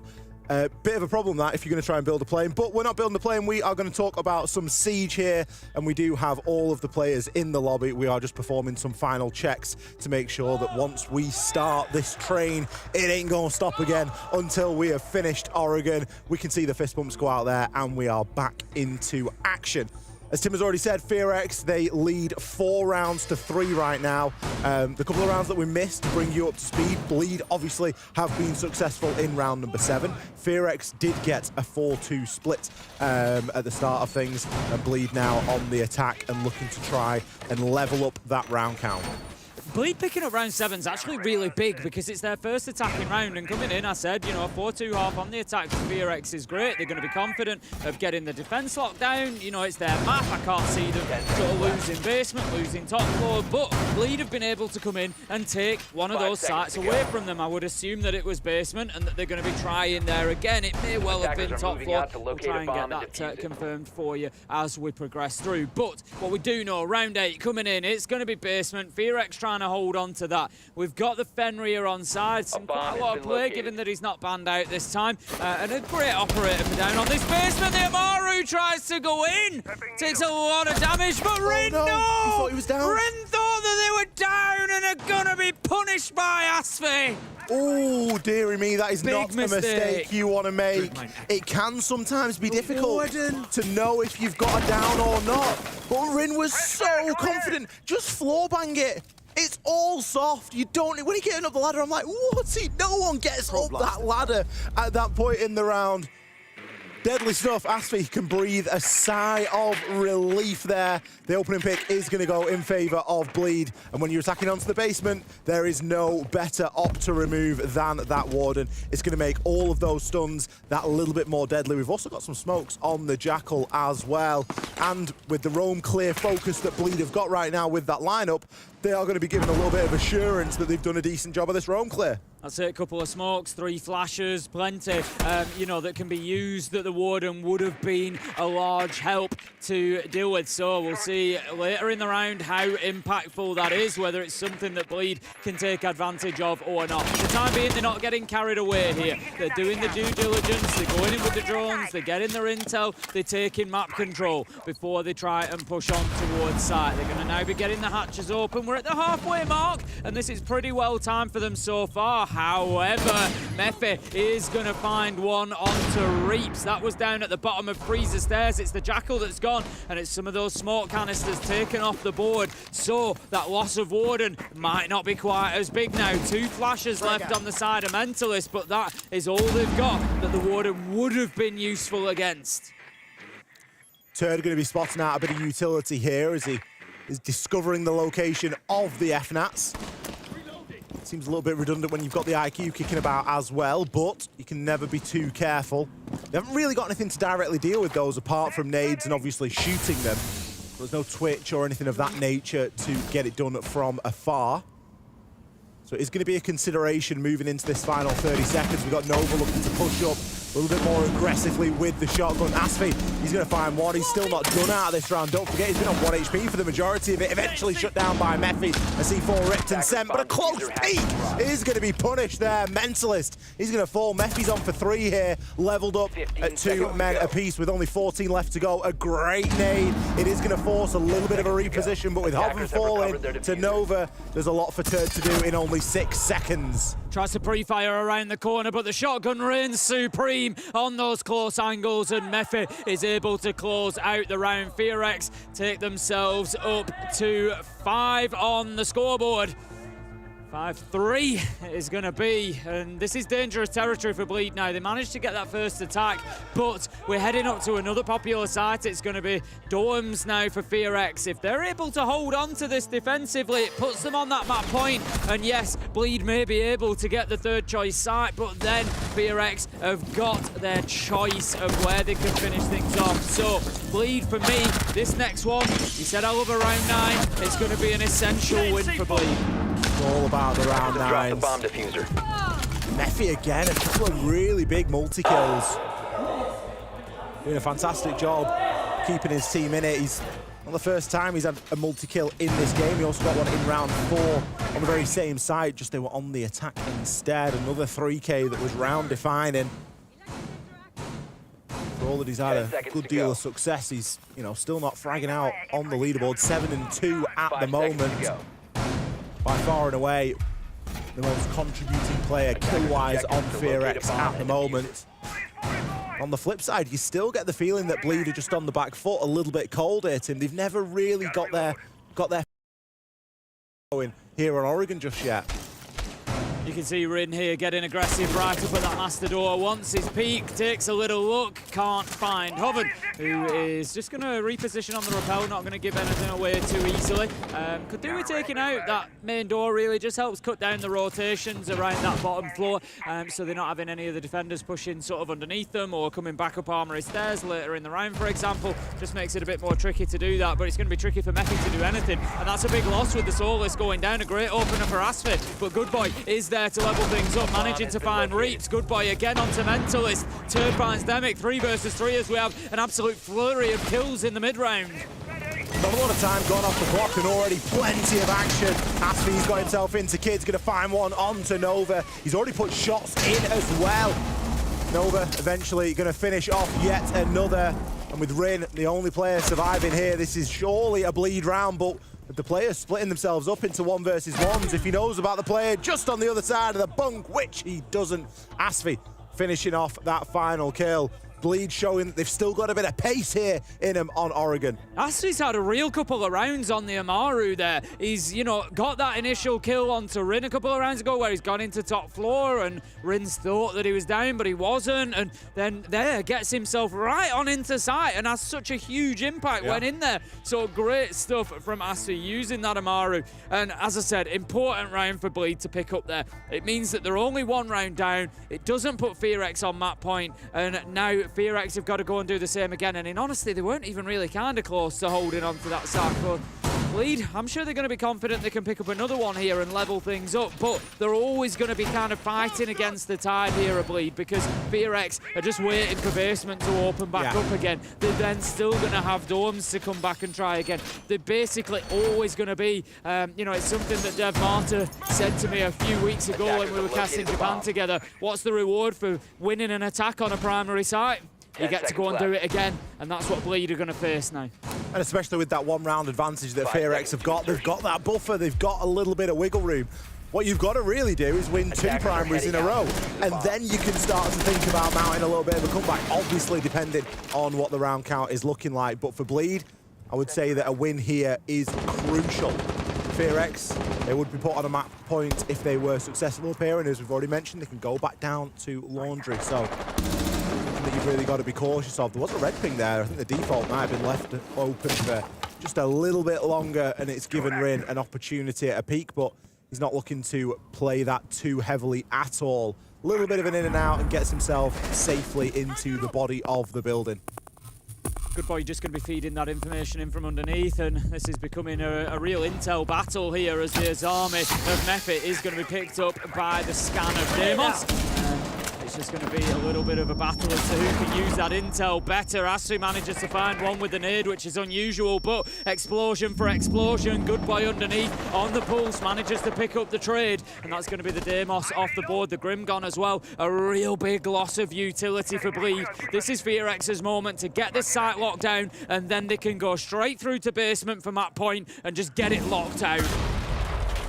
Bleed are quite split up at the moment as well. Reaps, he's going to win his one and turn another. This has already become very doable as Reaps grabs 2 on White Stairs. Nova left in the clutches here. FearX have gone from a very comfortable advantage here to being right up against it. And Nova's just going to give himself away. He knew that there was a player there on White. Reaps just found 3 without moving his feet, Ace. Yeah, tough one from Nova there. I mean, there's nothing wrong with having a look on White Stairs, make sure they're not coming up. It's got to be a quick peek. You've got to be, I'll have a little look and I'm back in. You know, it's got to be, you can't just strafe slowly out to the top. If you're going to do that, you got to pre-fire. You got to, you know, the last thing you can do is just walk out to the top of the stairs. Wander. You get caught out. He's in the current. He's firmly caught in the current. Breezing along with it. Nova taken out at the end there. FearX managing to, ultimately being overcome by Bleed, who managed to lock out that round, get it back to 5-5. As I said, the difficulty for Bleed is they're always fighting against that current a little bit because they're always going to be going into primary sites now, or what we consider strong defensive sites. But FearX do call in the tack timeout. They're not happy about being chased down. They know that round should have been theirs, realistically. Got themselves a good advantage, and Bleed just able to really turn it around there towards the end. It was brilliant stuff from them, and FearX, no surprise, are going to be heading back down to basement. I would say that timeout is as important for Bleed as it is for FearX who took it, because Julio in that timeout can give them a lot of valuable information. Obviously, what they've been doing in the last couple of rounds has been working. They've also been given quite a few opportunities, but something that we do see Bleed do occasionally is get a bit overconfident. They've just won a couple of rounds in a row there. A brilliant moment to just drag them out of it and say, look, you're doing great. Don't screw this up. Don't get too overconfident now and start to think that you can just go in and one-man army everything. Continue playing in the way that you have been, because they've really dragged themselves back into this one. They've now got the prospect of attacking down into basement, which is fine, but in the back of FearX's mind is, we need 2 rounds to get this one over the line, and we've not been successful upstairs yet. That's it, FearX. It's got to be a bit of a mental game coming in because, of course, moving on to Clubhouse, they know that it's a map they're not fantastic on. Bleed are going to be very, very good there. Already had a good win against SSG today. And I'm just wondering if maybe a little bit, and, I don't know, I'm surmising at this point, but we've got to remember FearX have come through a very long game against G2. Bleed have had a game against SSG this morning that's going to have been tense. It's, they've been sort of beaten up a little bit on there, but they've had a break. They've come away from it. And at the beginning of the game, you could kind of see that Bleed were a little bit slow into this one, but now that they've got themselves revved up again and they're warm and they're ready to go, I'm just wondering if the inverse is true of FearX. The fatigue maybe just starting to tell a little bit. They've been playing for about 4 hours now, including that G2 matchup, and ultimately it is going to have an impact at some point. And you've already mentioned about them taking their foot off the gas yesterday. We're kind of yet to see that today. It hasn't they've been much better to the same extent, but it's in the back of your mind of like, it's a possibility. It's something that may happen at some point, and especially the longer that this series goes on. They've already played a full 3-mapper against G2. Granted, there was a 7-0 in there, so it was a quick 3 maps in the grand scheme of things, but this is shaping up to potentially go into an overtime. All of a sudden, they're going through the absolute ringer in 2 best-of-3s to get themselves qualified into Phase 2. They haven't chosen to roam too heavily here in round number 11, instead just choosing to take advantage of the safe spots naturally presented inside of basement, and as such, it's given Bleed pretty much free reign to get all these hatches open and to establish themselves. Mentalist is crouch walking everywhere at the minute, and I think it's basically he's trying to keep himself off the radar. He doesn't want them hearing him walking above so that they can go, oh, they've got a shield up there, because they want this to be a little bit of a surprise factor. I don't know exactly where they're going to use Mentalist. It's going to be the hatch drop. In he goes. He's looking to get himself into sight. The keeper barricade prevents where he wants to go, and it's completely failed. It's had absolutely no impact. Really well played from FearX, using that utility just to prevent, whether it was knowingly or not, it's still got the job done. Rin's going to take a ton of damage on the back stairs, slips away from the fight, but Demic picks up turd elsewhere. 5 versus 2, and FearX looking good in the basement to get themselves onto map point. Reaps has still got a big part to play here. There is a possibility, 30 seconds on the clock, and a player softened up on the side of FearX. Hoven finds Mephi, stun goes out, Reaps pushes off the back of it, Freezer already cleared, can now start to pick his new opponent. Good boy. He's going to shut Hobbin down and put Reaps in even more of a difficult position. He doesn't even know where the push could be coming from here. He's just got to take his chances and pre-fire. As far as FearX is concerned, they don't want to push this, but they've already given 2 away. 6 seconds left on the clock. Doesn't find Demic. Honestly, Tim, there's a world there where he picks up that headshot onto Demic and then it gets a real tense 4 seconds. But FearX, they knew what they had. They had a 4 versus 1 and they had the time tumbling down in their favor. Map point here for FearX. Yeah, I think FearX will be hopefully taking a lesson or 2 from that. You know, if you don't need to peek around that corner, maybe don't. But it's hilarious. They're all laughing their heads off. It's absolutely hilarious when you pick up the kill and you don't lose. Imagine in the rank style. But if you'd have lost, you'd be getting roasted by now. Bryn, just seeing that hold again on the rear stage stairs.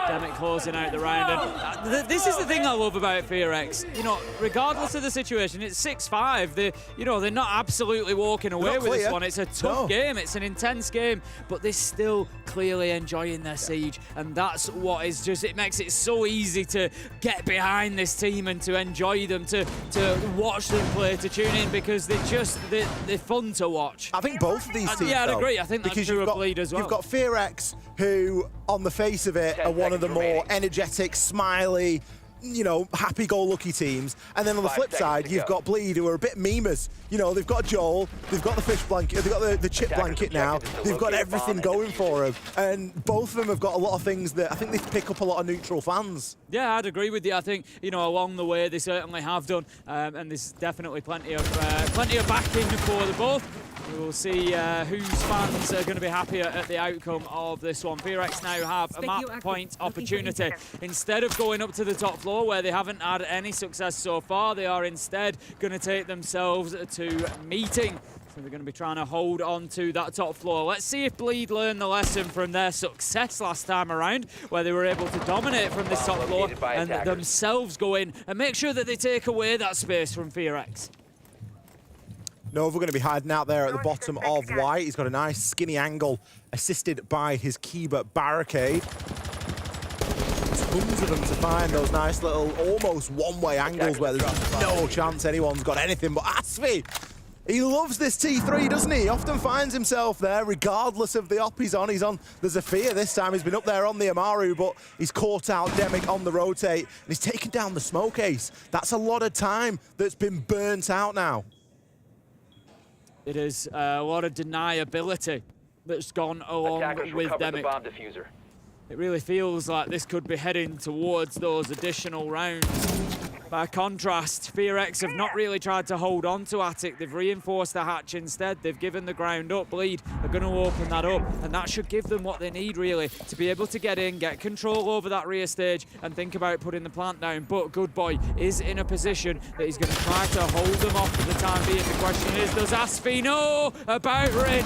Rin has a little fight, has a little think about going back for more, but decides, no, it's time to get myself back to site. The player a little bit late there onto the shower window as well. You could hear it just getting punched open, trying to catch Rin on that rotation, but not successful in doing so.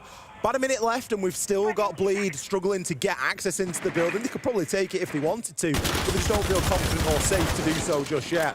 Asfi, he's here, there, and everywhere. He started off with tier 3. He's now getting himself up into kids upstairs. And he's going to start to rip open some of this floor along with Mentalist. But you've got to have someone below ready for the catch. It's all well and good disrupting those side players, but you need someone else there as well. What a punch hole, but it's been immediately done. He's in with a turn and burn ace. I've got a question. Did Good Boy need the punch hole? It's a soft wall. Just spray through it and you're likely to get the kill. You know, it gives his location away and pays the price. But Reaps, he's going to get hit with a headshot from Mephi. FearX have got an opportunity. 3 versus 3, but Asfi finds Nova. Mephi low health. This is going to be tough to hold on, but they've only got 10 seconds to grasp as tight as they can. But the grasp is loosening. Turd manages to find Mephi. It's all up to Rin. 1v3. Cut down by Turd, and that is it. We are going to overtime, X. Hey, there we go. We finally get to hear it. The classic line there from Ace. We are going to be headed into an overtime here on Oregon. It is only fitting between these two teams. Both of them have played lights out Siege. Bleed really hitting that mental reset after the first 3 rounds because they were not looking good in this fixture at all. But that last round just goes to show how much grit and determination this side has. They really used every single second of the clock there to get the job done right up until the dying moments. I guess the important thing about the overtime is who gets which side. We will obviously find out after these replays, but we can just see how devastating they were on that push through. I think Rin had a really tough ask of him there. He's got flag to push through. He can go one way or the other. It's very easy. You've just got to watch 2 directions, and there's 3 players alive left to bleed. I think FearX are going to be kicking themselves. It was winnable. You know, even after losing Demic on the smoke so early in the round, there was a couple of mistakes along the way. As I say, good boy going for the punch hole. He's got the source, he's got the gadget, he knows there's somebody on the other side. Even if you're not confident of it, just spray through it. Just spray through it and, you know, hope that you come away with it. You're really hating the fact that that was a punch hole made, aren't you? I can see it's eating you up inside. Just spray through the wall, mate. Just dump the mag. It's easy done, but in the heat of the moment, mistakes are made. I think FearX, maybe a sigh of relief that they can breathe is that they're still on the defense, so they can go back downstairs. They can take us to the basement, and they can look to try and pick up this first round of overtime right here and now. Reaps is going to get an early advantage though, picking up Rin. We would expect maybe, you know, the attackers to come away with the advantage. That's been the side that has come away with the 4-2 halves, and it's certainly continuing here as they've lost Jaeger. Not the end of the world, losing the Jaeger. The ADSs will already be down. You're just a good gun at that point, and you're out there looking for kills, but losing that operator, losing that manpower in the first 30 seconds, really not ideal. Here goes Mephi though, manages to pick up 1, and they're not quick enough here. Bleed. There was an opportunity there to maybe get in and just cut off that return, get that trade, but they didn't react quickly enough. They didn't have the barricades open that they needed, and Mephi, he's able to get Asfi, and look at the utility you've just lost. The Capitao, huge utility when it comes into that final execute. Mephi doing a great job. I was going to say, he looks like he's maybe framing himself up for another there. He's only now going to get himself back down the stairs and into the site, so he's burnt half the round. He's picked up a kill. He's traded out for Rin as well. All things pretty level moving into this final half. Turd, he's going to be spotting out on the Deimos. He can identify that warden, but Mephi's long gone. He's already into the heart of side. There's no way you're catching him on any sort of rotation now. There's maybe a bit of hesitation there from Bleed as well, because they had some info on the drones. So with a bit of hindsight, maybe they would choose to play that one just a little bit differently. But all is not lost. They've still got a lot of utility to get the job done here. Of course, you mentioned we've lost the Capitao. We do still have the Flores, and we do still have those Rotero drones to go in, get rid of some of those Kiba barricades, maybe destroy an FNAT or 2, and see what value they can find. Hoven is just going to be clearing out that Kiba barricade. 45 seconds left to go, and it's time for Bleed to start making a move. They need to be finding some kills. They need to be gaining some space, and that's exactly what Turd is going to do. He's going to try to move in along with Mentalist, who uses the skeleton key to get the kill as he comes around the corner, shut down by Good Boy in an immediate trade, though. 3 versus 3. 30 seconds left to go, and in a big point to their credit, FearX still had Pillar, but Good Boy has been forced away. He's had to retreat down highway. He's still going to try to hold on to rear stage stairs, but all the way back into freezer he goes, and this is good from FearX. They're just conceding ground only when they have to, but they're taking bodies as they do. 2 versus 3, 9 seconds left to go. Hoven tries to get one, finds the other. He knows where there's one at elbow. 2 versus 1, 1 second. Hoven has to hold this plant. And FearX come around the corner looking for the kill, but no, Turd is there! And that's going to be the first overtime round going to Bleed in what could be a big blow to FearX. What a masterclass from Bleed that was right there. I don't think you could play that any better if you tried. A brilliant balance of pushing when you had to. We saw FearX, they were trying. You mentioned, Tim, and one of the comments you made was that they were retreating back and giving up ground, which was fantastic. But they didn't really have anywhere else to go, and it looked like they were doing so out of a little bit of fear more than anything else, because they didn't have a numbers advantage to trade. They needed to be getting clean 1 kills and not then trading that one out. So it was a little bit unfortunate, I think, from FearX, the position that they found themselves in, but Bleed played it fantastically. Hoven particularly being able to pick up that kill and then push in and tuck and get the plant down in the only spot that really couldn't have been dealt with. That was the kill onto the Azami. He navigated that one perfectly because there was a player on both sides. There was a player in freezer and there was a player inside, and he just baited it out to perfection, gets himself into position for the plant, and then the plant goes down and forces the clock, and Turd, well, he does the rest. Bleed take a lead for the first time here on this map. Hard to think that they were 3-0 down at the start of this game, especially with the way that it's ended up going. But this is their chance to take FearX's map away from them. It's essential that FearX wake up here and now, because you just feel if the Bleed are able to take this and get themselves onto Clubhouse, I really fancy them for Clubhouse. And I think it's going to be an uphill battle at that point for FearX to get back into this one. And a reminder of the stakes for everybody. The loser goes home at this point. FearX, you know, what a blow for them to knock G2 out, to win that first elimination match, get past G2. And I'm not discrediting Bleed here, but to overcome that first hurdle and then not make it through to phase 2 because Bleed beat you in the second matchup, you know, that's going to be tough to take. Yeah, you don't want that to be your defining moment, do you? And for G2 as well, they want FearX to go as deep as possible. That's it. They want FearX to win the big They want FearX to win the whole thing. Oh, we got knocked out by the winners. It's all right. It's just one of those things that happens in early stage games sometimes. But yeah, exactly. And that's when, you know, the pressure really does start to mount and build. Reaps, as much as he loves T3 on the attack, he loves it on the defense as well. That's where he found himself, but he's been caught out quite nicely there. A nice little two-piece from Rin to enable that peak. No punch hole this time. I know it was good boy last time, but no punch hole, just spray through the wall, get the kill. Job done. Rin's going to open up the back there. Good boy going in with the Twitch drone, just pinging out the gadgets for the time being. I think probably no charges available on the drone for the time being. Just going to leave it there until it recharges. Takes one out. It's going to be the FNAT that's just underneath. Not activated at the minute. I think that's actually why he's not taking it out there. Maybe waiting to see if it does get activated or not. Demic is going to find another one of those FNATs up at the top there. And the Twitch drones just continue raining havoc inside the side. He's going to have no FNAT charges left to activate it with at some point, because he's already taken out 2 active ones, but Good Boy getting a lot of value out of a measly little shock drone, and it goes to show why Twitch is one of the more preferred operators on the attack at the moment. You've got the DMR, you've got the smokes, and of course you have got that shock drone.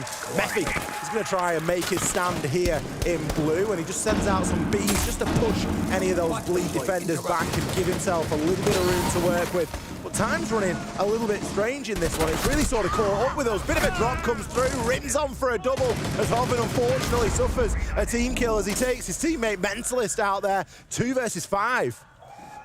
They've lost the blitz, but really FearX have got everything that they need to do here. They don't need that shield to push in and create space anymore because they've got it. They've got the man advantage. Demic is going to be able to put this diffuser down. Very difficult for Bleed to be able to do anything. Every angle should be covered, and it is. Hoven taken down as he tries to swing the bomb chassis. Turd is locked inside a freezer. He's just trying to get anything going. He hits plenty of shots into Demic, but ultimately Demic only needs to find one in return, and that is the headshot onto Turd to close out the round, and we're going all the way to 15.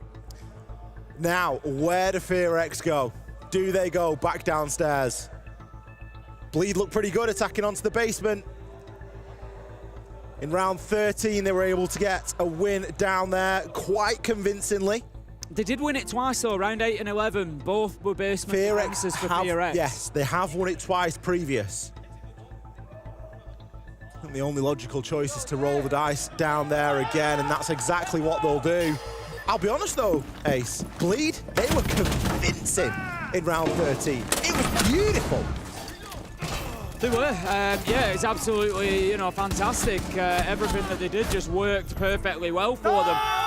FearX things up. They're going to have to do a little bit better here. Just looking at the lineup that they've got coming into the basement, we've got the Goyo, so we've got those Vulcan canisters to try and burn a little bit of time. This whole Vulcan canisters, Kiba barricades, everything to just try and slow down Bleed and not allow them to get too aggressive.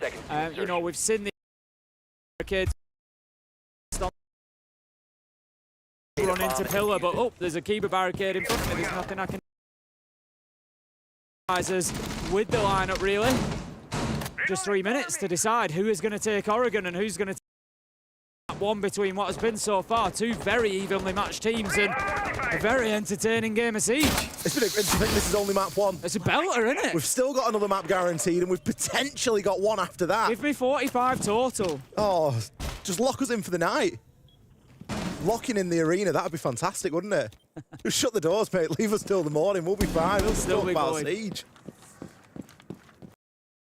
Into perspective, though, obviously, with this being has ran so dreadfully close, and with still final possible opportunity. Does lead are up for this fight? Yes, it's an Oregon. Yes, we're expecting teams to be good on. FearX is almost unfortunate that it is one of their better, but it isn't that a lot of teams out there will have a not been too much plays from both sides. I think some of the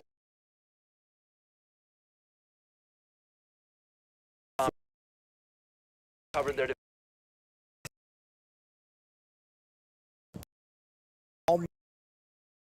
we've seen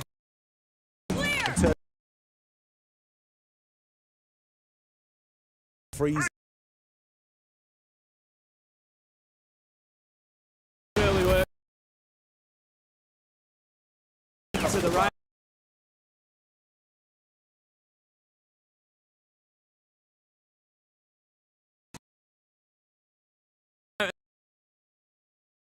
More onside, but they can burn this down at the minute. The time factor.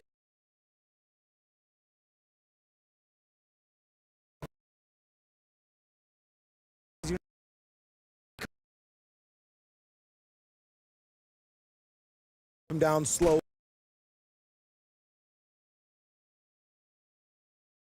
Desperately trying.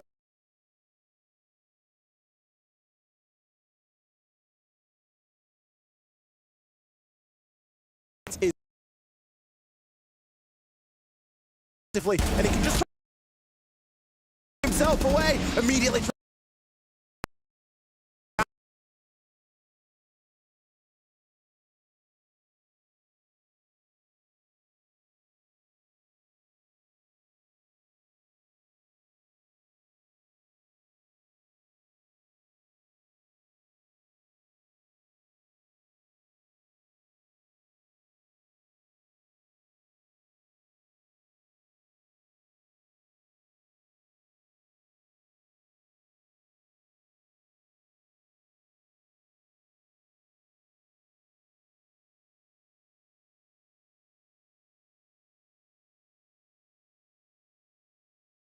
The advantage as the player came off that plant. They were able to close it out, and FearX, by the narrowest of margins, are able to hold on to Oregon. What an Oregon we have seen. It's only map 1, it's only day 2 of the major, and already we're getting blessed with maximum overtime games that are going the full distance. What I will say, think back to the fixture we've just watched. FearX, they were very pleased with themselves after the first map. The second map didn't quite go their way. I've got a sneaking suspicion this one is going to be a little bit more of the same. Yeah, I think FearX, the dream continues really, doesn't it? They've had that result against G2. There's been ups, there's been downs. It was looking tough for them on Oregon, but they've been able to come away with the win overall. And, I mean, can anything stop them at this point? It just seems like they've got some serious plot armor or something. Like, nothing is going to stop them going through. It's getting close, though, isn't it? It's getting pushed as close. I think the plot armor might be wearing a little bit thin as they move forward in this series, but for the time being, they've picked up the map, and more importantly, they've picked up their own map as well. That very easily could have gone toward Bleed, a maximum overtime game. No one remembers the round count. The round count doesn't matter. It's the fact that you picked up the game. Forget about the round count now. Relax in the fact, yep, okay, we won our own map. It wasn't ideal, but we've still won our own map. We've just got to now go through and win the decider. Yeah, I think ultimately you look at it and I said Oregon was really important for them because I'm expecting something good out of Bleed on Clubhouse. I almost feel like map 3 is kind of inevitable at this point. You know, maybe I'm wrong, maybe FearX will come out and surprise us, but ultimately, you know, they've got what they needed to begin with, and that is get their map done. They can move on, they can give it their best shot on Clubhouse, but if not, they'll be going, what a finish on Chalet as well, an absolute beauty of a map for it. But we're not even there yet, calm down, we've not got there yet. But yeah, we will see if FearX maybe can avoid that altogether. We're going to have a short break in between this and the next map. Don't go anywhere, a couple of minutes, and we will be back with plenty more of this action.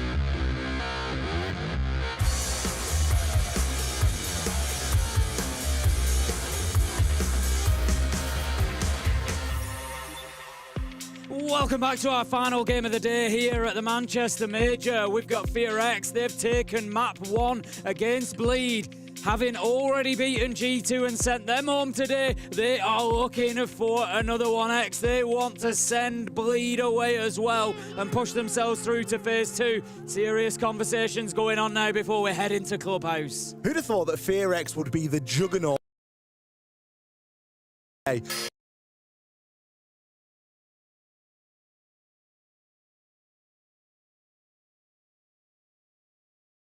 Because you'll see it was FearX's.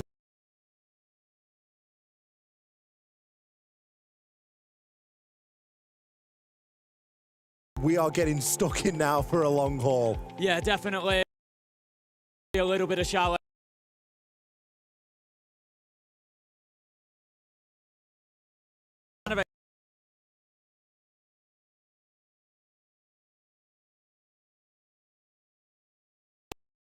Too much success on it's kind of a bit to a Bleed. This is their opportunity. You've also got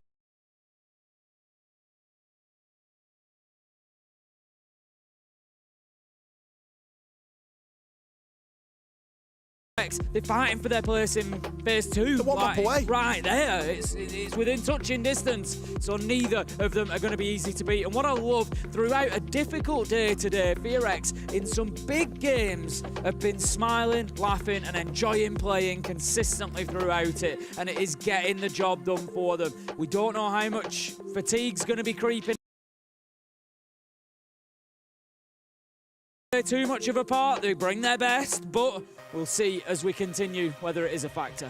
It makes it easy to watch and it makes it easy to talk about as well when the teams are having a lot of fun and when you see FearX there with a smile always on the face, come rain or shine. Not a lot separating you in the 54 to 46. So really, as far as you guys at home are concerned watching, this is anybody.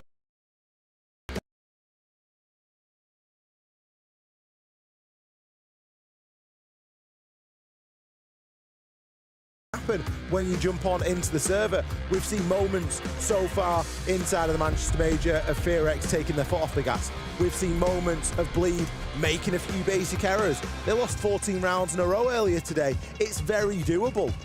There's a lot that rides on this, and just because it's a map that Bleed prefer and are a little bit better at statistically, it don't mean jack when you get into the server, because it is about the game that is in front of you.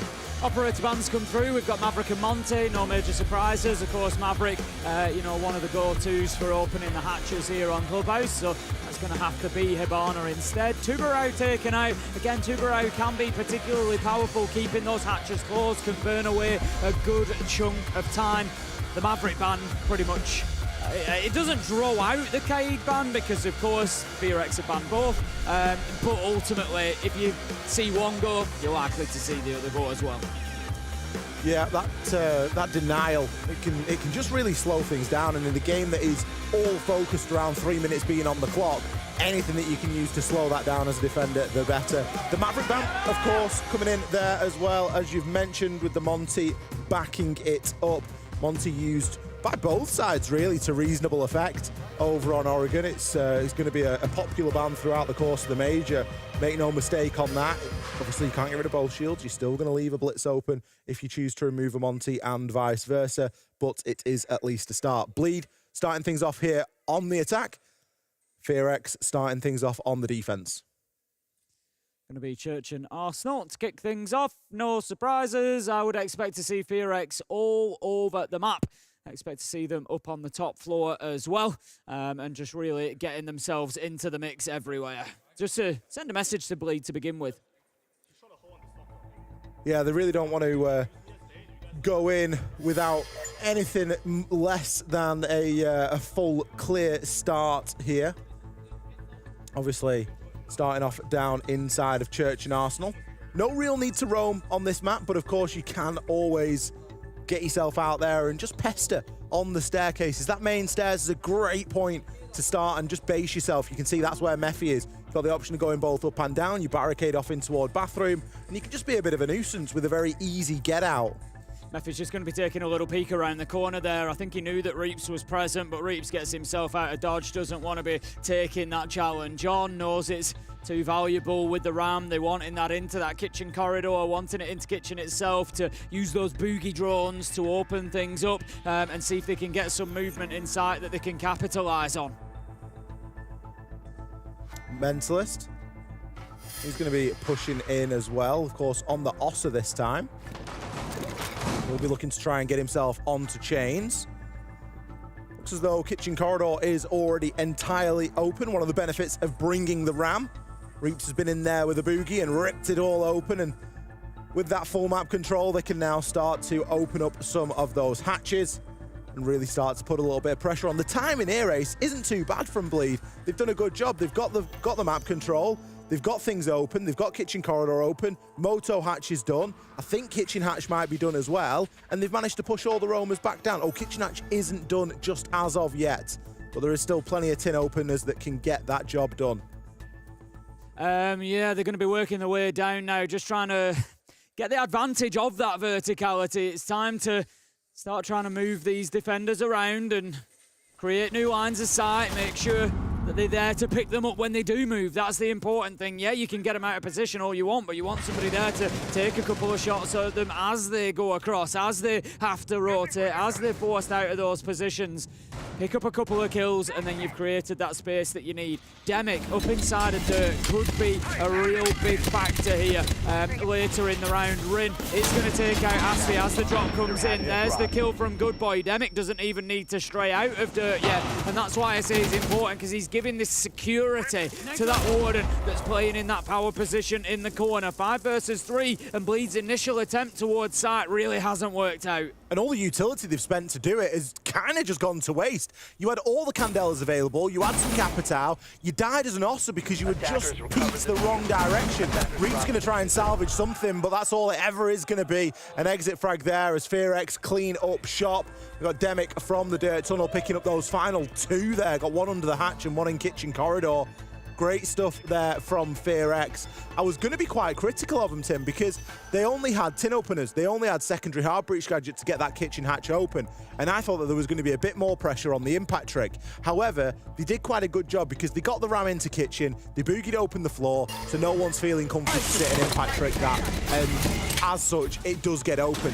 The biggest problem that I've got is you've tried to flash a Warden and you've not turned your body in the right direction. As the Ossa, as you drop, you've got to drop with that shield giving you that frontal cover. And if you're looking off to the side, you're going to give yourself away. FearX then.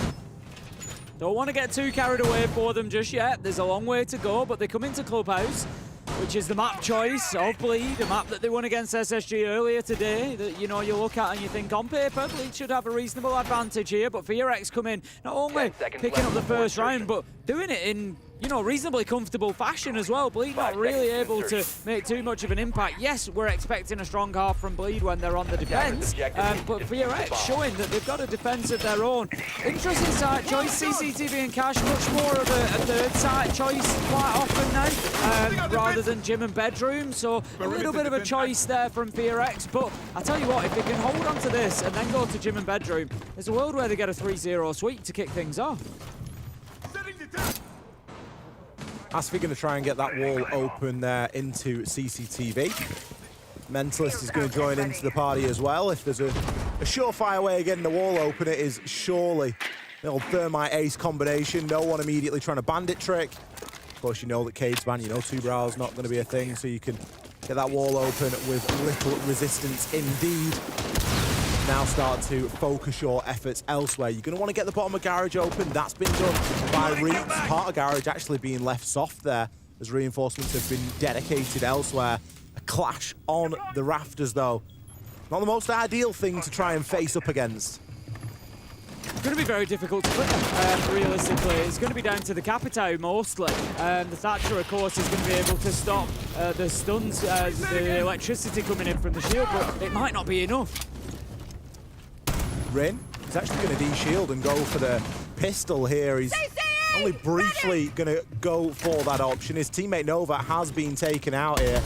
He's going to try and turn his back, but Hoven going to find himself a freebie onto Goodboy. Goodboy trying to plug the gap that Nova had left there and give Rin some support, but he's just been taken out on the rotation. This is great work here from Bleed. They're doing a good job of picking up kills, and they're not paying anything for him. And this is why sometimes it can pay to play that rotation between Catwalk and CCTV, because you don't have to come through the vault animation, you can keep yourself low, you can get yourself into that position. There's arguments both ways. It allows, obviously, the person on the bell to look in towards 90, so it's not always ideal. But this time, unfortunately, FearX have been punished for it, and I did question the choice of site coming in here. It's a tough one to hold on to, you know, these days in the current meta, and FearX are struggling with that. They do have Gym and Bedroom to go to next, so it's not the end of the world. Give it a try, see what happens, but it's really giving Bleed a bit of confidence. 5 versus 2 at the minute, and FearX haven't been able to get anything going, and I love that Bleed, you know, they're just playing this absolutely textbook. They've got the breach, they've got the catwalk, they've opened up there, they've got control of Lounge with Hoban down there, they've an opportunity to plant. They're not going to need to, but they had all the pieces of the puzzle. Really nice attack. If you want to learn how to attack CCTV and Cash, go and watch that back, because Bleed had everything covered. They didn't even skip a step, even though they were miles ahead. They didn't need that was the most impressive thing. It was played out exactly as it should have been. Even if you'd have had a guy with a C4, a smoke, everyone tucked into Cash waiting to try and deny you.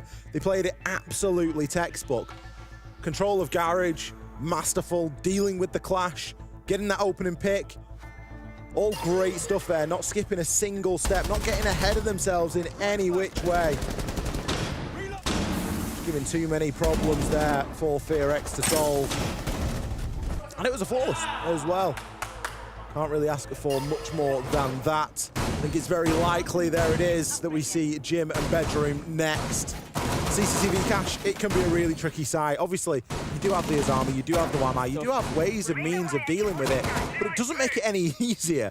It can still be very tricky, especially if you're not going to try and play some heavy utility game on the main wall and bandit trick or do something of that nature.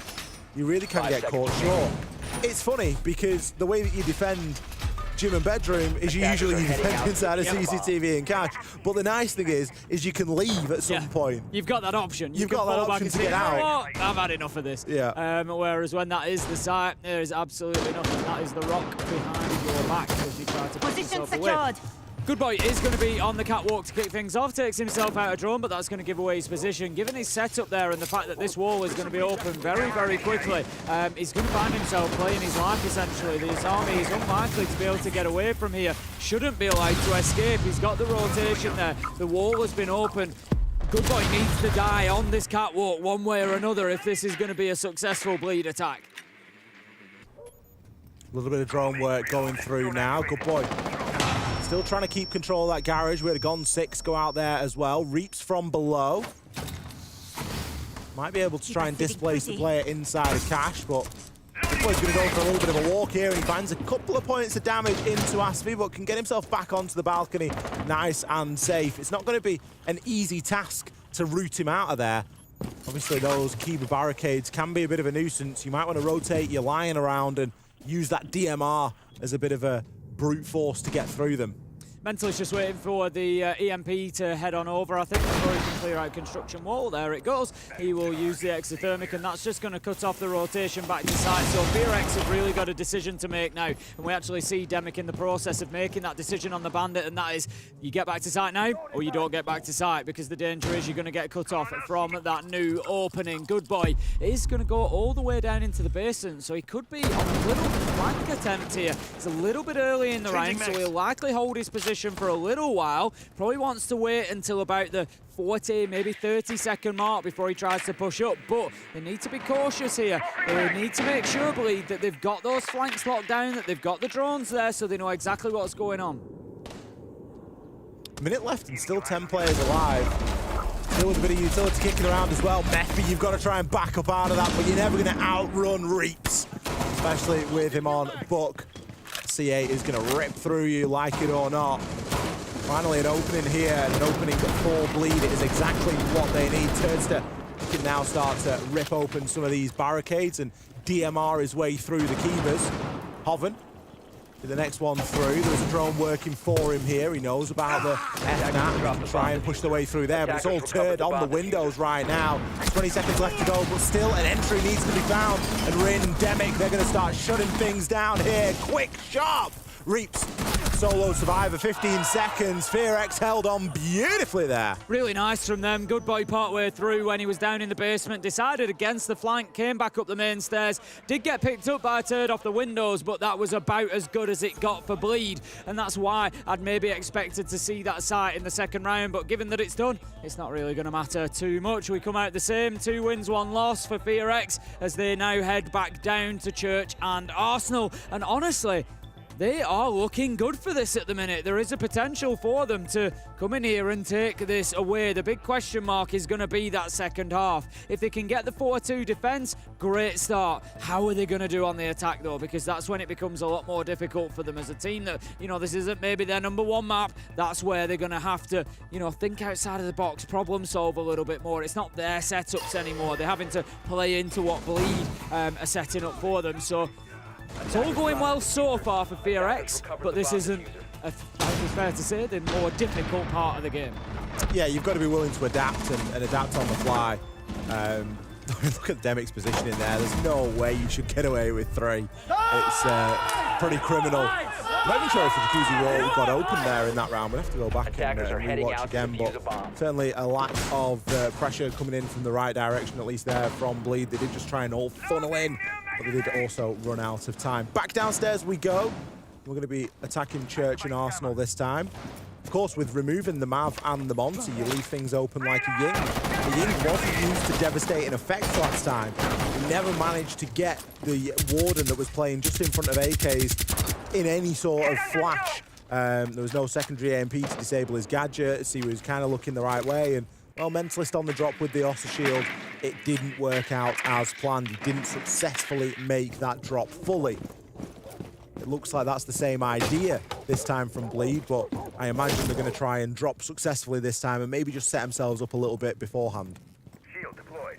Yeah, still got that little bit of a roll presence for Brid. He's going to need to be careful. Doesn't want to just overcommit there. Doesn't want to overstay his welcome. We're going to see them there falling back down. I think wise decision. Only a minute into things though, so that's good progress from Bleed. They've got themselves in quickly. They've got FearX all forced back. This is something that they were able to do in round 1. They were able to hold on from this position, but it's always going to be difficult, of course, because the attackers now have got so much time. They can just work through open hatches, try and move you around, get the verticals. They've got everything they need. They've got the Ying, they've got the Ossa, they've got the Capitao, so they can deal with that corner where you're likely going to have Good Boy playing just inside of Armory where Dirt Tunnel door is. Make it difficult for him to stay in that position as the Warden. He's currently tucked into blue, and he's got the option to move into AKs quite easily there. It's Rin that's the one that you really want to be watching right now. He's going to make his rotation up and find himself a freebie onto Hoven like a thief in the night. Drops the hatch and he's out of there. That's really well played from Rin. I like that. And that's something that Bleed are going to need to be a little bit sharper on. There's only 3 defensive rounds left for them, but they can't be getting hit on the flank like that, especially on a site like Church and Arsenal. It's defender favoured. It's one of the strongest that we've got in the game at the minute, more than likely. And you really can't be giving the defenders anything. They don't need any gifts. It's certainly stacked in their favour. A lot of utility dumped into blue here. Good Boy has moved into that position, as I suggested, and he's still going to be trying to hold on to blue. It's going to be difficult to move because, of course, of his own gadget, but Reaps manages to find the kill onto him. That could be the key for Bleed. The last problem that they face, really, is going to be Demic inside of Dirt. He could well have a say in this last 20 seconds. The problem is this time, they've not got the Yings, they've not got the Candelas, you've taken the Warden out, and you have got stuns and flashes to try and make something happen with Mentalist. He's going to be trying to push through on the Ossa Shield. He's got Turd backing him up here. He needs to win this engagement. Asfi and Turd are both going to win their ones. Leaves Demic with it all to do. The plant was going down there. Bleed executed to perfection. Demick was waiting like a coiled spring there, but he just sprung a little bit too late. Oh, he didn't manage to get himself out in time, and it just left Bleed with enough room to be able to wander on into Church and take what they wanted, which ultimately was the round, and that is a big one for Bleed. They've just got Church and Arsenal, the primary site, taken away from FearX, and it is now going to be very difficult for FearX to get that 4-2 half that you feel like they needed. Bleed going into the defense, I expect to be strong. So, I would say at this point, advantage Bleed. It's a shame he didn't leave himself enough time to recoil. Because you can spring and then you can recoil. But in the heat of the moment, there's few that can do both. 2-2 as things are all nice and level moving into round number 5. And what is this we are seeing on our screens? We are going to see a little bar and stage. Personally, I dislike this site. It's a roll of the dice. I think it's a bold choice, to say the least.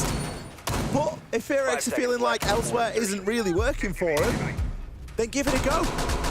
Attackers are moving to defuse the bomb. Top floor is going to be absolutely key here. It's something that we've seen FearX struggle a little bit to hold on to when they were looking at CCTV cache. They were very easily cleared out, but then when they were gym and bedroom, they did a great job of preventing, even a loss of a little bit of that top floor from affecting them too much. So we'll see which FearX we get turning up here, but right now Bleed are putting immediate pressure on towards the strip side of things. They're looking to force Demick out of there, which they're going to be successful in doing. So not quite in sync there. If they had somebody on the billiards window, maybe he went through showers, so you're not going to pick him up, but you didn't have the option of catching him coming through billiards. So Bleed just need to make sure they're a little bit sharper at being in position.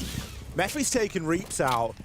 The thing that caught my attention about that was we saw Rin inside a gym. He's playing the Valkyrie. He's no impacts and the hatch is closed. So there might have been an option for someone just to hop in very briefly and gain a little bit of control. You need to be playing with that hatch open if you're going to be occupying that top floor. Regardless, FearX have picked up the opening kill anyway, so those Valkyrie cameras are likely going to be safe. You're going to struggle to get a good handle on the Solace as well. Now you're going to be relying on drones, which Solace is excellent at getting rid of. Does make the info game that little bit more difficult for Bleed for here on out, especially given that you've still got defenders just roaming freely on this top floor. We haven't even got all of the barricaded windows open onto the balcony yet.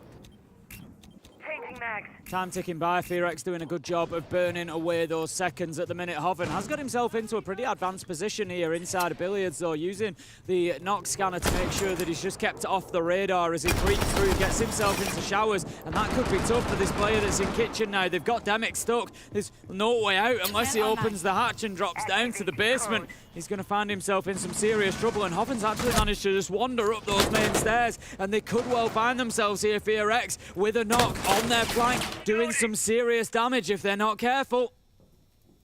Hoven, primed, ready and waiting, looking to cut these players across, but there's information on him. They know he's there. He gets one onto Rin. It was very scrappy. He's going to activate his knock gadget and hide away from the camera because he knows that he was caught there with that pre-fire coming round. There is only one reason that they know, or one way that they know he is there. They're going to rinse people off the cameras for the time being. A Mentalist, he's going to smash Good Boy to the ground there, getting him taken out. Asfi can now start to try and get this plant down. Will the Yokai get there in time? Yes, it will. The dope will be called. It was a bit too early, and now the diffuser's called on site. 2 kills come for Novi, but Mentalist trades it out. Big part of the problem here could be that early death of Reaps on the IQ, so the Yokais are difficult to pick up. Hover manages to find it, but he trades his life as Mephi is there for the kill whilst he's looking up at the ceiling. Mentalist, he's got 10 seconds to chase him down. Mephi, he's just running. He finds the feet, he finds the kill, and somehow FearX, they hold on to bar and stage.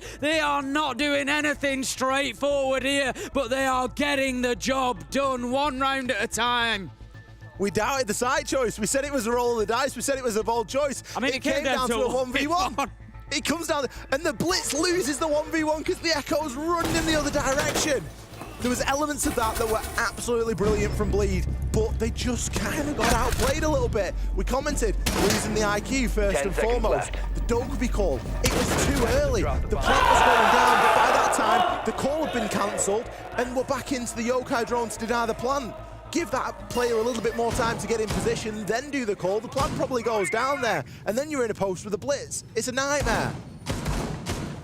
Really well played from Meffy in that 1v1 versus the Blitz as well. If you're ever having to deal with the Blitz on your own, how do you deal with them? You create as much distance as you can. You need to get outside of that flash cone, essentially. You know, if you're in a position whereby that shield can't be utilised to full white flash you, then the best it can do is block a few of those bullets. But you also saw Meffy aiming at around feet height, just looking for the legs, looking to pick up those bullets that he knew might just find them, because for 10 seconds, he's predicted it right. Mentalist is no choice but to be sprinting after him. He knows he can't be coming around with those feet covered in crouch with the shield down, and it was just really heads-up play from Meffy in a 1v1, 10 seconds to go. There's a lot of things running through your mind there, and he's made some really good decisions.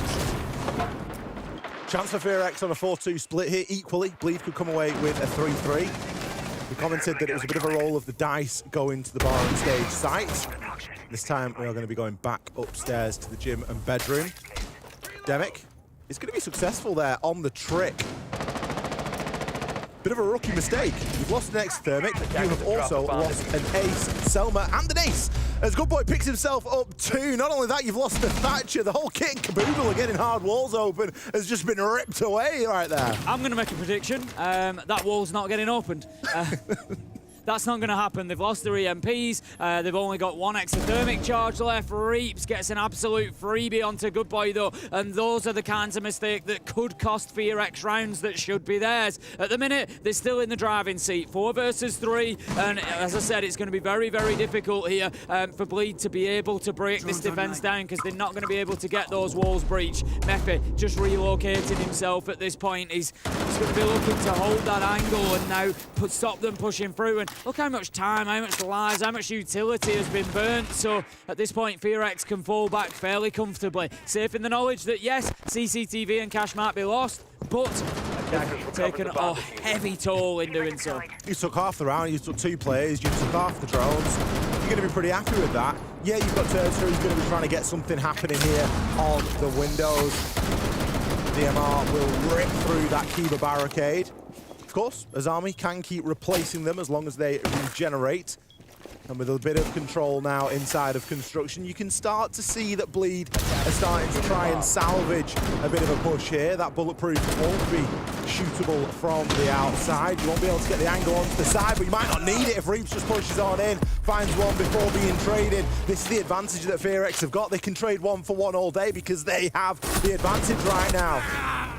Manages to pick up another Rimfan's third on the window. He's tried to play gym window last time around as well. Got one then, but didn't manage to make too much of an impact. Mentalist looking to push in behind the flash, but is going to be cut down by Demic. And that is the 4-2 half that FearX were looking for. That gives them a platform at least to head into this second half. Important round coming up. If they can grab their first attack here, if they can get this done, it's 5-2, and they are 2 rounds away from heading into phase 2 here in Manchester. Honestly, with the way they've been playing in the last couple of rounds, I know we gave it the big one about how this is a good map for Bleed, but it's a game of Siege. Anything can happen when you get in the server, and FearX are proving that right here, right now. Somewhere that they are shining here on Clubhouse is in that entry. They picked up all but 2 entries, so 4 entries so far. Rin's picked up 2, Meffy's had 1, and Good Boy the other. I mean, Good Boy got a 2K there on the entry, so you've got to give him a bit of a pat on the back for that. It's just a little bit extra, a little bit of something fancy. But they've put themselves firmly in the driver's seat here. They now switch over onto the attack. They've got the same tools available to them that Bleed had. Can they make this work? Bleed on the other hand, this is when the pressure starts to get in. When you're fighting for your life, you've already mapped down. You can't afford to make many more mistakes here. The opportunities, they are dwindling. They are slipping through your fingers. As you say, the further we go, the fewer and far between those opportunities will be found. Going to be a heavy presence up on the top floor, reinforcements and all, little bit of utility up there. So Bleed wanting to get out in the map and give FearX some problems to solve. Get a few roamers out there and try and burn some time. To be fair, FearX, when they're working together, when they go in together, it's not really a major problem that they've had. Hasn't been sort of problem solving and, you know, clearing areas and playing within a certain amount of time. It's not been a big factor. We've not seen them losing rounds because the clock has run down too often, so might not be the biggest problem for them here. And As you can see, 40 seconds in, they're straight into the map X. They're not messing about. They're looking for those roamers up on the top floor. The drones are going across. They're not going to be slowed down by just putting a couple around the map. Good discipline. Get some pre-placed drones out there, establish that top floor's clear, and then secure the flanks. You need a camera for blue, you need a camera for oil pit, and you need a camera for main stairs. Once those are being actively watched, then you can start to move in and start to make things happen. That's when you want to get your ram in if you've got it, or your book, in this case with Good Boy. That's when you want to start trying to spot people out, for Demic to be spotting out on the Deimos. All of a sudden, these things start to happen. Mephi can get in and start to work these hatches, and all of a sudden, you're not making too bad time. You've still got to then maintain and keep up this pace, though, because there's other little mini-games to deal with. We've got the Kiba barricades, we've got the Vulcan canisters, we've got these mirror windows as well. They're going to be a bit of a problem. Yeah, all solutions that are going to need to be found by FearX. Halfway through the round, hatch in kitchen is not open yet, so still some work to be done. They're on with that now, but again, they may well find themselves playing this little impact trick game as we can see Mentalist just moving around to the correct side, takes the pellets off. It's going to be another 10, 20 seconds before we see this hatch open now, so we're going to be down to maybe 50 seconds remaining. Mentalist still in this power position, as I've said. He's got the Kiba barricade backing him into blue. He's got Asfi in dirt as well. Lots to be broken down from this defense, but look at this. It could be the push coming through. Asfi might find himself in some serious pressure very soon. You'd hope he's got an F activated here, and we can see that he does on the screen, but it's still going to be a horrible engagement. As soon as Nova gets flashed, he could just choose to push through, and that's exactly what he does. Immediately rinsed, though, by Mentalist, as Mentalist came to back up his teammate. Good Boy now going to try and throw some flashes down of his own, but he's lost his big pushing power. Rin, the next player to fall. Asfi takes a swing, full white flashed, and will be punished for it, but still an advantage remains for Bleed. I love that from Mentalist, just such heads-up play. Knows that the push is coming down dirt, so he goes and backs his man up, finds a double in there, and that really breaks the back of what FearX are trying to do on the attack. That right there is experience coming to the fore. Mentalist with a really key moment in that round. Well, if you know there's a blitz there, there's a very good chance someone's behind it. Exactly. Because this is what people are doing nowadays. You're playing it, I mean, they've always done it, but playing on the shoulder of a shield is a great spot to be in. And he's not going to let his teammate be hitting a 2-for-1. He's not going to give Asfi away. He's not going to sell him. Nah. Love to see it. Really well played from Mentalist, really well played from Bleed. Solid defence. In honesty, aside from that push down dirt tunnel, very little pressure on into sight at any point. You know, everybody in church could pretty much sit hands off at that point and just wait to see how the round played out, get on the cams, feed info, everything that they could do to assist the rest. It was just, yeah, really nice from Bleed. What was the book doing? Why are we allowing impact tricks? Why not bring in the ram? If you're not going to play in there, throw the boogie in, rip the floor open, and stop someone from being able to impact trick. Feels like, again, maybe FearX just getting a little bit ahead of themselves, not completing those earlier steps, you know, and just thinking, right, let's get on with this, let's get on with that. With a minute left, we've got to get that done. And like you said, it just shows the importance, really, of, you know, putting 1 before 2 when it comes to Siege, because otherwise, 2 doesn't work. Out to locate a bomb and defuse it. Upstairs we go, gym and bedroom. Nice little castle setup coming here from Asfi. Castle is a firm favourite of mine, I think, for this side. If I was to guess at Castle's most popular side, it's got to be this one. In the entire game. Someone will have the stat, but I'm going to go out there and say that it is, because you've got so many options. We've already seen how devastating the windows can be.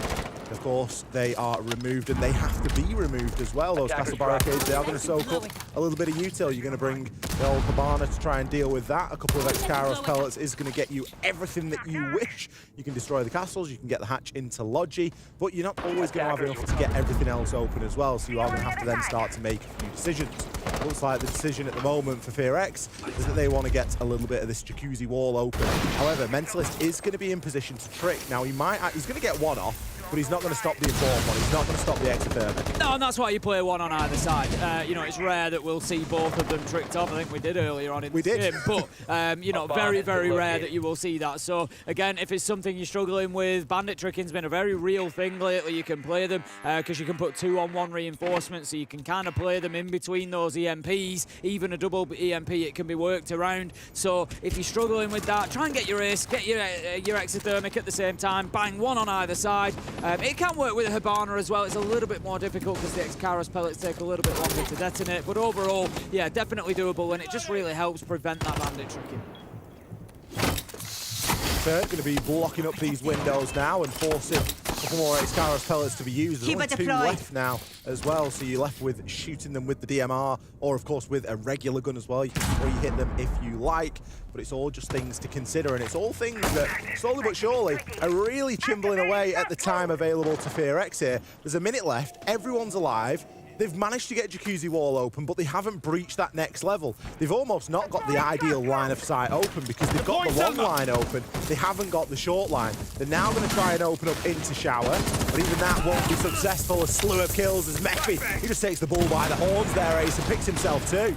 That's great. That's exactly what they needed. Somebody to just go in and create a little bit of space. Reach manages to fight back with 1 onto Rin. 3 versus 3 as Turd picks up Good Boy. And this is all falling apart a little bit for FearX here. Mephi went in and created some space, but they can't get much more until Nova finds Hoven. It's all up to Reaps and Turd.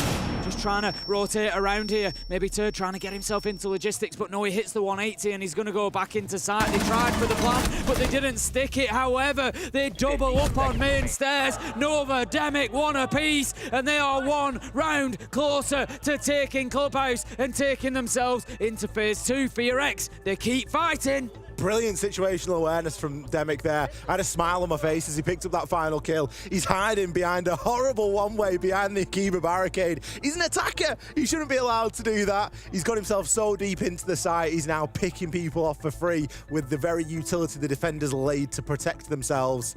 Bleed, or at least Julio, is going to choose now as the all-important moment. This is when Bleed are going to use their tactical timeout. I believe the FearX still have a timeout as well. What round is it that we're going into next? Let me have a look. 5 + 3, add 1. We're going into round 9. Funny how that works. Yeah, round number 9. Ace of Pyrite's favourite round, and one that we've always said is a very important round inside a siege. This is where we either go 6-3, and it looks very doable.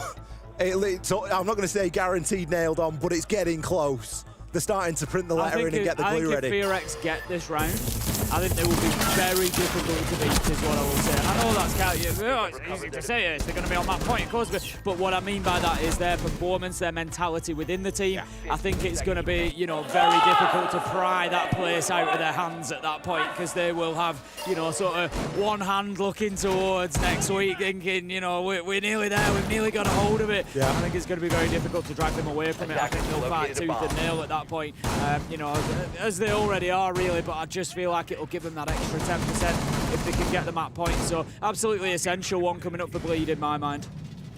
You're fighting for one day off, or a lot of days off, really, aren't you? You either get one day off on the Saturday and get straight into the Sunday, or that is going to be it. Let's have a look and see how round number 9 shapes out then, this all-important round that we do like to go on about. We're going back upstairs, gym and bedroom yet again. To defuse a bomb. Changing tact a little bit. Now, we had Mentalist on the Bandit last time, and he was Bandit tricking that Jacuzzi Wall. This time, he's switched over, and he's gone onto the mutes. They're going to try and limit some of that information gathering. They're going to try and limit some of that drone work that FearX are trying to pull off, and instead, Asphy's going to go onto the Bandit and see if he can't trick himself something up. Just going to have Nova repositioning across the rooftop, wanting to get the next opening dealt with. Going to be over to Jacuzzi Wall, I would imagine. He's got Demic in support as well. Just making sure they're not going to get run out on, but the EMPs will be there if needed when the time comes. Mephi's going to be droning in underneath, make sure there's nobody on strip. They're very concerned about that potential run out coming out here from Bleed. I don't know if it's maybe something we can see them do previously or just a general concern, but we've got claymores, we've got drones, we've got a lot stacking up, and it suggests that there's going to be a lot of work being done from this side. We're going to have probably Good Boy sitting on this rappel for a little while maybe, just to try and hold that long angle down towards main stairs. A little bit of action on these Valkyrie cameras now. Turd just seeing what it is he is able to spot. Bleed obviously recognising they need a little bit more information. And Turd maybe being told, look, you need to play a little bit more ratty. Something that's worked really well for Bleed is Turd playing that bit more of a rat role. And we've not seen him do that so far. I don't know if that's the pressure of the match. I don't know if that's something that's, sort of been directed toward him. But he is that player that has that potential. And so far, we haven't really seen it all too much here tonight. Reaps has been doing his normal thing, getting all the kills in sight. In terms of the rest of the squad, it has been a little bit quiet. We haven't seen those typical characteristics that we often do. So maybe this is the round where they just try something a little bit different.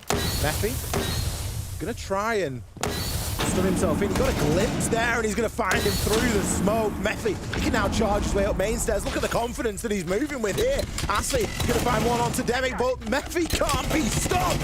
He's gonna pick himself up a third if he's not careful, and there it is. 4 versus 2 now as FearX have taken ground, taken lives, and they could be about to take themselves onto a map point. Mentalist just trying to hold on for dear life instead of showers. He's being supported by Reaps. He's backed up, but Rin finds him. Immediate trade, 1v2, shut down by Nova, and that's going to be FearX taking an important round 9 and themselves on to map and series point. Now it all starts. FearX, they might about to be the Reapers of Phase 1. They've already knocked out GT. The meme writes itself. It writes itself. They're on the precipice of knocking Bleed out. Yep. Which, in the context of things, I would say, impressive. Overall, when we spoke yesterday, and we said, for argument's sake, the favourites here are, and I will still back this, G2, SSG and Liquid. Yeah. And we're going to have the best of the rest will go through. I thought, personally, that Bleed were at least a top 2 shout for that, if not the favourite of the rest. You know, obviously there's Cyclops as an option, but I would have gone probably for Cyclops or Bleed as my team that are likely to get through to Phase 2 alongside the others. You know, given the fact that G2 have fallen out, that's allowed room for another one to go through of those 2. But I really would have put Bleed up there. They've been a fantastic team. You know, we've seen them grow over the last 12 months, not just recently. And this is a real turnaround for FearX. This is a team that finished 4th place in the Korean group stage. They then lost in the playoffs. It was enough to get them into the playoffs. They got to the final. They lost to PSG Talon, who went straight into Phase 2. They had to go through LCQs, which they did, and they got themselves here. And, you know, yeah, we looked at them and said, how much are they going to do? How much are they not going to do? And they have answered their critics today. There is no 2 ways about it. Absolutely. I was one of the neutral fans that Bleed won over in Atlanta because I wasn't working the event.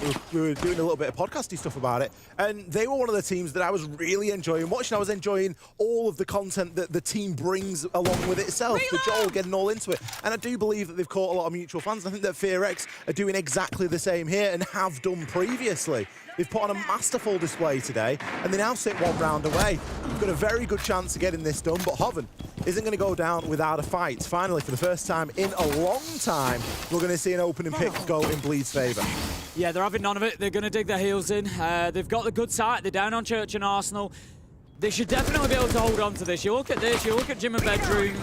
I know they've just struggled in the last round, but really it's 2 rounds that they should be able to lock down and get themselves back to 6-5, take us into round 12. It's the mental game that comes into things now. You know, how much is that going to be playing on them, knowing that they are only 1 round away from going out of this thing? Right now, FearX, 1 minute 30. They're in and they're working. They're opening up some verticals. They're going to work towards the hatch. Last time around, X, they were poor in their, you know, checklist mentality. Yes. Clubhouse is a big checklist map. They were doing things out of order. They were trying to open the hatch before they'd opened up the floor, for example. They weren't following the steps. Let's see if they can do better this time.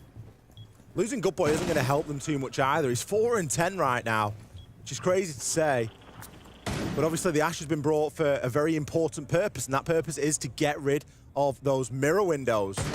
Now, we have had the hatch open this time. The impact tricking hasn't been too successful. As you can see, the X-Karos count is still relatively healthy. There's 6 left kicking around at the moment. I do worry a little bit with the positioning of FearX because it looks like they're getting ready for a bit of a drop, but there are going to be Vulcan canisters that are going to stop them from doing that for at least the next 20 seconds. Nova is going to stun himself down and allow Meffy to push on through. We've got a bit of sense action coming on here as well, but Meffy is going to fall there to the C4. Turd is downed in sight, but still, this is firm advantage Bleed as Nova is the only player left surviving. He can pick up the diffuser, but what can he do? No one's even dealt with the FNAT, Tim. It's still active up there. Yeah, I think again, just FearX failing to clear out some of that important utility before they went in. Bleed, a good round from them. I want to give credit where it's due. Hitting some beautiful nitros there. Just a lot of work to keep hold of Blue and just really keep hold of as much ground as they could down there. Not allow themselves to be bullied from multiple angles. It was good from Bleed. They bring themselves back within 2. There's no more mistakes for them. They need another 2 rounds. And rather than Gym and Bedroom, they're going to be heading to CCTV and Cash. It's a bit of a gamble. 1 round at a time for Bleed here. It really is 1 round at a time. Problem is, you get yourself into a territory now where FearX, they only need to get lucky once. They don't even need to play well. No, exactly. You know, you pick up an opening kill, double down on it, and you're 5v3. Done. Little window, barricade, bang, whatever it might be. It doesn't need to be anything too crazy. These things do happen inside of this game that we all love. FearX still on that map and series point. Thing is, with the way that Oregon went, are we expecting anything but an overtime? I don't know, you were asking for 45 rounds an hour ago. You might be about to get it, depending on how the next couple go. But for the meantime, with FearX so tantalizingly close, and they've got a bit of a map count, a round count advantage here, it might be time to try something. Look at that for a lineup. That's a sigh of despair. Sometimes you got to make a move to try and get it over the line. You know, I'm not going to say it's trying to cheese around because I don't think it is, but you know, we've seen these operators coming in. You know, Ying obviously super popular, but we've seen plenty of the blitz play from FearX. It's usually Nova that's on the blitz. This time it's going to be Demic. They are ready to go here. They're just going to try and rush this one over the line. Mephi, he's just going to explode on into sight. Here he goes, but no, cut down by Aspi. Oben finds Mephi. And it's all falling apart for FearX as Bleed. They hold on fantastically well. A double from Mentalist leaves us in a 5v1 with a failed rush on the hands of FearX. I saw the lineup and I saw the future. I did not like the look of it one little bit. Well, this is the time where me and Ace now have to talk for 2 whole minutes whilst Nova sits on the roof and has a little bit of an impromptu tactical team talk. This is a tactical team talk, an unofficial one. Very tactical. Quite often we'll talk about these moments and, you know, it's not always the case that players are doing this to have a chat. Sometimes they will sit and see if somebody sticks their head in a window and they can maybe bring the odds back in their favour. He's launching Candelas straight up in the air. I don't think this is about seeing if anybody's going to give him a cheap kill or 2, I'll be honest. This is about having a chat with the team. How do we get this over the line? We are 6-5 now. We've got one more opportunity before we go into a second map of overtime. How do we make sure that we get this done? We've tried the rush, it's failed miserably. I think that's the only way that we can categorise that. You know, Bleed stacked up to that beautifully. For me, it was Asfi. As Mephi comes in through that window on the Amaru, he's the one that's got a real opportunity to make a difference. If he hits that kill straight onto the Bandit, he turns left, he starts picking up kills into Cash, and he can clear outside really quickly. But Asfi just reacted really, really well. Don't forget, Amaru was changed a little while back, and the sound cue for that animation was brought to a later point. It used to be that you'd hear the zip, then the barricade would go, and you had that little bit of warning. There's a lot less warning now on the Amaru. It's more pretty much just as you hit the barricade. So it was well played from Asfi. Great reactions, and mentally stepping up with a big double on the mirror as well. Very long conversation here from FearX. Well, it's 2 minutes. Well beyond your normal tactical timeout. This is a real solid discussion. Well, there was 1 minute 56 left on the clock. I remember when I looked at it. So they've been chatting for a full 2 minutes here. 10 seconds and remaining. You can only hope that it's been good for them, because there is, of course, the very real possibility that Bleed is sat there going the same. Bleed aren't sat there right now going, I wonder where he's coming from. Can you hear anything? Have you got this cam? Who's watching? They don't care. They know the game. They've played the game. They know what's going on. And they too have had a time. Obviously, you've not got your coach involved. I think the for this. second that they hear the Candela go off outside, oh yeah, well they know aware. what's happening at that point. You haven't got your coach involved for this conversation, obviously. It's just a conversation between the players. But it's actually Hogan that picked up Mepe, and Asfi got Rin, who tried to follow in behind him, so they tried to double down on that window, right? But either way, you know, the reactions there from both of them were fantastic to make sure that was locked down and that they were aware of that potential danger. There just wasn't enough going on for that rush. No, you there needed wasn't. another element. You need book below, more sound. Catwalk. Yeah, you need a bit of pressure you garage need door. something. If you got pressure garage door, Hoven can't stand and watch that window. You know, maybe a little bit of action, maybe an EMP thrown up over the top so that it detonates near the wall, so the bandit's thinking, oh, right, here we go, here we go. You know, I'm on. Off to work. I'm on. Yeah. Oh, that's my cue. Yeah, the EMP going. No, that is, you need something. You just, you know, and it doesn't have to be that you have to be in that location. Like I say, an EMP can just be thrown up over the roof. It's going to do the job. It's going to just give that little bit of an alternative avenue of attention for Bleed to try and look at. But nope, they are going to go to gym and bedroom. The problem that they've got here is that this site is the only site that they've lost, and they lost it back to back, round 8, round 9. Lost it twice. Played it twice, 0% win rate in this matchup. FearX, they need to get it done here and now. FearX, I remember they brought glass previously, didn't they? And Mephi was really effective on that glass. Just walked up main. Yeah. That's not, well, he's not on the glass this time. There's not really much stopping him walking up main. He's on the Ying, so he's unlikely to. But there is quite a lot of pressure on this. Again, it was one of those rounds where Turd was trying to play out of the way. He was trying to rat out for a kill. And it looks, you get the feeling he's doing that again now. He's on the Solace. There is no bigger rat operator at the moment than a Solace doing this sort of thing. That castle barricade is actually going to get ripped down and replaced there. It's a very smart thing to do because the castle barricade actually goes back into his pocket and he can redeploy it. So you've just burnt another 2 at his Kairos. It's a little bit risky. It was a risky move. There was somebody sat watching it, but it didn't matter. As you say, it did just burn. Yeah, it burns 2x Kairos. It burns 10 seconds. But if you win the round by 10 seconds, then you've just won the round with taking the castle barricade down. So, you know, really well played there from Asfi. We're going to see the push come on in towards Cash and CCTV now. That's unfortunate. Nova just missing that shot with the Grim. It's going to just allow potential presence around the top of red stairs, but that's not going to be the case. There wasn't anybody there to punish them for that, so not the end of the world, but Turd is hiding away down in dirt. He's going to go and knock a hole in that soft wall and see if he can catch anybody going onto Jacuzzi Wall, I would imagine.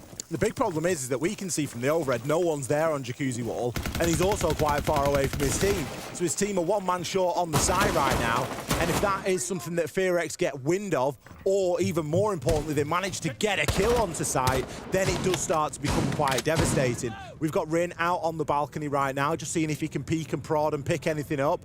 The typical angles that are being checked, but obviously no one going to be exposing themselves to that. But with 55 seconds left to go, it's a very one-dimensional across player all until Good Boy. He's going to reposition. Asfi going to find a nice opening kill there onto Rin, removing that Hibana, but Turd on the flank could be devastating, and he's going to find one for free. They've just not picked up on him at any point in Dirt Tunnel or elsewhere, and he has now really hurt them. It's not just about the kill, it's the fact that they know that he is on that Cash side. They have to push forward. There's 28 seconds, the time dictates that, but they're going to be able to do nothing about Turd, and they know that he's a constant danger. There's one on main stairs, everything's stacking up against them, but Mephi manages to find one. Asfi and Reaps, however, they find 2, and that takes us to overtime. Another map, another overtime, another map where we say, well, you know, this team's really good at it. This is their map. This is their preference. We're dealing with Oregon and Clubhouse here, the first 2 maps in this best of 3. We're expecting every team to be good at them. We're expecting every team to be competitive. And there's nothing separating these 2 right now. FearX, they are going to take their timeout now. I don't think there's any value in taking it earlier than this because they had a couple of round lead. They tried a rush round.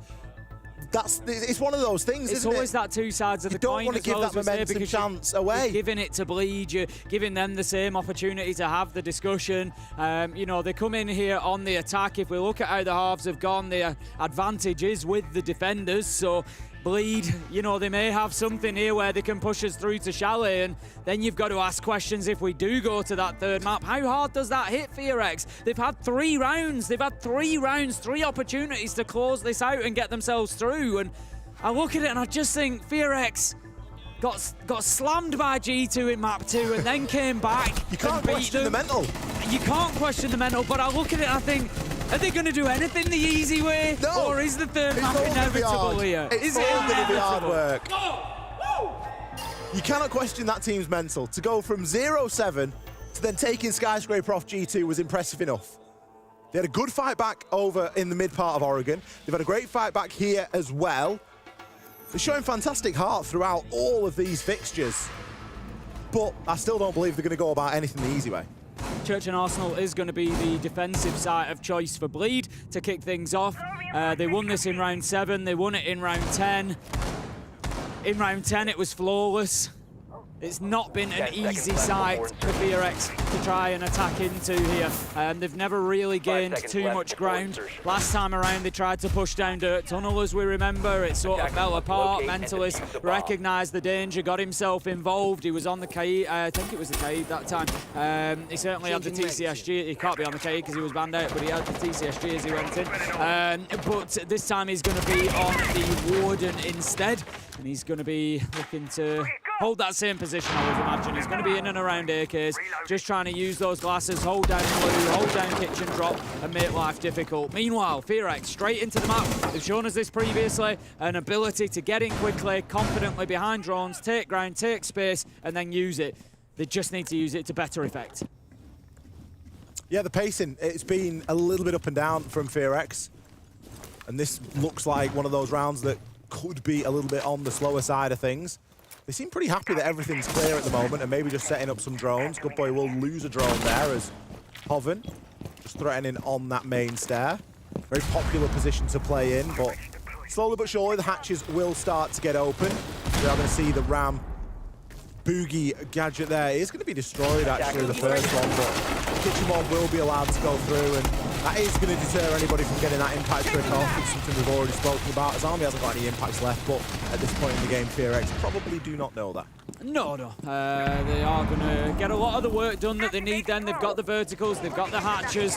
It's now about positioning and how do you get yourself with the utility cleared, but more importantly, how do you get these Bleed players moved? They particularly need the player out of AKs. They need to move Asfi out of Dirt, because if they do kill Mentalist, Asfi can still peek around that same corner. So the next problem to be solved by them is going to be the push into Dirt. Will it go any better than it did last time? They're using the same Mephi on glass technique. Get some smoke in there, try and push through behind that. Asfi, he will hear the smoke and maybe give it a little bit of a pre-fire, but he should really wait for his FNAT here until he makes the killer move.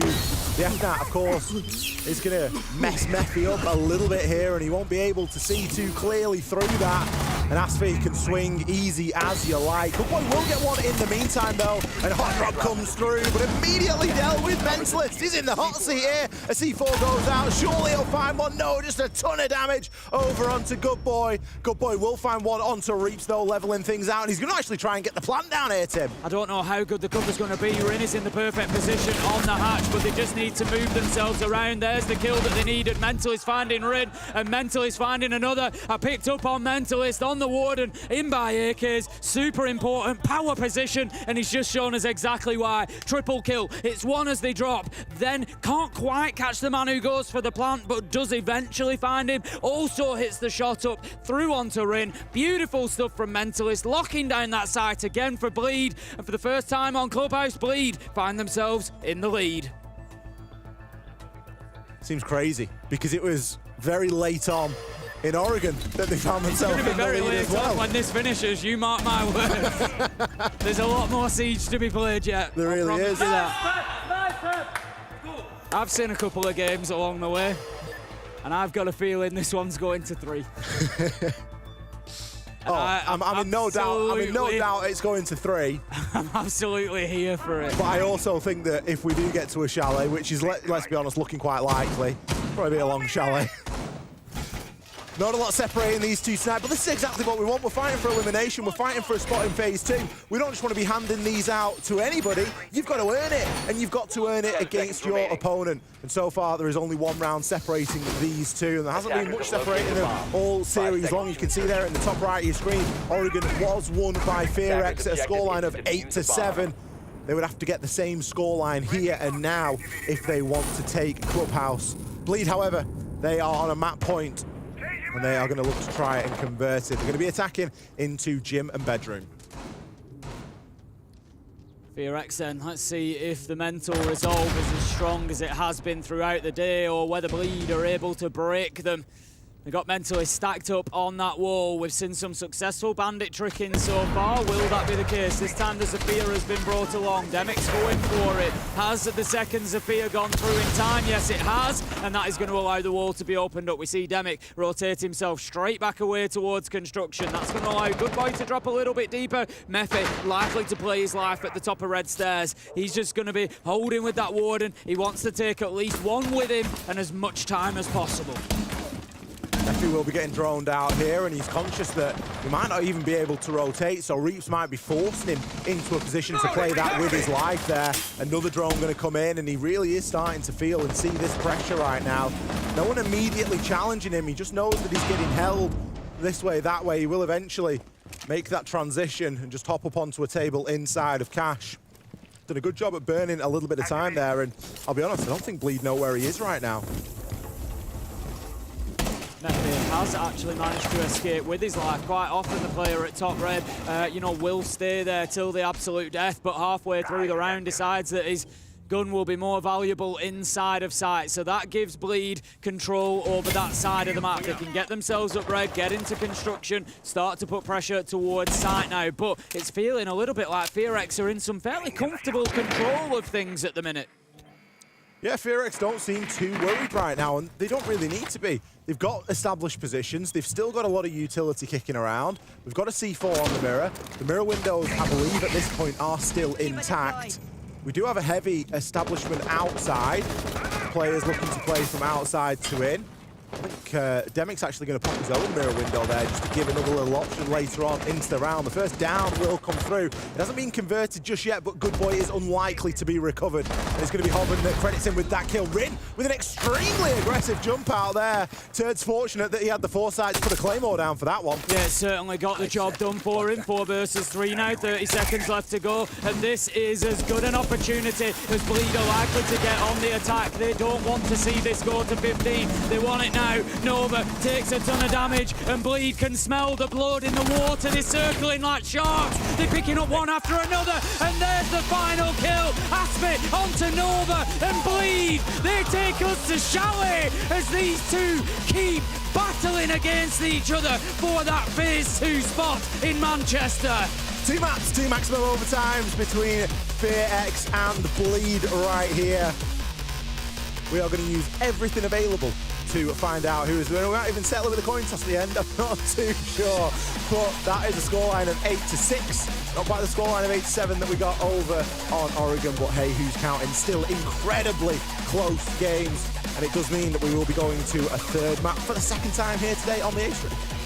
Still smiles across both teams here as they know what they're involved in. They know how special the reward will be. They're looking to continue and play on Sunday. Bleed, a real, it needs to be said how big an effort that was from them. They were behind. They were 6-3 down. They've had to come back from 3 match points, series points. They've fought their way back in and got to Chalet. That is a huge effort from them. And mentally, that's going to do quite a lot for them, because Oregon, it was a very tough game. It was back and forth. There was a big break in the middle of it, which didn't really help anything either, and both teams had to deal and fight through that. So for Bleed to have that ability to fight through, don't forget they had an early game against Space Station today. FearX on the flip side, they're going to be entering their 6th hour of siege or whatever it is at this point. These guys have been grinding all afternoon from that game against G2. So both teams have been through the ringer today for very different reasons, but both teams are still significantly in the game and both fighting. And as you mentioned there, Bleed is having that mental fortitude to really buckle up, and you can only imagine what those timeouts from Julio were like. Yeah, I don't think either of these teams are going to struggle to get to sleep tonight, or that they've put in a real day of it today, but they keep delivering, they keep performing, and that in itself is so impressive from both of these teams. They keep fighting, they know what's on the line, it's everything. They either go home or they continue on in the tournament. There is no in between, there is no second chances now. This is it. We're going into Chalet, we've got 1 map apiece. They've both kept hold of their own maps. FearX taking Oregon, Bleed taking Clubhouse just now, and it will be decided when we get there. We've got our map stats just coming up at the end. We can see what a massive effort from Reaps there. 18-7, 93% cost across 14 rounds. Absolutely unreal performance. Reaps also got the Monster Award yesterday as well. He had a fantastic fixture earlier on. I believe it was probably in the CAG game. And that was something that we thought was definitely of note there to highlight. But let's see how he performs over in Chalet. We've got another map coming up. Don't go anywhere. We'll be back after a few.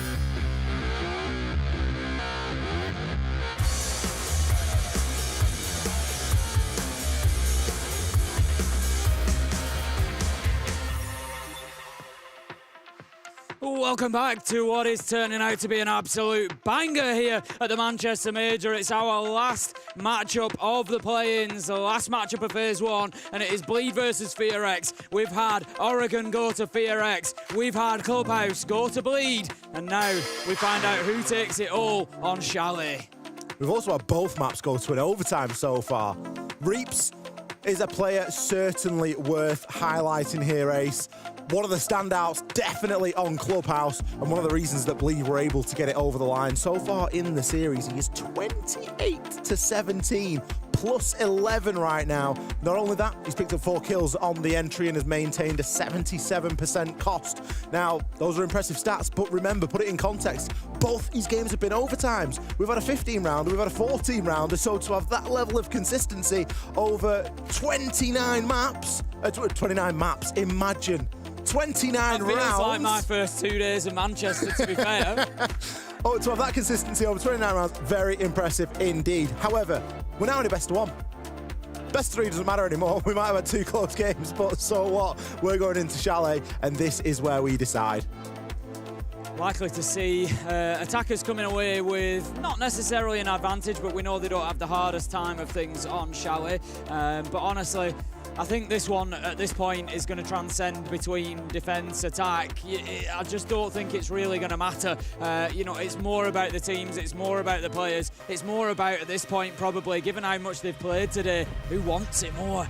And I can tell you, they both want it a hell of a lot. It's just going to be who can translate that into performance inside of the server. Yeah. Both teams have already played a full best of 3 to get to this point. Both teams already went 3 maps in those best of 3s as well. So they've played a heck of a lot of Siege today. We are just approaching 9:15 local time here. So it's not too late, but they've had a fairly early start and it's been a fairly stressful day. They're playing for a chance to get into Phase 2, and this is where it all comes down. FearX only had to beat G2. Well, yeah, I mean, and Bleed only went up against SSG. Like, what's the fuss about? What's the big deal? What's the fuss? Going to have our operator bands coming in. Going to be Ying and Monte taken away first. And we will continue that through with Bleed taking the first defender out on Chalet. It's going to be interesting to see what the defenders are. We're going to have Tubarao. So we saw Tubarao banned out in the last one as well. We've actually seen quite a lot of Tubarao use here in Manchester so far. Very much focused around delay tactics. We've seen a lot on bank, delaying those hatches being opened.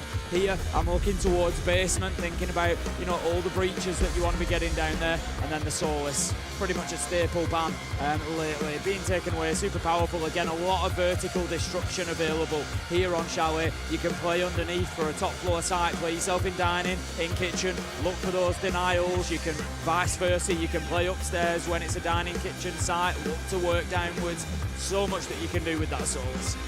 It's difficult as well because I kind of feel like we've not seen enough Fenrir ban in this series. It's only something that's come to my attention now as we enter the final map and we see the bans again. We haven't seen a Fen, and Fens have been so devastating for both sides.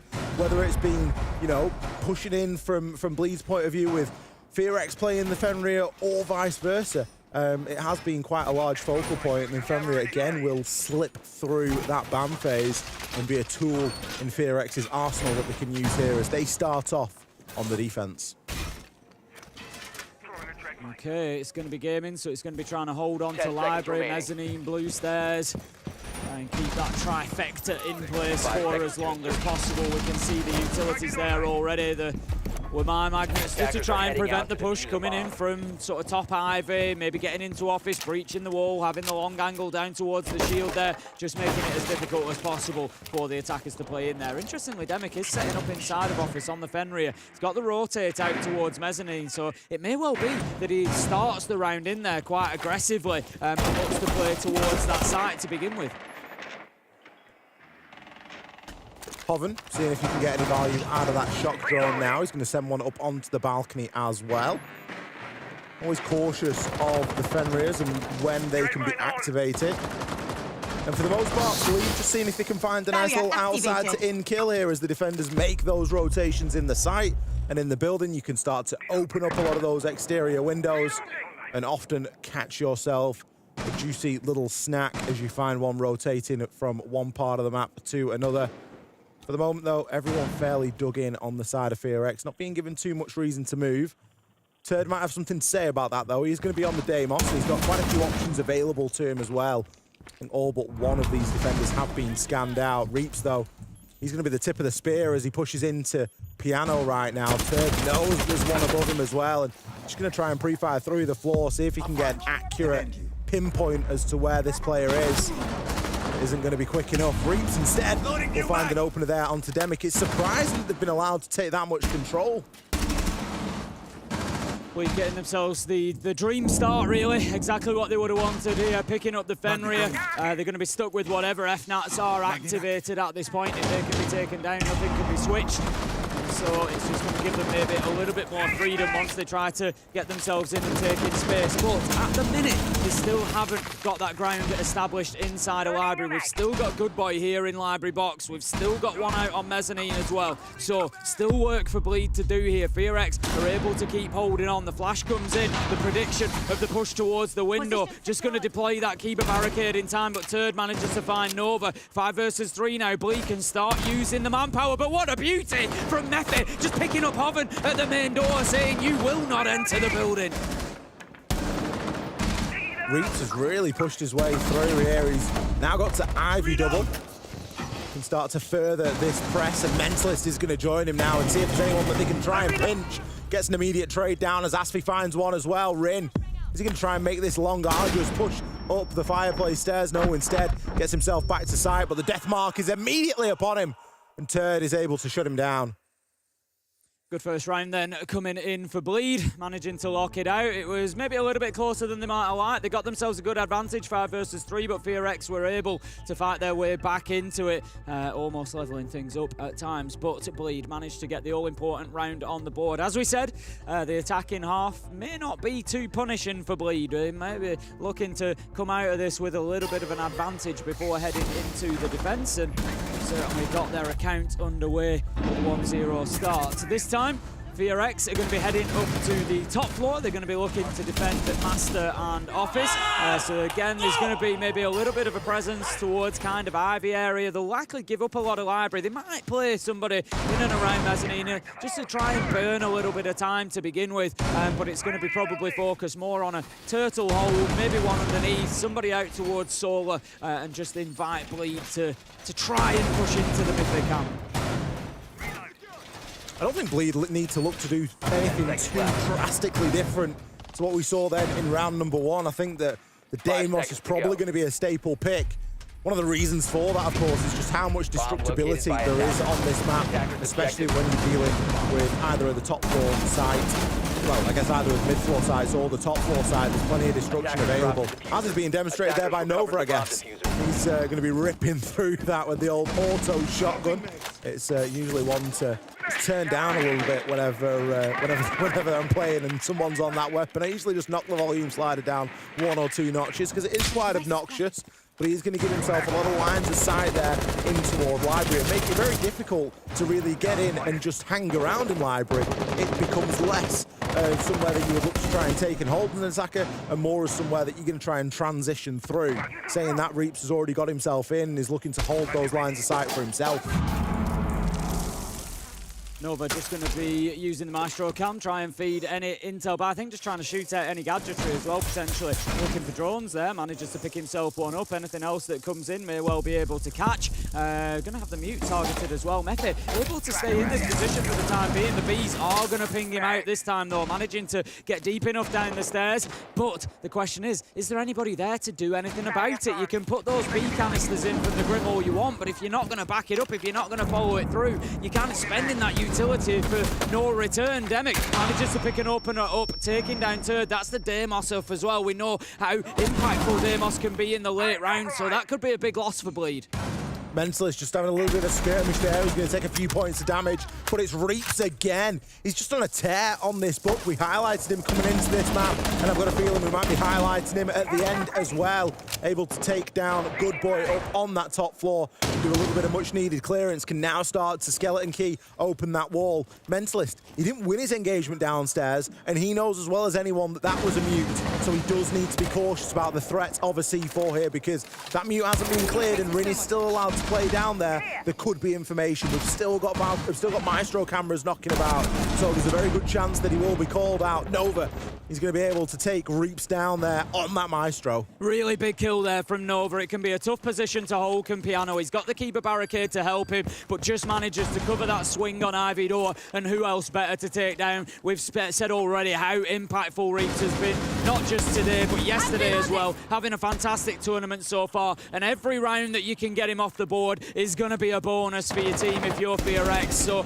real big play from Nova. Rin manages to pick up Hoven. You said Rin has gone undetected, has been able to move around freely so far, does exactly that, comes back up, hits on the long angle, beautiful kill, 15 seconds left to go, and Bleed are just going to have to push this. Mentalist looks to find one, it's likely to be a meaningless exit kill as he tries to push around the corner. The kill comes in from Nova. He's held Piano fantastically well there as Nova, and that gets FearX another round. A little bit of indecision there from Mentalist. He knows that Rin's below on the mute. He has a bit of a skirmish, but then has to come upstairs because of the man that Bleed had lost a little bit earlier on. Now, you look at Nova's position and you think, well, how do you deal with someone there inside a Piano? You open the Piano window behind him, because that then allows you to stop him from playing in that position. So maybe Reaps got a little bit too far ahead of the pack there, pushing on to Ivy double, perhaps a little bit of overconfidence. Look at the smile on these guys' faces. They absolutely love it. It's map 3, it's an elimination game, and we're still getting smiles, we're still getting thumbs up from this FearX squad. After what must be nearly a 7-hour day now, I think. That's how I'd be feeling. Eyes closed, head in my hands, I'd be thinking, oh my goodness, this is so stressful, this is going so long. And on the FearX side, it's all smiles and waves. The thing is, you know, you've got to find that energy from somewhere. You've got to, at the end of the day, you'll finish off the match, you'll go back. If you've got the good result, you're not going to remember the bit where you were tired. You're not going to remember the bit where it was a long day. You're just going to get your head down, and then you're going to be back to practicing tomorrow and ready for phase 2. So, you know, as far as these guys go, I think they've got the right approach. They've got the right mentality. You just got to keep pushing forward. Got to keep that mentality, keep that energy up, and it's going to help, hopefully, buy you a few rounds along the way. Seems as though we do have the issue resolved. I believe it was a headset problem. So hopefully, I don't know, maybe we swapped the headset out. Who knows? But it's good enough to get us back into the game. I can see that the game has started, and we will be entering where we left off. Start around number 3 here. We're going downstairs into the garage. FearX finding success up on that top floor, but not wanting to push it. They're not wanting to go for that kitchen site again. They're certainly not going to want to go for bar just yet. That doesn't seem to be a site in their rotation or in their future right now. Instead, down to the basement we go. The question being, of course, from the defenders of FearX, is it going to be a full map hold? Is it going to be just try to hold on to site itself, maybe rotate out of trench into boiler, try and aggressively hold that area? At the minute, it looks like there's going to be a presence throughout the map. Certainly in dining, we've had the vision blocker going in there to prevent the drones coming in and seeing whether there's anybody there or not. It's going to need a face check, or at least sending the drone in there where it's then likely to be taken out. So there is as well a presence up on the top floor from the defenders. That's going to be to support the player inside of dining, because another alternative is you just send your book in through office door, open up the floor just inside of the door there, and you can get the angles down onto the player inside of dining. So you can clear it out without ever actually going in there, and that's why you've got to have a player up on the top floor. You've also got to have players ready to rotate back, because that wall has been opened in quick, sharp time. And if we find, well, if Bleed find out how light that site really is, we might start to see Nova getting a little bit overwhelmed down there. He is on the Warden, so he can avoid some of the stuns, some of the smokes that are coming through, but it does look like quite a fast push in toward getting both of these walls open. Good boy, however, will find an opener there onto Reaps. It's going to be in that position, as we've discussed in dining. It's going to be a key win criteria for Bleed, realistically, getting that open unless they choose for the front-sided push. But given that Asfi's moving around to trench, that suggests they're going to try to open up the rear side. If the plant's going to go down in wine, they have to have control of the hatch. They can't leave Demic playing up there. For the time being, Turd is going to be targeting out the Fenrir of Mephi. He's out on solar stairs at the minute. He's the one that's trying to support Demic from above, and he's being forced back by this play. Just nearly gets caught out a trophy window, but battles his way across Demic is still there. This is going to be a key fight over the next 20-30 seconds. The fact that Mephi's been allowed to go back to site that way is fantastic for him. Because if he goes down West Main stairs, he's got the chance to get a taken out from Trench. That hasn't happened. Asfi, he's been able to trade back over there onto Good Boy. The Azami has been removed, and you start to think that Bleed might have a little bit of an opportunity here. They haven't really cleared that top floor just yet. I still believe that Demic has actually dropped. He's now going to be playing inside of Blue. So the hatch is going to be free for the taking right now, but it's all about, do Bleed know that? It seems like they do. Turtska's got himself in there. He does obviously still see the vision blockers, but he's got a bit of information to suggest he's probably on his own right now. There's still a lot of work to do if they're just going to try and brute force this hatch. Nova's going to find Hoven, and that is perfect for FearX as time is ticking down. 25 seconds left to go. Bleed are just going to have to send this at a point. They're going to have to go in. They haven't cleared out Pillar yet. That's going to be a big danger. The positive thing for them is that hatch at the minute. They can use that, but they could really do with the extra gun downstairs. Demic, he manages to find one, does he? No, gets taken out. Turd and Asfi one apiece. They really needed something out of Demic there, FearX. 5 seconds left to go. Asfi, he can get this down. Turd is there on the cover as it comes around. He can't find his man though, surely. That is the round. What an important fight there that is won out by Rin and Mephi. Absolutely beautiful stuff from FearX, holding on there, the nick of time in the 2v2. They get it done and they go 2-1. Really came down to the clock there for that one, and again, it's a good example of just sitting back and letting the round happen to a point where you have to react, and FearX did just exactly that. I think Bleed got caught a bit short. They didn't have anything to deal with those Azami barricades with. Okay, Azami got taken out relatively early, but the barriers, the Kiba barricades, they do remain, and there wasn't anything serious to try and deal with that. They had none of those big impact operators that you often speak of. It was quite a bland lineup. You've got the Deimos, that's about as fruity as it gets. But you've not got the Flores, you've not got the Ying, you've not got any of these tools that you might want to try and use, you've not got a Grim. There's loads of stuff out there, and they paid the ultimate price for it there. FearX holding on down in the basement. They can now go and have another go up in this mid-floor site. Yeah, down in the kitchen will be ours for round 4. FearX trying to hold on, and again, there's going to be a top floor presence from them. It's going to be much the same as a master office hold. They want piano, they want solar, and they want office for as long as possible. By contrast, what do the attackers need to do? They need to get in there and open that office wall, really. I'm a little bit concerned on the hard breach situation here. They've got Turd on the ace. He's somebody who wants to go looking for kills, that much is for sure. If he gets a little bit over-aggressive and they lose that ace, they've got no other alternative. So it's really important that Turd recognises the importance of those gadgets. I'm sure he will. He needs to go in, open up office wall to prevent the hold directly above, and then open up the site wall. They've chosen to do it in reverse, but they just need to be careful they don't get caught out with that verticality. Well, it looks like the office wall is going to, the downstairs wall is going to get opened nice and easily, but you've got the verticality now, and you're only left really with a hop through and one Selma device to try and get rid of the player that's going to be on that half wall inside of office. So Mentalist maybe could do to get himself on that upside down rappel. We've also got a clash to contend with here as well. So whilst Bleed have maybe skipped a few steps there, and it's not unforgivable, they've still got the hardest work yet ahead of them. And that's where I say you've got to open that office wall breach first.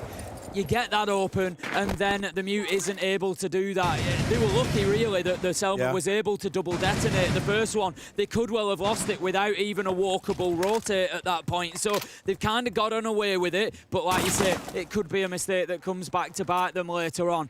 A minute and a half through the round, not able to find a kill yet. FearX, they've got themselves dug in. 2 still above. This has to be cleared from Bleed, because otherwise the verticals are going to be so telling in the late round.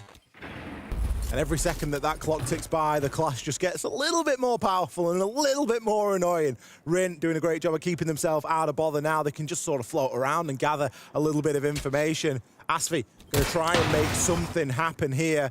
Conscious of that player on the half wall, Turd nearly had a chance onto Rin there. He's got himself just onto the lower portion of those library stairs. We're going to see the bees sent in now as well, as Good Boy takes a good few points of damage. What do they know about Mephi? Well, they certainly do now. He's been caught out on the drone, but he's single-handedly stopping from repelling in. Is he going to be able to find the kill? No, runs out of ammo! A 1-for-1 there as Nova swings onto Asfi. Bleed were going for a 3-2-1 there, and Nova eventually will be taken on out. A class kill from Turd as he takes the head Oh, good boy, leaving us in a 4 versus 2. That was a second of a double for Turd up on the top floor. And what just a 3-2-1 moment that has been from Bleed. Just to all push in at the same time. Aggress, take that top floor control, and it leaves Rin trying to work back up. The timing just not with them at the minute as they look to pick up that kill but are unable, just moving around away to behind the corner. And there's an opportunity now for Hobbin to get that diffuser down. Exactly what he's going to try to do, but it's going to be cut short by Reaps. And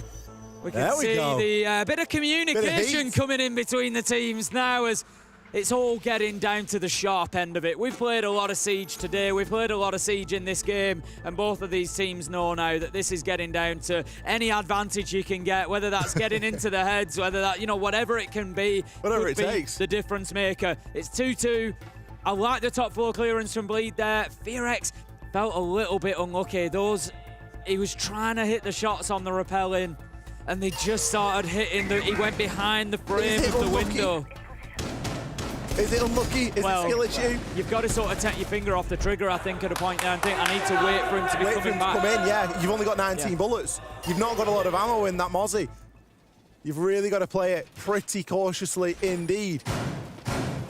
He's the most vocal with Simbleed so far as well. It is. They've been pretty giving a lot of respect away to FearX, and FearX deserve the respect, but usually Bleed are that team that stood up shouting and all. I mean, I know they were in the SSG game. There was a toilet roll that was getting passed around. I think it was that was something that was going on in that game as well. So the banter was certainly flowing, but Bleed have definitely been a little bit quieter in this fixture, that much is for certain, but there's certainly time for it to amp up a little bit as we are only in round 5. And surprise, surprise, it's 2-2. There's nothing separating them.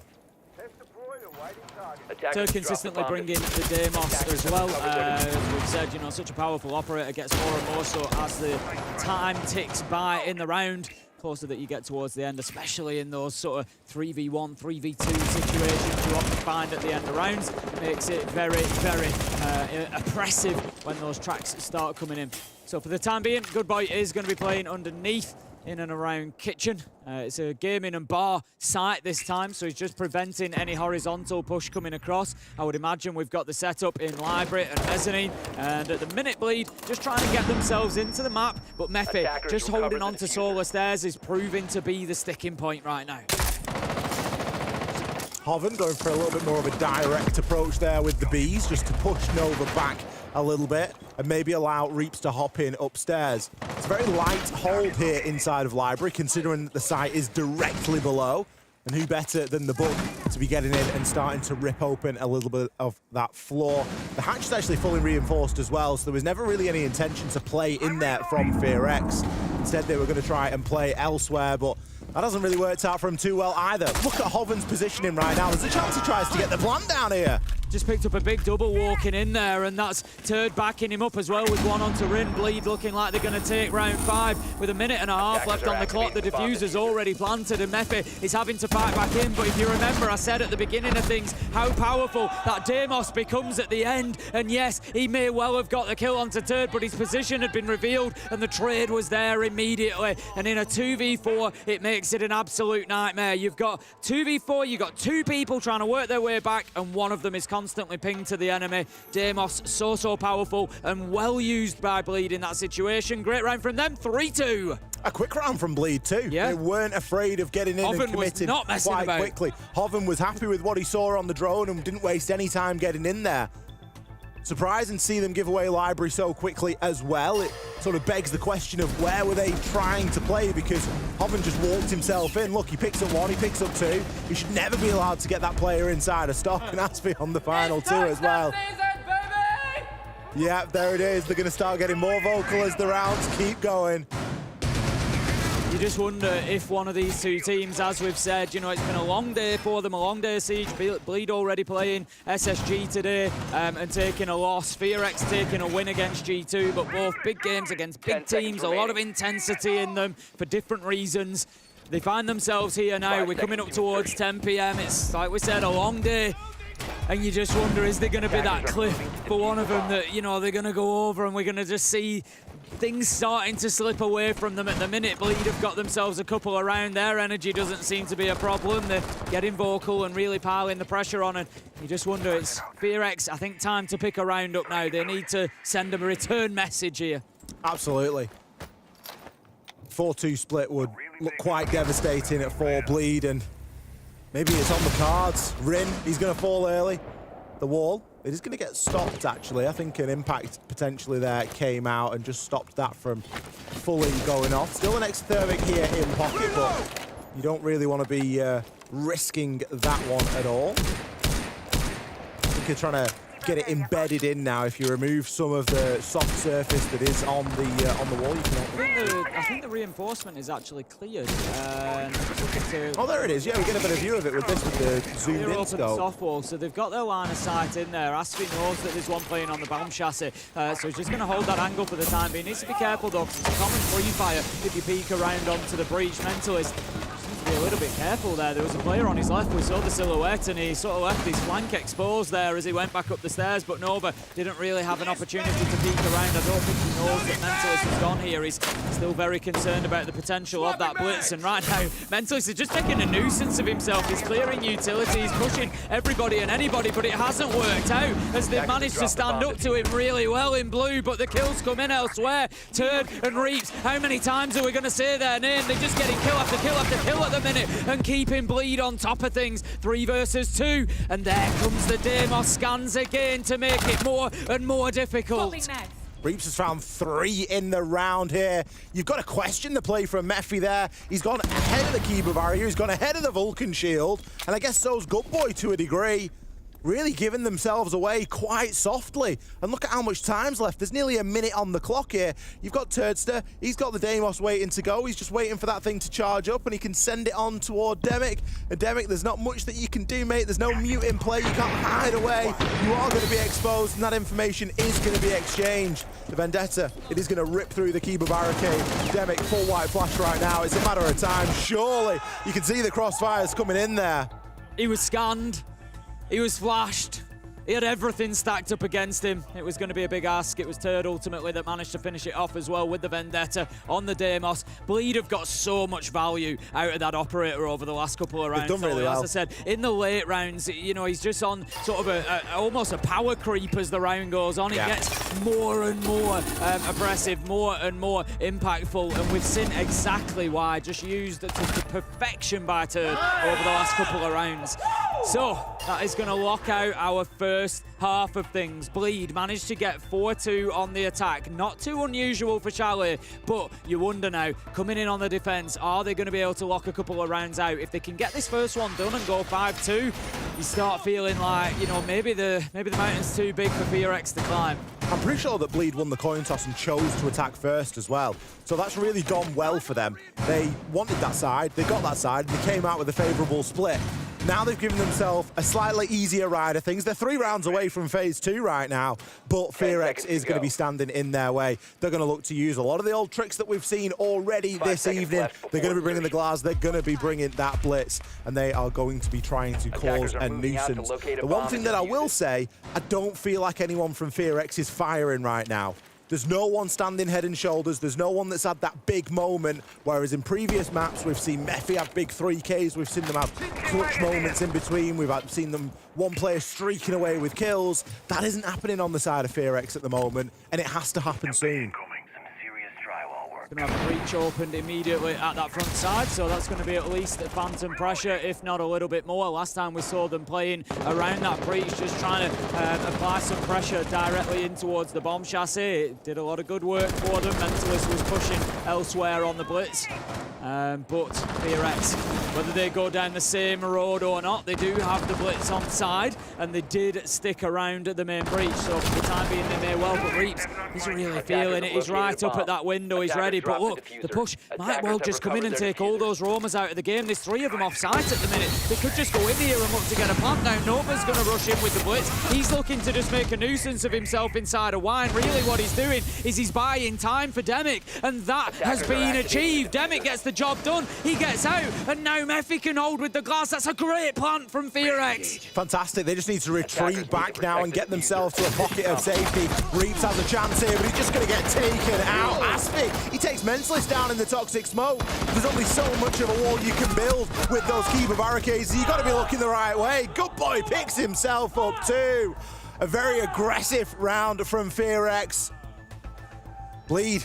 They were thinking they'd gone to sleep there, and all of a sudden, FearX, they rise back up. They got a second win for the party. Where the diffuser was planted made that really tricky as well. It was a great plant spot. A little bit of a risk from Demic because it's out in the open, but they have the smokes in there just to prevent those lines of sight. If you plant in behind the bins, it's kind of difficult to swing round the breach, and you're kind of exposing yourself to challenge onto anybody. You can maybe tuck yourself away. You've got a little bit of a drone hole issue, but you can get a little bit of cover to try and disable that diffuser. But where it was, bang out in the open, you got Mephi, you got Good Boy just waited arms wide to take anybody who came in there, and they did. FearX, really important round, get themselves back within one, successful first attack.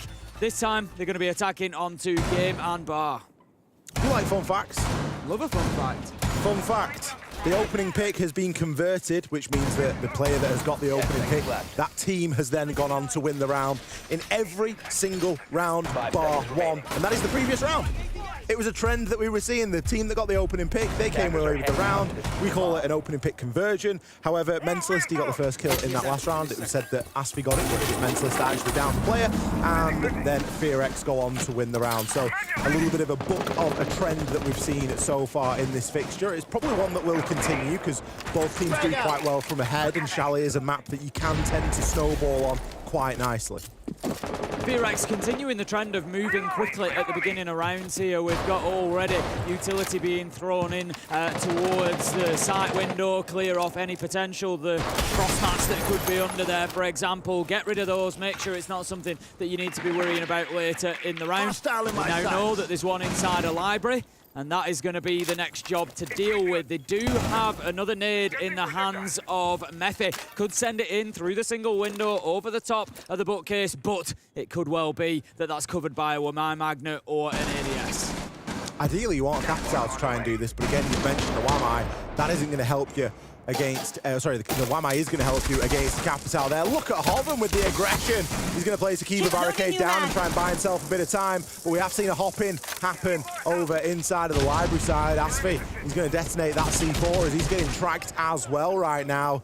He's essentially playing a position where he knows he is going to be taken out. It's just a matter of how much can he take with him, and the answer so far is one headshot onto Rinturd, finishes Nova off. Hoven joins the party. This could be a flawless right now. Good boy, the mirror window's been smashed from the other side. It's beautiful. He gets downed as well, and Demic taken on out. A flawless round for Bleed. What a way to respond. Yeah, absolutely perfectly timed there from Bleed. They just had FearX in their pockets throughout that round, and I'm just not sure FearX's sort of use of the gadgets at that point, the utility usage. For example, using the Deimos track onto Aspie as the mirror. You know exactly where he is. He's playing in the corner library. He's not going to move. At an absolute most, he's going to push himself and drop down hatch. And even then, his location is not really going to help you other than to tell you, right, he's gone. But you probably know that because you'll hear him drop the hatch. I don't know, I think you're just throwing utility at a problem for the sake of it then, rather than thinking, how is this going to get us that space? How is it going to get us that kill? It's not a Capito bolt, it's not a nade, it's not going to force him to move. I don't think Turd ever used the Deimos to get an opening pick or to gain space. It was always to isolate someone when they had an advantage. It's one of the key differences there in the way that op was being used. And to be honest, yeah, they didn't have the utility to deal with a player sat in that position. Sometimes you see a Doc played there. We've seen Doc's stim healed himself through Capitals.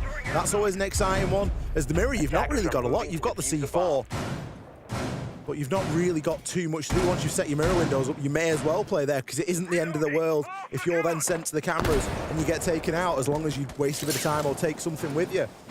A great round there from Bleed, only 2 rounds away now. Look what round we're in, Tim. So close. It's round 9. So important, as I've said countless times. it really does give you that opportunity to press your advantage, to really put your opponent on the back foot, and that's exactly what Bleed need to do here. They need to be ruthless at this point, and they need to make sure that they just get in this finish. They cannot let FearX back at them here. Every time that FearX come back, it's going to buoy them, it's going to give them more confidence, and that's something that Bleed definitely need to be careful about. Rin, I don't think he knows that Mentalist is just inside of this window here, but Mentalist moves away. He doesn't know either. Like passing ships in the night, they're going to miss each other. Rin knows that someone's playing inside a bathroom, though. With the way that window's looking, I feel like he's just going to try and hop in. And I hope for his sake that the timing is going to be good. Still trying to play out there and challenge onto that, just destroy that Kiba as soon as it's placed down. Mentalist, he's going to try and deal with this himself, but where are you looking, pal? That's not only giving an opening pick, but a chance for Rin to hack the cameras as well. Yeah, Rin was ready for that one. He knew exactly what was going to come. Just eating through Kiba barricades as well. Obviously, ammo may become a little bit of a factor for him at a point as he goes on, but still plenty in the pocket at the minute. About 50 rounds left for him, so he can keep chewing through those Kiba barricades. DMR, the perfect tool to be able to remove them. Question is, can FearX continue to remove Bleed players? Yes, they've managed to pick up Mentalist, but it was on a jump out. Rin heard him go, and it was an easy one. They haven't managed to dislodge anybody yet. They haven't managed to disrupt this Bleed team. They haven't been able to push them around, but the Otter might just be able to help them do that. Well, the Oster isn't going to do much helping, but the shield might do. The shield is placed down inside a trophy, but Hoven picking one up onto Mephi. Bleed have responded quite well. Demic now going to try and stun out and see if he can hop himself in. He's actually full white flashed himself on the way as Turd. He takes down Rim. Demic has been allowed to get onto these solar stairs, but what's he going to be able to do from this position? Very quickly, he's left in a 1 versus 4. He knows where 1 is upstairs. Hoven just tucked in there to Master. With that information being called, there's only one place that he can go right now. He either goes up or he goes down. Picks up a nice headshot there onto Hoven, but that's all it was ever going to be. An exit frag and a kill from Turd to put Bleed on a match and series point. Yeah, it's looking good for them at the minute. They've really got a bit of momentum behind them. It's round after round. They take round 8, round 9 to get themselves on to that magic 6 points. And they now have 3 opportunities to close it out. FearX going to pull the time out at this point, deciding that Dark needs to intervene and have a little chat with them. But I tell you what, you can tell getting towards the end of a long day, even the laughing and smiling has stopped for FearX now, and it's been a consistent, constant throughout the day really for them. But they are really at the tough end of a long day, and they've got a big fight ahead of them now against a team, particularly in Turd Star. 14-4 at the minute. He's absolutely running away with this. That round, it's kind of easy to look at and think FearX maybe had an opportunity, but they didn't. They just got an opening pick on a jump out. They never really affected Bleed's defense at all. They never moved them out of Master or Office. They never took any ground away from them. It was just never really a threat of an attack from FearX. It was strange that we highlighted, well, it wasn't strange, it was well-deserved that we highlighted Reaps coming into this, and it's been Turd that has stepped up head and shoulders and gone on and put up this performance. What are we saying, 14-4 right now. It's incredibly impressive indeed. Reaps is still doing well, he's 9-4, double positive, but it's everyone else is having one of those good games as well. Asphy's had some moments in the sun. I think Hoven's had some really important kills. He's only going 5-5. He's going even, he's covering his own losses, but the kills that he's getting are still very important indeed. I'm sure he is. We'll be able to change them in a few minutes. Right, Bleed, 6 rounds to 3 right now. As you mentioned, Tim, they have a couple of opportunities here at getting this one over the line. Nice little clips like that, because it does give you a feeling, you know, we sit here and we tell you, oh, it means a lot to these players, but when you get to see little bits like that, you get to understand that this is it for these players. They want to play at majors. They want to go as far as they can and get themselves onto main stage. And the thing is, you know, it's not an easy thing to do in terms of getting here to begin with. You know, in terms of the actual performances once you're here, it's, you know, a pressure cooker environment. It's constant for these guys. They're scrimming, they're practicing, they're playing. It's, you know, it's very, very full on for them. Often, you know, in an environment that's not their own. They're in another country, different food, different, you know, there's a lot to adapt to all at once. You know, and they do amazingly well with it. Amazingly well. Especially when you think of how many players return to majors, that just tells you how many people actually do it. A lot of people do it multiple times, but not a lot of people actually get to do it, especially when you start thinking about getting onto main stage or doing that or going the distance. So it really does mean a lot, and, you know, it starts here. It starts in phase 1 for a lot of these teams. There's no reason why, if they qualify into phase 2, they can't make a run of it, because once they get into phase 2, it's a level playing field again. Here we go then, we're a minute in, we haven't had any kills yet. It's going to be a top floor hold from Bleed, and as I say that, Asfi opens it up. Hoven, Asfi, they have gone big at the beginning of the round, and it looks like it could be all but done. It's going to take an absolutely gargantuan effort for FearX here to bring themselves back into it. 2 versus 5, they haven't even really got themselves inside of the map X. I said that maybe we'd see one of these teams just lose that momentum a little bit as time goes on, and it's FearX that look like they've suffered to that. Bleed, major advantage now, 5 versus 2. After losing to SSG to drop down to the lower bracket, they are on the verge of heading through to phase 2. Reaps, who else picks up the kill onto Nova, and it's all up to Demic. Demic on the glass, got a lot of work to do, a whole minute and 5 players to go up against. You get the feeling he might not get past the first, but no, takes Hoven down nicely. That's location given away though, and there's plenty of runouts and things available for him to use here. Bleed are gonna get it done. Reaps to finish things off. What a series that player has had. Bleed can hold their heads high. They had more in the tank here tonight. They take Chalet 7-3 and lock themselves in for phase 2. I'm sure that there's going to be teams looking at Bleed now and thinking we need a strategy to deal with Reaps, because he is an absolute nightmare. Turd, a great game, 14-5. Reaps still 11-4. Almost triple positive on the KD. The consistency. And it is the consistency. Yeah. He has been the constant for this team over the 2 days of the play-ins. Joel, Bleed, you're through to phase 2. I love how they take Joel through for the fist bumps. Like, no, you got to fist bump Joel as well. It's only polite. You got to dap his fin up. You know, let him know that you're here. Commiserations to FearX. They played an amazing What an emotional roller coaster of a day. Yep. You knock out G2, you get yourself into that mindset, and then you go up against Bleed, and it's just, it's so devastating for him, isn't it? Yeah, it really is. You know, you've got to think that your work is almost done when you've beaten G2. Yeah. Surely that's going to be the hard bit. But no, Bleed proving that they were the final boss and just really getting it done there on Chalet. Honestly, what a series that we've just had. An absolute beauty of a game. A couple of overtimes to take us to a map 3, and then ultimately Bleed able to just take it away. Well, we can see the players starting to dismantle the setups now. They've gone through, shaking hands, and the effect and the emotion and the moment can start to sink in now. Bleed can realise that they've done it, they've qualified in. There's only 4 teams that we get to send through into phase 2 from this first phase. 50% of the teams will go home. I do believe we have got an interview. I do believe we have got Reaps and Mentalist out there in the player booth. Guys, you guys just came out of a best of 3 that was all the way and probably, you know, stretching the nerves of everybody watching. How are you feeling right now, Mentalist? I'm just glad we got all of that alive. Like, I was about to just die on the floor and just lie on the floor and just, yeah. But yeah, glad that we won that. I think as a team, after we got smacked by SSG, the morale was pretty down, but all of us got back together, we talked, and yeah, we're back. I think we played really, really well. Even on the maps that we lost, like, we were slowly waking up, and towards the end, we're kind of back to where we were, yeah. And Reaps, you were the monster yesterday. You were a monster in this game. How are you feeling after those, going through phase 1, basically? Honestly, I don't think my performance is that good, because it's not about the kill. Like, I love, enjoy, I just tell my team, let's go do this, let's do that, and then sometimes my call just win the round. I love that. And Mentalist, tell me about Reaps and the rest of your players. How it must feel like a proud moment, kind of being in charge of these guys.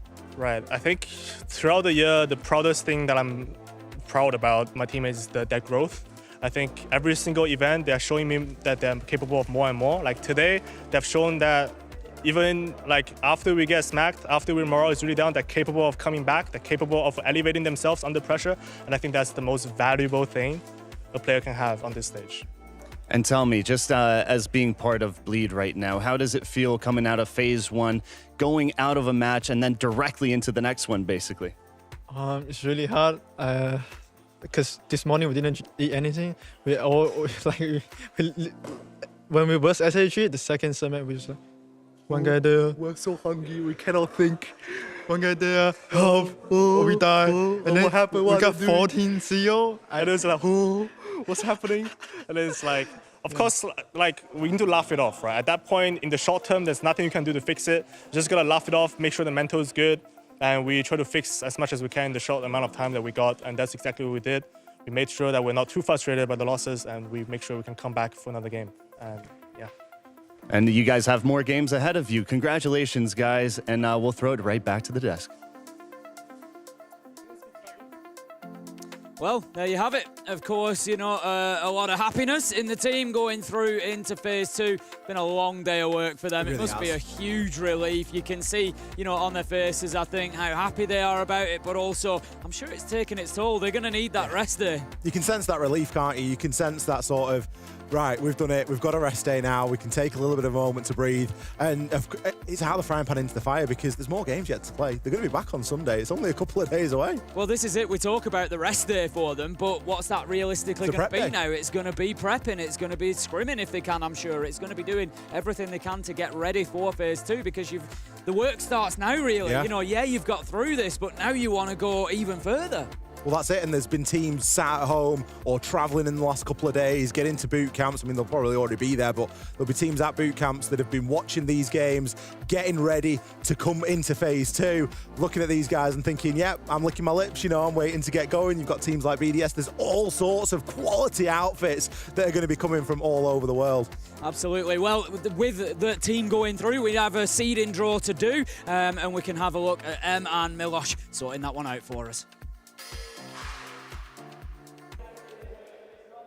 Hey everybody, we're here with Rob, one of our league, or at least the head of league operations. How does it go? League operations manager for Rainbow Six at Blast. Not too shabby. There they are. We're going to go through all of our teams and figure out who's going to be competing and who is seated in what spot for phase 2 coming up. So let's start off with it. The line that you see here right next to me is the first seed of teams coming out of EU, NA, and Brazil. Please, Rob, all yours. Our first team, drum roll, please, everybody watching at home. I want you to roll some drums. No pressure whatsoever here. Absolutely none. We can't draw G2, that's for sure. So what do we get out of it? Beast Coast from North America. Our first team drawn here, of course, from the first seed, all confirmed. Moving on to the next bit. Of course, all of this will be set at the end of it. You'll see it all clearly for yourself. The graphic. And who do we have? For a second, of course, it has to be someone from EU or BR, and it is FaZe Clan, drawn right up next. This is all to determine the seeding as we go into our next phase. Can you believe it, Joel? I don't know. Maybe Joel can believe it, maybe not. Rob holding steady as he goes for the third one. Well, we know who it is coming out of EU at the top. It's Team BDS. The Titan Killers that everybody's been expecting. But hey, we'll see how that goes. Our second seed, it's set of 3. These are second seeded from EU, North America, and Brazil. Rob, all yours. First pull. Who do we get out of it? Has to be one of those 3 regions, of course, for one team each. And our first E1 Esports coming out of Brazil. All right. BRs have been seeded already. We bring out, it's either NA or EU. Rob, what do you got for us? Magic fingers. And it is Into the Breach, ITB, joining in from Europe. They put in, of course, coming in from the second seed in EU through the playoffs. You want to watch that? That was a lot of fun. Big story for Into the Breach coming into this event. As they say, tough game, but we don't know what comes out of it. Up next, our third, of course, we know it's M80 from North America. There we go. Our second seeds are NUBR and NA. We move on to our next layer. What a cake it is indeed. Our first one here for these two is the first from Japan and Korea. Has to be a team from one of those two regions. And who do we get out of it? Rob? Say no pressure, but I can't really say it too loud. Here we go. We got PSG Talon. Fabian with a lot on the line riding in this matchup.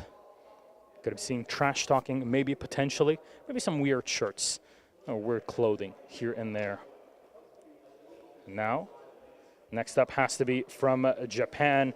It's, of course, Scars joining us as the first seed from Japan. Let's go. Moving on to our next line. It is our third seeds from EU, NA, and Brazil, if I'm not wrong. There you go. Thank you very much, Rob.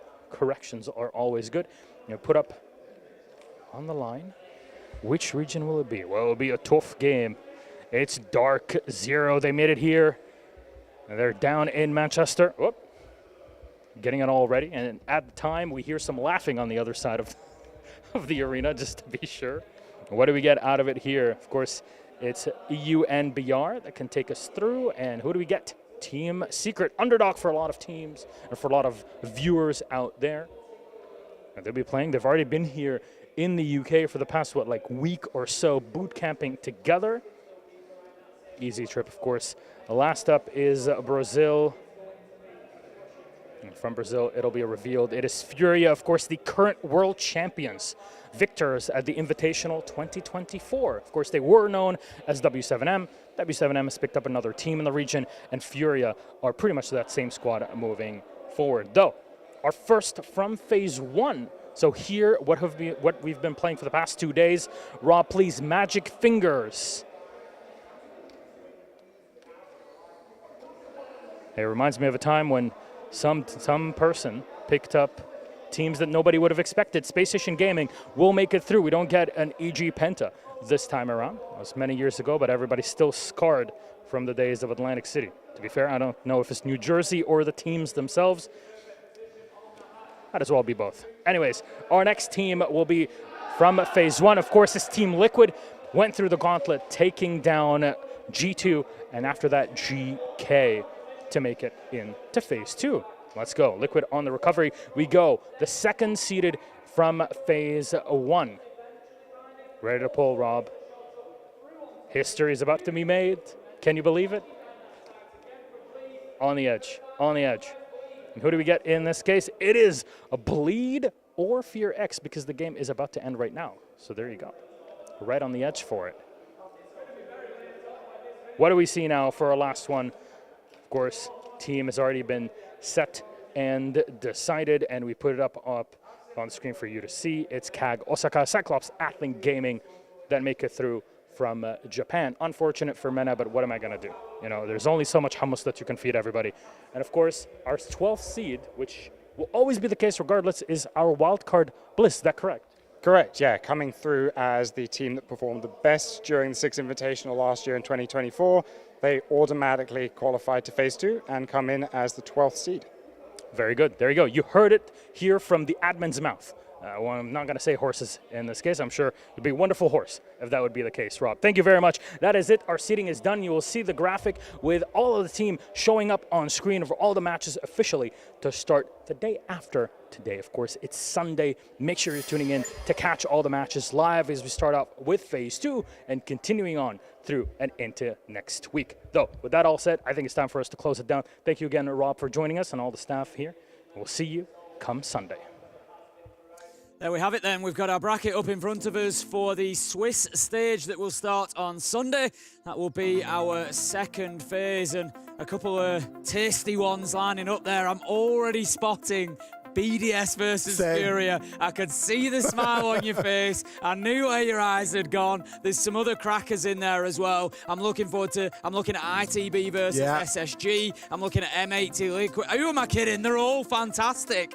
Talon versus Bleed. Oh, You know, I'm going to be a little bit more biased to the teams that we've watched inside of Phase 1 because we've followed a bit of a journey with them now, so we want to see them come through. There is tons and tons to get at there. That graphic will be posted on socials. It will be available online, so get yourself stuck in and get your calendar out and start marking down a few of those games that you want to watch. Obviously, we want to watch them all, but there are some crackers in there. Yeah, they really are, and it's going to be a treat. I always love the Swiss stage as well because it gets really mixed up as we go. That's it's quick. And it's, you know, winners play winners, losers play losers. You play people on the same record. It's always really, really tasty. So that's fantastic. And talking about tasty, Phase 1 has been just that. I've had an absolute field day over the last couple of days here for the play-ins. I'm sure you're the same, X. It's been absolutely brilliant. So, on behalf of me, X, everybody who's worked on the broadcast, the production team, everybody else, you know, a huge thank you for tuning in through Phase 1 and the play-ins. There's so much more Siege to come here from Manchester. So many more treats, so many big moments that we've got to look forward to.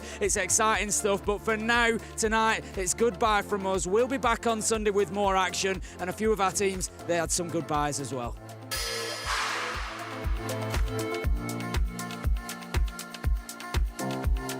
Just off the loss against FearX, so we're out of the tournament.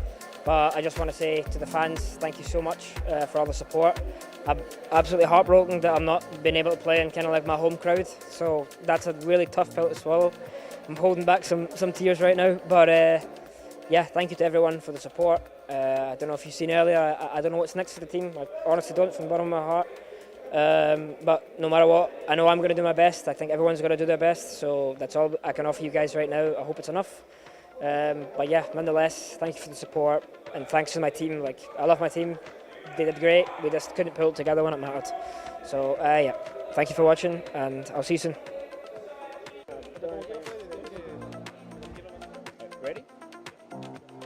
Bueno, ¿qué tal? Nosotros somos Cruelty y hasta aquí llegó nuestra participación en el Major. Muchas gracias a todos los que nos apoyaron. Tristemente no pudimos lograr los objetivos, pero regresaremos al próximo más fuerte. Pues gracias a toda la fanaticada como siempre, gracias al público.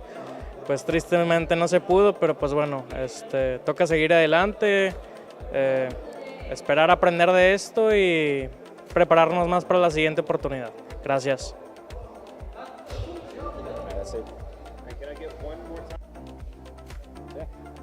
Hello everyone, we are Team Geekay and we just got knocked out of Phase 1. So we'll go back home and practice more and we'll do our best and come back much stronger. So thanks for all the fans who supports us. Same thing what he said, and hopefully we can recover or show that this is not how we play. We're way better than this, but it was just unfortunate for us today. Thank you. On the key major is already finished here, but yeah, we will go back home and try to be stronger for the next one, I hope. And thank you for watching and support us on Twitter, boys. Thank you. قصرنا أدري تمام إن شاء الله بإذن الله أنا بوعدكم بإذن الله البطولة الجاي ما راح نطلع من فيز 1 ولا 2 بإذن الله. É muito triste ter caído aqui na primeira fase, mas a gente vai voltar mais forte vamos treinar mais, vamos trabalhar mais. A gente, querendo ou não, tem pouco tempo de time e não estamos felizes com o que a gente alcançou aqui. E claro que a gente vai voltar muito mais forte para os próximos campeonatos internacionais. Torçam pela gente e muito obrigado pela torcida do Brasil também pela GK. Tamo junto. There's not much to say, but I hope we come back stronger for World Cup and next major, maybe SI. So that's it.